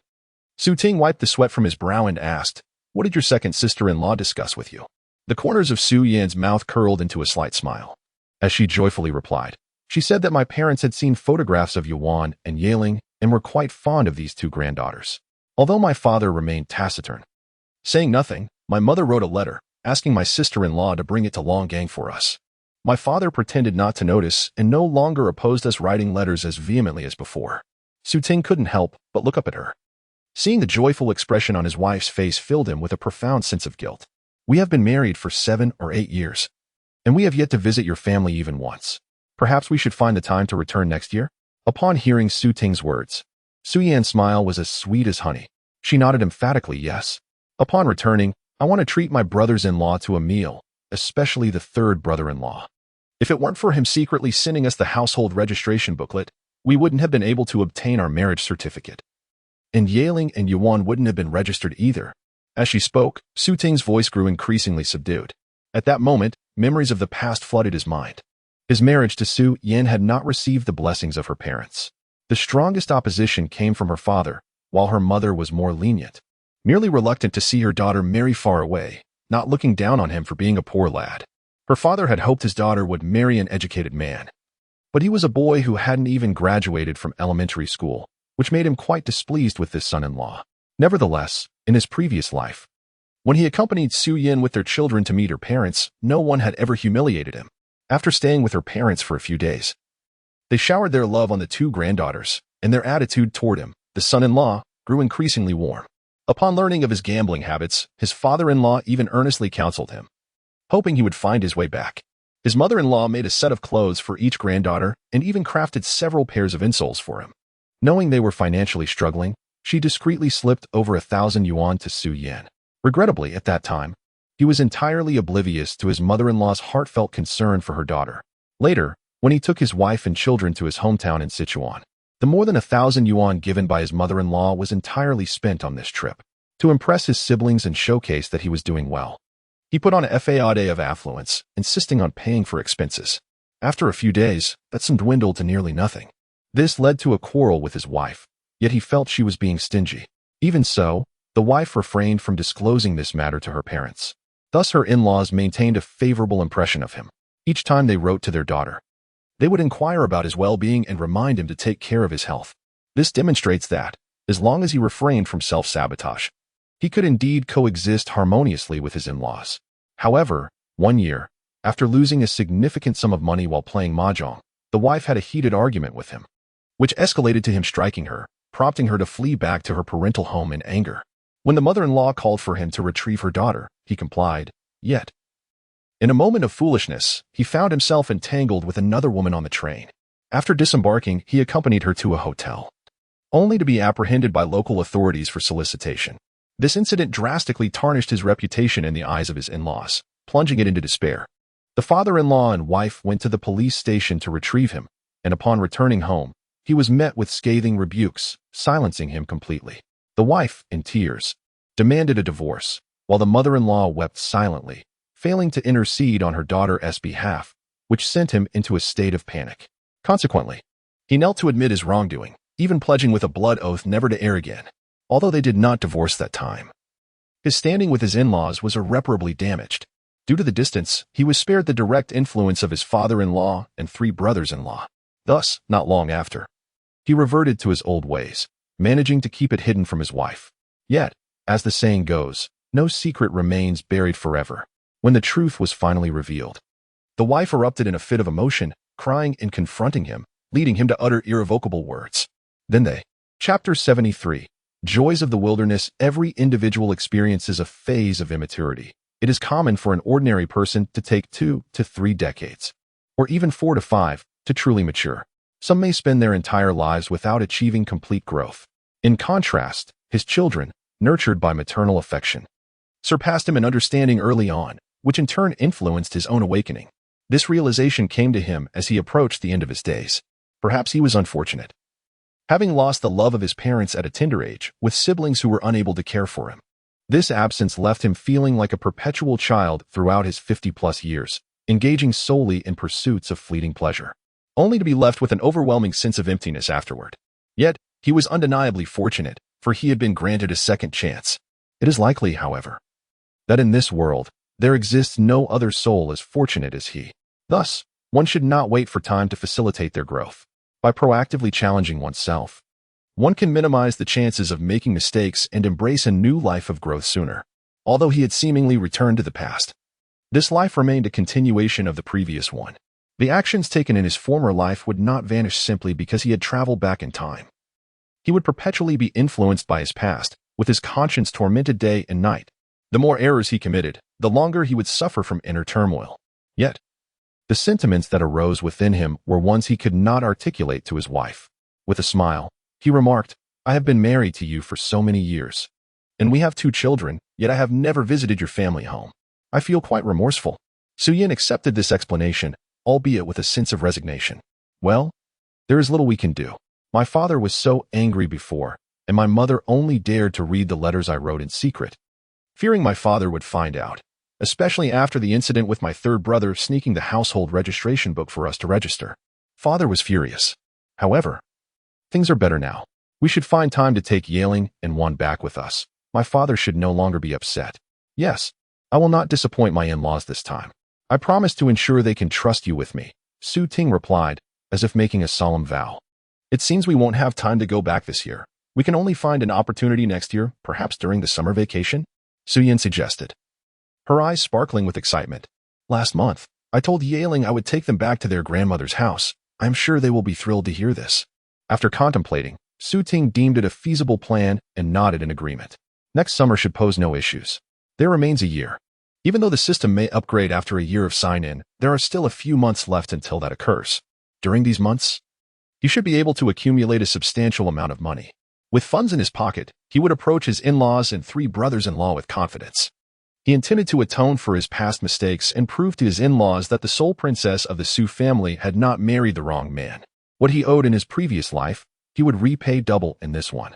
Little Su Yaling, with her keen ears, caught wind of her parents' conversation and was now eagerly chasing after her mother, inquiring when they would return to her grandmother's house. Su Yan was in high spirits, engaging in a lively exchange with her daughter, hardly feeling the fatigue of labor. Instead, she reveled in a lifestyle distinct from that of the city, enveloped by the breath of nature, which induced an involuntary relaxation. Here, devoid of the garish nightlife, there existed verdant mountains and clear waters, offering a unique satisfaction to the heart. Father, third brother, and the others have arrived. At that moment, Su Yaling pointed at the figures below the mountain and exclaimed. Su Jianjun and his companions had finally made their way here. Throughout the morning, Su Ting and her husband had filled 60 tree pits with saplings. Uncle Ershizi. After planting these fruit saplings, we must apply some fertilizer, otherwise they won't thrive, Su Guki remarked, clutching a stick with a nonchalant demeanor. Though his attitude and tone were somewhat irritating, his intentions were good. In a few days, the villagers will begin farming. There may not be enough organic fertilizer. If we wait another month, Uncle Ershizi can gather plenty of cow dung on his morning walks, Su Jianjun suggested. Su Ting nodded. Acknowledging that finding sufficient fertilizer would not be easy, 20 acres of land was no trivial matter. 20 acres? How much fertilizer will that require? Su Guki exclaimed, astonished. Su Jianjun had previously cultivated longan trees, thus he possessed considerable experience. There's no rush with the fertilization. If you overwhelm the young saplings with too much organic fertilizer, they may perish, he advised. Su Ting silently noted this, realizing she would need to seek Su Jianjun's counsel on such matters in the future. As noon approached, Su Ting and Su Dazhuang headed down to wash rice and fetch water, with their 2 daughters insisting on accompanying their father. Su Yan joined them, cradling little Yuan to prevent her from running around the fields and potentially falling. Su Yaling squatted on the ridge, searching for snails and fish. Upon noticing her, Su Ting immediately cautioned her that the field's harvest was not safe to consume. The little girl persistently inquired about the reason, to which Su Ting patiently explained. Once she understood, Su Yaling dashed to the mountain spring where her father was. Daddy, quickly look, there's a fish over there. The young girl had spotted her target and was directing her father to catch it. Su Dazhuang, sensing the moment, discreetly took the pot away to not disturb this family's leisurely pastime. Dear, no, that's wrong. It's not on the left. It's in the grass on the right, Daddy. Catch the fish.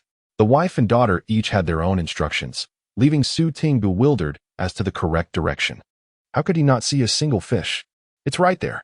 Just a moment ago, I saw a small part of it as they spoke. Something emerged from the grass that Su Yan had indicated. At first glance, it appeared to be a snake. Su Yan and Su Yaling were both startled. A snake. Husband, come up quickly. It's a snake. Be careful, it might bite you. Daddy, run. Now Su Ting finally spotted the creature they were so alarmed about. Upon closer inspection, he realized it was no snake, but rather an eel. Su Ting was at a loss for words, but at that moment, he had no time to argue whether it was a snake or an eel. He focused intently, waiting for the opportune moment. Then, with lightning speed, his hands shot out and grasped the eel. Chapter 74. The second batch of seedlings from that day forth, Su Yan accompanied Su Ting daily to the mountains, where they dug holes to plant fruit seedlings. Su Yaling returned to school on Monday to complete her final exams, and with summer vacation commencing, she began to frolic in the mountains with her parents every day. Initially, Su Yaling felt a tinge of fear towards Dog 7, as the creature had always been perceived by the children as fierce and unruly. However, she soon discovered that Dog 7 was afraid of her father, which gradually bolstered her courage. Under Su Ting's admonitions, Dog 7 refrained from teasing Su Yan or making any unpleasant jokes. Instead, he chose to mingle with the men, thereby sparing Su Yan any discomfort. In less than a week, the first batch of seedlings was entirely planted, which pleasantly surprised Su Ting. Before Zhao Qi delivered the second batch of seedlings, Su Ting, alongside Su Jianjun and others, continued with preparatory work for planting. Su Zonghai was unable to assist, as after harvesting corn, the family's peanuts had begun to ripen. Once the peanuts were harvested, they would need to sow new crops. Thus, the entirety of July was consumed with labor, leaving no respite. The couple was so exhausted that they lacked the energy for intimacy in the evenings. A week later, Zhao Qi finally returned. When he arrived, Su Ting was not at home. Fortunately, Su Ting had previously instructed Uncle Hai to direct Zhao Qi to transport the seedlings to Sun Mountain upon his arrival. During these days, aside from clearing weeds and digging holes on the mountain, Su Ting had also constructed a shed at the foot of the mountain to store the seedlings. Zhao Qi, possessing a tractor, was able to transport the seedlings in one trip, sparing Su Ting the arduous daily bicycle rides. Zhao Qi was willing to assist with this endeavor, as it had proven quite profitable for him. Su Zonghai hopped onto the tractor to guide Zhao Qi. Thumping sounds echoed as the tractor approached. Hearing the noise, Su Ting, who was clearing weeds on the mountain, wiped the sweat from his brow and straightened his back. Not far to his left, Su Yan was raking the weeds. while Su Yaling flitted about, assisting by fetching tools. Young Yaling, donning a cloth hat, crouched on the ground collecting wildflowers, which she intended to gather for a future flower shop. "Daddy, the tractor is coming," Su Yaling exclaimed, having heard the commotion. Standing atop the mountain, Su Ting discerned who was aboard the tractor. "Brother Seven has brought the seedlings." He called out to the busy group, "Everyone, take a break." With that, he made his way down the mountain, followed eagerly by Su Yaling. "Grandpa." Su Zonghai heard his eldest granddaughter's call and immediately responded, "Oh." The little girl, engrossed in her wildflower collection, tilted her head in confusion. "Where's Grandpa?" She looked around for a while, but being so short, she couldn't see beyond the ferns lining the mountain path. Thus, she returned to her task of gathering wildflowers. As Su Zonghai dismounted the tractor, Su Yaling rushed over and hugged his waist tightly. "Grandpa, why are you here?" Su Zonghai rested one hand on his eldest granddaughter's shoulder, supporting her as he said, "I have brought fruit seedlings for seventh brother." "Seventh brother, you have worked hard," Su Ting greeted Xiaoqi warmly. After exchanging pleasantries with Xiaoqi, Su Ting began to inspect the seedlings. Generously, he handled the transaction, and Xiaoqi treated him with far greater courtesy than he did other customers. Each seedling was a genuine sugar orange sapling of the finest quality, devoid of any inferior specimens. Thus, Su Ting could find no fault. Xiaoqi, recognizing the straightforwardness of the transaction, did not haggle. He retrieved 400 yuan from his inner pocket and handed it to Xiaoqi.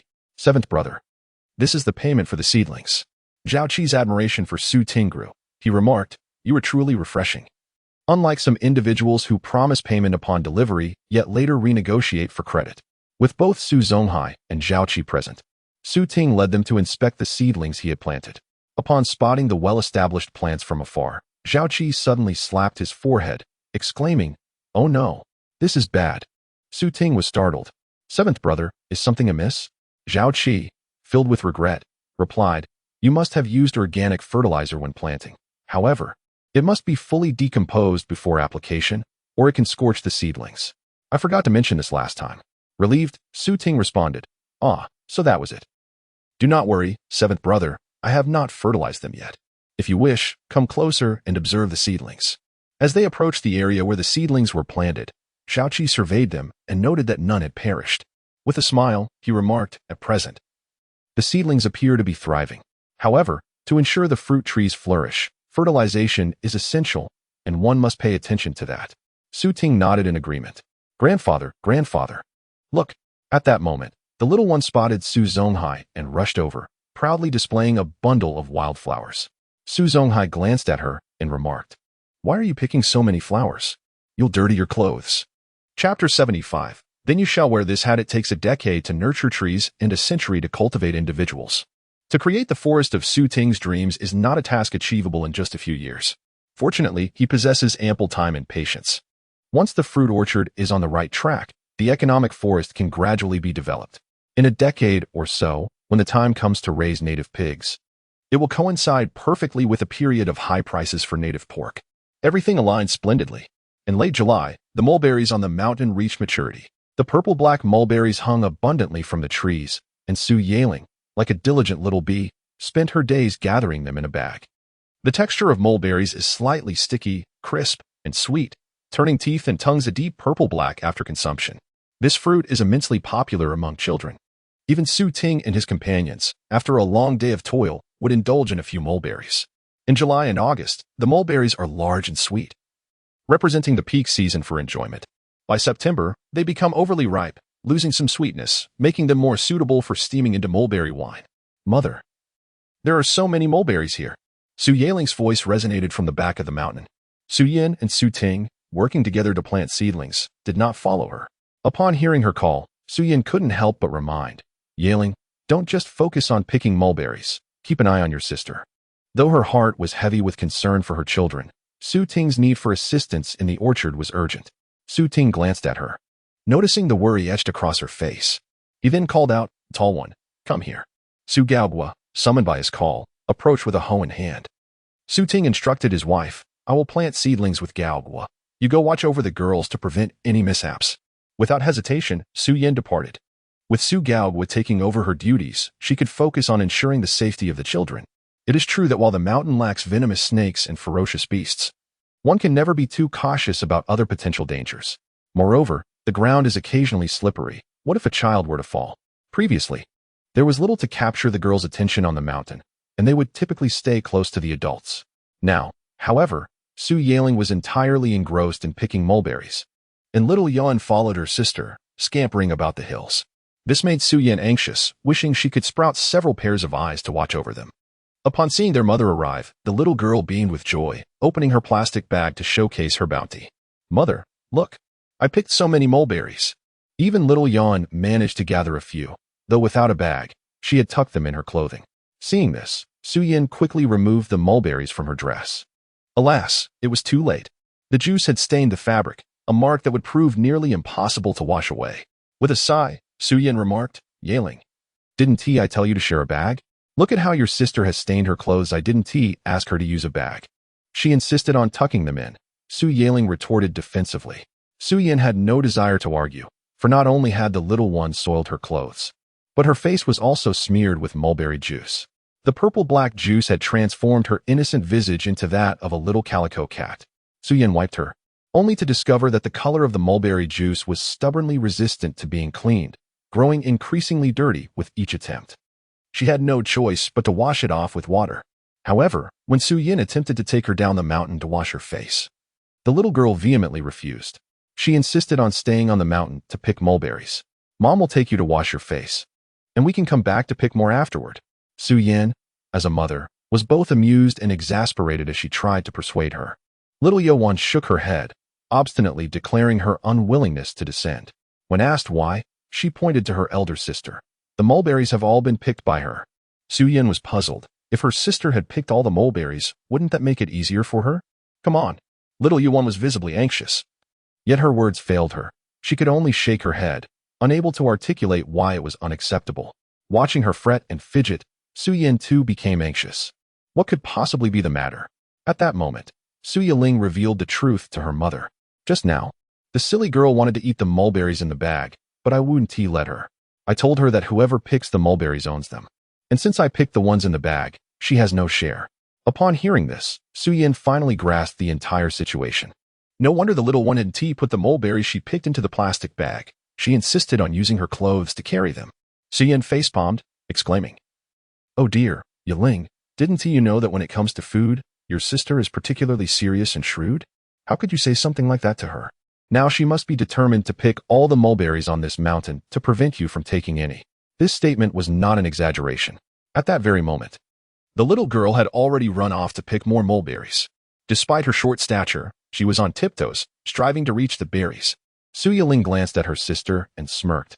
She should not have called her silly, but rather greedy. "You're not much better yourself. Refusing to share even a little of the vast amount you've picked with your sister," Su Yan teased her. Su Yaling retorted defiantly, "I'm not like her. I'm not picking mulberries for myself. I'm gathering them for Grandpa and Grandma." This reasoning was indeed compelling. Chapter 76. A sudden downpour. The straw hat given by Su Ting was unlike any other bestowed by different men. When Su Jianjun offered the hat to Su Yan, her initial reaction was one of refusal. She was reluctant to accept it. Her hesitation was not born out of concern for Su Jianjun getting sunburned, but rather from an inner reluctance to accept care from another man. Yet, Su Ting was her partner. When he placed the straw hat atop her head, a wave of sweetness enveloped her heart. With a smile gracing her face, she inquired, "And what about you?" Su Ting dismissed her concern, stating, "What does a grown man have to fear from the sun?" Su Yan bit her lip, laughing, her crescent-shaped eyes brimming with affection. Even as a mother, her laughter echoed the innocence of a bashful young girl. Su Ting, captivated by the sight, could not resist pinching her cheek.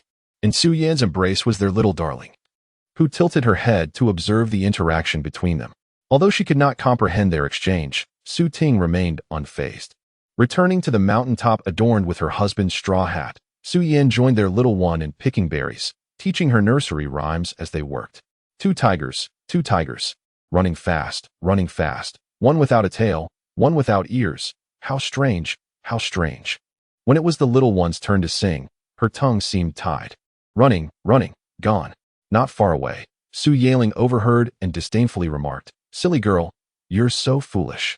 The little one, filled with indignation, retorted, "Sister, you're the foolish one." Su Yaling immediately bristled, "You're talking nonsense. I am not foolish. I can sing 2 tigers. Her recent exam results had been dismal, an 80 in Chinese and a 76 in mathematics. Upon reviewing her grades, her father, perplexed, asked, Yaling, did you perhaps receive the wrong report card? This was a significant blow to Su Yaling's pride, especially since her grandmother had mocked her, calling her a fool, which made her particularly sensitive to such labels. In a bid to prove her intelligence over her sister, the little girl raised her voice to belled out, 2 tigers. 2 tigers, running fast, running fast. This could hardly be deemed singing. Su Yaling, fueled by competition, found her younger sibling equally unwilling to concede. Despite her struggle with coherent speech, her competitive spirit remained undeterred. The mountains echoed with the cacophony of their childish voices. Su Yin, overwhelmed by the noise, felt a headache coming on, regretting her decision to allow the singing. Please, let us quiet down and pick berries in peace, she pleaded, but the 2 children, caught up in their excitement, paid her no heed. The weary mother sighed in exasperation, lamenting the challenges of parenting, especially with 2 children. As the shouting continued, the little girl's voice grew hoarse. Listening to her cough incessantly, Su Yin muttered, I told you not to shout, but you wouldn't listen, insisting on suffering the consequences. Though she scolded her daughter, she nonetheless fetched water for her. Mommy, there are so many clouds in the sky, the little girl exclaimed, pointing upwards as she drank. Su Yin, hearing her, lifted her gaze. In the morning, the sky was a pristine blue, but unbeknownst to them, clouds began to gather in increasing numbers. Su Yin murmured, Is it going to rain? Only black clouds bring rain, replied Su Yaling, earnestly informing her mother. Yet, Su Yin remained uneasy, turning her gaze toward the distant Su Ting. 24. Look at all those clouds in the sky. Is it about to rain? Hearing her, Su Ting also glanced upward. Adults and children observe the sky differently. Children only gaze at the expanse above them, while adults scrutinize the distant horizon, deducing whether rain would soon grace their location and estimating its arrival time. Indeed, in the far-off sky, a vast expanse of dark clouds was roiling. Su Ting felt the direction of the wind and declared loudly, It's definitely going to rain, judging by the speed of those clouds. It should reach us in a matter of minutes. No sooner had he spoken than a sudden gust of mountain wind arose, carrying with it a hint of coolness and a touch of moisture. Su Jianjun squinted at the billowing clouds and, sensing the wind's strength, estimated that rain would arrive in less than 10 minutes. While the adults were deliberating the impending downpour, 2 carefree children reveled in the refreshing mountain breeze. The sun had been veiled by the clouds, casting a shadow over the sky. The wind lifted Su Yaling's straw hat, and the cool air against her skin prompted a joyful smile. How delightful, the little girl exclaimed. Water, water. Just moments ago, her mother had not provided enough, and little Yuan reached out her hand, hoping her sister would give her another drink. In a buoyant mood, Su Yaling forgot her earlier displeasure and, holding the high orange water bottle, instructed her little sister, Tilt your head back and open your mouth. Complying, Yuan tilted her head back and opened her mouth wide. Su Yaling, unwilling to partake in her sister's saliva, maintained a cautious distance between the bottle's opening and her mouth, gingerly pouring water into her sister's mouth. However, the little girl struggled to manage the large bottle. And with the mountain wind complicating matters, a loud splash echoed as a large mouthful of water gushed forth from the bottle. Yuan was drenched in water. But now she had more than enough to drink, and she even got a refreshing splash on her face. Chapter 77. Once the busy season concludes, the villagers offer their assistance. A few individuals silently observe the torrential rain cleansing the mountains. Beneath the deluge, the parched flora, having endured the scorching sun for several days, eagerly absorb the unexpected blessing of rain. The once drooping grass seemed to stretch and awaken under the refreshing downpour. The newly planted saplings on the mountainside also reveled in this much-needed nourishment. The rain fell in a rhythmic patter, striking the canopy above and producing a resonant, forceful sound. The tumultuous symphony of rain evoked a sense of tranquility within the onlookers. The battered umbrella became a sanctuary for a family of 4. The father held the umbrella with one hand while clasping his eldest daughter's hand with the other. The little girl, head bowed, playfully scuffed her toes against the ground, occasionally reaching out beyond the umbrella's shelter to catch the raindrops descending from the heavens. The mother cradled the youngest daughter, playfully tickling her neck with one hand while restraining her restless little fingers, causing the infant to erupt in joyful giggles. The people nearby, much like the majestic mountains, served merely as a backdrop to this harmonious family scene. After a brief spell of around 10 minutes, the mountain rain began to wane. The once vigorous patter transformed into a gentle dripping sound. Ting glanced up at the sky, where the dark clouds were dissipating. The rain was soon to cease. No storm, no matter how fierce, lasts forever. The sky, washed clean by the rain, appeared clear and bright once more, as the sun peeked out from behind the clouds, casting a unique charm in the post-rain light. As Ting beheld this picturesque landscape, a surge of determination filled his heart. In this lifetime, he resolved to be a good person and to safeguard his blissful family. If possible, he wished to lead the Gua village into the outside world, inviting others to experience the beauty of this mountain. Relying solely on himself might have been daunting, but with the assistance of the signing-in system, nothing was beyond reach. They say there is no antidote for regret in this world, and thus the most improbable event is a life reset. Yet he had already been granted such a second chance, so what was there that he could not achieve? Well, a rainbow. Look, a rainbow, Xie Ling exclaimed excitedly, pointing towards the distant sky. Following the direction of her finger, a resplendent rainbow arched across the horizon, resembling a magnificent bridge connecting two realms. The post-rain rainbow was breathtakingly beautiful.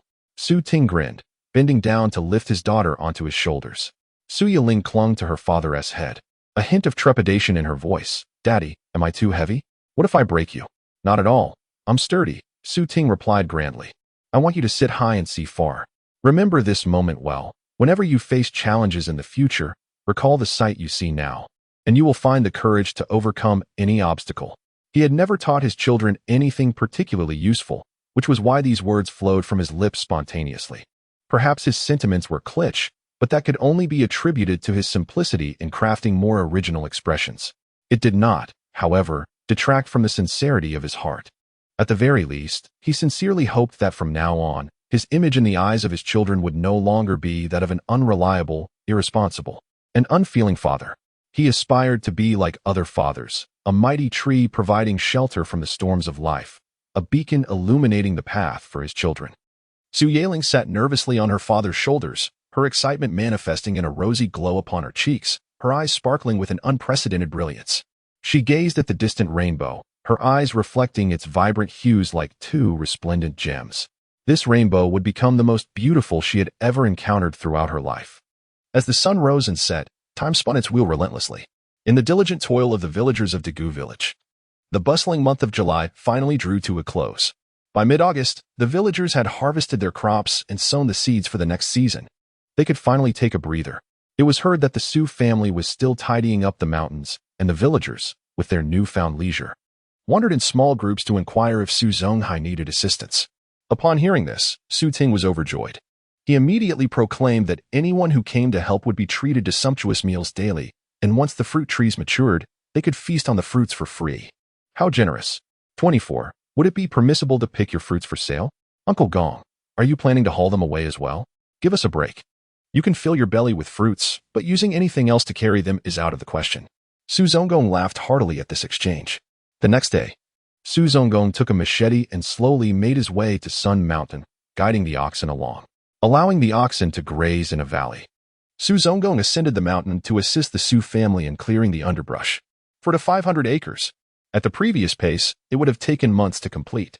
However, with more villagers lending a hand, the progress naturally accelerated. Su Jianjun, Su Guqi, Su Dazhuang, and Su Gaoga noticed the increasing number of helpers and felt their positions threatened. Intuitively, they sensed that if this continued, their employment would not last much longer. Thus, each of them discreetly approached Su Ting to gauge the situation. Su Ting was forthright, expressing his views. You four were among the first to assist me, and you have performed admirably thus far, so I will continue to employ you. However, as more people join, I will need to differentiate my treatment.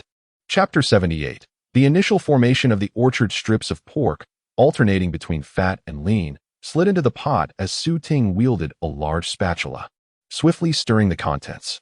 A fragrant aroma of meat wafted through the air, enticing the busy villagers on the mountain to swallow in anticipation. Several children dashed about, each clutching a plastic bag, occasionally converging at a single point, clamoring mine in an attempt to claim ownership of the plump, ripe fruits. The adults, inhaling the savory scent, found renewed vigor in their labors, engaging in light-hearted banter while they toiled. In a hollow of the mountain, Su Yin and a woman each carried a basket filled with water, spinach, and green beans, making their way uphill. As they passed a slope, the woman pointed to an elderly man and a small child nearby, chuckling, "Look at your little girl and her grandpa. How affectionate they are." Following the direction of her gesture, Su Yin saw Uncle Hai squatting on the ground, allowing little Yuan to adorn his head with flowers. "Please don't put flowers on me," Su Zonghai muttered, his tone tinged with mock lament. Yet, little Yuan was undeterred, and despite his grievances, Su Zonghai could only acquiesce to the whims of the child. "Fifth uncle is truly wonderful, willing to look after your children. He treats Jiu Mei and Shi San Mei almost better than his own," the woman remarked. "Unlike my two elderly in-laws, who only have eyes for the eldest and the youngest, completely neglecting my two children." In a hushed tone, the woman confided her frustrations to Su Yin. Su Yin smiled gently. "How could that be? Xiao Jun and Xiao Wei are your father-in-law's own grandchildren. Surely he holds affection for them." "My husband Jian Jun is utterly useless. My in-laws look down upon him," the woman lamented. "Had I known Jian Jun would turn out this way, I would never have foolishly followed him back." This woman was Hu Wei, the wife of Su Jianjun. They had a son, Su Xiaojun, and a daughter, Su Xiaowei. Su Xiaojun was 2 years younger than Su Ya, while Su Xiaowei was a year older than Yuan. Hu Wei envied Su Yin for the kindness and care bestowed upon her and her children by her in-laws. Although Zhang Xiufan often voiced her complaints and nagged about various matters, she had diligently cared for Su Yin during her pregnancy and confinement. After the birth of Su Yan's 2 granddaughters, Su Zonghai and Zhang Xiufan willingly offered to help look after the children, prioritizing them whenever there were treats to be had. However, Hu Wei faced a different reality. With 3 brothers and 4 sisters, Su Jianjun's family was large, and his own lack of ambition led to his parents' disdain for their second son. Hu Wei endured her confinement alone after marrying Su Jianjun, raising her children by herself. Whenever the elderly couple encountered her son and daughter, they scarcely spared them a glance, let alone prioritizing their needs. After all, the Su family, with their numerous children, did not lack for grandchildren and were unlikely to place significant importance on the offspring of their second son. Over time, Hu Wei bore much resentment but dared not express it to her in-laws, often taking it out on Su Jianjun. Consequently, the bond between the couple grew increasingly strained amidst their endless quarrels. Once, Su Ting was as unreliable as Su Jianjun, leading Hu Wei and Su Yun to share a sense of camaraderie in their mutual plight. Additionally, their daughters were born around the same time, which gradually fostered a friendship between the 2 stay-at-home mothers.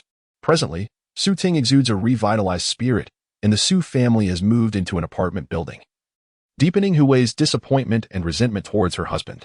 She has secretly resolved that if Su Jianjun fails to make any changes, she will leave this wretched place. The future stretches ahead, and she cannot waste her life on a man devoid of hope. This sentiment has never been shared with anyone. When she hinted at her regrets about marrying Su Jianjun, Su Yun interpreted it merely as a habitual complaint and did not delve deeper. Nevertheless, Su Yun offered her consolation. As long as Jianjun had not betrayed you, everything else could be gradually discussed with him.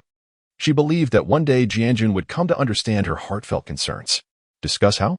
His elder brother and younger sibling have moved into apartment buildings, while we are still stuck in a dilapidated house. Yet he spends his days gambling, and when I confront him, he becomes furious, resorting to threats and insults. I do not know how much longer I can endure this life. Tears glistened in Hu Wei's eyes, but she took a deep breath, forcing them back. Su Yun listened in silence, uncertain of how she could assist. Matters concerning a couple are delicate, and outsiders should not interfere, especially since she was not well acquainted with Su Jianjun and lacked the standing to counsel him. At that moment, Su Ting called out from the kitchen. "Are you both taking your time washing vegetables? The meat is already stir-fried and just waiting for your vegetables to be added. Hurry up." "Oh." Su Yun hastened her pace. Hu Wei composed herself and quickly followed suit. A short while later, the dishes were ready. Su Ting shouted towards the hillside, "Dinner is ready." The sound echoed, causing the villagers on the mountain to gradually halt their tasks and look down. Upon spotting Su Ting, they waved in response. "Coming." Everyone grabbed their bowls and lined up for their portions. A bucket of white rice. Chapter 79, The Night of the New Home. The night was enveloped in profound silence. Within the newly constructed abode of the Su family, the 6 members had retreated to their respective rooms to prepare for slumber.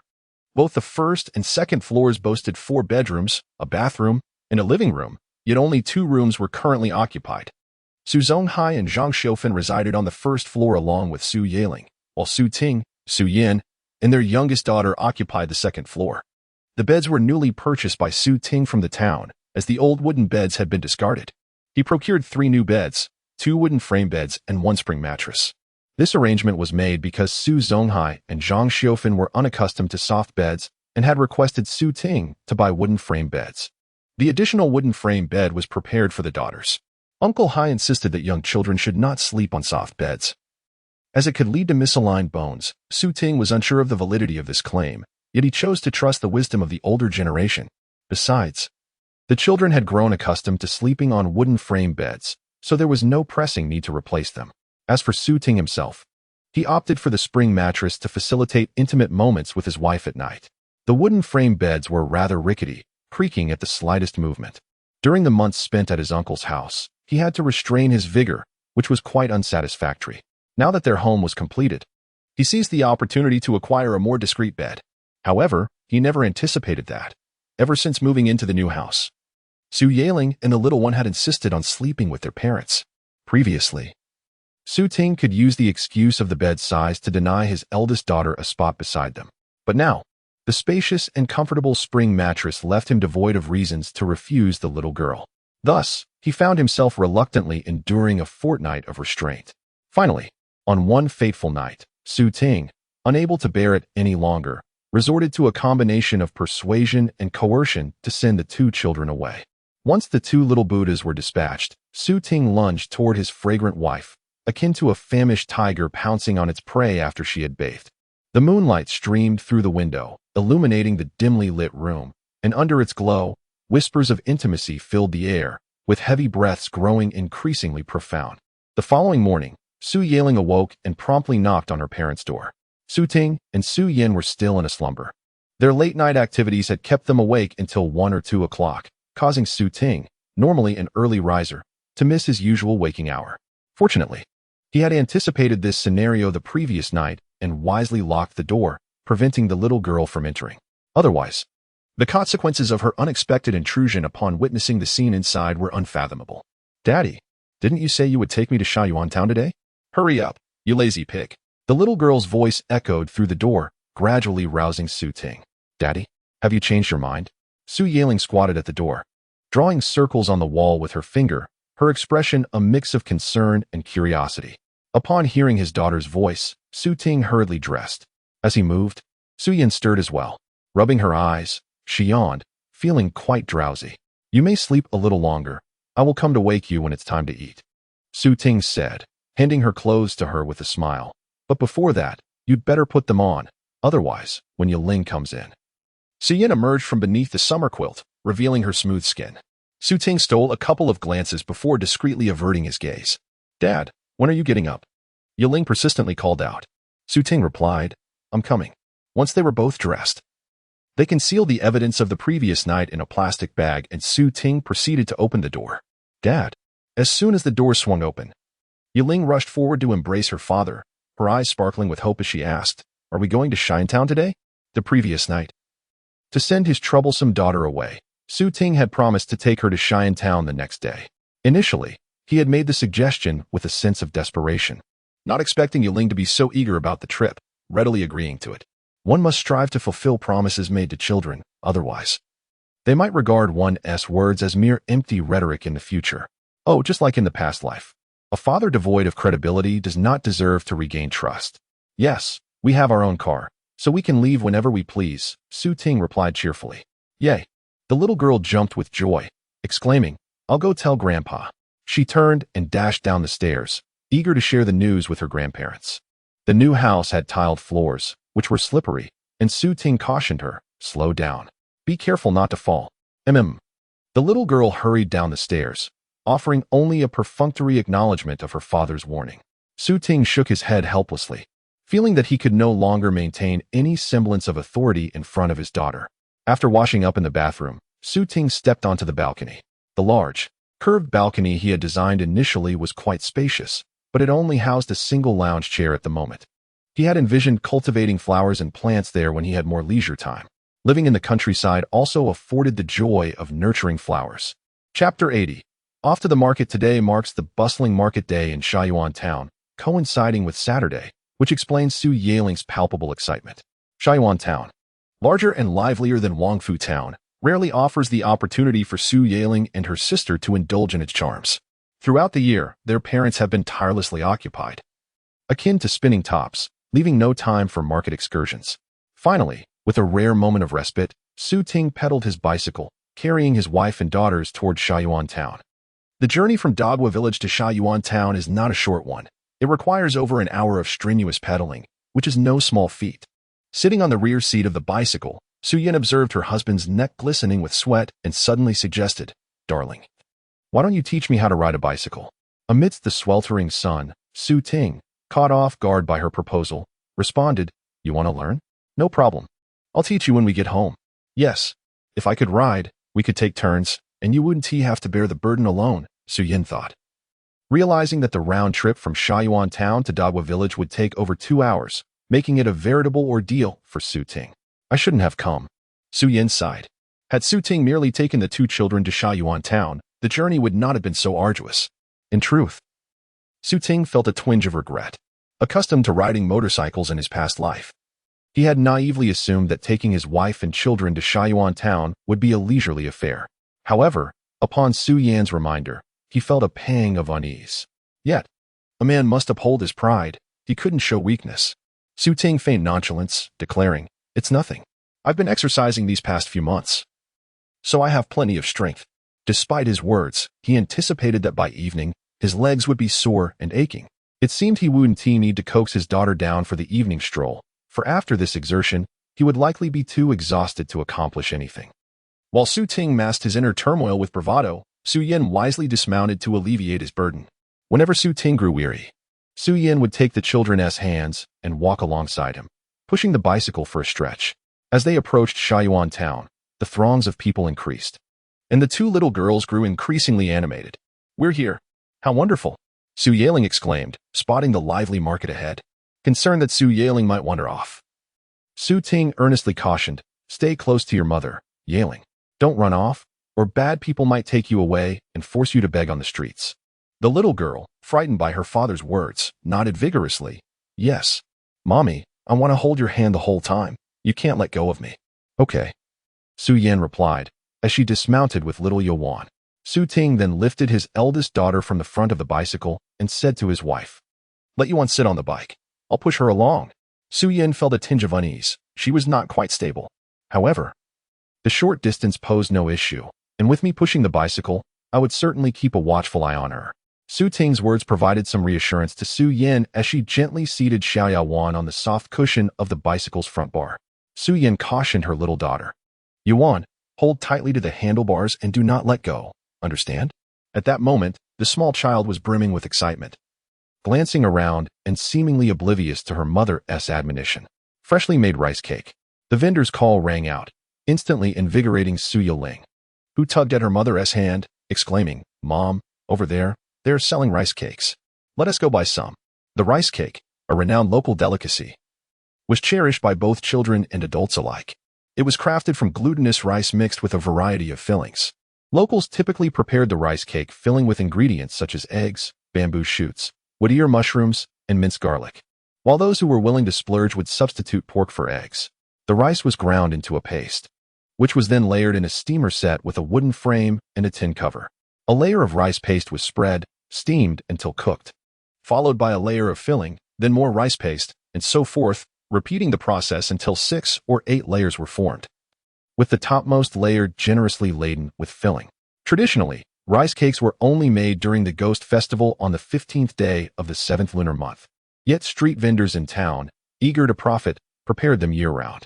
A serving of rice cake cost 50 cents. The vendor would slice it into diamond-shaped pieces approximately 5 centimeters long, neatly packing them into a small plastic bag and drizzling a spicy sauce over them. Su Yaling had earned a few coins from bricklaying and later scavenged for scraps to sell another coin's worth. Occasionally, her father, Su Ting, would also give her some money, making her quite affluent for a little girl venturing to the market.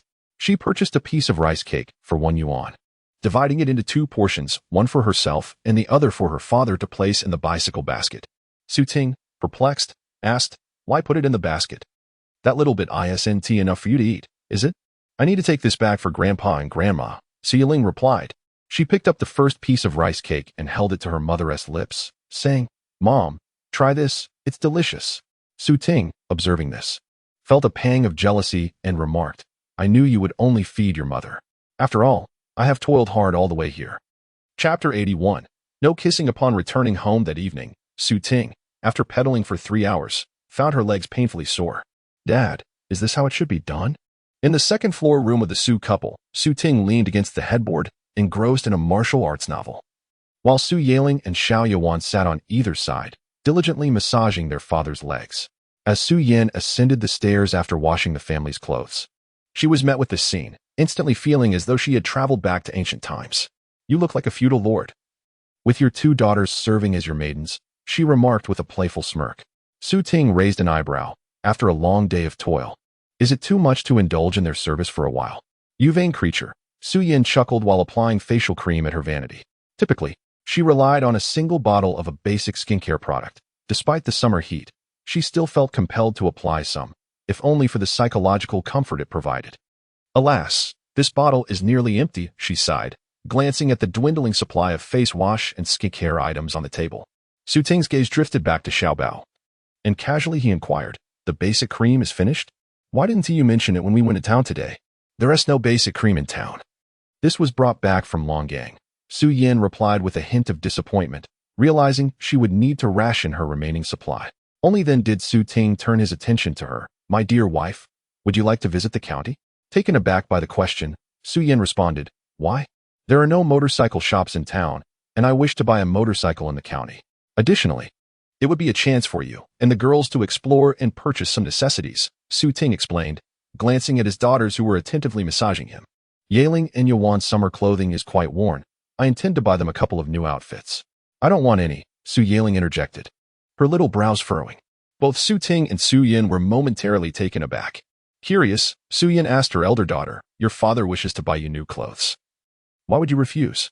Su Yaling shook her head, looking earnestly at her father. "Dad, our family has a lot of debt. We shouldn't be buying this or that. I don't want to end up sold off to pay it back." Her words left her father utterly bewildered. "Who told you such things?" Su Yan, equally amused and exasperated, added, "Your father would never sell you to settle debts. That is how it happens in the dramas on Uncle 18's television," Su Yaling replied solemnly. "Don't think just because I'm young I don't understand these things." As soon as she finished speaking, a large hand ruffled her newly cropped hair affectionately. "Rest assured, even if your father were to fall upon hard times, he would never sell you. However, there are bad people in this world. If you ever encounter a stranger, do not follow them, and avoid accepting anything they offer. Otherwise, you might encounter human traffickers, and then you may never see your parents again." Seizing the opportunity, Su Yan reinforced her daughter's awareness of potential dangers. Su Yaling extended her arm with a broad smile, exclaiming, "If I ever get lost, my parents can recognize me by the birthmark on my arm." The young girl bore numerous dark spots on her left forearm, a testament to the birthmark she had carried since her time in the womb. On the right side of her face, just beneath her eye, was a distinctive mole, a charming characteristic of her youthful visage. "That 1T do. Evildoers 1T grant you the chance to find your parents. You must remain vigilant, whether at school or elsewhere, and always be cautious of strangers," Su Yan reiterated earnestly. Su Yaling nodded vigorously, affirming her understanding. At that moment, the previously silent little one suddenly toppled over, landing at her father's feet, her forehead colliding with his large toe, resulting in a scrape from his hardened nail. The drowsy child jolted awake, her sleepy eyes welling with tears as she clutched her forehead. Tears glistened in the father's eyes as he chuckled. "Do you wish to nibble on Daddy's foot? If so, no need for politeness. Come, let me offer it to you," Ting said, extending his foot towards the little one. Pouting, the girl slapped his foot with her tiny hand, declaring, "Daddy's feet smell bad. Oh dear, your toenails are far too hard. Look what you've done to Yuan's forehead. You ought to trim them." Su Yan chided lightly. Ting, reveling in the mischief, feigned disbelief. "How is this my fault? This calamity has befallen me without warning. It's not as if I intentionally scraped her with my toenails." With a heart heavy with mock grievance, the affectionate father turned to his little girl, saying, "Just last month, I celebrated your birthday and treated you to an abundance of sweets. Have you forgotten? Now you claim that Daddy's feet stink, and as a result, I am facing your mother's reproach."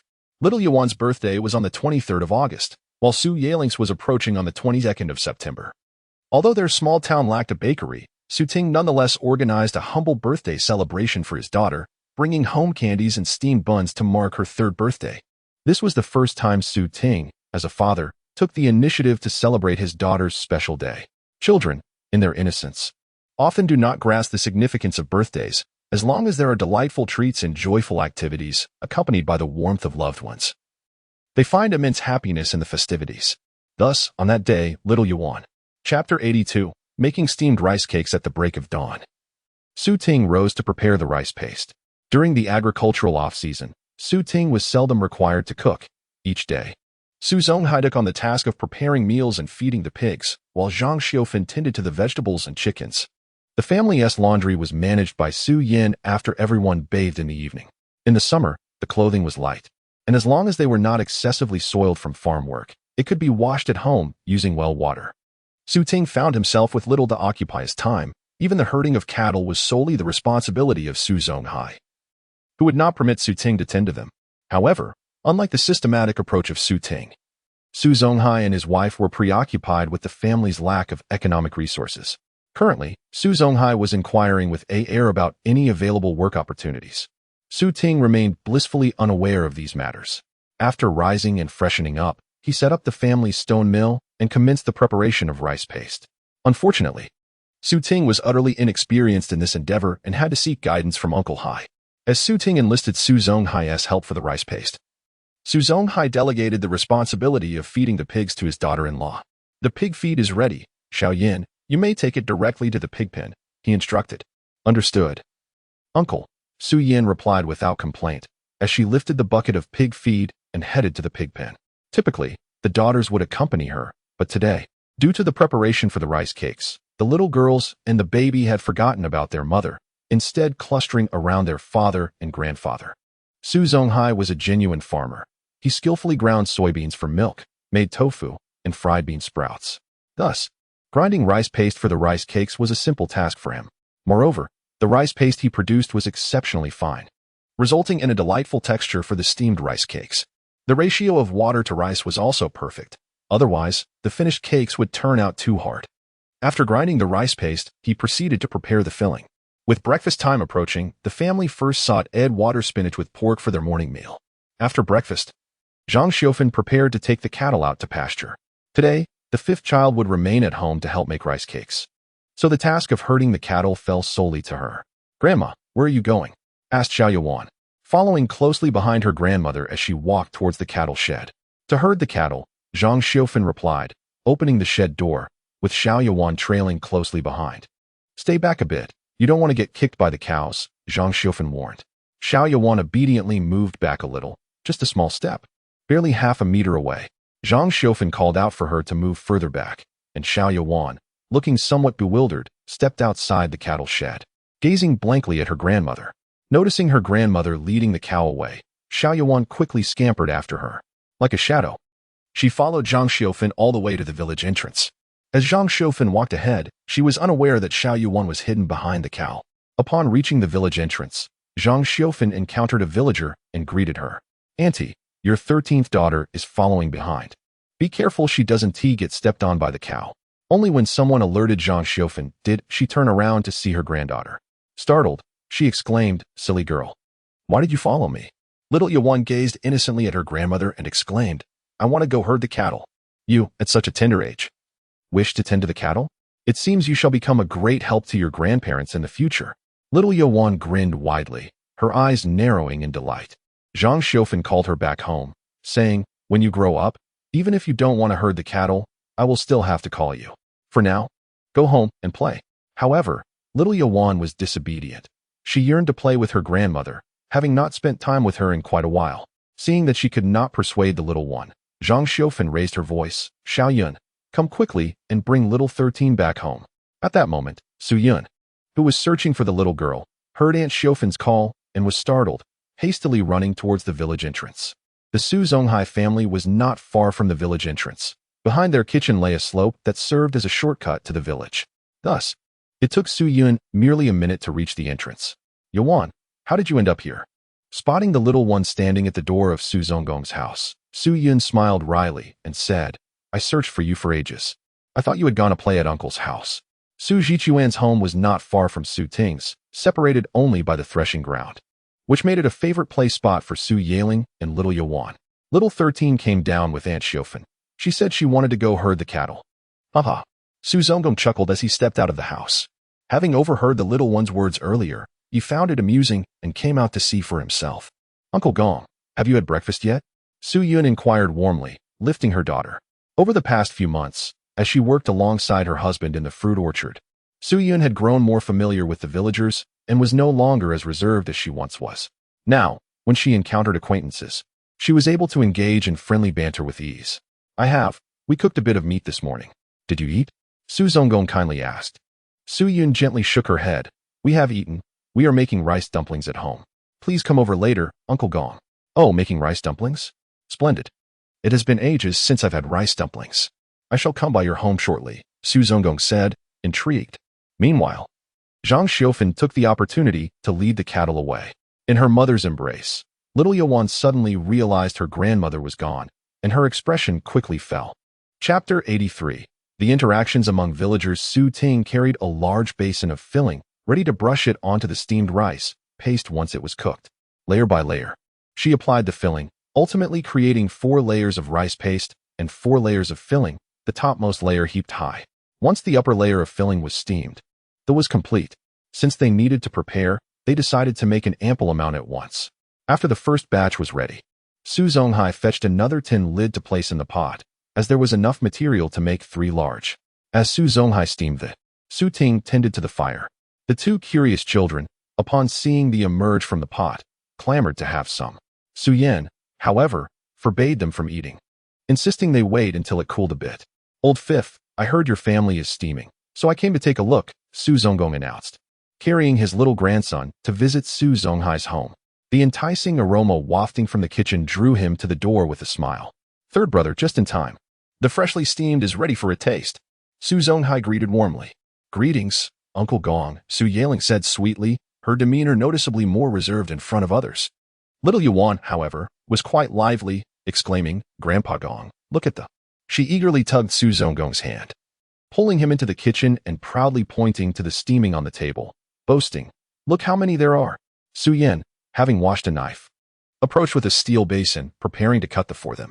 Unable to suppress her laughter, she remarked, you little show-off. The children adored. And since it was a rare treat at home, it was only natural for them to revel in it, wasn't it, my chubby girl? Due to her hearty appetite and eagerness at mealtimes, little Yuan had grown pleasantly plump, her round and delightful appearance endearing her to the village elders, who affectionately called her little chubby girl. This moniker was devoid of malice, simply a term of endearment for a charming child. However, such a name could take on a different tone when uttered by children with ill intentions.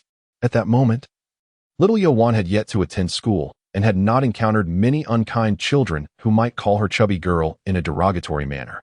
Thus, she held no resentment towards the nickname. In fact, seeing others smile while using it made her believe it was a compliment, and she would giggle in delight. Su Yan sliced several pieces of into the steel basin, added a bit of homemade garlic chili sauce, and presented it to Su Zonggong. Uncle Gong, do give it a try. Su Zonggong graciously accepted the basin, chuckling. Thank you very much. Why say such formalities?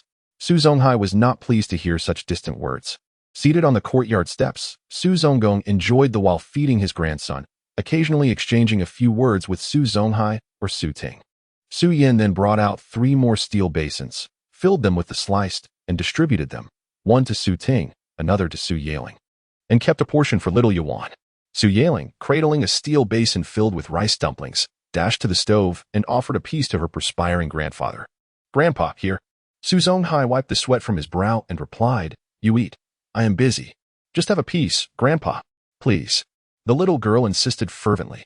Su Zonghai, with a resigned smile, leaned down and took a bite. Thereafter, Su Yaling held the piece aloft, patiently waiting by her grandfather's side until he finished it. In the courtyard, Su Yan, who was feeding her daughter, suddenly heard Uncle Hai call out to her. Xiaoyan, take a basin over to Brother Chi's house. Su Yan stood up, responding. Coming. Mama, I want to go too. Su Yaling exclaimed with delight. However, her grandfather assigned her a task. Ninth sister, you go deliver to Uncle Bo's house. Su Zonghai, feeling sympathy for his granddaughter, wanted her to take the nearer route, yet the little girl, concerned for her mother, eagerly volunteered to deliver to the more distant Uncle Chi's house. Uncle Chi, named Su Jiachi, had always maintained a cordial relationship with Su Zonghai. The Su family owned a tractor, and in the absence of Su Ting and his wife during busy farming seasons, Su Jiachi often assisted Su Zonghai in transporting rice. Otherwise, it would be a strenuous task for Su Zonghai to carry the rice alone. In rural life, many tasks require the help of fellow villagers, particularly for childless couples like Su Zonghai and Zhang Xiufan, who must be especially mindful of their interactions. It is crucial to avoid offending others and to remember those who have shown kindness, repaying their generosity. The bonds between families are strengthened through mutual assistance and understanding. Su Zonghai, with his honest and sincere nature, was not foolish. Rather, he was shaped by his circumstances. Growing up in hardship, he learned to cherish even the smallest acts of kindness from others and understood that being overly assertive or fostering enmity would only lead to isolation. Patience in the face of adversity and humility in retreat can lead to broader horizons. Those who cannot endure or yield ultimately find themselves struggling for survival. What is the value of momentary pride? No one will come to his aid, especially as he ages and finds himself alone. In such times, those with whom he has had conflicts may well take advantage of his vulnerability. On the first day of the new year, had it not been for Su Godin and Su Goxing threatening him with his granddaughter, striking at his Achilles heel, he would not have reacted so vehemently. The struggles of a lifetime have taught Su Zonghai the importance of harmonious relations with others. Chapter 84. Yaling, tricked by her old father, Su Jiechi's wife expressed her gratitude and retrieved a basin to prepare the steamed buns, requesting Yaling to wait a moment. When she reappeared, she held a black plastic bag in her hand. Your Uncle Dun returned last night and brought some candies. Take them home and share with your sister 13. Yaling hesitated to accept. Aunt Chi, my father has not finished the candies he bought earlier. Those are your father's purchases. This is a gift from me. Uncle Dun mentioned these sweets are imported. Su Jiachi's wife insisted, we have no children at home. And neither my husband nor I have a penchant for sweets. Please, take them home. Reluctantly, Yaling accepted the bag, thanking her. Thank you, Aunt Chi. What is there to thank for? Would you like to stay and play? No, I must return home. All right then, be cautious of the dogs. If they bark at you, don't be afraid. Just walk slowly. The more you run, the more they will chase you. Several households in the vicinity owned fierce local dogs, which made the area daunting for most.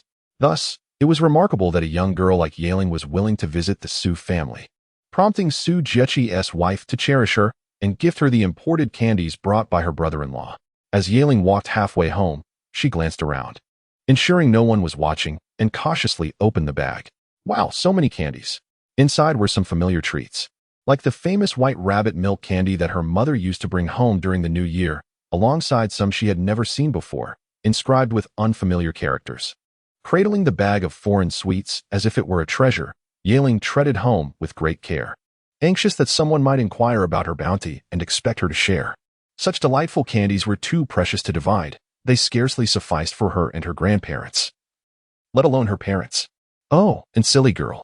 The current silly girl was not the same as before. She was no longer easily deceived and would likely not be swayed by just a few candies. Alas, silly girl, why must you grow up? How adorable you are as a child. You wouldn't fight me for sweets. Upon arriving home, Yaling discovered her grandfather was absent. Father, where is grandfather?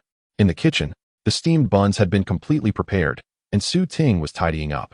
Upon hearing his daughter's inquiry, he casually replied, Grandfather went to deliver buns to your sister San. What do you need grandfather for? Yaling placed the basin on the table and, lifting the bag of candies Aunt Chi had given her, said mysteriously, Father, Aunt Chi gave me so many candies. She said these are foreign sweets, and we should eat them secretly without sharing with anyone. Is that all right? Oh, let me see. Su Ting responded. The little girl eagerly opened the plastic bag, exclaiming, Look, aren't they splendid? Su Ting cast a glance, but soon lost interest, as he was not fond of candies. However, wishing to amuse the little girl, he pretended to be quite taken by them. They do look appetizing. Yaling, why don't you give this bag of candies to your father? I will buy you another bag in town to replace it. Upon hearing this, Su Yaling immediately grew vigilant and sealed the plastic bag. She solemnly declared, Father. And she said these candies are for me and Shanio. You are an adult and cannot snatch candies from us children. Who says I cannot? Su Ting retorted, pouting in mock displeasure. You previously said you would pamper your father. You little deceiver. Upon hearing this, Su Yaling displayed a conflicted expression. She lowered her head, struggling to gaze at the tempting candies within the plastic bag. After a moment, the little girl raised her head, tears brimming in her eyes as she extended the bag towards her father. Su Ting had merely intended to tease her, unaware that the child would take it so seriously. Not only did she take it to heart, but she also faced a painful decision, choosing to part with the candies for his sake.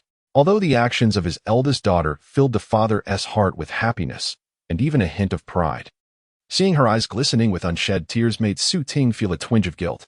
He seemed to have taken the jest too far.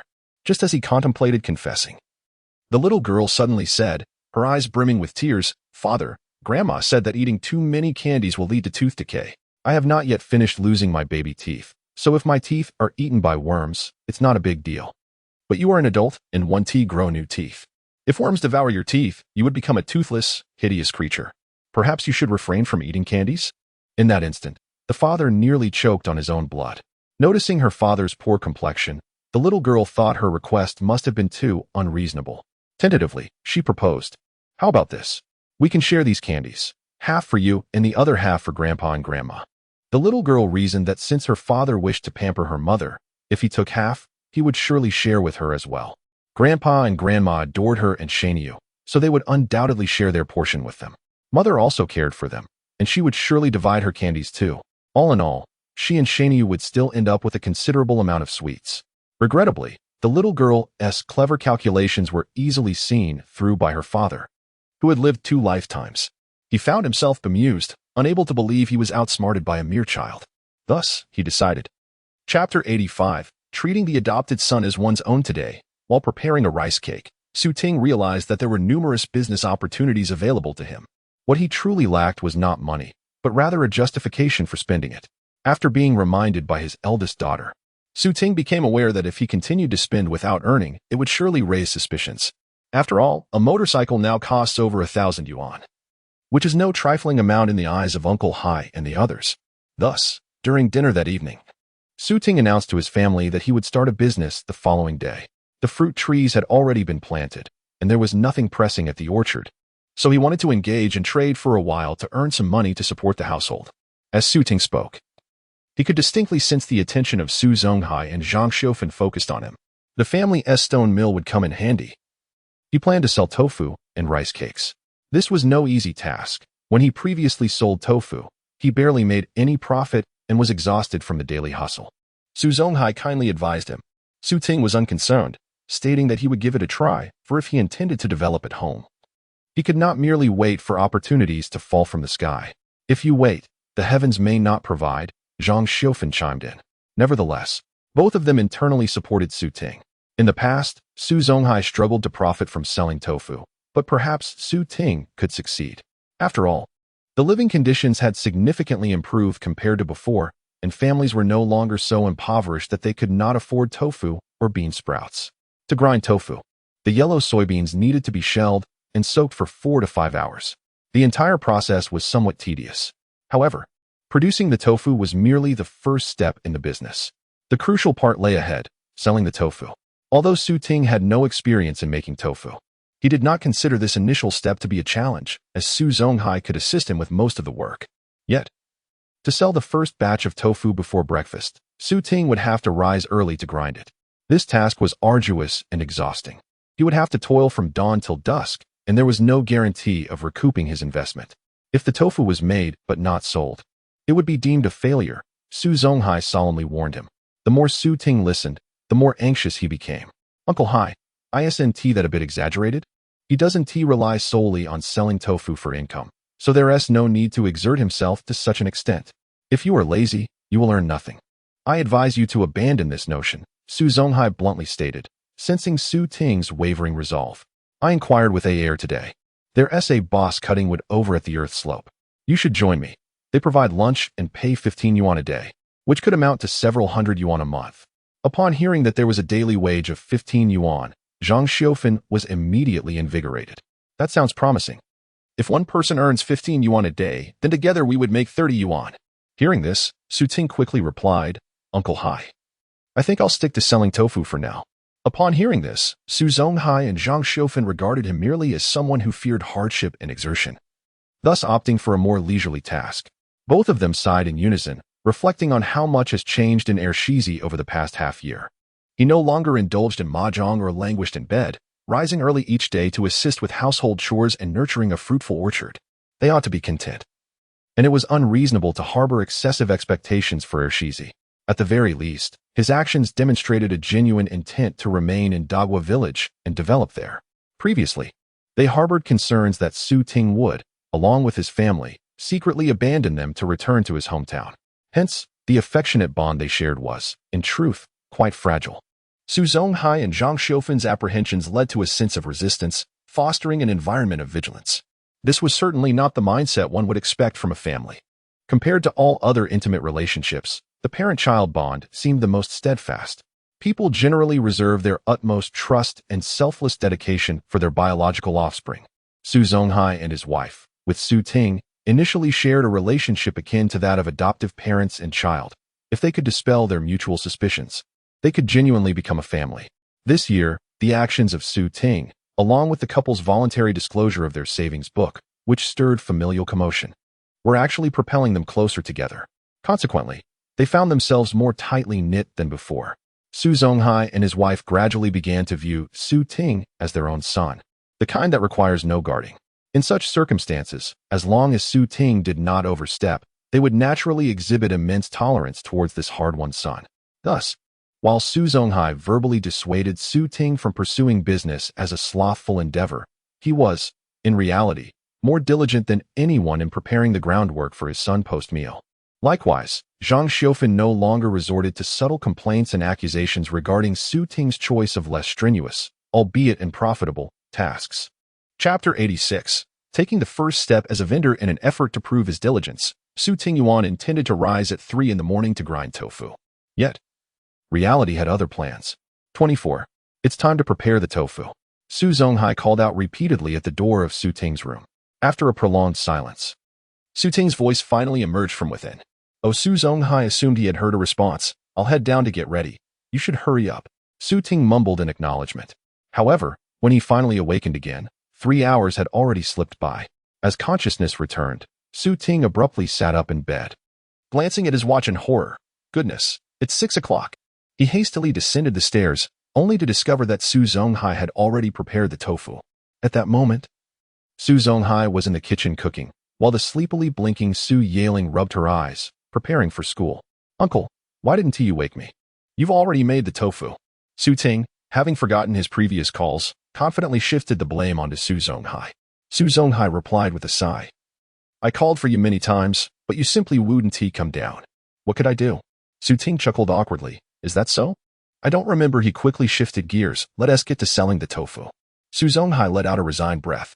Daddy, do you even know how to sell tofu? Wouldn't it be better to take me to school with this time? Su Yaling chimed in. Walking is good for you. It'll help you stay healthy, the old man retorted while washing up. After a brief grooming, Su Ting secured the tofu onto the back of his bicycle and set off to sell it. In the absence of smartphones, computers, or other electronic distractions, life in the countryside was straightforward. Everyone rose with the sun and retired at dusk. Although it was still just past 6, many were already laboring in the fields, tending to weeding, fertilizing, and spraying pesticides during the early, cool hours of dawn. Smoke rose from chimneys in every household. Pedaling his bicycle, with tofu strapped to the rear and a little girl perched on the front handlebars, Su Ting headed toward Huangzhou village. Though the old man claimed that his daughter should walk to exercise, the little girl's persistent pleas ultimately led to her successfully hitching a ride on her father's bicycle. You're going to sell tofu anyway, right? Just take me along.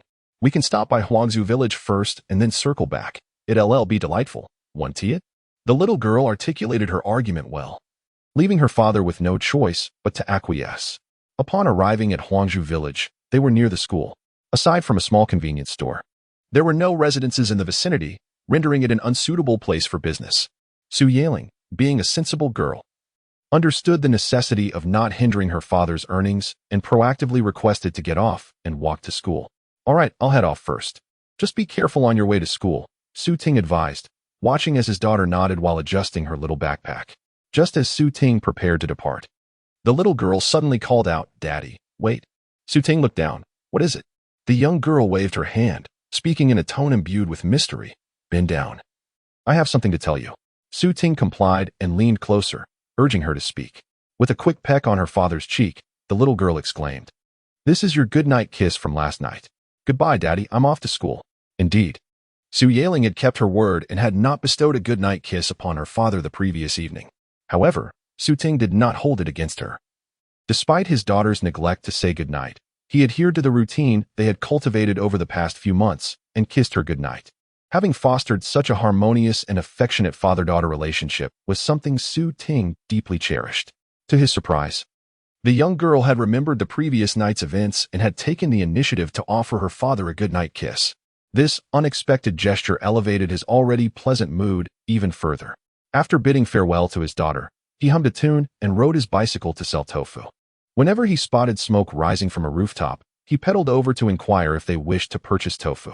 It wasn't until he had asked 5 or 6 households that he finally completed his first sale. An elderly widower bought a block of tofu for 50 cents. At such a low price, the tofu was indeed a bargain. In the town, tofu was typically sold for $1 per block.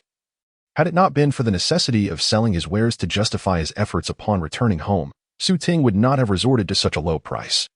After all, it was tofu crafted with great care by Uncle Hai that had taken the entirety of the morning to produce.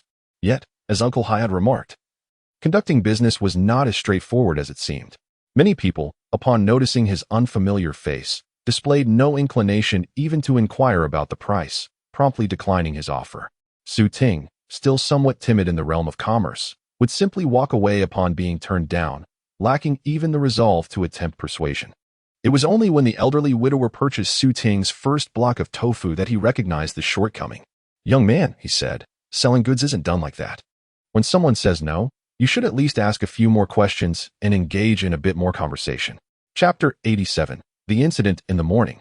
After Su Ting went to sell tofu, Su Zonghai followed A heir to the hillside to gather wood. The hillside was not far from Digua village. Merely a 20-minute walk, making this work quite appealing to them. Uncle Wu, why hasn't your son, Heir C, come? Is he reluctant to work because he finds it too tiring? A heir inquired during their journey. Su Zonghai waved his hand dismissively. Not at all. Heir C went out early to sell tofu. I thought he was just talking, but it appears he is genuinely venturing into business, Su Zonghai remarked with a smile, nodding. Indeed, over half a year ago, Heir C expressed his desire to sell tofu and insisted I not give away the stone mill at home. It wasn't until today that he finally started selling. Though it was a trivial matter, Su Zonghai's tone was imbued with a profound sense of pride, leaving one to wonder what exactly he was so proud of. However, Su Shizhong likely understood. Uncle Wu, you must be pleased. Heir C has secured land in our village and is now selling tofu. It seems he is settling here, so you need not worry about him returning to Sichuan. Su Shizhong said. Upon hearing this, a smile of delight crept onto Su Zonghai's gaunt face. Perhaps. We shall see. Uncle Wu, I think you shouldn't be too optimistic. If Heir C remains here for too long and fails to earn a living, he will eventually seek work elsewhere. Once he leaves, who knows if he might encounter his siblings again and be persuaded to return to Sichuan. Another villager interjected. Su Zonghai immediately retracted his smile, adopting a stern expression. Heir C's siblings lent him 8,000 yuan to support his development here. How could they possibly urge him to return to Sichuan? Is that true? His siblings are so affluent that they could lend him 8,000 yuan? Su Shizhong and the interjecting villager both expressed skepticism. Su Shizhong, with a hint of doubt, queried, Didn't Tiwi hear that his siblings were indifferent towards him, preoccupied with their own families after starting their own households? How could they now be willing to lend him so much? Considering Heir C's past character, the 8,000 yuan would likely be a lost cause, never to be returned. Su Zonghai replied, somewhat gloomily, regardless of their flaws, they are still his blood relatives. That bond inherently fosters a closer connection. If it were not for this, why would my wife and I have been so concerned in the past? Su Shizhong and the other villager pondered this logic. Noticing their words had dampened Uncle Wu's spirits, they exchanged glances. Uncle Wu, one of them said, do you truly believe Heir C is sincere about staying in Digua village? You must realize that our village lacks resources. If he toils here for a few years without success, even if his initial intentions were genuine, he may eventually lose patience. They did not intend to sow discord. Rather, they felt Uncle Wu should consider his own future. Those close to Su Zonghai and his wife had long expressed concerns about their elderly life. However, the manner of expressing those concerns varied among individuals. Women like Su Jiechi's wife often encouraged Su Zonghai and his spouse to adopt a more relaxed perspective, urging them not to dwell on distant concerns but rather to focus wholeheartedly on cherishing their present days with their adopted son and his wife. Conversely, shrewd villagers like Su Shizhong consistently harbor the belief that an adopted son cannot compare to a biological one, frequently reminding Su Zonghai and his spouse to consider their future. In the past, Su Zonghai was uncertain whom to heed. However, he now finds himself somewhat resistant to the words of heir, pondering, why trouble myself with such thoughts? Each day is fleeting, and I cannot even ascertain how long I shall live, let alone contemplate such distant matters. Su Zonghai remarked in a deep, resonant voice. Regarding this issue, he no longer holds the same weighty regard as before. In recent days, the couple has refrained from fixating on whether their adopted son might one day depart, and as a result, they have discovered a newfound ease and joy in their lives. Thus, even though Su Zonghai lacks extensive education, his recent experiences have sufficiently enlightened him. Contentment begets happiness. He has come to a profound realization that, having never been destined to bear children, the fortunate adoption of a son and the unexpected blessing of two beloved granddaughters constitute a stroke of good fortune. One cannot perpetually bask in luck. The joy he currently experiences will inevitably bring pain when it is lost. Yet, what does it matter if he suffers? What is meant to be will remain, and what is not will elude him. Rather than incessantly ruminating on when his adopted son might leave, causing himself unnecessary distress, it is far more prudent to savor the present. After all, for now, Urshi is his son, and regardless of others' opinions, he is steadfast in this belief. Therefore, Su Zonghai solemnly reiterated, as long as Urshi resides in our home, he is my son, even if he departs in the future. Jiu Mei and Shi San Mei will forever remain my granddaughters. Both granddaughters have been raised by him and his wife, so who would dare question their status as his grandchildren? Su Zonghai has made his position unequivocally clear, and naturally, Su Shizhong and his companions ceased their distasteful comments. They promptly and astutely shifted the topic of conversation. I've heard that in recent years, those who have leased land for rubber tree cultivation have made considerable profits. Why hasn't anyone in our village planted rubber trees? Are you foolish? If it were truly profitable, how come those leasing the land remain so poor? Chapter 88. The lies are unveiled 3 hours earlier. After finishing his tofu sales, Su Ting returned home around 8 o'clock. Su Yaling had already come back from school, and the family was preparing for breakfast. Everyone presumed that Su Ting had sold a meager amount of tofu. Thus, when Su Ting revealed an empty board, both Zhang Xiufen and Su Yan were taken aback. You sold all 2 boards of tofu this morning? Zhang Xiufen questioned, doubt clouding her eyes. Su Yan, equally astonished, remarked, I never imagined you possessed such great capability. The praise from his wife swelled Su Ting's chest with pride, reflecting a somewhat smug demeanor. I have considerable skills. You underestimated me, and now it's your turn to be astonished. While Su Ting's attitude might come off as somewhat insufferable, it was indeed a delightful surprise that he sold out on his opening day. Consequently, both women chose not to dampen his spirits by inquiring about the profits he made. As long as it sold, at least we didn't waste any food. Now, hurry and bring the cart inside. Let us have our meal. Zhang Xiufen declared as she headed into the kitchen. Su Ting unloaded the board from the back of his bicycle to wash it, with Su Yan assisting by pouring water. Not seeing Uncle Hai, Su Ting casually asked, has Uncle Hai gone to work in the fields again? Su Yan shrugged. I suppose so. When I woke up, no one was home, so he must have gone early to weed the fields. Su Ting, feeling an eager anticipation to boast to Uncle Hai about selling all the tofu he had painstakingly made, thought, by now, Uncle Hai should be back. It's already past 8. Though he sold the tofu at a low price, anyone who had tasted Uncle Hai's tofu would surely commend its quality. Thus, it was reasonable to anticipate that today's customers would shower Uncle Hai with praise, ensuring they would return as loyal patrons. Setting aside the monetary gains, the customer's admiration was the most significant reward for Uncle Hai, the tofu maker. However, during breakfast, Uncle Hai was still absent. Su Ting inquired again. Why hasn't Uncle Hai returned for his meal? He left after he ate, Zhang Xiufen replied. She assumed Su Ting was aware of Uncle Hai's plans to go lumbering with Su Shizhong, as Uncle Hai had mentioned it the previous day. Su Ting, however, had not realized that Uncle Hai would actually leave, for during breakfast yesterday, Uncle Hai had also noted that the grass in the fields had grown. and he needed to weed today. As for the lumbering, Uncle Hai had brought it up several times before, and Su Ting had advised him against it. Although Uncle Hai had not explicitly agreed, he had not truly gone lumbering either, opting instead to remain at home for farm work. Thus, Su Ting naturally assumed that Uncle Hai was merely speaking without intent to act. After breakfast, Su Ting set off again, carrying 2 boards of tofu to sell. This time, he traveled to a more distant village and did not return until past 10 o'clock. On his opening day, Su Ting primarily aimed to expand his customer base. So he sold the tofu at half price, managing to sell out in just 2 hours. Zhang Xiaofan observed that he had been gone only a short while, yet the tofu was entirely sold out, further deepening her doubts about his reliability. 24. Are you off to sell tofu or deliver it? Su Ting muttered to herself, half selling and half giving away. Yet, outwardly she insisted, how could I possibly give it away? I have sold every single piece. Look, I earned 80 yuan this morning. Zhang Xiaofan's eyes widened in disbelief. What? How much?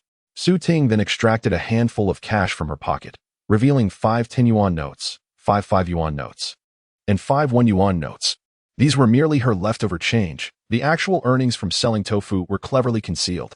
As soon as she pulled out the money, Su Yin and Zhang Xiaofan could not resist leaning in for a closer look. After counting, Su Yin, astonished, turned to Zhang Xiaofan and asked, Aunt, can one really earn this much selling tofu? Of course. I pedaled my bicycle across 3 or 4 villages. Each village has dozens of households.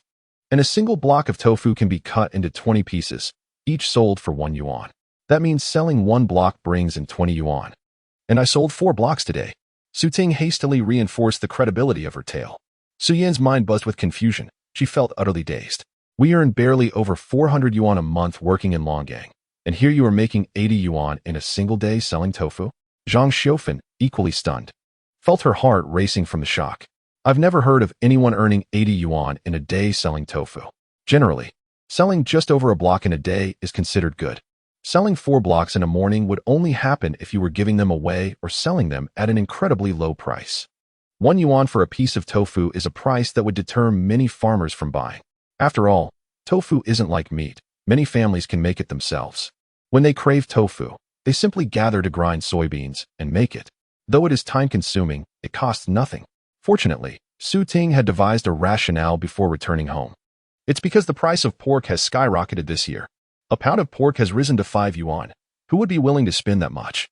After days of eating pickled vegetables and radish, with my arrival selling tofu and my silver tongue, we achieved such remarkable results. Su Ting believed she had easily fooled Aunt Xiaofan. Chapter 89.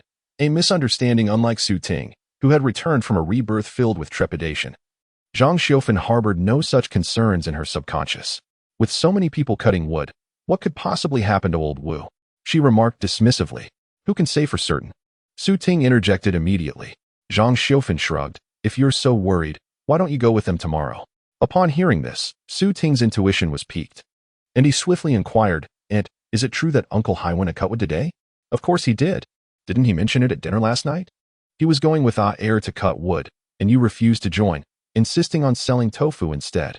Before Zhang Xiaofan could finish, Su Ting, with a grave expression, interrupted. Where did they go to cut wood? To Bao Tu. Su Ting promptly turned to retrieve his bicycle. What are you doing? Zhang Xiaofan asked, puzzled by his sudden urgency. I'm going to Bao Tu, he replied curtly, mounting his bicycle and riding off. Even as Xiaoya and Xiaoling clamored behind him to join their father's outing, Su Ting paid them no heed. Zhang Xiaofan felt bewildered and turned to Su Yin, questioning, what's wrong with him? In truth, Su Yin was equally perplexed by Su Ting's reaction. Perhaps he wants to see how they're cutting the wood? She offered hesitantly. What is there to see? Zhang Xiaofan muttered. Both women found Su Ting's odd behavior confounding, but with him absent, they had no way to clarify their concerns. Meanwhile, Su Ting ventured out of the house, heading directly towards Bao Tu. In truth, he was uncertain whether Uncle Hai would encounter trouble that day. Yet, knowing that an incident was imminent, he felt compelled to visit for his own peace of mind. The logging site at Bao Tu was not adjacent to the road. One had to turn down a narrow path, flanked by rice fields and mountains. Upon arriving at Bao Tu, Su Ting inquired for directions until he located the logging site. At the foot of the mountain, he spotted a large truck parked on the grassy area, laden with timber. While saws buzzed busily, workers were continuously hauling logs down from the mountain. Su Ting scanned the area but failed to spot Uncle Hai. He approached the foreman, Zhu Kai, to inquire, "Isn't this the crew brought by air from Degua village? They should be up there cutting wood." Zhu Kai began, but was interrupted as he noticed a group of workers huddled together descending the mountain. He called out sharply, "What are you all doing? If you've been paid, you need to work, no slacking off." Tai Gu, someone has been injured by a falling tree. We're bringing him down. One worker shouted back. Su Ting's gaze followed the group, narrowing his eyes as he scrutinized them. Suddenly, he spotted two familiar figures. Second brother. It's Su Shizhong. His heart raced as he rushed forward. As he approached, he realized that the figure obscured by the crowd was indeed Su Zonghai. The injured individual was none other than Uncle Hai. "Uncle." Hearing Su Ting's voice, Su Zonghai stirred slightly, his eyelids fluttering open just a crack. Weakly meeting Su Ting's gaze. Upon witnessing the scene, Su Ting felt a tightening in her heart. Could it be that she had arrived just a moment too late? "Uncle, how do you feel? Is your eye bothering you?" Su Zonghai nodded. "It hurts." Su Ting's breath caught in her throat. It was over. Uncle Hai was going blind. After a brief pause, Su Zonghai continued, "I can hardly keep my eyelids open. I'm so drowsy." "Don't be afraid, Uncle Hai. I'll take you to the hospital right away. Your eye might still." Suddenly, Su Ting realized that Uncle Hai had mentioned feeling drowsy. Su Shizhong patted her shoulder. 24, your fifth uncle just fell and was struck on the leg by a tree, and his foot is sprained as well. You've arrived just in time to carry him back." Su Ting felt increasingly bewildered, stammering, "Wasn't Uncle Hai injured by a branch and going blind?" "Who was going blind? I simply didn't get enough sleep last night and dozed off after working all morning, which led to my fall," Su Zonghai said with dissatisfaction. 24. Why are you cursing people? Su Ting was both startled and relieved, yet also quite embarrassed. It turned out she had made a significant blunder. Nevertheless, Uncle Hai had indeed sustained an injury, so her visit was not entirely in vain. "Second brother, I'll take my uncle home now. He worked all morning. So could you ask Taigo later if he could give him half a day's wages? If so, please bring it back for me," Su Ting implored Su Shizhong. After the latter nodded, she lifted Uncle Hai onto her back. "I can walk by myself," Su Zonghai protested. Yet Su Shizhong insisted, "Uncle, just let her carry you home to get some medicine. Otherwise, you'll be in so much pain later that you won't be able to walk." Su Ting helped Uncle Hai onto the bicycle and greeted Zhu Yukai before departing. "Uncle Hai, didn't I tell you not to come and chop wood? Why did you sneak in anyway?" she asked reproachfully along the way. "I said I was coming to chop wood with air yesterday. What do you mean by sneaking in? Shouldn't I earn some money?" Su Zonghai still felt wronged. "Look, if you hadn't come to chop wood today, you wouldn't have been injured. Now you've earned nothing, yet you've suffered for no reason." Chapter 90. Arrival at the county town suddenly. Su Ting slammed on the brakes. Su Zonghai, caught off guard, bumped into his back with an exclamation. Su Ting swiftly turned around, his voice urgent as he inquired, "Uncle, when did that happen?" Su Zonghai, perplexed by his intense reaction, nonetheless replied candidly, "Oh, it was quite a while ago. That year, Giome was only 2 years old. It's been 4 or 5 years now." As Uncle Hai recounted the story, Su Ting's mind raced to recall the details, and gradually, the entirety of the incident came back to him. Indeed, Uncle Hai's blind eye was his right one. Furthermore, the cause of the blindness was not due to an injury from cutting wood, as he had assumed, but rather a scratch sustained while gathering firewood. After the right eye was injured, Uncle Hai's condition deteriorated slowly, ultimately leading to the complete deterioration of his right eyeball over the course of a decade. At that time, Uncle Hai was already entering his senior years, with his right eye blinded and his left eye afflicted by cataracts. He had been involved in 3 or 4 car accidents. One incident, in particular, was severe enough that he required emergency treatment at the city hospital, prompting Suya and Ling to rush back from school that very evening. By the time Yuan entered university, Uncle Hai's vision had worsened considerably, necessitating Yuan's accompaniment to undergo surgery. Thus, during the summer vacation, she returned home to accompany Uncle Hai to the county hospital for cataract surgery. Upon examination, the doctor revealed that the condition of his right eye was still deteriorating and, if not addressed promptly, there was a significant risk of developing glaucoma. Such a condition would not only lead to blindness but could also pressure the optic nerves, endangering the brain and resulting in paralysis. On the doctor's recommendation, Yuan arranged for Uncle Hai to undergo surgery on his right eye. Afterward, she recounted the entire process to them. Su Ting vaguely recalled Yuan mentioning that, according to the doctor, the surgery would not restore vision to Uncle Hai's right eye, but would merely halt its further decline.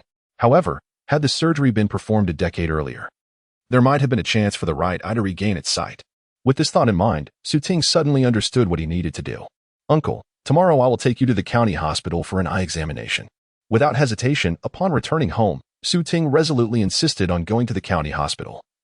Regardless of Su Zonghai and Zhang Xiufan's objections, the elderly couple was merely concerned about the expenses. But Ting silenced them with a single statement. Money can be earned again, but if uncle's eyesight is lost, it cannot be restored. You must think carefully about this. They were instantly taken aback. Who wishes to go blind? Moreover, it was rare for Ersi to show such concern. Consequently, the following day, Su Zonghai rose at 4 o'clock. Every day at 6 in the morning and noon, there was a bus from Shaoyuan Town to Jingsing County. The return buses from Jingsing County to Shaoyuan Town departed at 12 o'clock and 6 o'clock in the afternoon. This particular route passed through Wangfu Town. Missing the 6 o'clock bus meant waiting until noon, which would be far too late. If they went to the county town and were unable to ascertain anything, they would have to return home. Thus, they needed to set out by 5 o'clock at the latest to wait for the bus in town. Shortly after Su Zonghai got up, Zhang Xiufan followed suit to help prepare breakfast. Ting awoke at 4:30, freshened up, and then went downstairs for breakfast. In the morning, there was scarcely enough time to prepare a proper dish. I scooped out 2 bowls of freshly cooked rice to cool in a basin of cold water, then tore up 2 strips of pickled cucumber skin, crushed a small chili pepper into the mix, and added a splash of soy sauce for a quick stir. With just these few pickles, we managed to finish a bowl of porridge before hastily grabbing our essential documents and setting off. Breezing along in the gentle morning wind, Ting pedaled swiftly with Uncle Hai riding along, racing towards the town. They entrusted their bicycle to a friend of Uncle Hai's, while Ting carried Uncle Hai to the bus stop to await the arrival of the bus. Fortunately, they arrived early. As today, the bus surprisingly came 15 minutes ahead of schedule. It is often the case that one must wait for the bus, rather than the bus waiting for anyone. Once aboard the bus, they settled in, awaiting the conductor to collect the fare, allowing them a moment to doze off. The hour was still early, with the sun just beginning to peek over the horizon, and the passengers were heavy-eyed with sleep. However, the unpleasant odor permeating the vehicle prompted many to request plastic bags from the conductor upon boarding. Shortly after departure, the sounds of retching began to echo through the bus. Though Su Zonghai also found the scent intolerable, he typically did not suffer greatly from motion sickness. Yet, as he listened to the others, his complexion began to pale. Gradually, he felt a chill on his back and beads of cold sweat formed on his forehead. Sensing that he was on the verge of succumbing, he hastily signaled for a plastic bag from the conductor. Leaning against the window, Ting dozed off amid the bus's jolting motions. Suddenly, a sound erupted beside him. Ugh! Ting jolted awake. Turning his head, he saw Uncle Hai with his face buried in a plastic bag, having just expelled his breakfast. Rubbing his temples, he felt a slight headache. Uncle, didn't you say you don't get motion sickness? Before boarding, he had inquired about Uncle Hai's susceptibility to nausea, to which Uncle Hai had confidently replied in the negative, prompting Ting to choose a window seat. As Uncle Su was uncomfortably retching, he had no time to respond. Uncle, would you like me to switch seats with you? Ting asked again. Uncle Su, his face still buried in the plastic bag, merely raised a hand to gesture dismissively. Seeing this, Chapter 91. Uncle Hai's eyes require surgery. Subsequent events unfolded as Ting had anticipated. The doctor delivered a diagnosis strikingly similar to that of a past life. It was revealed that the injury to the eye was rather severe, and currently, the hospital lacked any effective treatment options, merely advising them to ensure adequate rest upon their return. Ting inquired about the success rate should surgery be deemed necessary. Although some vision remained in the affected eye, there was a possibility that surgery could result in complete blindness. As the current medical capabilities of their county were limited to this extent, the doctor did not conceal the truth, candidly conveying the grim reality to Ting. Upon hearing this, Ting pondered for a moment before asking, would the techniques at the municipal hospital be any better? Is it possible to have the surgery there? To this, the doctor replied, well, the medical facilities at the city hospital are undoubtedly superior to ours, but you will need to assess the situation for yourselves. Ting nodded in appreciation, thanking the doctor. He had mentally prepared himself for such an outcome before arriving, thus he did not feel disheartened. The previous night, he had informed Su Yin that if they did not return by the afternoon, she should notify Aunt Xiufan that he was taking Uncle Hai to the city hospital for treatment. Therefore, after exiting the county hospital, Ting promptly took Uncle Hai and made their way to Yangjiang City without delay. Su Zonghai, illiterate, mistakenly believed they were heading home as they boarded the bus. Confused, He murmured, "Didn't they say the bus to Shaiyuan wouldn't leave until noon? It's only 9 o'clock. Why is there a bus now?" "Uncle, we are going to Yangjiang City, not home," Su Ting clarified. Su Zonghai was taken aback. "What? Yangjiang City?" Su Ting patiently explained, "Uncle, the doctor mentioned that your eye injury is serious and that, given the current medical level of our county hospital, they cannot save your eye. If you wish to have a chance at recovering your sight, we must go to the Yangjiang City Hospital and see if we can preserve your right eye. Otherwise, you will surely face blindness in the future." Su Zonghai was momentarily stunned. The doctor said all that? Why didn't I hear it? Yet, he trusted that Ursi would not deceive him. A surge of complex emotions washed over him. No wonder everyone yearns to have children as one ages, without offspring. Who would care about their sight? The journey from Jingxing County to Yangjiang City took merely an hour. By the time they arrived in Yangjiang, it was 10:30. Su Zonghai leaned against his adopted son's back, observing as Su Ting skillfully guided him to the entrance of the city hospital. Su Ting found a spot to set Uncle Hai down before rushing off to register. Due to their late arrival at the hospital, the registration line was quite long, and Su Ting spent several minutes waiting before finally securing a registration. "Uncle, are you thirsty? Shall I fetch you a bottle of water?" he asked upon returning. Su Zonghai shook his head, stating, "Today's journey has already cost us quite a bit. Every little saving counts. A few sips less won't be the end of me." Nevertheless, Su Ting went ahead and purchased a bottle of water, taking a swig himself before offering it to Uncle Hai. It was a scorching day, and after a morning filled with travel, he had already been deprived of hydration while carrying Uncle Hai for a considerable distance. Having quenched his thirst, Su Ting felt considerably more at ease and proceeded to guide Uncle Hai for a consultation. The municipal hospital was indeed more expansive and boasted a higher standard of medical care compared to the county hospital. After the doctors here examined Su Zonghai, although their expressions bore a hint of gravity, the words they uttered caused Su Ting's eyes to sparkle with hope. It was imperative to arrange for surgery promptly, for his eye had been injured for several years, and further delay would render recovery impossible. Even if surgery were performed, restoring vision was unlikely. Upon hearing this, Su Zonghai's reaction sharply contrasted with Su Ting's optimism.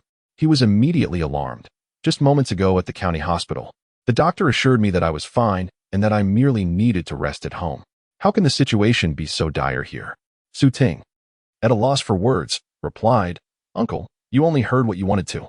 The county hospital did not dare to operate because they couldn't treat you. They merely suggested you return home to rest." The doctor from the municipal hospital corroborated, saying, "Uncle, your eye condition is indeed grave. The longer you wait, the more detrimental it becomes for you.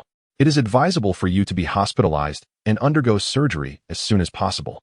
As the prospect of surgery loomed, Su Zonghai grew increasingly anxious, fidgeting restlessly. "Why has it suddenly escalated to such severity? I thought a few injections and some medication would suffice." Su Ting understood that the doctor was not exaggerating and promptly agreed to the surgery. However, Su Zonghai, with concern etched on his face, inquired, "Doctor, how much will this surgery cost?" "It will likely be several thousand yuan," the doctor responded. Upon hearing the figure, Su Zonghai became agitated, wanting to rise from his seat. Forget it. I'll just apply some eye drops at home. Aside from occasional discomfort and blurred vision, my eye is really not that bad." Su Ting's expression hardened. "We have traveled a great distance to the city and finally found a doctor capable of treating your eye. If you refuse surgery now, don't lament later when you lose your sight." Witnessing Su Ting's rising frustration, Su Zonghai appeared uneasy, rubbing his hands together with visible distress. "But a surgery costs several thousand yuan. That's an immense sum. Where will it come from? Is it as if the heavens will rain down silver?" "I have already said, you need not worry about the finances. I will find a way," Su Ting replied calmly. At this juncture, the nearby doctor could not refrain from interjecting, "Uncle, you should heed the advice. Look at how determined your son is." Chapter 92. Father has not returned home on this particular evening, around 6 or 7 o'clock. Su Yin noticed that her husband and Uncle Hai had yet to return home. She decided to inform Aunt Xiao Fun, believing they must have gone to the city hospital. After listening to the unfolding events, Zhang Xiaofan, feeling quite disheartened, remarked, "Is old Wu's condition truly that grave?" "We are uncertain about the specifics," Su Yin replied. "The arrangements on the 24th have been made, and they will surely call us with updates. Please, do not worry too much." Despite her reassuring words, Su Yin herself felt a sense of unease. "Mom, is Dad and Grandpa not coming home tonight?" Su Yiling, who had been eavesdropping, inquired once the two women fell silent, her little brow furrowed in concern. Suyin absent-mindedly nodded. Yes. Grandpa won't be in any trouble, will he? Su asked. Her face filled with worry. This time, no one was there to comfort her with reassurances. Both Zhang Xiufun and Su Yin were lost in their thoughts, oblivious to the young girl's distress. Little Yuan, confused by the situation, looked around, searching the faces of the adults. Noticing the sudden silence, she asked, "Where's Grandpa?" Su Yiling, with a stern face, replied, "I already told you, Grandpa won't be back tonight." Persistently, Yuan probed further, "Why isn't Grandpa coming back?" "I don't know." The little girl answered impatiently. She too longed to understand what was happening with Grandpa. Not receiving the answers she sought from her sister, Yuan tugged at their mother's clothing, asking once more why Grandpa was not home. Su Yin could only explain, "Your father took Grandpa to a distant place for treatment, which is why they won't return tonight." Yuan gazed at her mother with wide, dark eyes, still unable to fully grasp her words. Su Yin decided to change the subject. "Let's eat. We shouldn't wait for them." Zhang Xiufan remained silent, heading straight into the kitchen to bring out the prepared dishes. Without Su Ting bringing home pork, they seldom indulged in meat, yet the garden was abundant with vegetables, so summer meals were never lacking in variety. This evening, as was customary, they were having a pot of hollow heart vegetables. The two women served the rice, each attending to a child, eating their dinner without much enjoyment. Fifth aunt. Fifth aunt. Suddenly, a voice called from outside the kitchen. As the voice approached, Zhang Xiufan went out with a bowl in hand, asking, "What is it?" Su Jiafu hurriedly approached. "Fifth aunt, the 24th has called looking for you. You must answer the phone." Upon hearing this, Zhang Xiufan rushed towards Su Jiafu's home with her bowl. Su Yin, feeling anxious but unable to neglect the children, urged Yiling to eat quickly. She finished her meal in haste and took little Yuan's bowl before locking the door and following after. By the time she arrived at Su Jiafu's home, Aunt Xiufan was already on the phone. Su Yiling dashed in, clutching a freshly glazed rice bowl, and shouted into the receiver, "Dad." Su Ting's voice paused momentarily. "Yiling, have you eaten?" "Yes, but Dad, where are you?" Su Yiling asked eagerly. "Why haven't you and Grandpa come home yet?" "We're in the city." Su Ting explained. "Grandpa has a slight issue with his eyes, and the doctor says he needs surgery. It may take a few days before I can return home." Su Yiling pouted in displeasure. "Must it take so long?" All right. Do not cause a ruckus. Let me hear what your father has to say." Zhang Xiufan reproached her for interrupting the serious discussion among the adults. Su Yiling, feeling dejected, emerged with her bowl of rice. Upon seeing her, Su Yin inquired, "What did your father say?" The little girl succinctly conveyed her father's message. "Dad said that Grandpa has an eye issue and needs surgery, but he will return in a few days." "Oh, did he mention if your grandfather's condition is serious?" Su Yin asked again. Su Yiling shook her head. "Grandma sent me out." "Well, then she can ask Aunt Xiufan later." "Ninth sister, what are you having for dinner tonight?" asked Su Jiafu's wife cheerfully from the dining area. Su Yiling promptly presented her small bowl. "Here, I have water spinach. We brought back some meat today to stir-fry. Why don't you go to the kitchen and grab some dishes?" Su Jiafu's wife kindly suggested. Su Yiling, having been taught by her elders not to take food from others casually, immediately replied, "No need, Aunt. I'm quite satisfied with the water spinach. Would you like me to share some with you?" Su Jiafu's wife chuckled. "We have water spinach as well. Come, let Annie take you to get some dishes." She gently nudged the little girl towards her kitchen. Su Yiling looked to her mother for help, uncertain of how to respond. "Sister-in-law, you are being too polite. Yiling is almost full. You should focus on your meal and not worry about her." Su Yin expressed her gratitude with a smile. "This is what politeness is. We're having dinner at home. What's wrong with letting the child take some dishes?" Su Jiafu's wife replied with a hearty laugh. Su Yin had no choice but to tell her daughter, "Yiling, quickly thank Auntie." "Thank you, Auntie." Su Yiling promptly expressed her gratitude to the warm-hearted Su Jiafu's wife. When she returned from the kitchen, her bowl contained several pieces of meat, some stir-fried water spinach, and 2 small salted fish. "Mom, Auntie gave me." Chapter 93. Signing in through the microphone, of course, Su Yiling was delighted to visit the city and see her grandfather. Great. I'll inform my mother. Since Dad won't be home tonight, I won't be able to give you a good night kiss." "No worries. Just keep it as a promise for now. Dad can make it up later."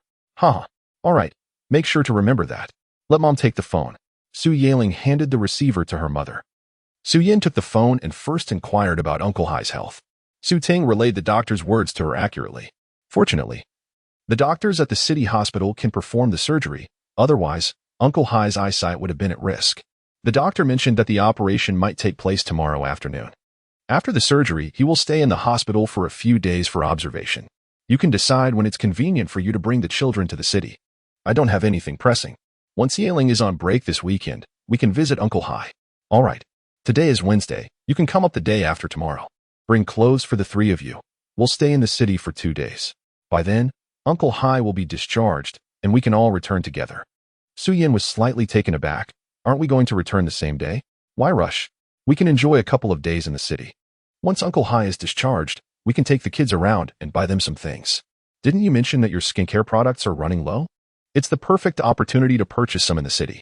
Su Ting had meticulously planned this, intending to take them on a little excursion while visiting Uncle Hai. However, this would undoubtedly incur additional expenses. Suyin pondered this concern. Perhaps we should just go and return early. Staying in the city will require lodging, which costs quite a bit. Don't forget that I have the means, Su Ting reminded her in a hushed tone. Suyin glanced outside at Aunt Shofin's silhouette and replied vaguely, we'll see when the time comes. You focus on accompanying Uncle Hai for his surgery. Aunt mentioned that someone needs to stay at home. Can you manage bringing them up on your own? Su Ting expressed his unease. I'll carry you one on my back and hold Yaling's hand. We won't make any stops. We'll head straight to the city. It should be fine, Suyin contemplated. Su Ting considered this for a moment and suggested, how about this? Isn't fifth sister still at home? You can ask her tomorrow if she would like to come along. If she's willing, I'll cover her meals and lodging in the city. With fifth sister accompanying them, there would be an additional pair of hands to look after the children, which would likely ensure safety. All right, I'll ask fifth sister tomorrow, Suyin agreed. Once Su Ting had relayed everything, he prepared to hang up. I'll head back to the hospital now. I still need to buy some food to bring back for Uncle Hai. Wait, Yuan wants to speak with you. Suyin hurriedly interjected. Little Yuan had been tiptoeing by her side, eager to talk to her father, but had been overlooked until now, and her impatience had grown. Suyin lifted her onto a high stool, held the receiver to her ear, and asked, what do you want to say to Daddy? The little girl chirped into the microphone. Daddy come home for dinner soon. The sweet, tender voice that echoed through the receiver melted Su Ting's heart, and a smile involuntarily spread across his face. Father has eaten, but has my little girl eaten yet? Look, there's meat, the little one exclaimed, tugging at her mother's hand and bringing her small bowl closer to the microphone, as if father could see the meat in her bowl through the device. Oh, did Grandma go to buy pork today? Su Ting was somewhat surprised. Suyin explained that Sister Jiafu had brought her and Yaling a plethora of dishes, including meat and fish, while their home had only prepared a stir-fry of water spinach for tonight. Oh, then thanks Sister Jiafu. Su Ting's voice came through the microphone, quite audible. Sister Jiafu was secretly listening and heard this, exclaiming cheerfully into the mic, no need for formalities. Su Yaling took the microphone from her mother and said, Dad, I've already thanked Annie. You're amazing.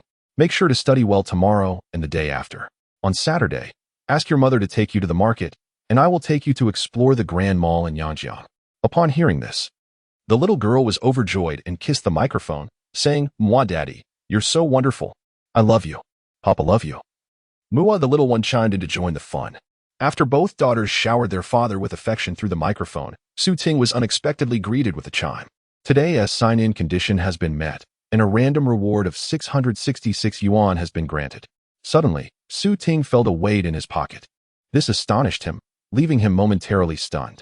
After deciding not to return home today, he hadn't expected to complete the sign-in task. He had thought that fulfilling the sign-in requirement necessitated real-life interaction with his daughters. To his surprise, this method of communication over the phone also counted. His astonishment lasted only a few fleeting seconds before Su Ting regained his composure. A few months prior, he had been intent on teaching his little girl to say, Daddy, I love you, as part of the sign-in completion. His seriousness had led to his wife's reprimand. And later it became evident that the failure to sign in was not due to the little one, but rather his failure to make his daughters feel loved, which resulted in not earning the elder daughter's genuine affection. In other words, he must exchange sincerity for sincerity. Chapter 94. Allowing children to be healed by childhood for a lifetime. At present, he has opened a bank account and deposited a significant sum of money. Each day, as he gazes upon the balance in his passbook, a profound sense of security envelopes him. Today, he ventured out with his passbook and a few hundred yuan, which proved to be quite useful. Of course, in this era, it is wise to maintain a low profile. As an ordinary individual hailing from a rural background, if he were to suddenly flaunt his wealth and act extravagantly, it would be an obvious invitation for suspicion and attention regarding his circumstances. Moreover, The funds awarded by the system serve a purpose. In his previous life, while working in Longgang at Shenzhen, Ting stumbled upon opportunities from the year 2000. He knew that, 2 or 3 decades hence, the greatest issue troubling people's livelihoods would be housing. In the following decade or two, property prices would soar dramatically. The system's workings are mysterious. It may upgrade, and one can never be certain when it might vanish or what rewards it may bestow following an upgrade. Furthermore, Ting's endeavor of cultivating an orchard in the countryside may not yield substantial profits. Thus, the most prudent course of action is to save the rewards he currently receives from the system, waiting for the opportune moment to invest. Ting has already resolved that by December of next year, he will purchase a property in Shenzhen outright. It is certain that, 20 years hence, the value of that property will multiply manifold. With property prices escalating at a rate surpassing inflation, he need not worry about financial concerns 2 decades down the line. For now, this is all Ting can conceive. The rest will unfold gradually. One must eat a meal one bite at a time. It is illogical to aspire to reach the heavens in a single leap. His foremost responsibility remains to care for his family. The childhood of his children is immensely precious. In his previous life, he left his children with a bleak childhood, causing his 2 daughters to spend many years healing from their early experiences. Thus, in this life, he is determined to enact change. He vows to provide his children with a beautiful childhood, ensuring that they are forever healed by their formative years. His swirling thoughts seemed numerous but were, in essence, only a handful of ideas. While Ting was momentarily lost in contemplation, his 2 daughters on the other end of the phone were bickering, debating who loved their father more and who loved their mother more. Yin, concerned that their squabbling might escalate into a quarrel, gently interjected, all right, no need to argue. Daddy and Mommy's love for you both is the same." Ting, snapping back to reality, happened to catch his wife's words. He chuckled and chimed in, "Your mother is right. You two should stop bickering. It's getting late. And Grandpa is waiting for Daddy to bring him dinner. I'll hang up now." Ling, clearly reluctant, protested, "Daddy, I've been your daughter for 4 years longer than silly girl. Why aren't you more partial to me? By your logic, shouldn't you feel fortunate?" He replied naturally. "Before your sister was born, you had all the love to yourself. Now that your sister has arrived, it's only fair that we show her a bit more affection. Yet, we love you both equally, which actually means you've gained more." Ting spoke these words effortlessly, leaving not only Ling but also Yin momentarily stunned. "This marks the first occasion where my husband has so delicately consoled our daughter. Alas, dear father is on the verge of disconnecting the call. The phone card is nearly depleted. Very well, farewell, father. Goodbye, and know that I love you both." With that, Ting planted a resounding kiss into the receiver before ending the call. Engaging in such a sentimental display for the first time left him somewhat unaccustomed, a chuckle escaping his lips as he exited the phone booth. To his dismay, he was met with a row of disapproving gazes from men awaiting their turn. It dawned on Ting that his recent antics within the booth had been all too visible to those outside. A grown man kissing the receiver? Surely, that must be peculiar. Whispers of speculation began to circulate, the transparent glass door of the public phone booth allowing clear sight of his actions. In that moment, it was impossible to deny the awkwardness he felt. Nevertheless, being a man of experience, Ting laughed heartily to mask his embarrassment, exclaiming, "Oh, my daughter is so attached to me. She demands a kiss before she will sleep. Otherwise, she cries incessantly." Following his words, it was evident that the crowd's perception shifted. Oh, it turned out he was merely conversing with his daughter. He must be a wonderful father, possessing a deep bond with her. Seizing the opportunity, Ting departed swiftly, purchasing food before hurrying back to the hospital, where Uncle Hai's stomach had already begun to grumble with hunger. Upon his return, Uncle Hai questioned with a hint of reproach, "Where have you been, 24? I am so hungry I could faint. My feet are aching. Otherwise, I would have gone out myself. I want to make a call home." "Ling and the others will be visiting you in a couple of days," Ting responded as he arranged the meal. Uncle Hai picked up his chopsticks, ready to eat, and remarked, "What's the point? Once I finish my surgery, I'll be heading home. Their visit will only incur unnecessary expenses." Ting, feigning innocence, replied, "What can be done? After all, Ling and Yuan adore you, their grandfather. If you don't return home tonight, they will surely swell with tears." At this, Uncle Hai's face lit up with a smile, his hunger forgotten and his concern for money dissipated. Why not have Shawan bring them tomorrow? Chapter 95. She has endured trials and tribulations. The following day at the municipal hospital, Su Ting and Su Zonghai busied themselves in preparation for the afternoon surgery. In Dagao village, Su Yin sought out Su Zhenying, hoping to inquire if she was available the day after tomorrow to accompany her to Yangjiang City. "Uncle, are you having a meal?" Upon her arrival, only Uncle Su Zongquan was at home. "Yes, little Yin, have you eaten?" he asked, spooning porridge into his mouth while picking at some vegetables. "I have, but where is everyone else? I don't see them around," Su Yin inquired, a hint of confusion in her voice. Su Zongquan chewed thoughtfully before responding. "Your aunt is at the market giving shaves, the 17th is working at Cheyenne, and fifth sister has gone to set up a stall with her mother in town. The other children are at school." "Oh, I came to see fifth sister.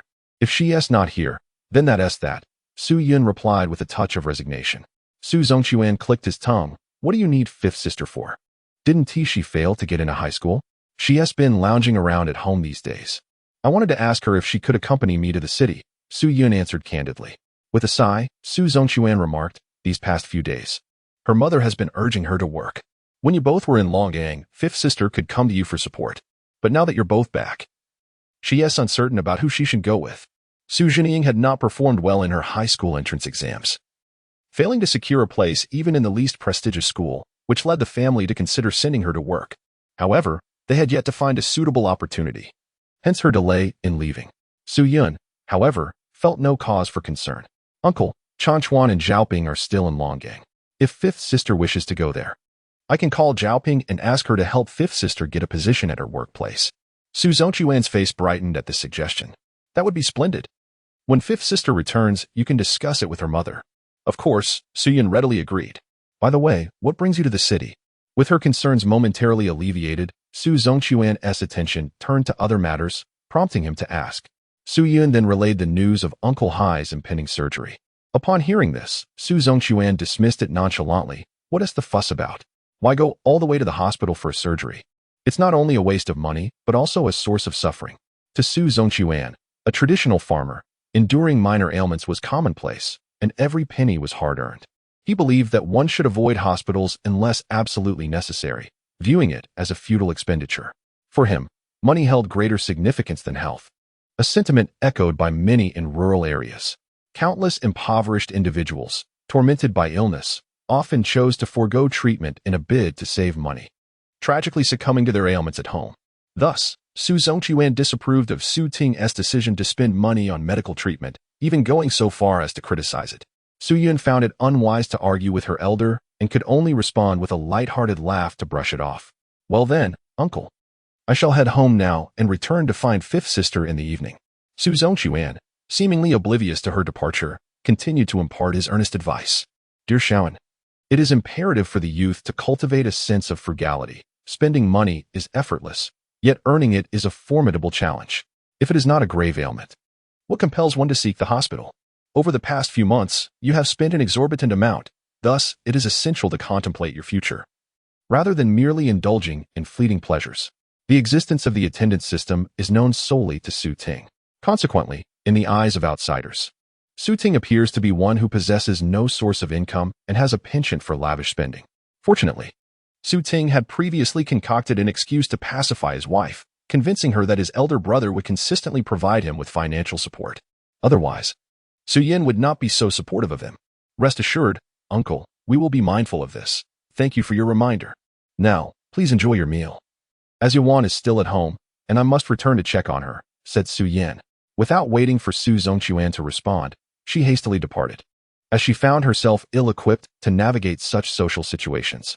After having breakfast, Yiling had gone to school, and Aunt Xiaofan had taken Yuan out to play, which was why she had visited her uncle's house.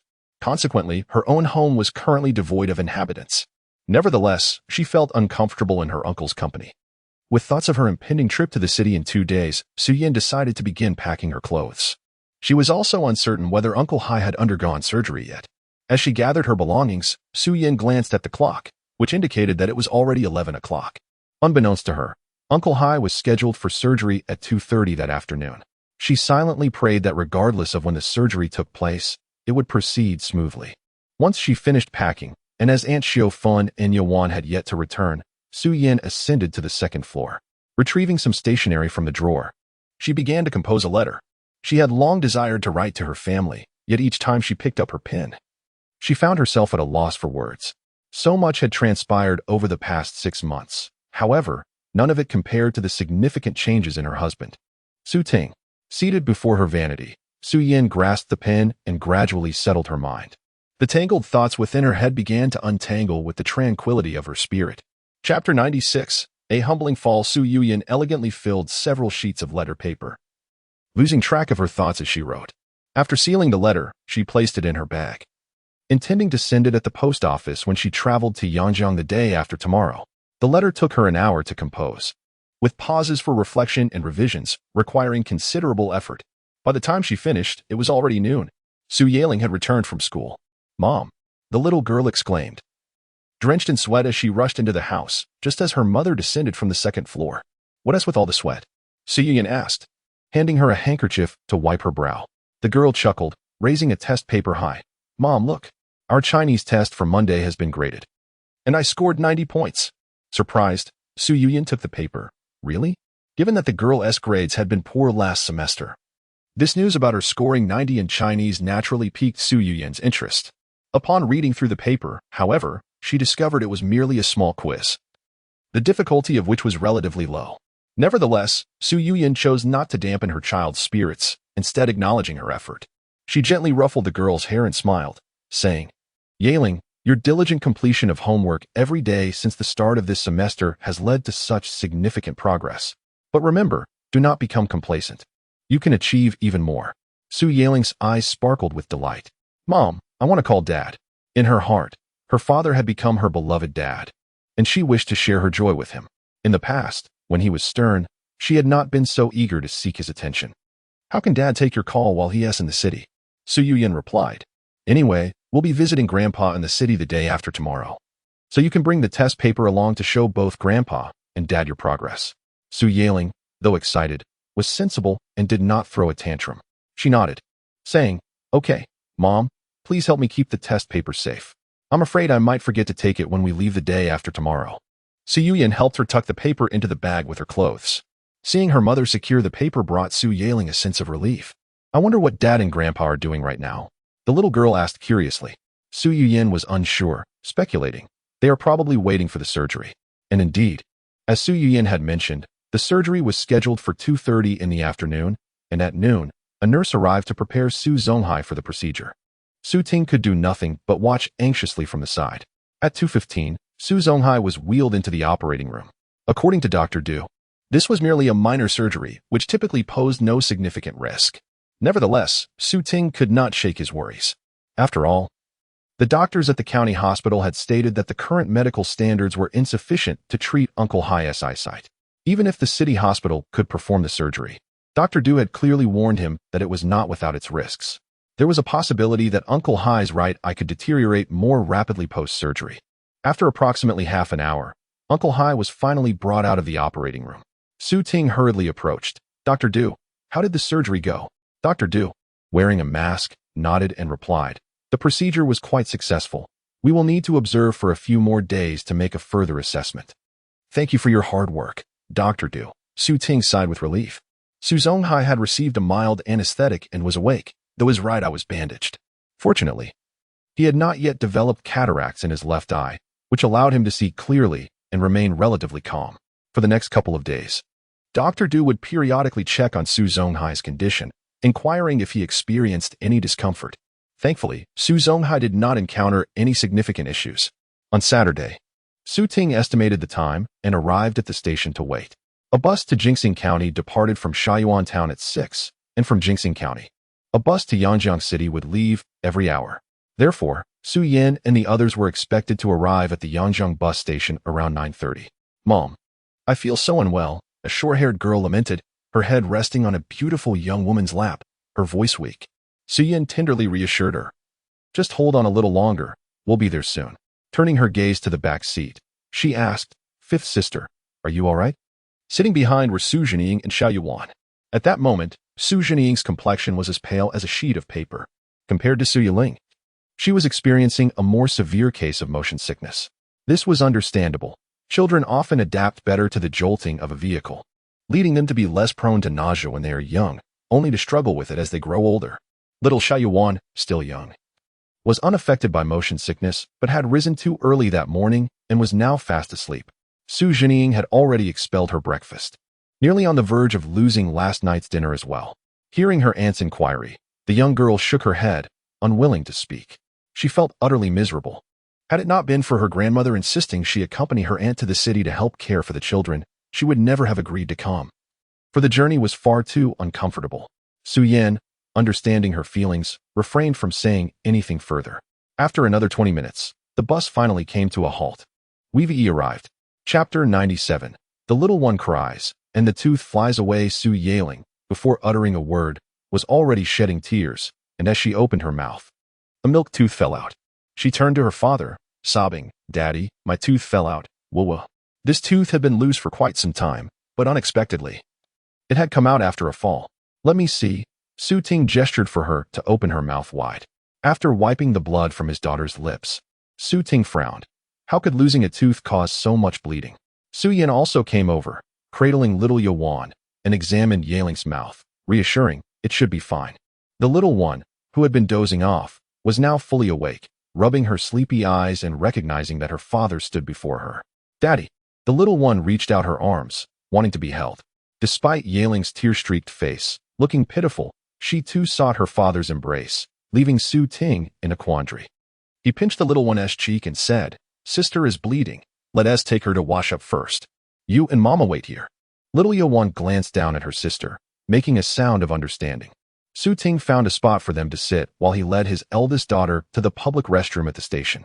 After ensuring she had rinsed out the blood from her mouth and washed her face and hands, Su Ting asked, "Does it still hurt?" Yaling's eyes still glistened with tears. Yet she had stopped crying. She nodded and replied in a muffled tone, Be more careful when walking next time. You should pay attention to where you're stepping. What is the rush?" Su Ting gently tapped her forehead with his finger. The little girl pouted, looking up at her father with watery eyes, and said, "I wanted to tell you something earlier." "What is it?" Su Yaling turned her head away, silent. The little girl was upset. She had lost a tooth from her fall and had to endure her father's admonition, which felt quite unfair. Noticing his daughter's sulkiness, Su Ting, while guiding her outside, softened his tone to bridge the gap. "Don't be upset. Daddy isn't angry with you. It's just that seeing you fall and bleed was quite alarming. Just think about how frightening it was to see your mouth full of blood. It nearly stopped my heart." Feeling her father's concern, the little girl's heart warmed. She recalled the last time she fell in the field, when her father expressed fear for her life. This time, having only fallen, she found comfort in his words, feeling a warm swell in her chest. "Daddy, I got my Chinese exam results back. I scored 90. With her spirits lifted, Su Yaling was eager to share her good news with her father. Su Ting, straightforward as ever, blurted out without a second thought, 90? Yaling, you should have scored 100. After all, you're destined for a top university." Su Yaling was taken aback. Unaware of the inappropriateness of his remark, Su Ting pondered aloud. "How strange. I remember you always did well in school. Could I be mistaken?" Even if he was mistaken, it was hardly surprising, for in his past life, the childhood of his daughters felt like a distant memory. Moreover, in his previous life, he hardly paid attention to his daughter's education. The information he possessed was merely gleaned from the words of others. Thus, it was only natural for him to have a vague recollection and to make mistakes. Regardless, his daughter's future was bound to flourish. Even without his paternal love in the past, both of his daughters had thrived independently. In this life, by fulfilling his duties as a father, he believed that they would excel. With this thought in mind, Su Ting felt a sense of relief. He gently patted the young girl's shoulder, reassuring her. "Do not feel pressured. Although your current academic performance is average, I am confident that you will gain admission to a prestigious university." The girl, who had just been disheartened by her father's words, was momentarily taken aback by his assertion that she could indeed attend university. She felt a surge of conflicting emotions. She wanted to be angry but found no grounds for her frustration, and while she wished to feel joy, it eluded her. This inner turmoil was quite perplexing. From her father's remarks, the girl formed two new realizations. First, achieving a score of 90 was not impressive enough to warrant pride, and second, her father believed in her potential to excel academically and secure a place in a distinguished university. Consequently, she resolved within herself to strive for a perfect score in future examinations, convinced that this would lead her to a reputable university. Unbeknownst to Su Ting, his casual words would leave a significant impact on his daughter. although he remained unaware of the influence he wielded as a father. The truth remained. A parent's every word and action profoundly shapes a child's life. Subsequently, Ting, accompanied by his wife, children, and younger sister, first secured accommodations at an inn to stow their belongings. They then ventured out to enjoy some noodles, packing an additional portion to bring to the hospital. Grandfather. Zonghai, lying in bed and chatting with a patient in the adjacent room, suddenly heard two excited calls. Turning his head, he saw a petite girl dash through the door, followed closely by a chubby little boy. Upon spotting his two granddaughters, a warm smile illuminated Zonghai's face. The girl rushed to her grandfather's bedside, her gaze fixed intently on his bandaged eye. As she looked on, tears welled up in Su Yaling's eyes, and she softly inquired, "Grandfather, does it hurt?" Zonghai chuckled heartily. "What pain? It doesn't hurt at all. Have you two eaten? Are you hungry? Would you like a banana?" Chapter 98. A shopping excursion with my wife and child. Upon hearing that the young girl had lost a tooth, Zonghai promptly urged her to open her mouth for inspection. Ting remarked from the side, "That tooth had been loose for quite some time. Today it has finally come out. Where did the tooth fall? Pick it up and take it home." Zonghai's sentence was cut short as the girl produced a milk tooth from her pocket, declaring, "It's right here. Hold on to it tightly when you get home. Stand upright and toss the tooth onto the roof. Only then will your new tooth grow and properly," Zonghai advised earnestly. Su Yaling nodded solemnly, affirming with a yes. She carefully placed the fallen tooth back into her pocket. Su Yin and Ting exchanged a glance, saying nothing, yet both smiled. Zonghai would need to stay in the hospital for 3 to 5 days before returning home, with the exact discharge date dependent on the recovery of his eye. However, Su Yin and the others were scheduled to return home on Sunday, as Su Yaling needed to attend school on Monday. They planned to catch the bus from Jingxing County back to Shaoyuan at 6 in the evening. Thus, they aimed to arrive at Yangjiang Station before 4 o'clock on Sunday afternoon to board the bus departing at 4:30. Consequently, Ting intended to take them to the Grand Shopping Mall on Saturday afternoon and continue their leisurely exploration of the city on Sunday morning, followed by a visit to the hospital in the afternoon to converse with Uncle Hai before escorting them to the station. After an hour in the hospital, Uncle Hai had his lunch and went to sleep, as per medical advice, to facilitate the recovery of his right eye. He needed to retire early each night and take a nap of 1 to 2 hours during the day. With Uncle Hai resting, Ting took the group to the shopping mall. Ting had long desired to purchase a motorcycle, but for now, he prioritized buying things for his wife and child. Although Su Yan was concerned about financial matters, upon entering the mall and seeing the delightful clothing, she could not resist urging her daughter to try on outfits. Previously, when purchasing clothes for her daughter that could only estimate her size, this was a rare opportunity for the experience of trying on clothes. Thus, Su Yin quickly became enchanted by the joy of dressing her daughter. Noticing that his younger sister was surreptitiously admiring the young lady's attire, Ting generously declared, "Sister, you should try on some clothes too. Whatever you fancy, Uncle will buy for you. Is that appropriate?" Su Jinying replied, slightly embarrassed. "Nonsense. Consider it a token of gratitude for your aunt." With such encouragement from her uncle, she felt at ease and went to try on clothes. As Su Jinying went to the fitting room, Ting strolled around the store with his little girl. His eldest daughter was nearing the age of 7, and he typically maintained a respectful distance regarding matters such as changing her clothes, which were generally entrusted to his wife or Aunt Xiaofan. However, with his 3-year-old daughter in his arms, there were no reservations. He could assist her with changing. He selected 2 charming dresses for his little girl, and after dressing her, he beheld her resembling a porcelain doll, filled with a sense of accomplishment. Look at her, what an adorable little girl she is. Just as Ting reveled in his achievement, his little daughter suddenly looked up at him and said, "Daddy, I need to go potty." Ting momentarily failed to comprehend. Replying him, the little girl furrowed her brow, repeating, "I need to." Realizing her urgency, Ting suddenly jolted awake. "Oh no, don't go just yet, wait." The old father was utterly startled. If she were to relieve herself here, it would be a disaster. Without a moment to spare, he scooped up his little daughter and dashed out of the store at breakneck speed in search of a restroom. "Hey, someone's stealing clothes," cried the sales clerk upon witnessing the scene. Fortunately, Su Yin was nearby. Hearing the commotion, she glanced over and saw her husband rushing out, prompting her to call out, "That is my husband. Perhaps our little daughter needs to use the restroom," which is why he suddenly carried her away. The sales clerk who had just attended to their family also chimed in. Indeed, they entered together. Upon hearing this, the anxious woman who had yelled earlier finally relaxed. Su Yin selected 2 sets of summer clothing for her eldest daughter, simultaneously helping her youngest sister with her attire while awaiting her husband's return. After a wait of about 10 to 20 minutes, Su Ting reappeared at the store entrance with their little girl. Have you made your selections? Su Yin turned at the sound. You're back? I hope your sister has tea-soiled her clothes. The little toddler, nestled in her father's arms, eagerly defended herself upon hearing her mother's inquiry. Sister was holding it in. When she frowned and made that sound, she was actually relieving herself, but rather trying her best to hold it. Su Ting, beads of sweat on his forehead, gestured to his wife to reassure her. I found the restroom in time. She didn't have an accident. It's just that I forgot to bring toilet paper, which is why it took a little longer to find some. Public restrooms are not particularly considerate when it comes to providing toilet paper. In this day and age, toilet paper is still a valuable commodity, and if one were to find it in a public restroom, it would certainly be discreetly taken away.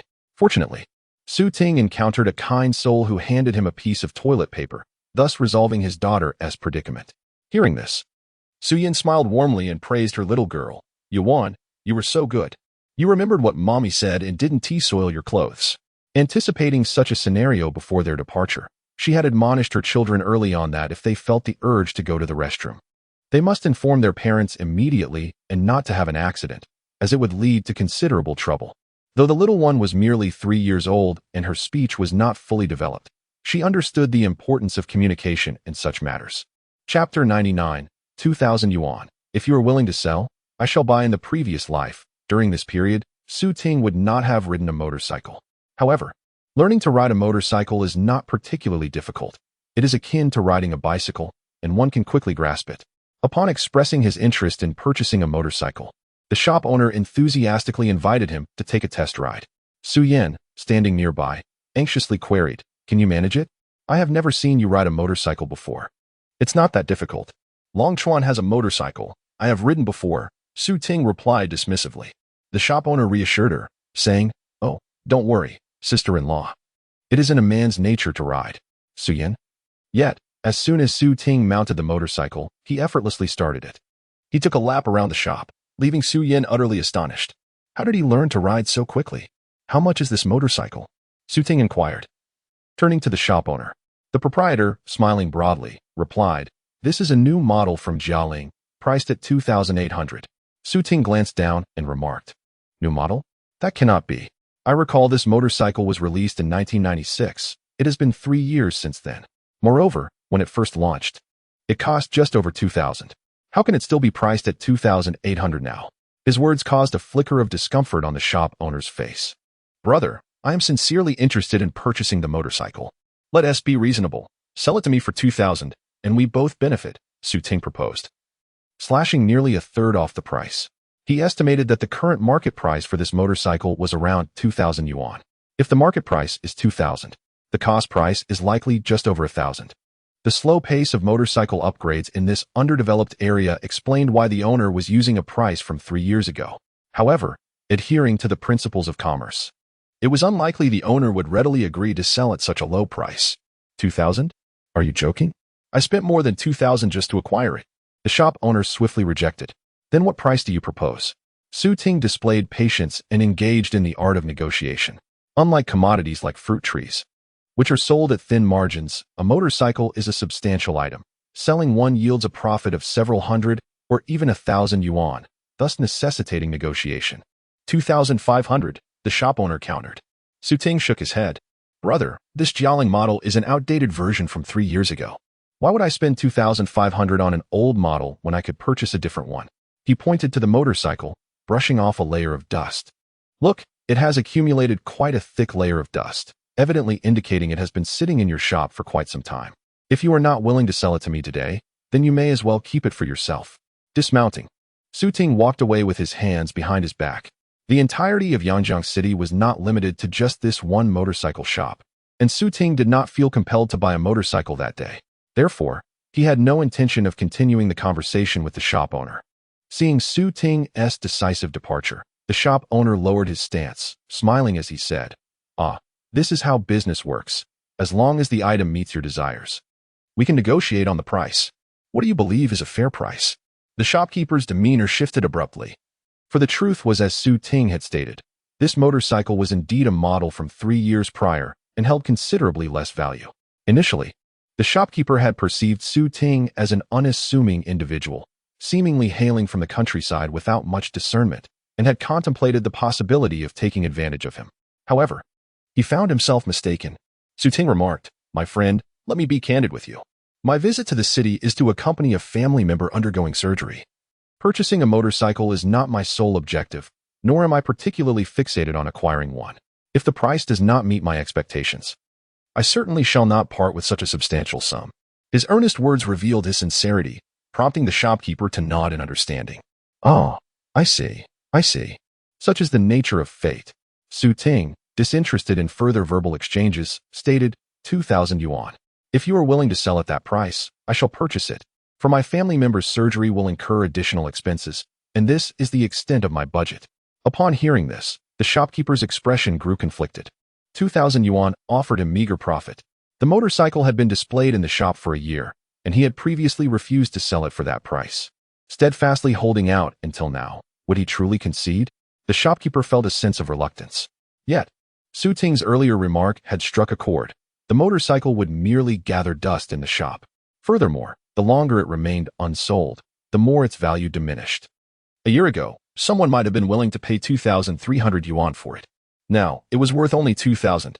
What if he waited longer and the next potential customer was unwilling to offer even that amount? The more he pondered, the more anxious he became. With a determined resolve, the shopkeeper finally said, "Brother, could you possibly add another 100? I would feel much better about the sale. Even an additional 100 would suffice." For Su Ting, this extra amount was trivial. However, in an effort to maintain the faade of a financially constrained individual, he feigned a look of hesitation. "An extra 100. I wonder how much more I'll need to contribute at the hospital?" The shopkeeper seized the moment. "Just 100. You've already committed 2,000. Surely this small amount won't make a difference?" Su Ting outwardly appeared torn, yet internally, he was elated. "Well, all right then." Upon hearing this, the shopkeeper breathed a sigh of relief. Chapter 100. The whole village came to watch indeed. We recently purchased a bicycle, and acquiring a motorcycle seems rather extravagant. Su Yan lamented. She was quite distressed, for even if her elder brother were to send money, it should not be squandered so recklessly. Su Ting, however, contemplated the convenience a motorcycle would bring for future errands and sales. Moreover, as the daughters grew older, in a couple of years, the bicycle would no longer suffice for the three of them. A motorcycle was essential. The last time they ventured to Shaoyuan, his legs ached from pedaling. A motorcycle would alleviate such exertion. "I aspire to be a businessman. Reliable transportation is indispensable," Su Ting asserted with conviction. Upon hearing this, Su Yan could only let out a resigned sigh. Had she known he intended to purchase a motorcycle, she would not have indulged in clothing and skincare products earlier. At that moment, her thoughts were still focused on her husband's needs. Yet, Reborn, Su Ting could no longer take her self-sacrificing spirit for granted. With mixed emotions, he replied, "Do not feel regret. You should buy what you desire. Do not compromise your happiness for my sake." Su Yan looked at him quizzically, finding his words rather nonchalant. Su Ting straightened his posture and declared, "I mean it. From now on, you shall be responsible for your beauty, while I shall provide for you." Both Su Yan and Su Zhenying were taken aback by his authoritative proclamation. After a moment, Su Zhenying calmly quipped, "Uncle, have you taken leave of your senses?" Su Yan's face flushed slightly, and she chided him with a playful glare. "Where did you learn such nonsense?" Su Ting sheepishly rubbed his nose, pondering why other men's declarations of affection were often well received, yet elicited such a reaction from her. Clearly, his words did not resonate well within their relationship. "Do not speak foolishly." Su Yan feigned annoyance, yet her hand entwined with Su Ting's arm, drawing closer to him affectionately. Su Zhenying observed from behind, shivering at the display, muttering under her breath, "How cheesy." With his left arm cradling the youngest sister and his right arm entwined with Su Yan, who was also holding the ninth sister's hand, he was oblivious to the fact that he had become the one carrying their burdens. However, considering that her uncle had purchased her a new outfit, she decided not to dwell on it. After spending 2 days in Yangjiang, Su Yan and her companions returned home. Upon their return, Su Zonghai remained hospitalized for another 3 days, but Dr. Du eventually granted him discharge. After several days of recuperation, Su Zonghai's mobility had significantly improved, and he no longer required Su Ting's assistance to walk. On Thursday morning, Su Ting and Su Zonghai visited the motorcycle shop. Upon learning of Su Ting's motorcycle purchase, Su Zonghai did not voice any objections. After all, he had recently undergone surgery that cost several thousand. He had no grounds to comment on his nephew's acquisition of a motorcycle, having paid the remaining 1,800 yuan. Su Ting mounted the motorcycle and took Uncle Hai back to Daegu village. They set off at 8:30 in the morning, and it was not until 2 in the afternoon that they finally arrived home. As they entered the village, the sound of the motorcycle attracted the attention of many villagers. A group of villagers gazed at the motorcycle as if they were witnessing luxury cars 2 decades into the future, unable to resist the urge to chase after it. That afternoon, a throng gathered in front of Su Ting's courtyard, captivated by his newly acquired Jialing motorcycle. "Uncle, did you really ride this all the way back from Yanjiang?" "Indeed, I did, accompanied by my uncle." "Well, when did you learn to ride a motorcycle? Traveling such a distance is impressive. It's not difficult to learn. Once your family acquires a motorcycle, you'll master it in no time. But how did you manage the journey? You're unfamiliar with the route, aren't you?" "I simply followed the bus. If I lost my way, I would ask someone." Su Ting answered every inquiry smoothly. In reality, he was quite familiar with the road, having traversed the route from Yanjiang to Wangfu town numerous times in his past life. Without navigation, he could still find his way back. Furthermore, riding a motorcycle for 5 consecutive hours was a trivial task for him. In his previous life, he had even been a motorcycle driver, often returning home during the Spring Festival from Longgang to save on fare. He would set off at midnight, arriving home by late afternoon the next day. Although it was arduous, while others were stuck on buses, he and his wife could weave through the traffic, saving enough fare to buy their children a few extra treats. His wife had expressed that regardless of their financial situation, she wished to return home for the new year to see their children. Thus, over a decade of working away, they had only missed one new year at home. Compared to others in the village, they were considered the couple who returned home most frequently. The onlookers came in waves, a steady stream of villagers. Su Ting decided to leave the motorcycle in the courtyard for everyone to admire. Occasionally, the sharp voice of Aunt Xiaofan could be heard admonishing, "Do not climb on the motorcycle and meddle." Whenever someone asked Su Ting if they could take a turn on the motorcycle, Aunt Xiaofan would assertively interject, "What is there to enjoy? You don't even know how to ride. Do you expect to learn on our newly purchased motorcycle?" In moments like these, Aunt Xiaofan's fiery personality truly shone through. With her presence, Su Ting. Chapter 101. Little Yuan is a living advertisement. Debt does not weigh down the shoulders. As debts accumulated, and with no one pressing for repayment, the family turned a blind eye to Su Ting's various extravagant expenditures. By September 22nd, Su Yiling officially turned 7. When Su Ting inquired about her birthday wish, she expressed a desire for the family to acquire a large color television like that of Uncle 18's, so she wouldn't have to constantly yearn for their screen. Upon hearing this, the little girl was playfully teased by her grandmother, who remarked that she was always preoccupied with watching television. As a first-grade student, she should be focusing on her studies. At least as a mother, Su Yin placed greater emphasis on her daughter's educational progress. Every afternoon after school, Su Yin would dedicate an hour to assist her with homework. If the school assigned no tasks, Su Yin would create her own exercises for her daughter to complete. Meanwhile, during the day when her daughter was occupied with classes, Su Yin found herself with little to do at home, so she took out the bicycle to practice. After half a month of diligent effort, she finally learned to ride. Consequently, villagers frequently spotted Su Ting pedaling his bicycle in the morning to sell tofu, bean sprouts, and fried soybeans. In the afternoon, he would ride a motorcycle with his little daughter, carrying a bag of well-fermented organic fertilizer to the orchard. Following closely behind was a beautiful young woman riding a bicycle. The couple's daily comings and goings evoked a sense of envy among the onlookers. Observing Su Ting's industriousness, gradually, no one questioned or misunderstood his sudden wealth. Many shared the sentiment of Zhang Xiaofan. Su Ting's expenditures were merely borrowed money, and his ability to borrow such sums was a testament to his skill. In the village, most families were somewhat indebted to others, what one owed another, and so forth. Thus, Su Ting's borrowing and spending were hardly remarkable. From October onward, Su Zonghai's right eye began to improve, no longer experiencing itchiness or pain, and his vision was gradually recovering. Su Ting took him for a follow-up in Yanjiang, where Dr. Du reported a commendable recovery, advising them to be cautious to avoid any further damage to the eye. Su Zonghai responded affirmatively.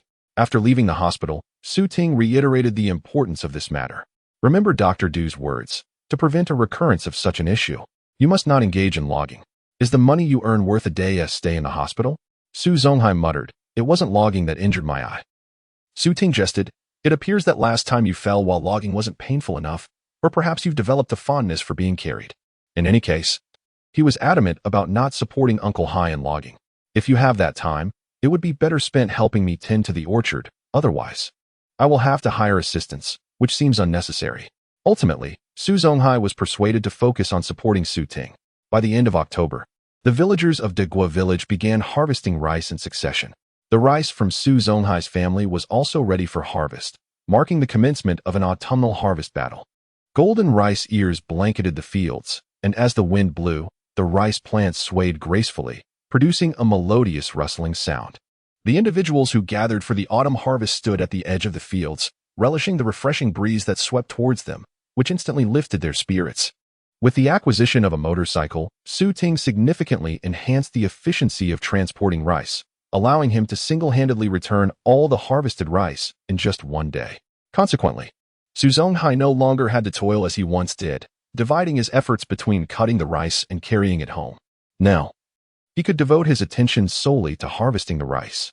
As a result, their family's autumn harvest proceeded at a much swifter pace, reducing the time required by more than half compared to previous years. Once the harvest concluded, the fields had fulfilled their duties for the year. The entire winter season would see the fields lying fallow, replenishing their fertility in preparation for the spring planting. Only the crops on the slopes remained to be collected. As the weather gradually turned cooler, the region where Degeo village is situated remained pleasantly warm throughout the year. Even winter did not bring intense cold. The temperature rarely dipped below 10 degrees. Additionally, due to the abundant sunshine throughout the year, many could be seen donning light clothing even in such mild temperatures. During the day, wearing a long-sleeved shirt while basking in the sun was quite comfortable. It was only in the 12th lunar month that the sun's appearances became less frequent. Moreover, the winter winds occasionally intruded, making the air feel much colder, even when temperatures hovered around 10 degrees. At this time, adults would dress their children in thicker garments. With the arrival of the 12th lunar month, Su Ting's visits to the fruit mountain diminished, as workers gradually returned to the village. Su Ting seized the opportunity to engage in commerce, frequently heading out to sell goods. Recently, feeling somewhat bored, he ventured to a wholesale market and procured an assortment of small items such as hairpins, earrings, and hairbands. In the mornings, he would ride his motorcycle to sell vegetables. And in the afternoons, he would cycle to sell trinkets and cakes. Remarkably, he sold a considerable amount. As the new year approached and men returned home from work, they would give their wives a bit of money. With their husbands back, the women felt inclined to adorn themselves, and with a bit of extra cash on hand, they were more willing to purchase small ornaments than usual. Moreover, each time Su Ting ventured out to sell accessories, he brought along his little daughter, Xiaoyan. Adorned by her mother in lovely clothing and charming hairpins, she resembled a doll from a traditional Chinese painting, instantly endearing herself to those who beheld her and evoking envy among other mothers. Chapter 102. The birthday wish of the eldest daughter. As November arrived, the household found itself in a state of tranquility, with the fruit saplings on the mountain having been fertilized. Su Ting then devoted himself to his business endeavors. In addition to selling soy products, he also ventured out in the afternoons to sell steamed buns, necessitating that he prepare these buns every 2 days. His 2 greedy daughters were fortunate enough to indulge in these delicacies nearly every day, expressing their utmost joy by showering their father with affection, proclaiming their love for him. Each day, Su Ting not only relished the warm embraces and kisses from his daughters, but also delighted in their heartfelt declarations, all while earning a reward of 600 yuan. In the evenings, he enjoyed intimate moments with his wife, engaging in leisurely exercises together. Life was simply blissful. As the 20th day of the 12th lunar month approached, preparations for purchasing New Year goods commenced. From this day forward, vendors flocked to the streets daily. Unlike the usual market days, Su Ting's mobile stall also closed for business. After a year of hard work, his complexion had darkened, his physique had strengthened, and, undoubtedly, his wallet had become more substantial. Just the previous night, Su Ting had intended to give Uncle Hai 1,000 yuan, but Uncle Hai declined, citing his debts. He suggested that since Su Ting had made some money through his small business, it would be prudent to use it to settle his debts. This year, the household had not incurred significant expenses. Su Ting had covered the costs for pig feed, fertilizers, and other agricultural supplies. Therefore, there seemed little necessity for this sum. After all, Su Ting was responsible for all household expenditures, and requesting money at this juncture might lead to conflicts within the family. Nevertheless, that 1,000 yuan was eventually given. While Uncle Hai refused it, Aunt Xiaofan welcomed the money without hesitation. Being extravagant with her spending, she thought that since Su Ting offered it, she might as well accept it, as saving it would be wiser than allowing him to squander it. Perhaps reflecting on Su Ting's generous financial behavior throughout the year, Uncle Hai chose to remain silent, despite his initial inclination to oppose. Later, back in their room, Su Ting presented 5,000 yuan to his wife. At that moment, she stared at him in astonishment, inquiring, "Where did you acquire such a substantial amount?" Su Ting, with a serious demeanor, replied, "Last month, I called my brother in town. He mentioned that the factory performed exceptionally well this year and that he could provide me with a hefty bonus of several tens of thousands." Su Yan's astonishment deepened. Could it really be that much? Her elder brother had struck gold. Su Ting continued, "If I can settle the accounts by year-end, there might be an additional bonus deposited into my account." Su Yan's eyes widened in disbelief. Before she could fully express her surprise, Su Ting suddenly shifted his tone. "However, I asked my brother to save most of the money for me, only allowing him to send me 20,000. Su Yan instinctively questioned, "Why?" Su Ting smiled as he held her hand and explained, "We can sustain ourselves here in the village. I prefer my brother to keep this money safe for us. They say that wealth can corrupt a man. If I were to receive tens of thousands at once, there's a risk I might lose control and gamble it away." Upon hearing this, Su Yan felt a wave of clarity wash over her. She responded earnestly, "You are right to consider this. Suddenly becoming wealthy may not necessarily be a blessing." Su Yunsi pondered. The fact that her elder brother so readily offered money indicates his integrity. It is no wonder he once served in the military. She felt secure knowing the money was in his possession. Su Ting nodded in agreement. In reality, he was saving to purchase a house, but he could not yet disclose this to his wife. He planned to surprise her once the house was completed next year. He told his wife that the 20,000 yuan his brother had sent him included 10,000 that he had used to repay debts specifically. The substantial expenses incurred for Uncle Zhu's surgery, which he had borrowed from a friend in the village. Su Yunsi believed his explanation, as she felt there was no need for him to deceive her about such matters. Su Ting then intentionally mentioned to his wife that he wanted to keep some money on hand. This way, when he wished to buy something in the future, he would not have to go through the hassle of asking her for money, and the source of the funds would also have a reasonable justification. Gaining her understanding would prompt her to assist him in maintaining discretion. Thus, they could unite as a couple against external challenges. With the money in her hands, Su Yunsi's first thought was to save it. They would return home to visit her parents during the summer vacation, and this sum would come in handy. Until then, the 5,000 yuan must remain untouched. However, Su Ting was preoccupied with his eldest daughter's wish for her 7th birthday, a large color television. Consequently, he ventured out to the street in search of a television. He recalled that on the day of his 50th birthday, his eldest daughter had suddenly called to arrange a meeting. He invited Yaling to his rented apartment. She had arrived carrying a cake and casually mentioned that she was on a business trip to Longgang, a gift from a client. However, within just a few minutes of sitting in the apartment, she claimed she had to leave due to other commitments. In her haste, she forgot to take the cake with her. When he returned to the room and saw the cake, he hurriedly picked it up to chase after her. To his dismay, as soon as he reached downstairs, he encountered someone seeking to collect gambling debts. Unable to produce the money, he was awkwardly handling the situation when Yaling turned back upon witnessing the scene. That day, she once again lent him money to settle his debts. Once the debt collector departed, Yaling coldly took the cake from his hands and tossed it into the trash before walking away without a glance back. Chapter 103. Cheating on the exam? Meanwhile, in the first-grade classroom of Huangjue Village Primary School, a group of children was engaged in their final examination. A little girl with short hair sat in the middle of the back row, lifting her head to glance around with her glistening eyes. Observing the teacher descend from the podium and exit the classroom, the girl instantly perked up and nudged the boy in front of her with her feet. The boy, in response, pulled down his exam paper to reveal the answers. The girl seized the moment to copy the answers. The surrounding classmates displayed little reaction, as they were either preoccupied with searching for answers in their books, busy copying from others, or assisting others with their answers. When the teacher turned back, the group of children quickly straightened their postures, feigning innocence as though nothing had occurred. The bell rang, signaling the end of class.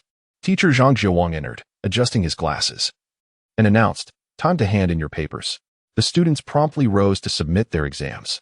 Upon exiting the classroom, The boy who had been seated in front of Su Yaling lowered his voice and said to her, "Remember, you owe me 10 yuan. Don't worry. Come find me on New Year's Day, and I'll have money for you," Su Yaling whispered in reply. She was genuinely anxious about performing poorly on this final exam and disappointing her parents. Thus, she had made arrangements with the class monitor, offering 5 yuan to copy one exam paper. If she could have both her Chinese and math answers copied, she would give the monitor 10 yuan. Fortunately, she was clever enough to devise this plan. During the recent math examination, while checking her answers, she discovered that many of her responses differed from those of the class monitor. If her Chinese answers had differed, she might have felt a bit more confident, suspecting that perhaps the monitor had made mistakes. However, math was her weak subject, and discrepancies in answers clearly indicated that she was the one in error. But now, having copied the monitor's paper, she might even achieve a perfect score. Did not her father wish for her to score 100? Surely, he would be delighted. Yet, the matter of copying answers must remain a secret. Cheating was strictly forbidden, a fact that Su Yaling was well aware of. Why else would she resort to such measures if her intellect did not match that of her peers? Aspiring for perfection, she could only rely on others. After the teacher stored the exam papers in the office, he called the students back to the classroom to convey a few words. "Everyone, gather outside on the playground. Wait for the principal to announce the commencement of the holiday. The duty students for today will remain to clean the classroom, while the others may return home at their leisure." The village primary school rarely assigned homework, especially since they were merely in the first grade. So teacher Zhuang had not given any winter holiday assignments. Su Yaling hurriedly packed her belongings and slung her small backpack over her shoulder as she made her way to the playground. Huangjue Village Primary School was small, with only one class per grade. Each class was divided into 2 rows by gender, and with the preschool class, there were only 7 classes forming 14 lines. At that moment, all the faculty and students gathered on the playground. Under the flagpole, they stood solemnly, their spirits high, as they commenced singing the national anthem. The older students from the 6th grade gradually lowered the flag amidst the melody. "Arise, ye who refuse to be slaves. Advance amidst the enemy's gunfire. Forward, forward, forward, march." As the final note resounded heavily, tears glistened in the eyes of the teachers. The naive students instinctively felt a surge of emotion, their gazes fixated on the flag bearers, who were proudly carrying the national flag towards the teacher's office. It was that time again, the conclusion of the semester. As the principal's voice echoed, everyone's attention was drawn back to the present. At this moment, the ranks were no longer silent, but rather solemn. While the principal spoke at the front, mischievous boys at the back of the line were secretly engaging in playful antics. "Come to school next Wednesday to collect your report cards. There's nothing else to discuss. I hereby declare that winter vacation begins today." Finally, the principal concluded his speech. An applause erupted from both teachers and students. "Hooray! It's vacation time!" The students shouted joyfully, rushing towards the school gates. Su Yaling, with her short legs, found herself unable to escape the crowd. Once most had departed, she finally made her way out. "Ninth sister, over here," Su Zhenxiu called out, waving her hand from the corner of the building. Beside her stood a little girl, the 7th sister, Su Limei. "Eighth sister, 7th sister, are you still here?" Su Yaling exclaimed with delight as she jogged forward. "We were waiting for you," Su Limei replied with a cheerful smile. The 3 little girls walked together, chatting along the way. "Ninth sister, how did you do on the exam?" Su Zhenxiu was the first to inquire about today's final examination results. Hearing the question about her grades made Su Yaling feel a bit uneasy. "Well, I suppose it was okay." Su Zhenxiu frowned and said, "Last semester, I only passed Chinese, scoring just over 40 in math. Mother said if I perform so poorly again this semester, I'll have to return home to tend the cattle. I don't want to tend cattle." "Ninth sister, I think you passed both subjects last semester, didn't you?" Su Limei turned to ask. Su Yaling nodded, recalling that she scored 70 in Chinese and 61 in math, only to be scolded by her grandmother.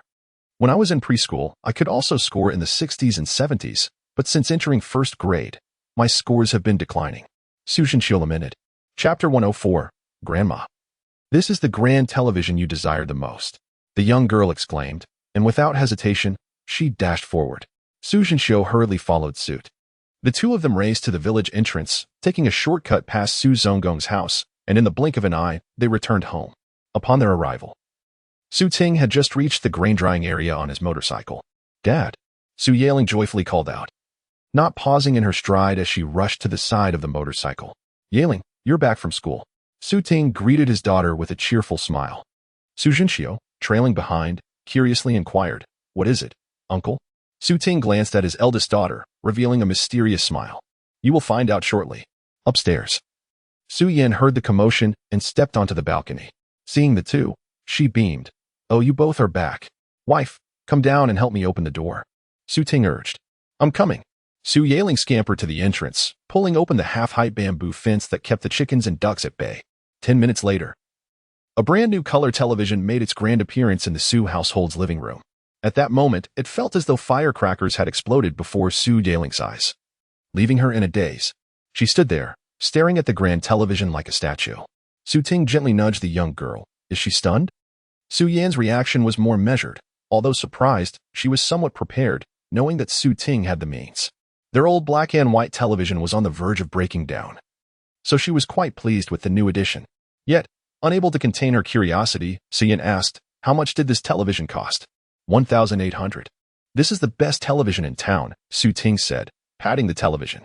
Suddenly, a small shadow darted over, pushing his hand away and standing protectively in front of the television. Su Ting was momentarily taken aback, looking down at his daughter in bewilderment. "Don't touch it. What if it gets damaged?"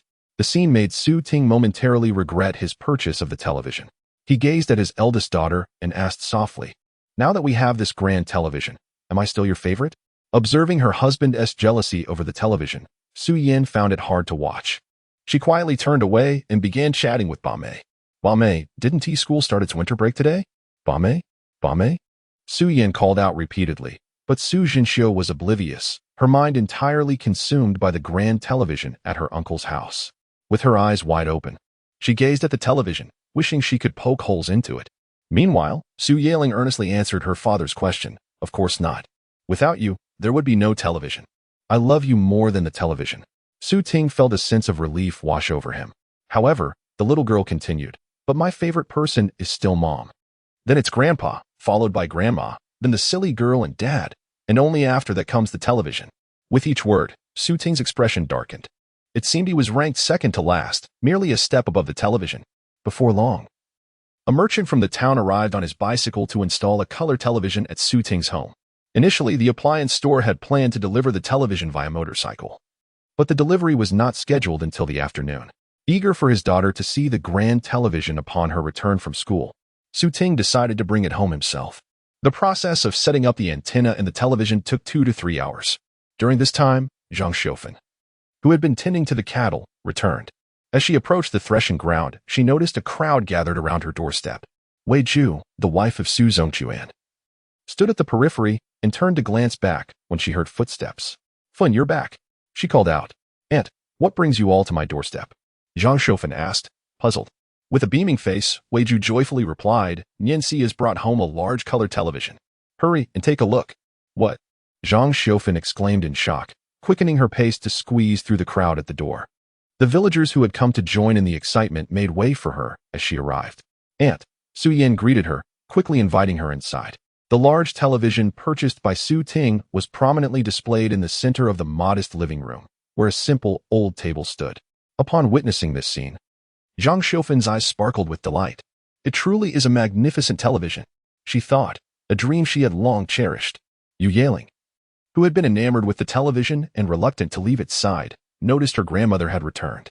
"Grandma," she exclaimed, joyfully running to her, pointing at the newly acquired television. "Look, the big color television you wanted the most. Daddy bought it for you." Hearing this, Su Ting, who was assisting with the installation, paused in surprise. "Isn't the color television what you wished for the most? You wished for it on your birthday, hoping for a television at home." The young girl gazed at her father with innocent eyes and candidly replied, "Grandpa and Grandma have always mentioned wanting a color television. So I secretly thought that when I earned money, my first purchase would be a large television for them. That's why when you asked me to make a wish, I chose the television as my birthday wish." Su Ting realized with clarity that it was not the television his daughter desired. Rather, it was her heartfelt wish to fulfill the long-held dream of her beloved grandparents who had cared for her so tenderly. Chapter 105. What happened to the promised 100 points? The television that Su Ting purchased not only boasted a large screen, but also displayed remarkably clear images, making it quite alluring. After dinner, Su Zhongquan's family gradually made their way downstairs. Li Ming had always been reluctant to enter or exit in tandem with her in-laws, despite traveling to the same destination. She insisted on separating from them. In order to avoid the battlefield between his parents and wife, Su Zhichuan opted to remain at home, watching a black and white television.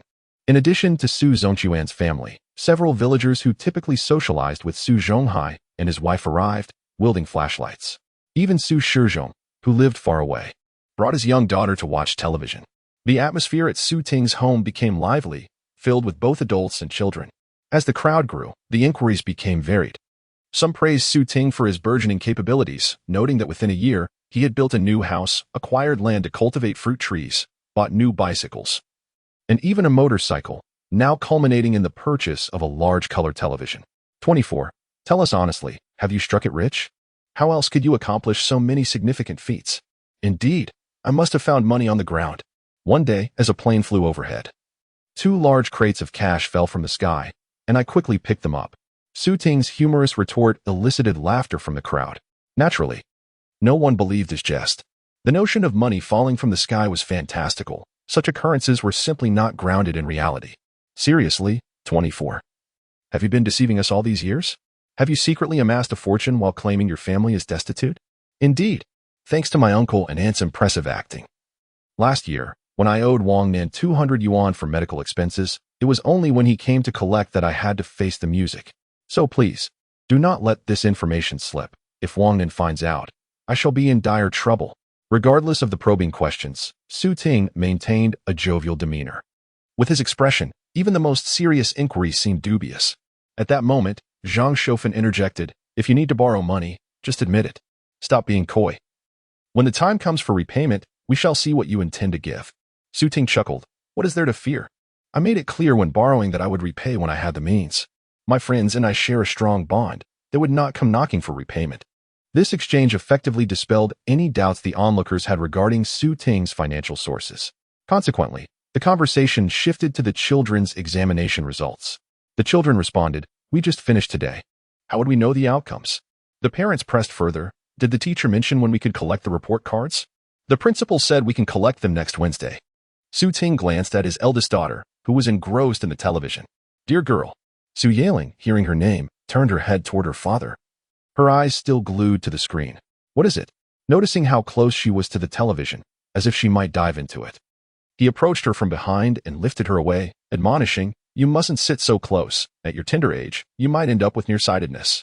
Su Yaling remained motionless, allowing her father to move her, her focus solely on the television program. Su Ting gently tapped her head, exclaiming, hey, come back to your senses.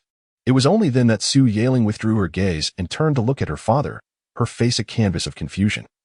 As if inquiring what he intended to do next, Su Ting inquired, how did you fare in your exam today? Instinctively, Su Yaling straightened her posture, replying, I should be all right. Su Ting offered no further comment.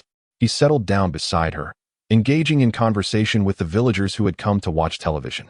As Su Yaling pondered her act of cheating, her unease grew, eventually rendering her incapable of concentrating on the television.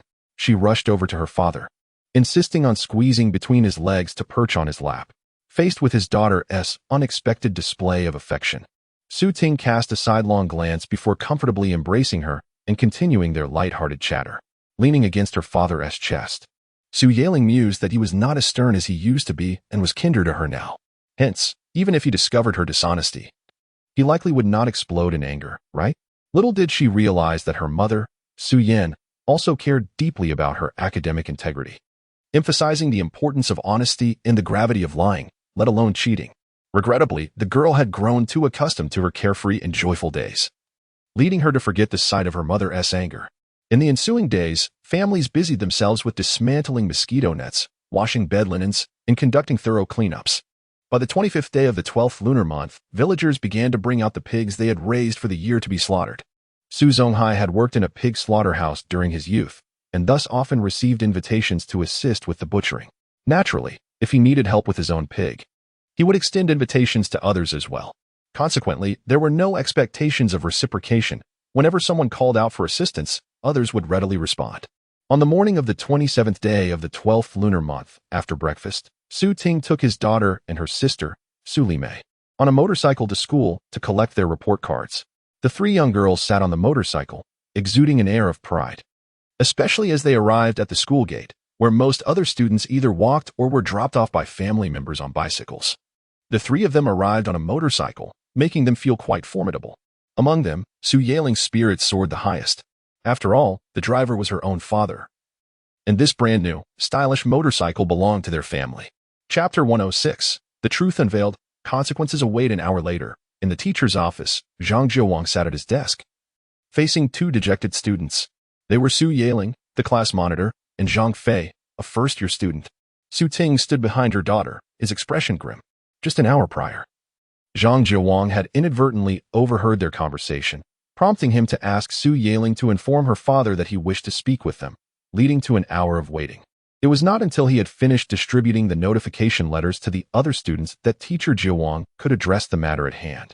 After some inquiries, he had confirmed that Su Yaling had indeed copied Zhang Fei's answers during the exam. Such matters naturally warranted parental notification. Consequently, teacher Jiawang disclosed the details to Su Ting. As for Zhang Fei's situation, his father was present, so there was no need for additional notification. Su Yaling, could you please explain to me why you felt compelled to cheat on this exam? Teacher Jiawang asked sternly. Su Yaling kept her head lowered. Among her peers and the teacher, her pride remained intact. Tears welled in her eyes at that moment. I wanted to score a perfect 100. Though Su Yaling could not suppress her tears, from the instant she chose to cheat, she may have anticipated this day. Thus, she had begun to feel restless, which led her to misinterpret the answers, resulting in a score far inferior to Zhang Fei's. Teacher Jiawang retrieved their test papers, instructing them to compare their answers and discern where they had gone awry. No wonder I found your paper rather peculiar. The correct answers were sequentially offset. I initially thought you had merely been careless, but it turns out you were copying, he remarked, disappointment evident in his eyes. Both Su Yaling and Zhang Fei gasped slightly. Zhang Fei turned to admonish the young girl. Are you foolish? How could you copy incorrectly? Just as he finished speaking, he received a sharp reprimand. Zhang Fei winced in pain, but dared not utter a word in front of his father, the head teacher. With a stern glare, teacher Jiawang chastised him. As the class monitor, you are well aware that cheating is reprehensible. Instead of correcting Su Yaling, you have only encouraged her misdeeds, and you even accepted money for it. Your culpability far exceeds hers. I shall revoke your position as class monitor. Upon hearing this, Su Yaling quickly raised her head, anxiously interjecting, Teacher, I was wrong. It was I who insisted on borrowing the answers from the monitor. He initially refused, but I persisted and even tempted him with money before he relented. Teacher Jiawang's expression remained unchanged. This was reflective of the monitor's dereliction of duty. Regardless of the circumstances, wrongdoing is inexcusable and the facts cannot be altered. He then turned to Su Ting, his tone softening slightly. It is my child who has failed in her responsibilities, not only neglecting her role as a leader, but also aiding Su Yaling in her wrongdoing. I hope you will not be too harsh on her. She is still young and needs patient guidance. Anger will not suffice. These words left Su Ting utterly astonished. As he listened to teacher Jiawang's tone, he initially believed that the teacher would impose severe punishment on the two students. To his surprise, however, teacher Jiawang actually advised him not to be overly angry. Su Ting felt immediately that this was indeed a commendable teacher. His expression softened, and he replied solemnly, I will heed the teacher's advice. Teacher Jiawang nodded slightly and turned his attention to the two students. Su Yaling, regardless of your intentions, you have committed a grave mistake by cheating. Will you dare to do so again? Su Yaling shook her head, tears welling in her eyes. I won't. Very well, your final score for this term is nullified, declared teacher Jiawang. He opened his drawer and retrieved 2 handwritten papers from a file. This is a test I prepared recently, intended for the next semester. Since you cheated, you must retake a test. He pulled a chair to the low table and gestured for Su Yaling to sit. You will complete the test here, and once you finish, I will grade it on the spot. The score you receive will be your final mark. Wiping her tears, Su Yaling picked up the pencil offered by the teacher and began working on the new test. Teacher Jiawang glanced at his son and placed a fresh notebook in front of him. While Su Yaling takes the test, you will copy the answers until you learn your lesson. Zhang Fei grimaced and asked, Dad, how many times do I have to copy? Teacher Jiawang retorted, just copy. No need for unnecessary questions. Su Ting observed silently from the side, increasingly impressed by teacher Jiawang's approach. As the delay unfolded, by the time the young girl completed her test, Su Ting's initial anger had begun to subside. Once calm, he realized that even if he needed to discipline the children, he would not resort to violence or rashly scold them in anger. In fact, Ting had evolved beyond such punitive measures. At most, he would adopt a stern demeanor, creating a tense atmosphere. Moreover, the source of Ting's frustration was not primarily directed at the children but rather at himself. In his memory, Yaling had never cheated before. Was her recent transgression a reflection of his influence? Had he inadvertently conveyed some erroneous notion to her that led to this behavior? Chapter 107 Mother. I'm sorry. At 8 in the morning, after breakfast, Ting took her daughter and the eighth sister to school to collect the report card. However, by 9 o'clock, the eighth sister returned home alone. When Suyin inquired, the eighth sister revealed that teacher Wang had kept both her uncle and Mei behind, leaving her uncertain about the reason. This revelation unsettled Suyin. If there were no issues, why would the teacher retain Yaling? Had Yaling committed some mistake? The eighth sister shook her head, expressing her ignorance, stating that teacher Wang had said nothing, and that Mei had received her report card, claiming she had scored 80 points. 80 points? Although this was lower than Suyin had anticipated, it nonetheless represented progress compared to her daughter's performance at the end of the previous term. Could it be that teacher Wang wished to commend her daughter? Were it not for the pressing matters at home, she would have relished the opportunity to personally accompany her daughter to collect the report card. Now that Suyin could ride a bicycle, reaching the school was merely a 10-minute endeavor, quite convenient indeed. Mommy little Yuan scampered to her mother's side, looking up to inquire, "Where's my sister?" Since Su Yiling had begun her winter break, little Yuan had grown accustomed to playing with her sister every day. Not having seen her sister or father that morning, she felt compelled to ask. "Your sister went to school to collect her report card," Suyin explained. Understanding the phrase report card, little Yuan nodded enthusiastically. Oh. She then dashed back inside, retrieving a piece of chalk, and cheerfully declared, "Mommy, class time." This chalk had been salvaged by Su Yiling from school. In such times of scarcity, even a small piece of chalk was regarded as a precious resource, and teachers typically forbade students from taking it without permission. Thus, Su Yiling was quite protective of her chalk, taking care to preserve it diligently. Su Yin was fully aware of this and quickly interjected, "Yuan, do not take your sister's chalk, or she will be upset when she returns." She took the chalk from her little one's hands, leading her back to the living room, and placed the chalk out of reach, ensuring that her daughter could not access it even on tiptoes. Little Yuan pouted, "But my sister gave it to me," she protested, feeling that her mother was unjustly seizing her sister's gift. Su Yin dismissed the notion. "How could your sister give it to you? She treasures it dearly." Before long, Su Yin redirected little Yuan's attention to another matter, yet her own thoughts were preoccupied with the whereabouts of her husband and Yiling, growing increasingly anxious over their absence. To her surprise, Su Yin found herself waiting until past 11. Ting and their daughter, who had set off for school at 8, returned home leisurely 3 hours later. Upon their arrival, Ting's expression appeared unchanged, revealing little to discern. Yet, Su Yin was no fool. If there were truly nothing amiss, why had they lingered at school for so long? Consequently, upon seeing them, she adopted a more serious demeanor, asking, "What has happened?" Noticing her mother's expression, Yiling, whose eyes were slightly red, timidly lowered her gaze. The report card she clutched felt as though it were searing in her hands. Ting chuckled. "Nothing is wrong." "Nothing is wrong?" Su Yin retorted. "How could you have stayed at school for so long without any reason?"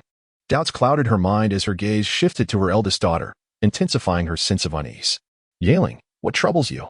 A mother's intuition is keen, and she immediately senses her daughter's unusual emotional state.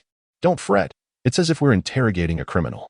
Allow us to enter the house first and let our daughter disembark," Ting interjected lightly. Only then did Su Yin step aside, permitting Ting to drive the motorcycle into the house. As the young girl on the back seat passed by her mother, she cast a furtive glance her way. Su Yin's expression did not soften. Rather, it seemed to grow more severe. She possessed a keen sense of awareness, naturally detecting the unusual atmosphere, hence her demeanor remained tense. The little girl felt a tumult of emotion swirling within her, hardly daring to breathe deeply. After Ting parked the motorcycle, he lifted his daughter off the seat. "Go on, show your mother the notification letter," he encouraged gently. The girl gazed at him with pleading eyes, silently imploring. Ting sighed. Conveying his helplessness, "We agreed before returning that each would bear their own consequences. It would be far better for you to confess your misdeeds to your mother than for me to do so." Misdeeds? Su Yin felt an ominous premonition solidifying into reality. At this moment, the little girl, recognizing her inability to evade the situation, hesitantly approached her mother. She kept her head bowed, her gaze fixed upon her own toes, a clear indication of guilt. Before Su Yin could speak, Su Yaling extended the notification letter, stammering, "Mom, I'm sorry. I cheated on my final exam." Upon uttering those words, tears immediately welled up in her eyes. Though her mother was usually gentle, the tone and demeanor she had observed upon their arrival home had led her to subtly anticipate reprimand. Her mother would undoubtedly be angry. That was a certainty. More importantly, the young girl had now come to realize her own mistake, thus chastising herself internally. Upon hearing her daughter's confession, Su Yin found her breath caught in her throat, struggling to draw in air. In her eyes, her daughter was an exceptionally sensible and honest child. Chapter 108. Tomorrow marks a full year of attendance. Both subjects scored above 90. Su Yin immediately lifted her head, her gaze piercing as she inquired of her daughter, "What is the meaning of these two crossed-out scores? Did you resort to cheating to achieve scores above 90? The young girl shook her head vehemently, exclaiming with urgency, No. I copied the class monitor's paper and scored 85 and 80. The subsequent scores are from the new papers that teacher Jiawang assigned for me, which I completed independently. I earned 95 and 91 on my own." Su Yaling fervently defended herself, nearly struggling to articulate her words. Su Ting nodded in affirmation from the side. I witnessed her working on the problems in the teacher's office. Upon hearing this, Su Yin felt a wave of confusion wash over her. She gazed at the two with suspicion, questioning, "Are you saying that Yaling scored in the 80s due to cheating, yet achieved scores in the 90s by completing the papers herself?" "Precisely. Teacher Jiawang diligently graded the papers, and I glanced at them briefly. Those scores are indeed valid." Su Ting remarked with a mix of amusement and disbelief. Su Yin, rubbing her forehead, exhaled a sigh of relief. At last.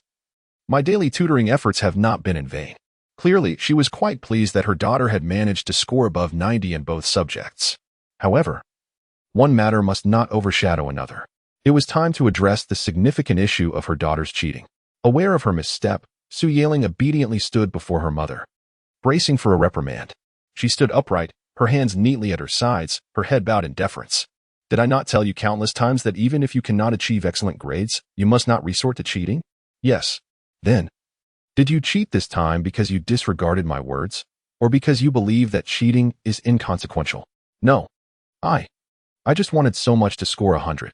Her voice dwindled with each word. Su Yin slightly raised her tone. "Speak louder. Your mother cannot hear."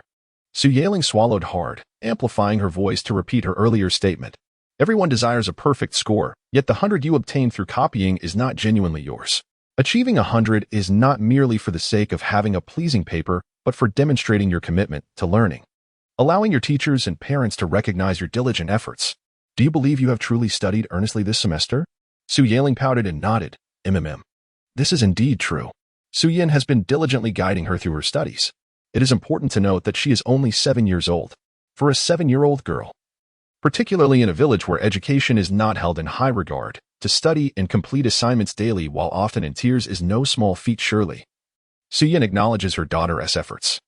It is precisely because she has witnessed her daughter's diligence that she finds it hard to believe that Yaling would resort to cheating. Mother also believes that you have studied earnestly this semester. While other children play after school, you still tackle the problems I assign and listen to my explanations. Based on this alone, no one can claim that you do not take your studies seriously. Upon hearing this, Su Yaling dared to lift her gaze and meet her mother's eyes. Su Yin's expression remained stern, yet her gaze had softened considerably. Her tone gradually became more gentle. "Since our dear Yaling studies diligently every day, why resort to cheating? If you merely showcase your true abilities, you would undoubtedly excel, would you not?" Su Yin pointed to the 2 grades on the report card, speaking earnestly. "Your own exam results surpassed the grades you obtained through dishonest means. What does this signify?" Su Yaling felt an answer bubbling to the surface of her mind, yet hesitated to articulate it. Thus, she gazed earnestly at her mother, awaiting an explanation. Su Yin sighed. "This indicates that what you achieve through your own efforts will always be far superior and more genuine than that which you acquire through deceitful tactics. Even if you attain a perfect score today, what of the future? Will you continue to rely on copying others' work to navigate future examinations?" Upon hearing this, Su Yaling understood immediately, shaking her head in denial. "I would never do that. I simply cannot achieve a perfect score at present, but I will certainly attain one in the future." Su Ting, who had been silently listening, could not refrain from interjecting. Then demonstrate your true capabilities to us. Even if you cannot achieve a perfect score at the outset, as long as you show improvement each time, your parents will be delighted. Yes, your parents are here with you now, eager to witness your every step of progress. A faint smile returned to Su Yan's face. Su Yaling's eyes brimmed with tears. She bit her lower lip, stifling her sobs. Though she felt immense joy and warmth in her heart, for some reason, tears threatened to fall. The lessons imparted by her parents resonated with the young girl, reminding her that whether good or bad, she must always present her authentic self and never fabricate a facade of excellence through dubious means. For anything false shall inevitably be exposed and revealed. Do not covet what does not belong to you. If you feel envy, strive to attain success through your own efforts. When Uncle Hai and Aunt Xiofan returned, the young couple tacitly decided to keep this matter confidential. After all, they had already imparted their guidance, and there was no need to make it common knowledge. Su Zonghai and Zhang Xiofan, left in the dark, were puzzled upon seeing their granddaughter's report card, questioning why there were 2 grades listed. Su Ting nonchalantly replied that the teacher had mistakenly marked someone else's paper, then crossed it out and rewritten it. Chapter 109. Upgrade complete. Intermediate system activated the following day. As Su Ting opened his eyes, he awaited the system to issue the daily check-in task. However, even after completing his morning exercises and freshening up, the system remained silent. In truth, the system did not adhere to a fixed schedule for task announcements. Occasionally, it would release the check-in task in the morning, at times during noon or the afternoon, but it was rare for tasks to be issued in the evening. Aside from task notifications and the rewards for completed check-ins, the system bore no additional functionalities. Throughout the day, Su Ting could only perceive the system's existence when he received check-in conditions and subsequently garnered rewards. During all other moments, the system's silence did not intrude upon his life, nor did it render him a mere puppet under its control. Yet today, more than ever, he yearned to hear the system's cold, mechanical voice. By 10 o'clock, after waiting from 6 in the morning, Su Ting was still met with silence from the system. His mood shifted from, "What a beautiful day, when will the system make an appearance?" to, "This day feels interminable, cursed system. Why won't you show yourself?" However, he had only endured 4 hours. At 10 o'clock, Su Ting and his family of 6 finished breakfast, tidied up, and prepared to head out for shopping. With a motorcycle and a bicycle at their disposal, it was quite convenient for the family to venture into town together. Su Zonghai pedaled the bicycle with Zhang Xiofan, while Su Ting rode the motorcycle carrying his wife and child. As they traveled along the road, a sudden chime echoed in Su Ting's mind. Ding. Su Ting. He immediately focused, ready to hear the system announce the task. Today's check-in condition: receive a flying kiss from Su Yan. Upon carefully listening, Su Ting remained doubtful of his own ears. A flying kiss? What on earth? Wasn't it typically about hugs, kisses, or sweet declarations? Today, however, it presented something entirely novel, considering that his little girl was rather naive. Su Ting felt that fulfilling the check-in task today would not be an easy feat aside from the initial days of check-ins. Su Ting had approached these tasks with a more casual demeanor. Over time, he had grown indifferent, managing to check in with ease. Yet today, his mind was wholly consumed with the task, only for the system to play by its own rules. He began to suspect that the system was seeking retribution. But what could he do? Even if the system were indeed retaliating, there was little he could do about it. In the past, he had gone so far as to make his daughter cry just to coax her into saying "I love you," and had even received a scolding from his wife for it. With such a lesson learned, Su Ting was determined not to repeat the same mistake today. Alas, he could only take one step at a time. The streets bustled with people, exuding a festive atmosphere in anticipation of the approaching new year. Vendors selling couplets and door gods were plentiful, while those offering snacks shouted their wares incessantly. Moreover, at the junction of the street, there were individuals promoting medicinal wines and herbal remedies. A long queue formed at the entrance of the town's postal savings bank. They have all come to withdraw money in preparation for the new year. As they pass by the row of noodle stalls, vendors call out, "Come and have a bowl of noodles, just 2 yuan a bowl." Sitting on the back of the motorcycle, Su Yin smiles and shakes her head, indicating she is not interested in their offerings. The path is rather narrow, and with the crowd bustling about, there are many cyclists and a few motorcyclists navigating through as well. Thus, Su Ting finds it somewhat challenging to maneuver his vehicle. However, once they pass through this area, the road opens up generously. "Dad, look over there, they are selling couplets." Su Yaling, perched in the vehicle, quickly spots a small stall adorned in red. After Su Ting navigates through the narrow passage, he steers the motorcycle to the stall his daughter has identified. The vendor has hung up various couplets, and with just a glance, Ting can determine if any resonate with him. Feel free to choose whatever kind of couplet you wish. The vendor encourages. Ting scans the offerings. Most of them boast familiar phrases like "May spring endure throughout the year" and "Wishing you smooth sailing year after year." Or "May all your endeavors be prosperous." Last year, they purchased the couplet "Wishing you smooth sailing year after year." So he is determined not to select the same one again. He proceeds to the next stall. After perusing several stalls, Ting realizes that the couplets are quite similar, lacking any that truly captivate him. Reluctantly, he settles for one. "May luck accompany you all year round, and may treasures from all directions enter your home." With the horizontal inscription reading "Harmony brings prosperity." Although the meaning is rather conventional, it is not without merit and aligns well with his aspirations. He also selects over 20 decorative hangings. "Dad, Dad." Just as Ting is about to pay, Su Yaling excitedly tugs at his sleeve. Ting looks down. "What is it?" "Over there, look quickly."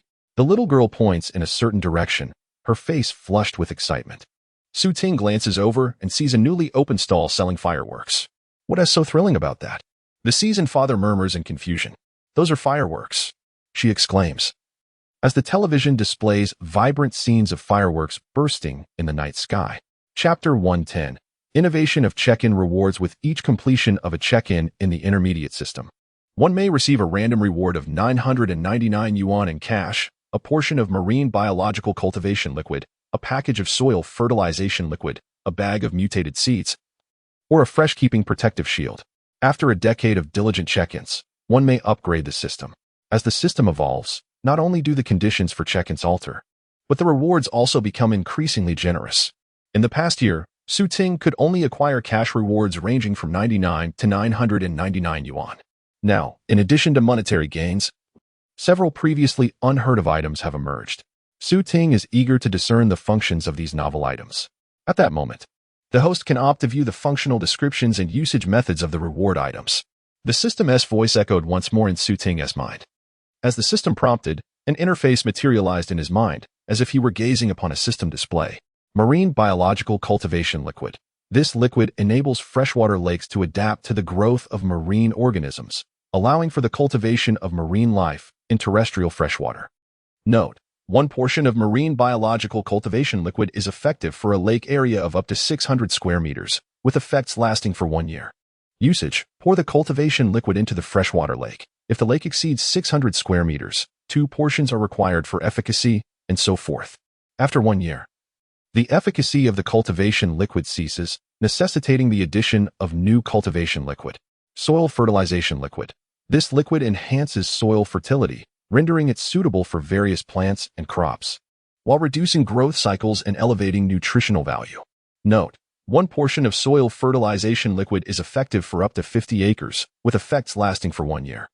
Usage: pour the soil fertilization liquid at a designated center to alter the soil quality of a circular area of 50 acres within a day. If the area exceeds 50 acres, layering the application allows for effective treatment, such as 2 portions changing the soil quality of 100 acres, and so on. After 1 year, the fertilization liquid loses its efficacy, requiring the use of new fertilization liquid. Mutated seeds.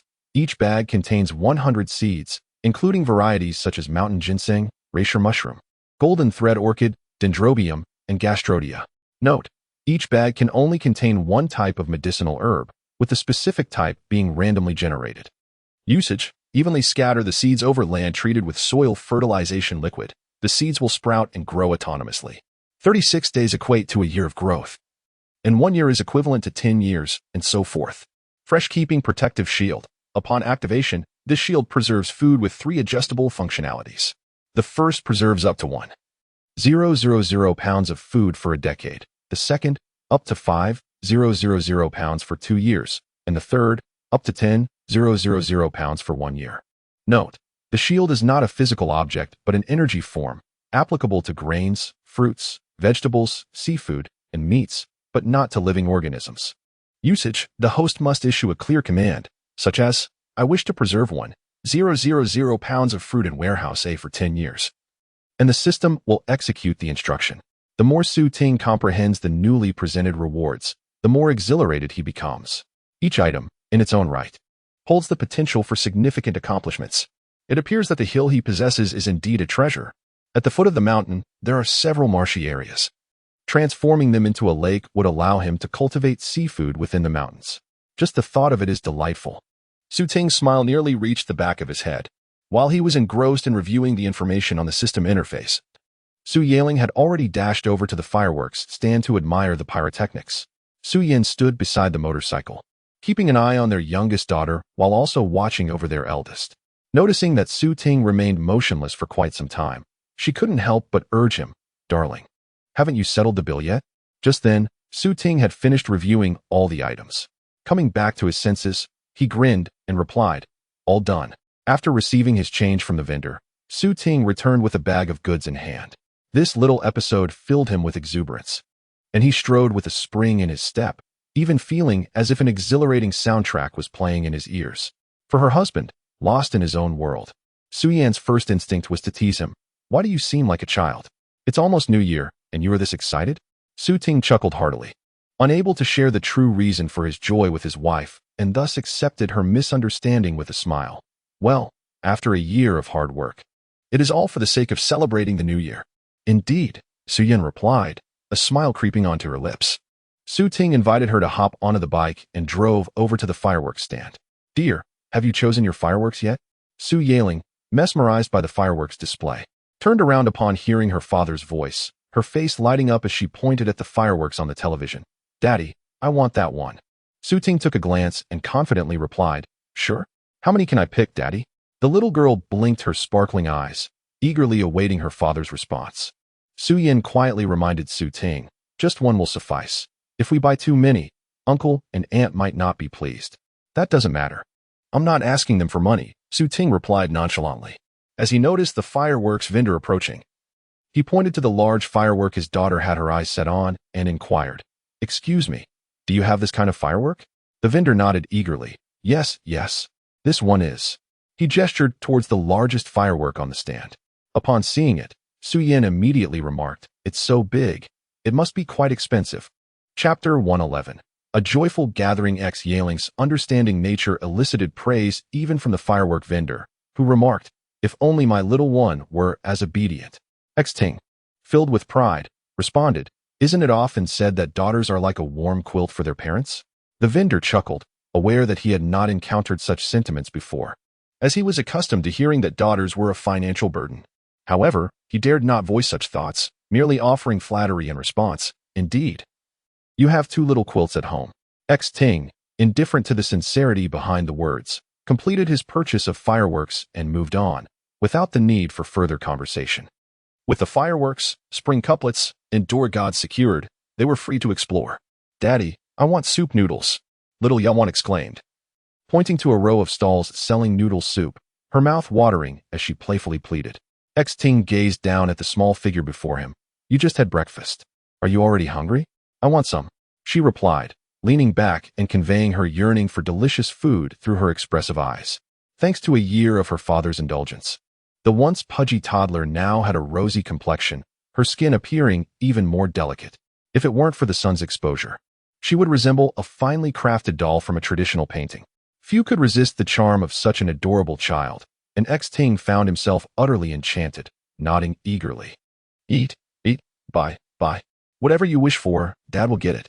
"Papa," she squealed, joyfully twisting her little body on the motorcycle, unable to contain himself.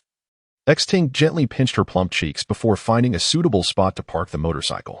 He then lifted his daughter off the bike, while Yin held their eldest daughter's hand. "Let us have a bowl of noodles before we continue our stroll," Ting suggested. Yaling enthusiastically agreed, raising both hands in support. Yin smiled. "I'm not hungry yet. Just get them one bowl of noodles each. They won't finish more than that." Although Ting wasn't particularly hungry, he found himself reminiscing about the pig-awful noodle soup at that moment. At 2 yuan per bowl. The soup was served in a small basin, containing pig intestines, pork, liver, along with vegetables and scallions. The flavor was rather mild, yet it suited the local palate perfectly. The soup vendors set up their stalls with a few tables, a gas stove, 2 small pots, along with a basket of noodles, a small bag of pig offal, and a large bag of vegetables to conduct business. Ting casually selected a stall, and the vendor cheerfully inquired, "How many bowls would you like?" With a smile, Ting replied, 3 bowls, 2 bowls at 3 yuan each, and 1 at 2 yuan. Got it. Noticing his wife still standing, Ting urged, please, have a seat. It's already 11 o'clock. How could you not be hungry? At most, you might just be a little peckish. I'll get 3 bowls. Yaling can have 1. And you and Yawan can share another. Upon hearing this, Su Yin had no choice but to sit beside him on the bench. The 2 yuan bowls of noodles were just the right portion, filling an adult about 60%, while a child could be fully satisfied. The 3 yuan noodle soup offered a more generous serving, sufficient to satiate an adult's hunger. The street vendor produced 2 large bowls and 1 small bowl, each adorned with a transparent plastic bag, and presented them before Su Ting's family. The use of a plastic bag minimizes the need for washing dishes. Once a customer finishes their meal, the bag can be discarded and replaced with a new one for the next patron. Though this practice may still lack a certain level of hygiene, it is commendable for a small locale like Wangfu Town. The vendor adeptly managed 2 pots on the stove, placing a small soup pot to heat. Once warmed, he scraped a bit of lard with chopsticks and tossed in some pig offal, sought it gently for a moment. Next, he added fresh water and commenced the preparation of the meat broth. While the broth simmered, the vendor approached a bamboo basket filled with rice noodles. Tearing apart the clump strands and filling a bowl loosely, he engaged in casual conversation with the customers as he worked. When the broth reached a boil, he seasoned it with salt and MSG, added vegetables, and then introduced the noodles into the pot, stirring them together. After a brief interlude of stirring, he sprinkled some chopped scallions, extinguishing the flame just in time to serve. He carried the small pot over to the table, pouring the contents into the waiting bowls. The seasoned vendor had a knack for portioning. A single small pot of broth was just enough to fill 1 bowl, regardless of whether it was a large or small serving. His movements were swift and practiced, and soon 3 bowls of noodles were prepared. Su Yaling eagerly withdrew a pair of chopsticks from the holder, while Su Ting, intending to fetch a pair for his wife, discovered that their daughter had already beat him to it. Yuan was still learning to use chopsticks, so Su Ting provided her with a spoon. Yuan scampered over to eat alongside her mother. Would you like some chili sauce? Su Ting inquired of his wife. Su Yaling chirped, yes, yes. Su Ting chuckled at her enthusiasm, teasing, can you handle chili sauce, little one? Of course. I'm quite adept at eating chili sauce. Su Yaling replied with pride, asserting that even her sisters could not match her prowess. Su Ting lazily corrected her. You should refer to her as 3rd sister instead of 3rd younger sister. Yet he still handed the chili sauce to his daughter. After all, you are your parents' child. At Grandma's house, everyone has been accustomed to eating spicy food since childhood and can handle it quite well, Su Yin said with a smile. Su Yaling took a small ladle from the chili sauce bottle, ready to scoop some for herself. Chapter 112. The slaughtering of the pig for the new year on the 29th day of the 12th lunar month. The time has come to pay respects to the ancestors. Simultaneously, the pig raised by Su Zonghai's family is to be slaughtered today. At around 4 or 5 in the morning, the Su household was ablaze with light. Su Jiechi, Su Jichuan, and 2 other men from the same brigade gathered at Su Ting's home to assist in the pig slaughter. Su Ting and Uncle Hai rose early, and with a few others, they exerted considerable effort to subdue the hefty pig, binding it securely before carrying it to the courtyard. With a sharp slaughtering knife plunged into its flesh, the pig emitted a series of agonizing cries, thrashing wildly. The men held it down firmly upon a sturdy wooden table, positioning a basin underneath to collect its blood. In no time, the creature succumbed to its fate. Following this, they scalded the pig with hot water, scraped off its bristles, and proceeded to eviscerate it. After a lengthy process, 2 or 3 hours had passed. As dawn broke, when Su Yin and the children awoke, the pig had already been disassembled into several parts on the table. Wow, Dad, when did you butcher the pig? Why didn't you call me? Su Yaling lamented, disappointed that she had missed the spectacle. It was too early. Had I called you, you wouldn't have been able to rise, Su Ting replied, exasperated. In the morning, everyone gathered at Su Zonghai's house for breakfast, where they prepared a large pot of porridge using the pig's offal. After the meal, they continued to cut the meat and chop the bones. Upon completing the slaughter, the courtyard was left in disarray. The men, having worked tirelessly that morning, paid no heed to the cleanup. Once the pork was properly portioned, each person carried their share home. Indeed, the pork for the new year was not purchased, but rather shared. These closely knit families took turns raising a communal pig each year, and at the end of the year, they would collectively share the meat without any financial expenditure. Last year, the pig was raised by Su Jiechi's family. This year, it was Su Zonghai's turn. And next year, it would be Su Jichuan's. The other two men from the same brigade were merely there to lend a helping hand. Previously, when those families slaughtered their pigs, Su Zonghai had assisted them, so today they returned the favor without charge, while the men divided the pork. Zhang Xiufan began to tidy up with her tools. Su Yan, knowing the pig would be slaughtered today, had already washed the family's clothes the night before. After ensuring her daughters had eaten, she voluntarily helped Aunt Xiufan clean the courtyard. As she swept and rinsed with water, the courtyard was soon restored to order. Su Yaling and little Yuan played joyfully with several village girls in the threshing yard. During the New Year festivities, children were undoubtedly the happiest. They had no obligations, donned new clothes, received red envelopes, and enjoyed rare delicacies. Meanwhile, the adults were busy with various tasks and also had to provide money for the red envelopes. Thus, many remarked that the older one became, the less enjoyable the New Year festivities seemed. After a while in the kitchen, Su Zonghai and Su Ting prepared a bamboo basket to go to the temple to pay respects to the ancestors. Dad, are we going to pay our respects? Wait for me. The little girl playing in the threshing yard spotted them and rushed home excitedly. Su Ting chuckled. I thought you didn't want to go today. I do want to go, the little girl affirmed. Xiaoyu arrived with great enthusiasm, eager to join the outing. All right, I shall take you along. With a motorcycle now parked at home, there was no need for tiresome walking.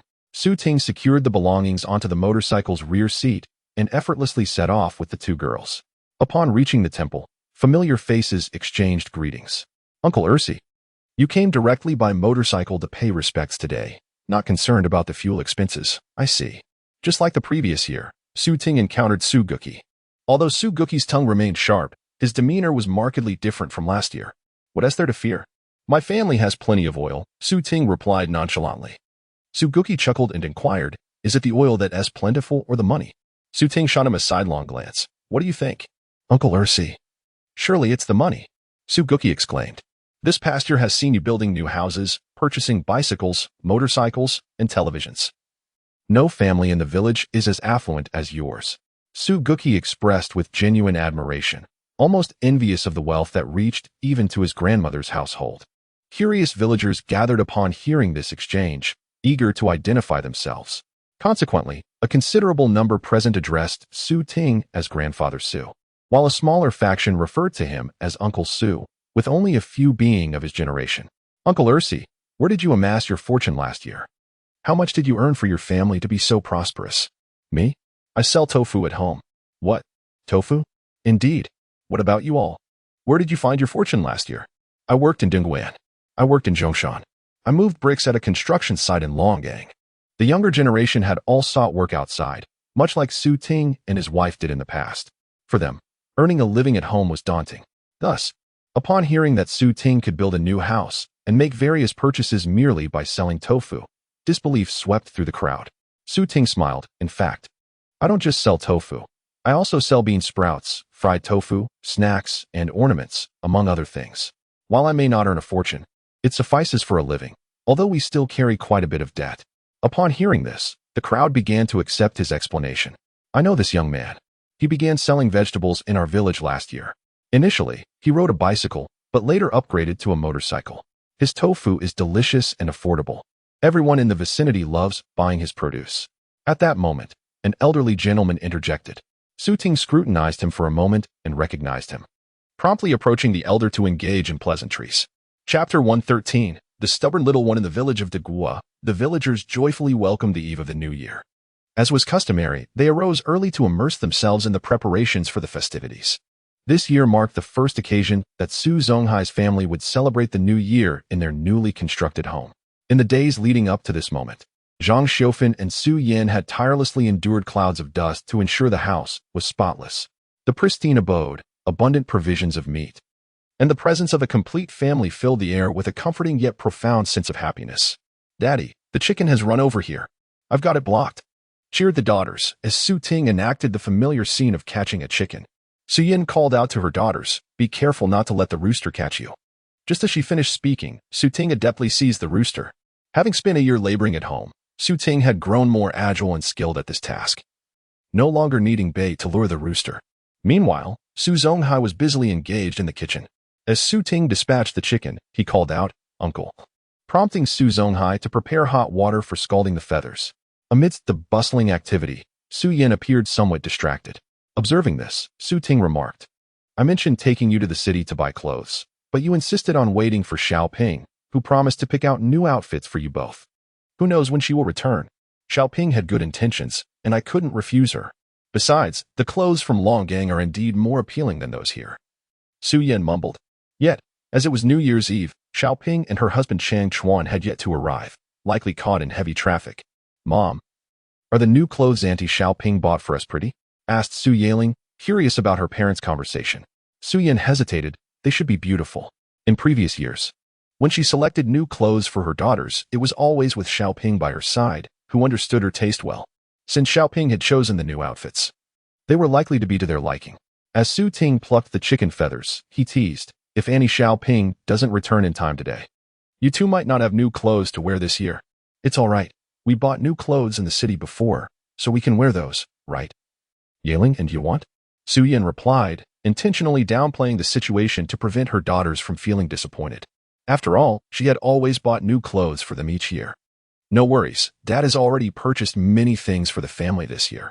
Even if we don't have new clothes, I won't be upset, Su Yaling cheerfully responded. Little Su Yuan, oblivious to their conversation, squatted nearby, captivated by her father's feather-plucking task. Seeing the concentration on her small face, Su Ting chuckled, Little one, do you want to pluck the chicken feathers? You look so serious. His playful comment was taken seriously by the little girl. Little Yuan, without a moment's hesitation, extended her chubby little hand to pluck feathers. Just as her hand was about to touch the chicken, her father swiftly moved it away, evading her grasp. The little girl immediately pouted her lips, casting an unhappy glance at her father. Daddy, I want to pluck feathers. No, don't dirty your hands, Su Ting firmly replied. The little one was oblivious to the concerns. If she touched the chicken and then put her hands in her mouth, it would be quite unsanitary. Daddy, I can pluck chicken feathers. I can help you. The elder sister, now 7, eagerly joined in the excitement. Su Ting nodded in acquiescence, shifting aside to make space for her. Bring a stool and sit while you pluck. Su Ling promptly dashed inside to fetch a small stool. Upon seeing her sister assisting, little Yuan also hurried back to get a stool. There were only 2 small stools in the house. One was taken by the elder sister, and the other was occupied by their grandmother, who was tending to the fire in the kitchen. Consequently, the little one circled around, struggling to drag a chair outside. Her short legs lacked the strength to lift it, so she resorted to dragging it along. Zhang Xiufen noticed and asked, What are you doing with that chair? I want to pluck feathers. The little one replied with great effort. Zhang Xiufen then stood up, offering her the small stool beneath her, saying, all right, no need to drag the chair. Here is a stool for you. Despite her tender age, the little girl was quite determined. Grasping the stool given by her grandmother, little Yuan returned to the yard, ready to join the feather-plucking battle. Su Ting, both amused and exasperated, remarked, You really did bring a stool over. Little Yuan carefully placed the stool beside her sister, wobbling slightly as she settled down. What's wrong? Are you tired? Su Ting chuckled as he watched her. Little Yuan panted but remained silent. Yet her demeanor spoke volumes. Indeed, the chair was rather heavy. She had only dragged it for a short while, yet it had exhausted her. Nevertheless, even after she had seated herself, her father still did not permit her to touch the chicken. It was only when the little one insisted persistently to join in the fun that Su Ting reluctantly acquiesced. Just remember, if you get your clothes dirty, don't come to me for help, and no putting your hands in your mouth. Chapter 114. The red envelope brought by Lu Ping once his wife had entered the house. Su Ting could not help but smirk, remarking that his mother had grown anxious waiting for Aunt Xiaoping. I am not the least bit concerned, he added.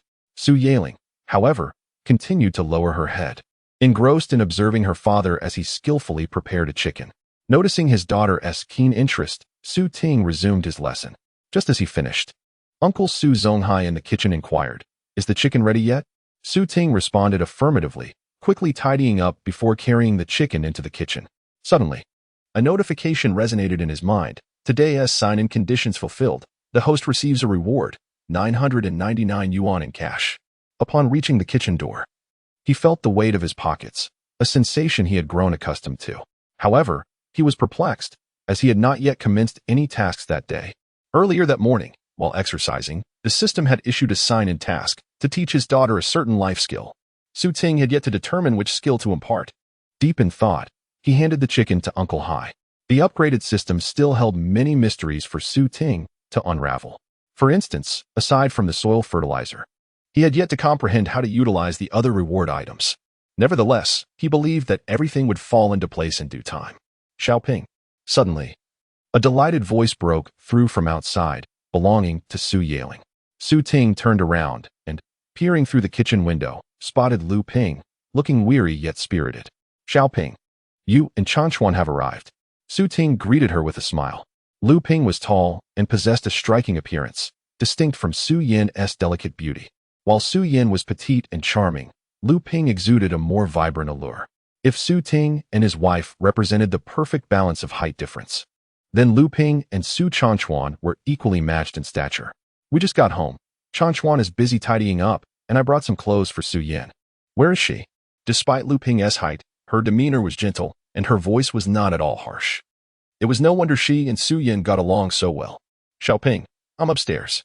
I'll be right down. A head peeked out from the balcony above, revealing Su Yin. She cheerfully waved to Lu Ping before making her way downstairs. Su Ting engaged in casual conversation with Lu Ping. You two returned quite late this year. Was it due to traffic? Traffic is always a given. We actually wanted to come back a few days ago. But this year the boss didn't grant us time off, insisting that the factory needed to meet deadlines. Chanchuan had to negotiate with the boss for quite some time. And it was only last night that he finally relented. We rushed to the station to buy tickets, and nearly couldn't get any. Business at the factory is booming this year. It seems we received a substantial order, and many employees volunteered to stay back and work overtime. After all, the boss said that working one day during the new year is equivalent to 3 days of regular pay. As Su Yin descended, she overheard their conversation. Merely offering money is not enough. If you spend a year away from the children, if you don't return for the new year, little you might not even recognize you. Xiaoyu is the son of Su Chanchuan and Lu Ping, a year older than Xiaoyuan. With his parents working away from home, Xiaoyu remains in the care of his grandparents. In the village, there are many such left-behind children. Lu Ping, deeply reflecting on this situation, remarked, Indeed. Just now, when I came back and saw Xiaoyu, he was bewildered. After a while, he seemed to remember me. Yet he did not show much affection. It's always like this when I return. It takes a few days for the children to warm up to me. Previously, when I came home, Yiling and Yuan were also initially distant, but eventually they became quite attached to me. Su Yin offered her consolation.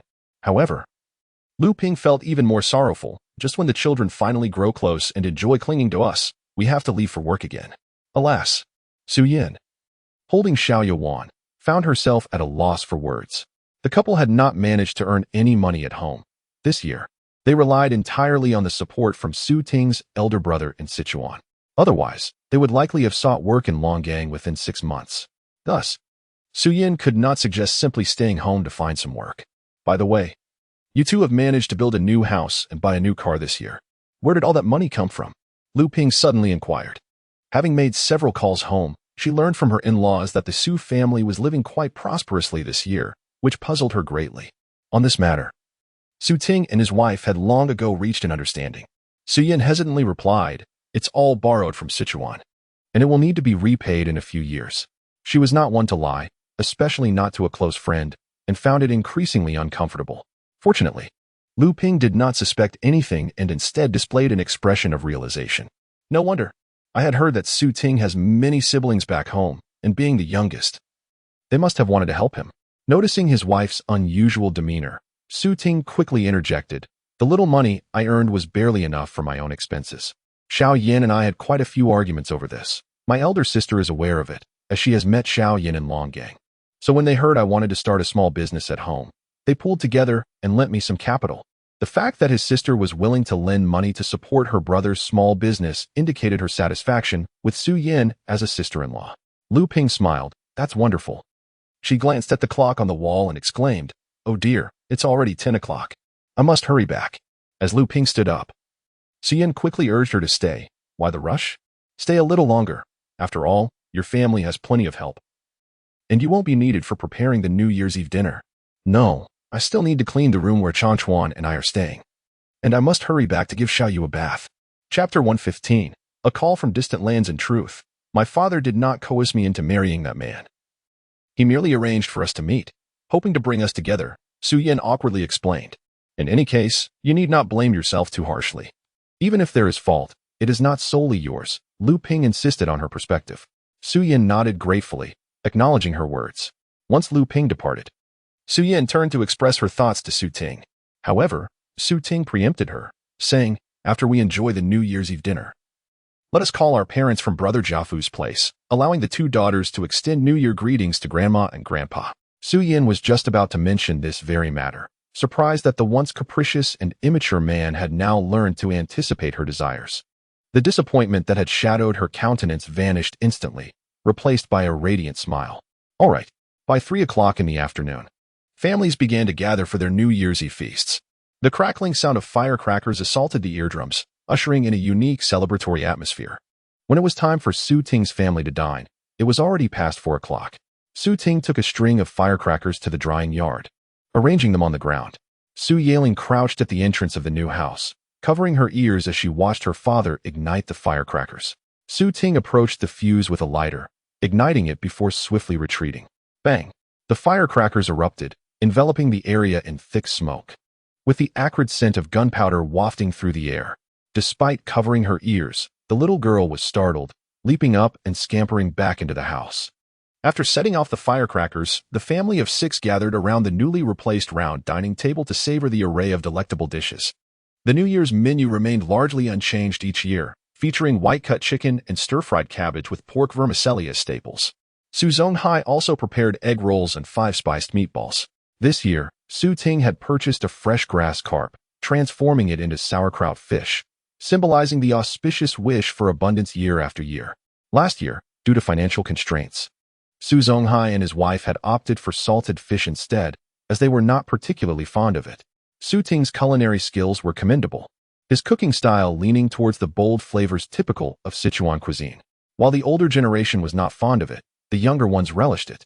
Su Ting and Su Yin took turns ensuring that each child had their fish bones removed. They were meticulous in their efforts. Yet, amidst the meal, Su Yaling suddenly found herself choking on a fish bone. In a moment of panic, she exclaimed, "Mom, I swallowed a bone." This sent the adults at the table into a flurry.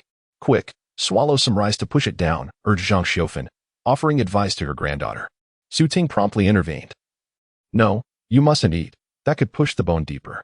Su Yin concurred with her husband, encouraging their daughter to drink more water in an attempt to dislodge the bone. Su Zonghai suggested, "Just use your fingers to extract it." "Wait, let me fetch some vinegar for you to drink first." Su Ting, adhering to his father's suggestion, went to retrieve the vinegar. Ultimately, after drinking water and vinegar and using her fingers to clear her throat, Su Yaling managed to swallow the fish bone.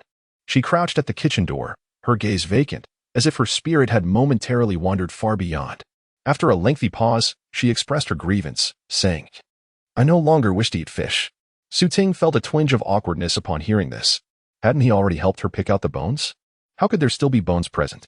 He was equally perplexed, as his intentions had been entirely benevolent. The fine bones were simply too deeply embedded.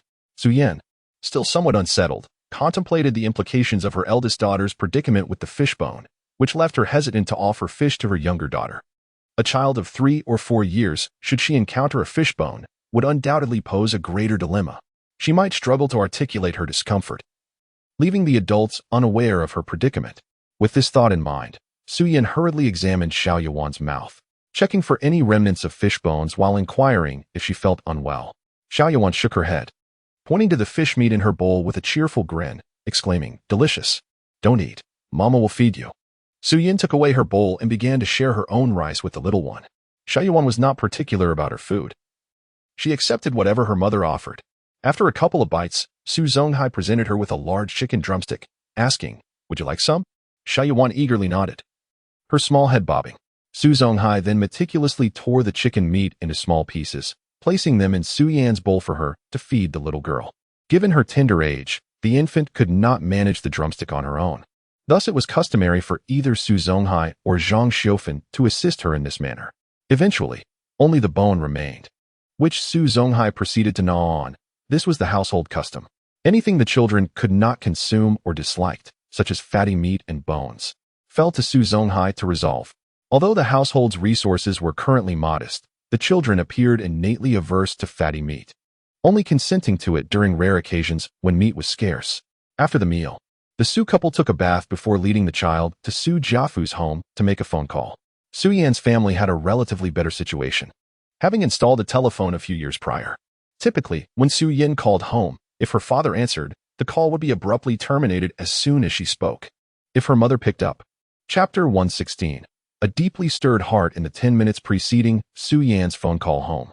The streets of a distant town in Sichuan province resounded with the joyous laughter and playful banter of those who had already partaken in their New Year's Eve feast. Within a kindergarten building, a group of individuals gathered in the living room, perusing several photographs.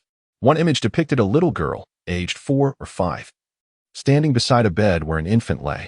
The girl, slender and with a slightly sallow complexion, sported a short hairstyle, her delicate face accentuating her large eyes. The infant, clad in a white onesie and adorned with a small fabric cap, had fair skin and a radiant smile that revealed her gums. Were it not for this heartwarming grin, one might easily mistake her for a charming doll. Next to the photograph, the date of the capture was inscribed, December 1st, 1996. On the reverse side, a handwritten note read, Zuyuan's 100-day portrait. The remaining photographs included several featuring Su Yin with her 2 daughters, as well as individual portraits of the children. Meanwhile, in a room at the back, a silver-haired woman sat, holding a black and white photograph. It depicted her younger self alongside her youngest daughter. As she tenderly caressed the image of her daughter, tears silently streamed down her cheeks, and she murmured softly, "You ventured so far alone. You must have endured hardships. Perhaps barely having enough to eat, growing so thin." While others admired the photos, focusing solely on the children's undeniable charm, she was preoccupied with the troubling thought of why her daughter, after several years apart, had become so emaciated. Once, her daughter had been her cherished treasure, nurtured with care. Although she could not provide a life of luxury, she had assured her daughter would never go hungry. Yet, as her daughter matured, she formed her own aspirations and flew off to distant lands to establish her life. Her husband, cold-hearted, had vowed to sever ties with their daughter, resolutely forbidding any attempts to reconnect. To this day, she remained unaware of where her beloved daughter had wed. She had only heard the name of the place, never having visited it herself. Suffering from severe motion sickness, she found even the journey to the county unbearable, rendering her incapable of traveling such vast distances alone. Her 3 sons had started families of their own. Preoccupied with their affairs, and with their father's opposition, they dared not accompany her.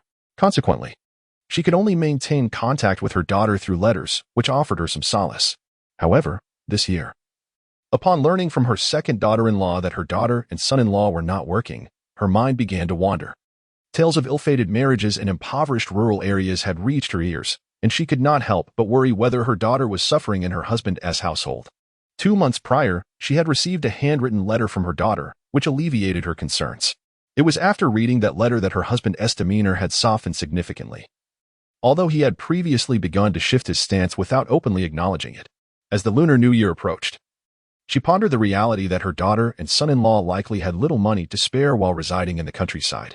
Next year, the child must return to school, and it is essential to have some money on hand. Thus, she planned to secretly send her daughter some funds. At that time, her personal savings were limited, and withdrawing from the bank would alert her husband. She managed to gather 500 yuan through various means. To her surprise, her husband discovered her intentions. She anticipated a furious outburst from him, yet he inexplicably remarked, "I recently received a bonus of 500 yuan, but I can't recall where it went." Which is quite bothersome. Consider it as being consumed by the whims of youth. That evening, she found 500 yuan tucked beneath her pillow. The following day, she combined this amount with another 500 she had borrowed and sent the entire sum to her second daughter-in-law, who was still in Longgang. Along with the money, she instructed her daughter-in-law to pass it on to a friend of her daughter as from the same village, ensuring it would be delivered safely. After dispatching the funds, she began to anticipate the upcoming summer vacation, as her daughter had mentioned in a letter that she would return home. "Mom, hurry back. Sharon called to wish us a happy new year." At that moment, the woman heard her second son calling for her. Upon grasping the content of his words, her face lit up with joy, and she quickly wiped her tears and rushed out of the room. Su Lao San, noticing his mother's arrival, urgently spoke into the receiver. "Sister, mother is here, talk to her." He handed the phone to her.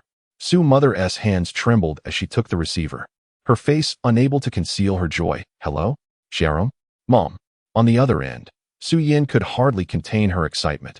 Upon uttering those 2 words, She was suddenly overwhelmed with tears. Hearing her voice, Su's mother, who had just managed to hold back her tears, found herself once again engulfed in emotion. The two women, separated by distance, wept uncontrollably over the phone. The onlookers in the Su family as hall fell silent. The second and third daughters-in-law approached, flanking their mother-in-law, gently patting her back in comfort. Once their emotions had somewhat settled, Su-yin crouched down, bringing the receiver to her daughter's ear, allowing them to greet their grandmother and extend New Year's wishes in turn. Su Yaling and Xiaoya remained close to their mother, striving to console her during her tears. Chapter 117. Hearts connected. Su Fu, with his notoriously irritable temperament, had deliberately stepped out of the hall for a considerable time, leading everyone to presume he was unwilling to answer the phone. Consequently, when Su Yin cautiously inquired about her father's availability, Su Mu replied that there was no need to concern herself with him. Interpreting her mother's tone, Su Yin assumed that her father was still reluctant to take her call, prompting her to ask her mother to convey their regards instead. After hanging up, Su Ting went to settle the bill, which amounted to 20 yuan. The cost of long-distance calls was already exorbitant, and the distance from Sichuan to their location was considerably greater than from Longgang. Thus, despite speaking for merely 10 minutes, the expense was substantial. Had it not been for the high cost of the call, Su Mu would have been loath to bid farewell to her daughter and two granddaughters. Walking home, Su Yin felt much lighter in spirit. Observing that his wife had finally regained some vitality, Su Ting felt a sense of relief. With a smile, he remarked, "In a few days, I will arrange for a telephone to be installed at home, allowing you to keep in touch with your family more frequently." To this, Su Yin responded with a smile, "If I call often, the monthly bill will be astronomical, and Aunt will surely scold me. The money I earn is mine. Why should I concern myself with others' opinions?" Su Ting furrowed his brow, recalling the conversation he had just overheard between her and her mother, both in tears. It tugged at his heartstrings. After all, she had separated from her family for his sake, and having not seen her mother for so many years, he longed to do whatever he could to bring them joy. Deeply moved by his words, Su Yan held her eldest daughter close and smiled, saying, "As long as you treat me well, my mother and the others will surely understand and accept my choices in the future." Su Ting slightly tilted his head, gazing into her eyes, where he saw a glimmer of hope. It dawned on him that she once harbored such expectations and emotions for herself, just as she did in this very moment. With a little effort on his part, she could feel it, her eyes sparkling as she looked up at him. Su Ting felt a warmth within him. Even though they were on a narrow village path, where encounters with others were possible at any moment, he still reached out to embrace her shoulder, encircling her in his protective embrace, with one arm around their youngest daughter and the other holding his wife. A profound sense of fulfillment welled up within him. This was a sensation he had never taken the time to appreciate or cherish in his previous life. In the fleeting years of one's existence, what truly holds significance? Wealth, fame, and the fleeting pleasures of the flesh. Too many temptations obscure one's true desires or render one apathetic to the quest for self-discovery. He felt fortunate to have gained clarity about his genuine feelings before his demise. Thus, in the future, he would spare no effort to safeguard what he deemed an invaluable treasure. This love intertwined with familial bonds. Typically shy, Su Yin at this moment had no desire to extricate herself from her husband's embrace. In her moments of vulnerability and sorrow, her husband finally acknowledged her feelings, willingly opening his arms to provide her with solace. This was a dream come true for any woman. Their bodies pressed together. It felt as if their hearts were intertwined. In the past, she had empathized with him for his orphaned upbringing, feeling compassion and offering him encouragement. Today, he cherished her for being far from her hometown, yearning for her mother, thus nurturing and comforting her. Such is the essence of life's desires. Yet, in this moment, Su Ting found himself unable to escape the haunting memories of his past life, where he felt unworthy of being a husband. His gaze grew increasingly somber, and his heart ached as if it were torn into two. A shattered mirror cannot be restored, and water that has been spilled cannot be retrieved. Mistakes made cannot vanish, they can only be atoned for. One must strive with all their might to make amends. As they approached the main road, Su Yin turned to him and asked, "You must be tired from holding Yuan for so long. Shall I carry her instead?" Without waiting for Su Ting's refusal, she took their little daughter in her arms. Su Ting was momentarily startled, his expression returning to normal.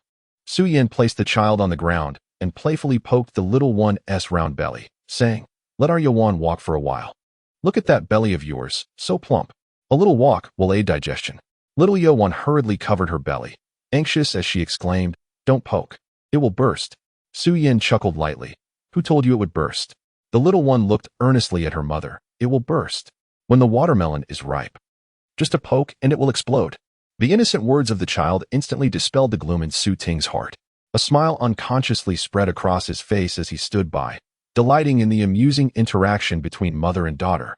Su Yin responded, "Oh, is that so? Our Yuan's little watermelon is ripe? Let me see." She leaned close to the little one's round belly and gently tapped a few times. Bong, bong, bong. "Oh dear, it really is ripe. It's making sounds." Upon hearing this, the little one quickly pushed her mother's hand away, exclaiming in a fluster, "Don't poke. It will break." The more she spoke, the more anxious she became, genuinely fearing that her belly might be broken by her mother's playful taps. Su Yiling crouched in front of her, gazing curiously at her sister's belly. "If it really breaks, will a big watermelon come out?" Su Ting felt embarrassed and replied, "How could that be? That's just a tale for children." Su Yiling sighed in disappointment. Chapter 118. Sister, wait for me. Grandfather, grandmother, we are back. Upon returning home, Su Yiling immediately recognized that her grandparents were in the kitchen as she noticed the door ajar. She called out loudly and dashed towards the kitchen, with little Yuan eagerly trailing behind her. "Have you finished the call?" Zhang Xiufan inquired. Su Yiling nodded. "Yes, grandmother. We wished grandma a happy new year. What are you doing at home?" Zhang Xiufan, holding a fire poker, prodded the firewood in the stove. "Preparing to cook glutinous rice for the evening's meal, the heart-shaped rice dumplings." The heart-shaped dumplings, a delicacy crafted from stir-fried glutinous rice and flour, require the addition of oil residue, dried crab meat, dried shrimp, and minced ginger during preparation. The glutinous rice, soaked and brimming with moisture, was tossed directly into the hot oil, continuously stirred while occasionally adding a splash of water until fully cooked. Throughout this process, the cleaned dried crab meat, dried shrimp, and minced ginger were incorporated, followed by chopped pork fat. Finally, salt and fermented black bean paste were added for seasoning. At this moment, the rice in the large pot was merely at the initial stage, cooking the glutinous rice to perfection. The vast iron wok was half filled with glutinous rice, requiring considerable skill and strength to manage. Otherwise, it would be nearly impossible to stir. Su Zonghai, accustomed to cooking in large pots, skillfully wielded the spatula, a task another might struggle with. For instance, Su Ting, who had never cooked in such a manner, despite being younger than Uncle Hai, lacked the know-how, making it likely that he would find the task arduous and ungratifying. Su Yin washed her face, her earlier tears undetectable, before entering the kitchen to converse with the elderly couple. Learning that the rice preparation would take some time, she announced her intention to visit Xiaoping's house, promising to return later to help with the dumpling wrapping. The three had no objections, and thus Su Yin took the two children to find Lu Ping for a visit. Lu Ping's room was tidy, having just finished the New Year's Eve dinner, and was currently in the bathroom. Upon hearing of Su Yin's arrival, she hastily called for Su Changchuan to entertain her guest while she quickly freshened up. After a brief conversation with Su Changchuan, Lu Ping emerged to greet Su Yin, allowing him to focus on finding Su Ting to play. Having heard that Su Ting was doing well at home, Su Changchuan pondered if he could learn some tricks from his brother. "Since my wife returned from Su Ting's house today, she has been expressing her desire to raise the children as Su Yin does. If Su Ting indeed has a way to prosper at home, I must learn from him." Meanwhile, Su Yin remained at Su Changchuan's home, engrossed in conversation with Lu Ping.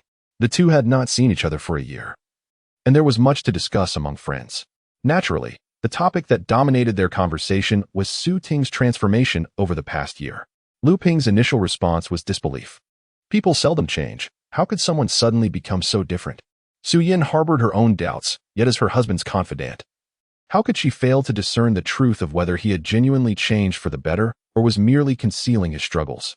Although it seemed incredible, it was indeed the reality. She firmly believed that her husband remained fundamentally the same person, yet with a completely different mindset. Su Yin reflected, perhaps this is what it means for a person to suddenly mature. Just like my former self, before marriage and motherhood, I was utterly ignorant. I could neither knit nor maintain a tidy home, nor could I practice frugality. However, since the moment I embraced motherhood, I experienced a profound transformation overnight, suddenly awakening to the reality of my altered identity. From that point onward, my life ceased to belong solely to me. It became devoted to my children. I strive to create a nurturing environment for them, so they will not, like the girls here, abandon their education at a tender age to toil and labor, nor, in their naivety, hastily marry and bear children. Lu Ping nodded in agreement, acknowledging the truth in my words. Indeed, enlightenment is not a mere illusion. Furthermore, individuals in love tend to exhibit a certain intellectual diminishment. This does not imply that one's intelligence genuinely declines upon falling in love. Rather, it indicates that when one is in love with and trusts another wholeheartedly, they become disinclined to ponder excessively. A person is at their most astute when vigilant. Love renders one defenseless, exposing their innermost feelings. Thus, there exists a saying, the more earnest one is, the more susceptible they become to emotional hurt. Su Yin has always taken her relationship with Su Ting seriously, which, according to the previous trajectory, would lead her to suffer greatly at his hands. For this reason, upon Su Ting's return, she did not scrutinize his various statements too closely. In her heart, the current state of her husband was what she had longed for in the past. Now that events have finally unfolded according to her extravagant desires, she cherishes this reality too much to nitpick at her husband's flaws. When he claimed that the money was provided by his elder brother, she accepted it as such. After all, given his capabilities, he would never resort to robbery or unlawful acts. At times, a higher emotional intelligence can correlate with a lower intellectual acuity. As long as she is assured that her husband poses no threat to herself or their children, that is sufficient. Consequently, even while engaging in private conversations with close friends, Su Yin refrained from mentioning the origins of the money associated with Su Ting. Friends are not her, and they cannot be expected to unconditionally trust Su Ting.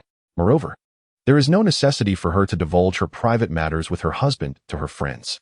Thus, they continued their conversation until 6:30, when Su Changchuan returned home and relayed a message to Su Ting. Chapter 119. The horse-riding battle with exuberance. They dashed home, their delighted shrieks echoing through the air. From a distance, Su Ting could already hear their voices. In the countryside, the laughter of children is perhaps the most cherished sound during the new year. Daddy, daddy. The little girl, having enjoyed 4 more years of meals than her younger sister, was the first to reach the house, her voice never ceasing. The incessant shouting was enough to cause a headache. Before Su Ting could utter a word, Zhang Xiufan emerged from the kitchen, scolding them. Su Yaling, sticking out her tongue, asked, "Where's my daddy?" "Go find him yourself," the grandmother replied sternly. Just then, Su Ting stepped out of the house and inquired, "What do you need me for?" The little girl's eyes sparkled as she rushed toward him, pleading, "Daddy, I want to ride the horse." Su Ting was taken aback. He glanced at his daughter's stature and hesitantly said, "Just for a little while, okay?" The little girl nodded vigorously and gestured for her father to squat down. "Wait, I haven't washed my hands yet," Su Ting lamented. He had just brought the freshly cooked sticky rice into the living room, his hands still greasy. As Su Ting washed his hands, Su Changchuan arrived with his son perched on his shoulder. Upon witnessing the scene, Su Ting finally understood why his daughter suddenly wanted to ride the horse. "Changchuan, this is your doing. No wonder my daughter came home insisting on riding." Su Ting directly confronted the instigator. Su Changchuan chuckled, "What does it have to do with me? Besides, this is an opportunity for you to bond with your daughter." Su Ting found himself at a loss for words. After drying his hands, he squatted down, allowing his daughter to climb onto his shoulders. "Darling, quickly launch an attack on Xiaoyu and teach his horse a good lesson." Su Changchuan, excited by the challenge, exclaimed, "Oh, if you're coming, then I'm not afraid. Son, give it your all." The two fathers, refusing to back down, began their playful duel before the children had even spoken. Su Yaling, being 3 years older than Xiaoyu, had no intention of bullying such a younger child. Instead, she laughed heartily while clinging to her father's head. Xiaoyu, on the other hand, dared not retaliate against his significantly older sister. As the commotion escalated, the real clash turned out to be between Su Ting and Su Changchuan. The children, seated atop their fathers, were in fits of laughter. Upon arriving home, the battle was already underway. Su Yaling could only circle around them, growing increasingly anxious. "I want to play too," she insisted. "Changchuan, enjoy your play but be cautious with the children." The two playful fathers caused onlookers to fret, prompting Lu Ping to sternly warn her husband. Su Yan added, 19, "Be careful not to bump into Yuan, and Yaling, hold on tight to your daddy. Do not let go." Hearing Lu Ping's voice, Zhang Xiufan came out to greet her. "Xiao Ping, you're here." Lu Ping politely responded, "Happy New Year, Aunt Will. I've come to visit. Come in and sit. We are about to make rice dumplings. Have you made any at your house?" Zhang Xiufan inquired. Lu Ping shook her head. "No, but we made brown sugar rice cakes. This year, we aren't making brown sugar rice cakes. we're preparing rice dumplings. Would you like to sample some sticky rice later? In her interactions with Su Ting and Su Yan's friends, Zhang Xiufan maintained a commendable level of decorum, ensuring that her guests did not lose face in front of their companions. As the ladies engaged in lively conversation, preparations commenced for wrapping glutinous rice dumplings. Meanwhile, the burden on Su Ting's shoulders had shifted to Xiao Yuan, allowing Su Ting to entertain the children, thereby alleviating some of Su Yin and Zhang Xiufan's concerns. The joyful cacophony of play soon attracted the attention of other children. Su Jima led her younger siblings, while Su Xiaoyan accompanied her cousin, all congregating at the threshing ground in front of Su Ting's home.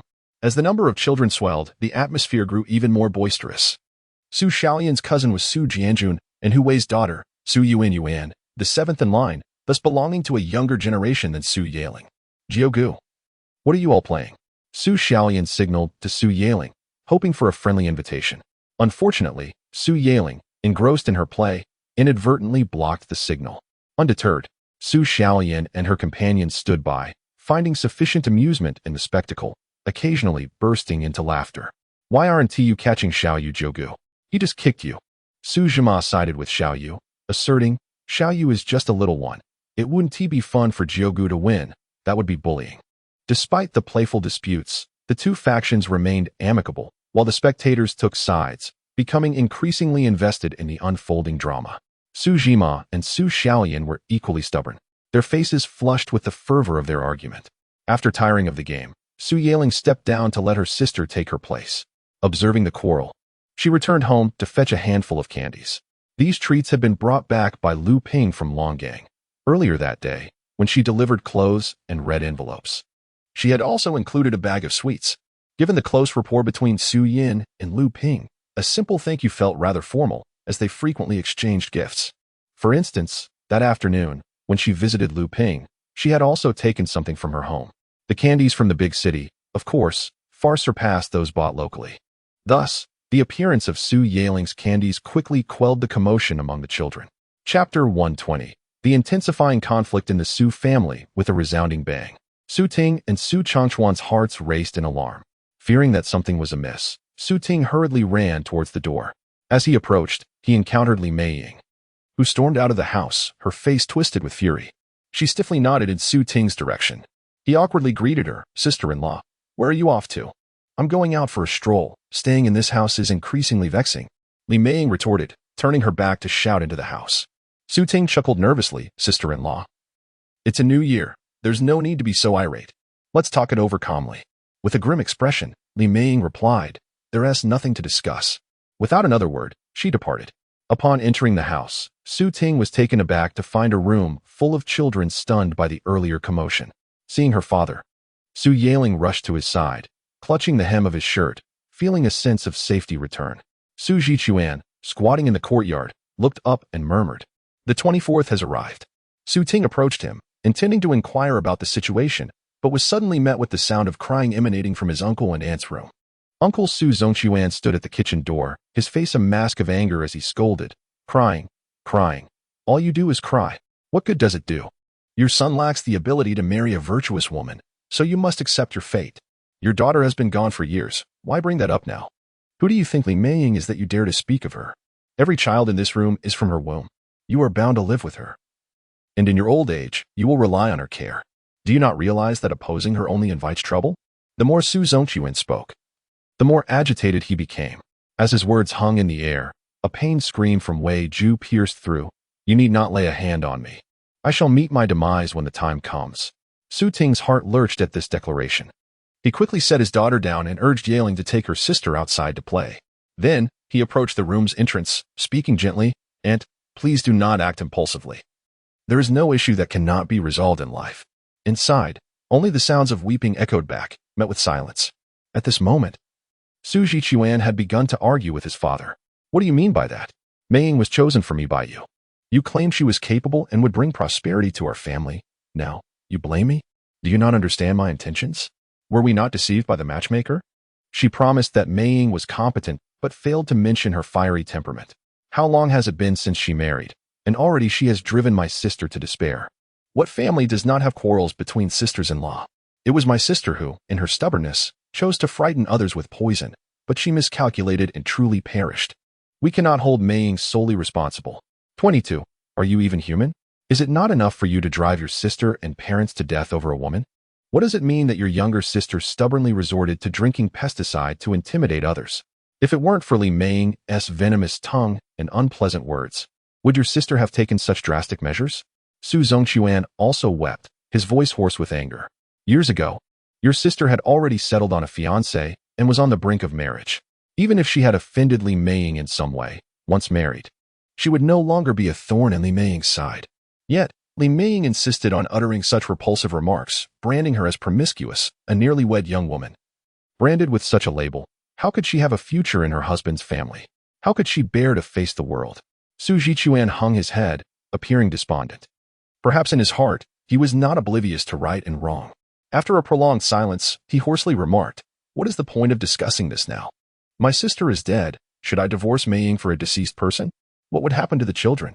How much would it cost to remarry? Can I ensure that the next partner would be better than Maying? Although Maying has a fiery temperament, she is indeed capable and industrious. Without her, our family would not have thrived over the past few years. Half of the funds for our new house this year were earned by Maying through her shoe stall." Upon hearing this, Su Zongquan fell silent, looking around. Every household in the village harbors some conflict. A daughter-in-law like Li Maying has both advantages and disadvantages once brought into the family. Su Zhichuan has a somewhat meek nature. In the past, even when bullied, he dared not utter a word. However, since marrying Li Maying, he has never been oppressed. Whenever someone dared to bully him, Li Maying would be the first to leap to his defense. She is fierce and spirited, surpassing even Zhang Xiufen in this regard. Zhang Xiufen's fierceness is merely a fade for self-protection. She tends to falter against genuinely bold individuals. In contrast, Li Maying's vigor and audacity radiate from her very essence, as she is not only adept at managing household and agricultural duties, but also out-earns most men. Thus, she possesses an unwavering confidence, unyielding in any circumstance. She would rather see others suffer losses than allow herself to be wronged. Chapter 121. A life saved as Su Ting began to speak. There was still some commotion from within. Once he finished, an eerie silence enveloped the space. Su Ting continued to knock on the door, pleading, "Aunt, please open the door." He feared that she might do something reckless inside. Su Zhining, who had initially sought refuge from the quarrel in the room, suddenly opened the door. Su Ting hurriedly asked her, "Fifth sister, do you know where the key to Grandpa and Grandma's room is?" "There should be one in Dad's room," Su Zhining replied softly. "Then quickly fetch it," Su Ting urged, his sense of unease intensifying. Su Zhining turned and dashed off to find the key, while Su Ting continued to knock. "Aunt, please open the door." Su Zongquan and his son, lost in their own thoughts, were puzzled by Su Ting's fervent calls for Weiju. "What are you doing, 24? She just wants to lie down for a while. Leave her be," Su Zongquan grumbled. "Uncle, what Aunt just said was ominous. Aren't you afraid she might do something foolish locked away in there?" Su Ting cautioned disapprovingly. Su Zhichuan hesitated. "Surely not. Mom and Maying have argued for years, and she's never actually drunk pesticide." Before he could finish, Su Ting sternly interrupted, "It's better to be safe than sorry. You always overlook Aunt's feelings. She increasingly feels that life is meaningless. There's a chance she might seek to end it." Su Zongquan and his son were taken aback by these words. They quickly rose and approached the door. "The key is here." Just then, Su Zhining returned with the key in hand.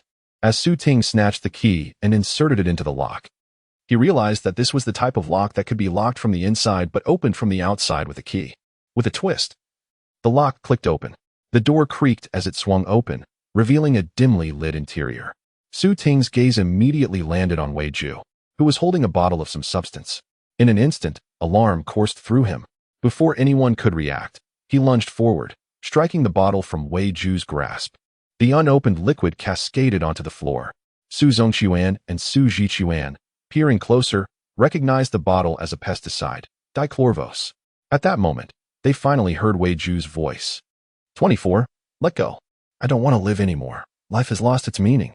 Weiju struggled violently, attempting to free herself from Su Ting's grasp. 22 brother. Why are you still standing there? Hurry and take the pesticide away. After desperately holding on to his aunt, Su Ting turned to see Su Zhichuan still frozen in shock. And he couldn't help but shout in anger. The sharpness of his voice jolted Su Zhichuan back to reality. Instinctively, he obeyed, hurriedly picking up the pesticide from the floor and grabbing another bottle as well.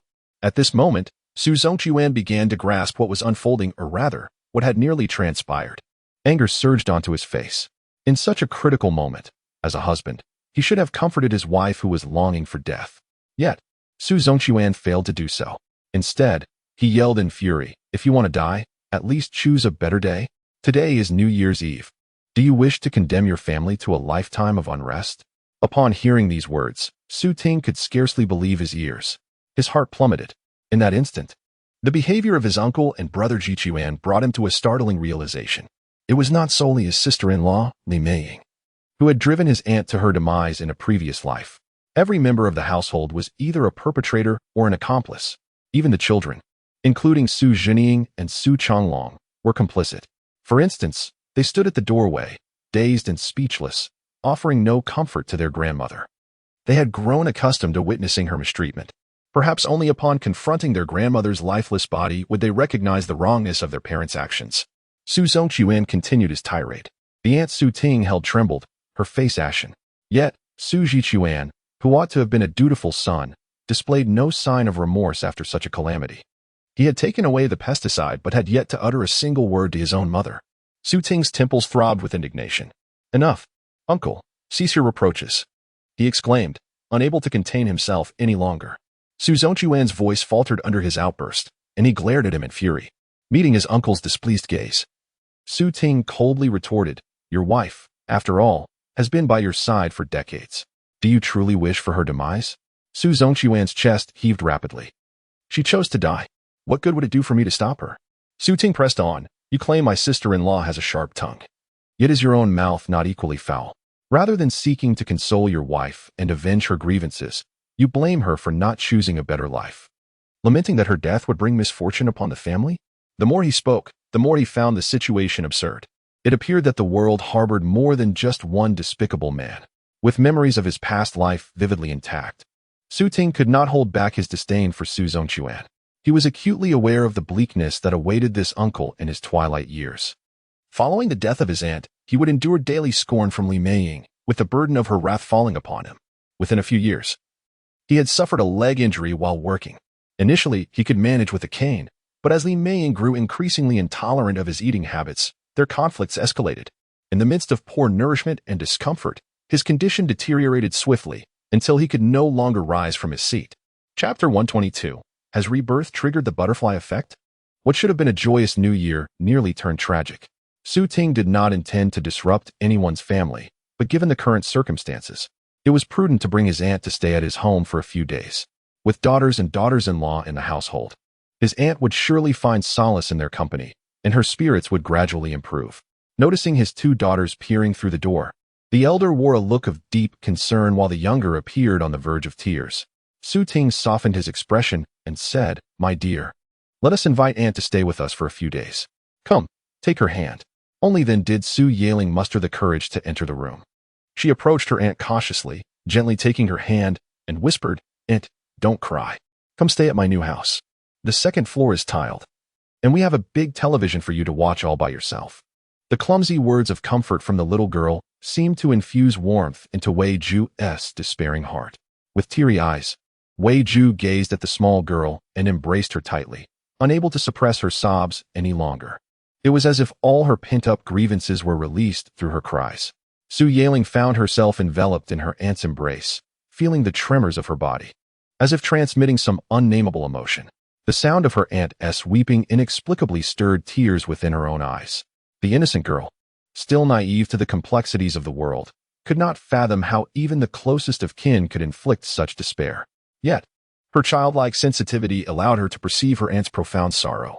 Suddenly overwhelmed, the little girl began to wail, "Wah!" upon witnessing her sister's tears. The younger Su Yaling joined in, crying out, "Wah!" The little one rushed to Wei Ju's side, and Wei Ju opened her arms to embrace her as well. Seeing this scene, Su Ting felt a tumult of emotions. He turned to Su Zhenying and Su Changlong, saying, "This is your own beloved grandmother, who has always showered you with affection. Yet, when she needs you most, none of you step forward. Even Jiomei and Shisanmai shed tears for your grandmother. Does that not stir something within you?" After speaking, he turned his gaze to Su Jichuan. "Brother, if you had shown filial piety to our parents, your children would surely understand gratitude. Today, Let them witness how you treat your own flesh and blood, for in the future, they may treat you in the same manner. Reflect on this, as I shall be taking it home. You may come to retrieve her once you've decided what to do. At this moment, comparing Su Zhichuan's children to his own daughters filled Su Ting with pride. Perhaps he had no particular strengths, but he had always maintained respect and love for his elders. In his past life, he had honored the elderly but failed to cherish the young. However, moving forward, he would compensate for his shortcomings 100-fold, 1,000-fold. For his two daughters, regaining his composure, Su Ting gently extracted the children from their aunt's embrace. All right, no more tears. Daddy will take you home. Aunt is fine now. Let us go to my house. Wei Ju nodded, wiping away her tears. Su Ting lifted Xiao Yuan, allowing his eldest daughter to hold on to her aunt, guiding them homeward. Xie Ling's group of young companions followed suit upon witnessing this. Su Zhenxiu and Su Chang, who were not at home, being quite young. They must have gone out to play early on. In comparison to their older siblings, Su Zhenxiu and Su Chang, who still harbored affection for their grandmother, although not as profound as the bond that Ling and Yuan shared with their grandfather and grandmother. At least they were not as cold-hearted and indifferent as their elder siblings. Not long after, they encountered Zhang Xiufan and her entourage. Upon meeting, Zhang Xiufan anxiously inquired, 24, what is happening? I heard that your sister-in-law intends to drink pesticide. Su Ting glanced at Su Changchuan behind them, suspecting he had just returned to deliver the news. Everything is fine now, but for safety's sake, I have brought your aunt back to stay with us for a few days. Hearing Su Ting's response, the three women collectively sighed in relief. Su Yan hurried to support Wei Ju, whispering, Aunt, please come stay at our home. Regardless of the circumstances, they would not dare to create trouble for you here. Wei Ju nodded, choking back tears. Her lips moved, yet words eluded her. Li Meiying is truly outrageous. As if causing Xiaohua's demise were not enough.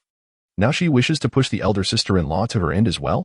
And that coward 22 merely stands by and watches his own mother suffer at the hands of his wife. Zhang Xiufan fumed, her words laced with indignation. Aunt, lower your voice. Be cautious not to alert your sister-in-law, Su Yan cautioned anxiously.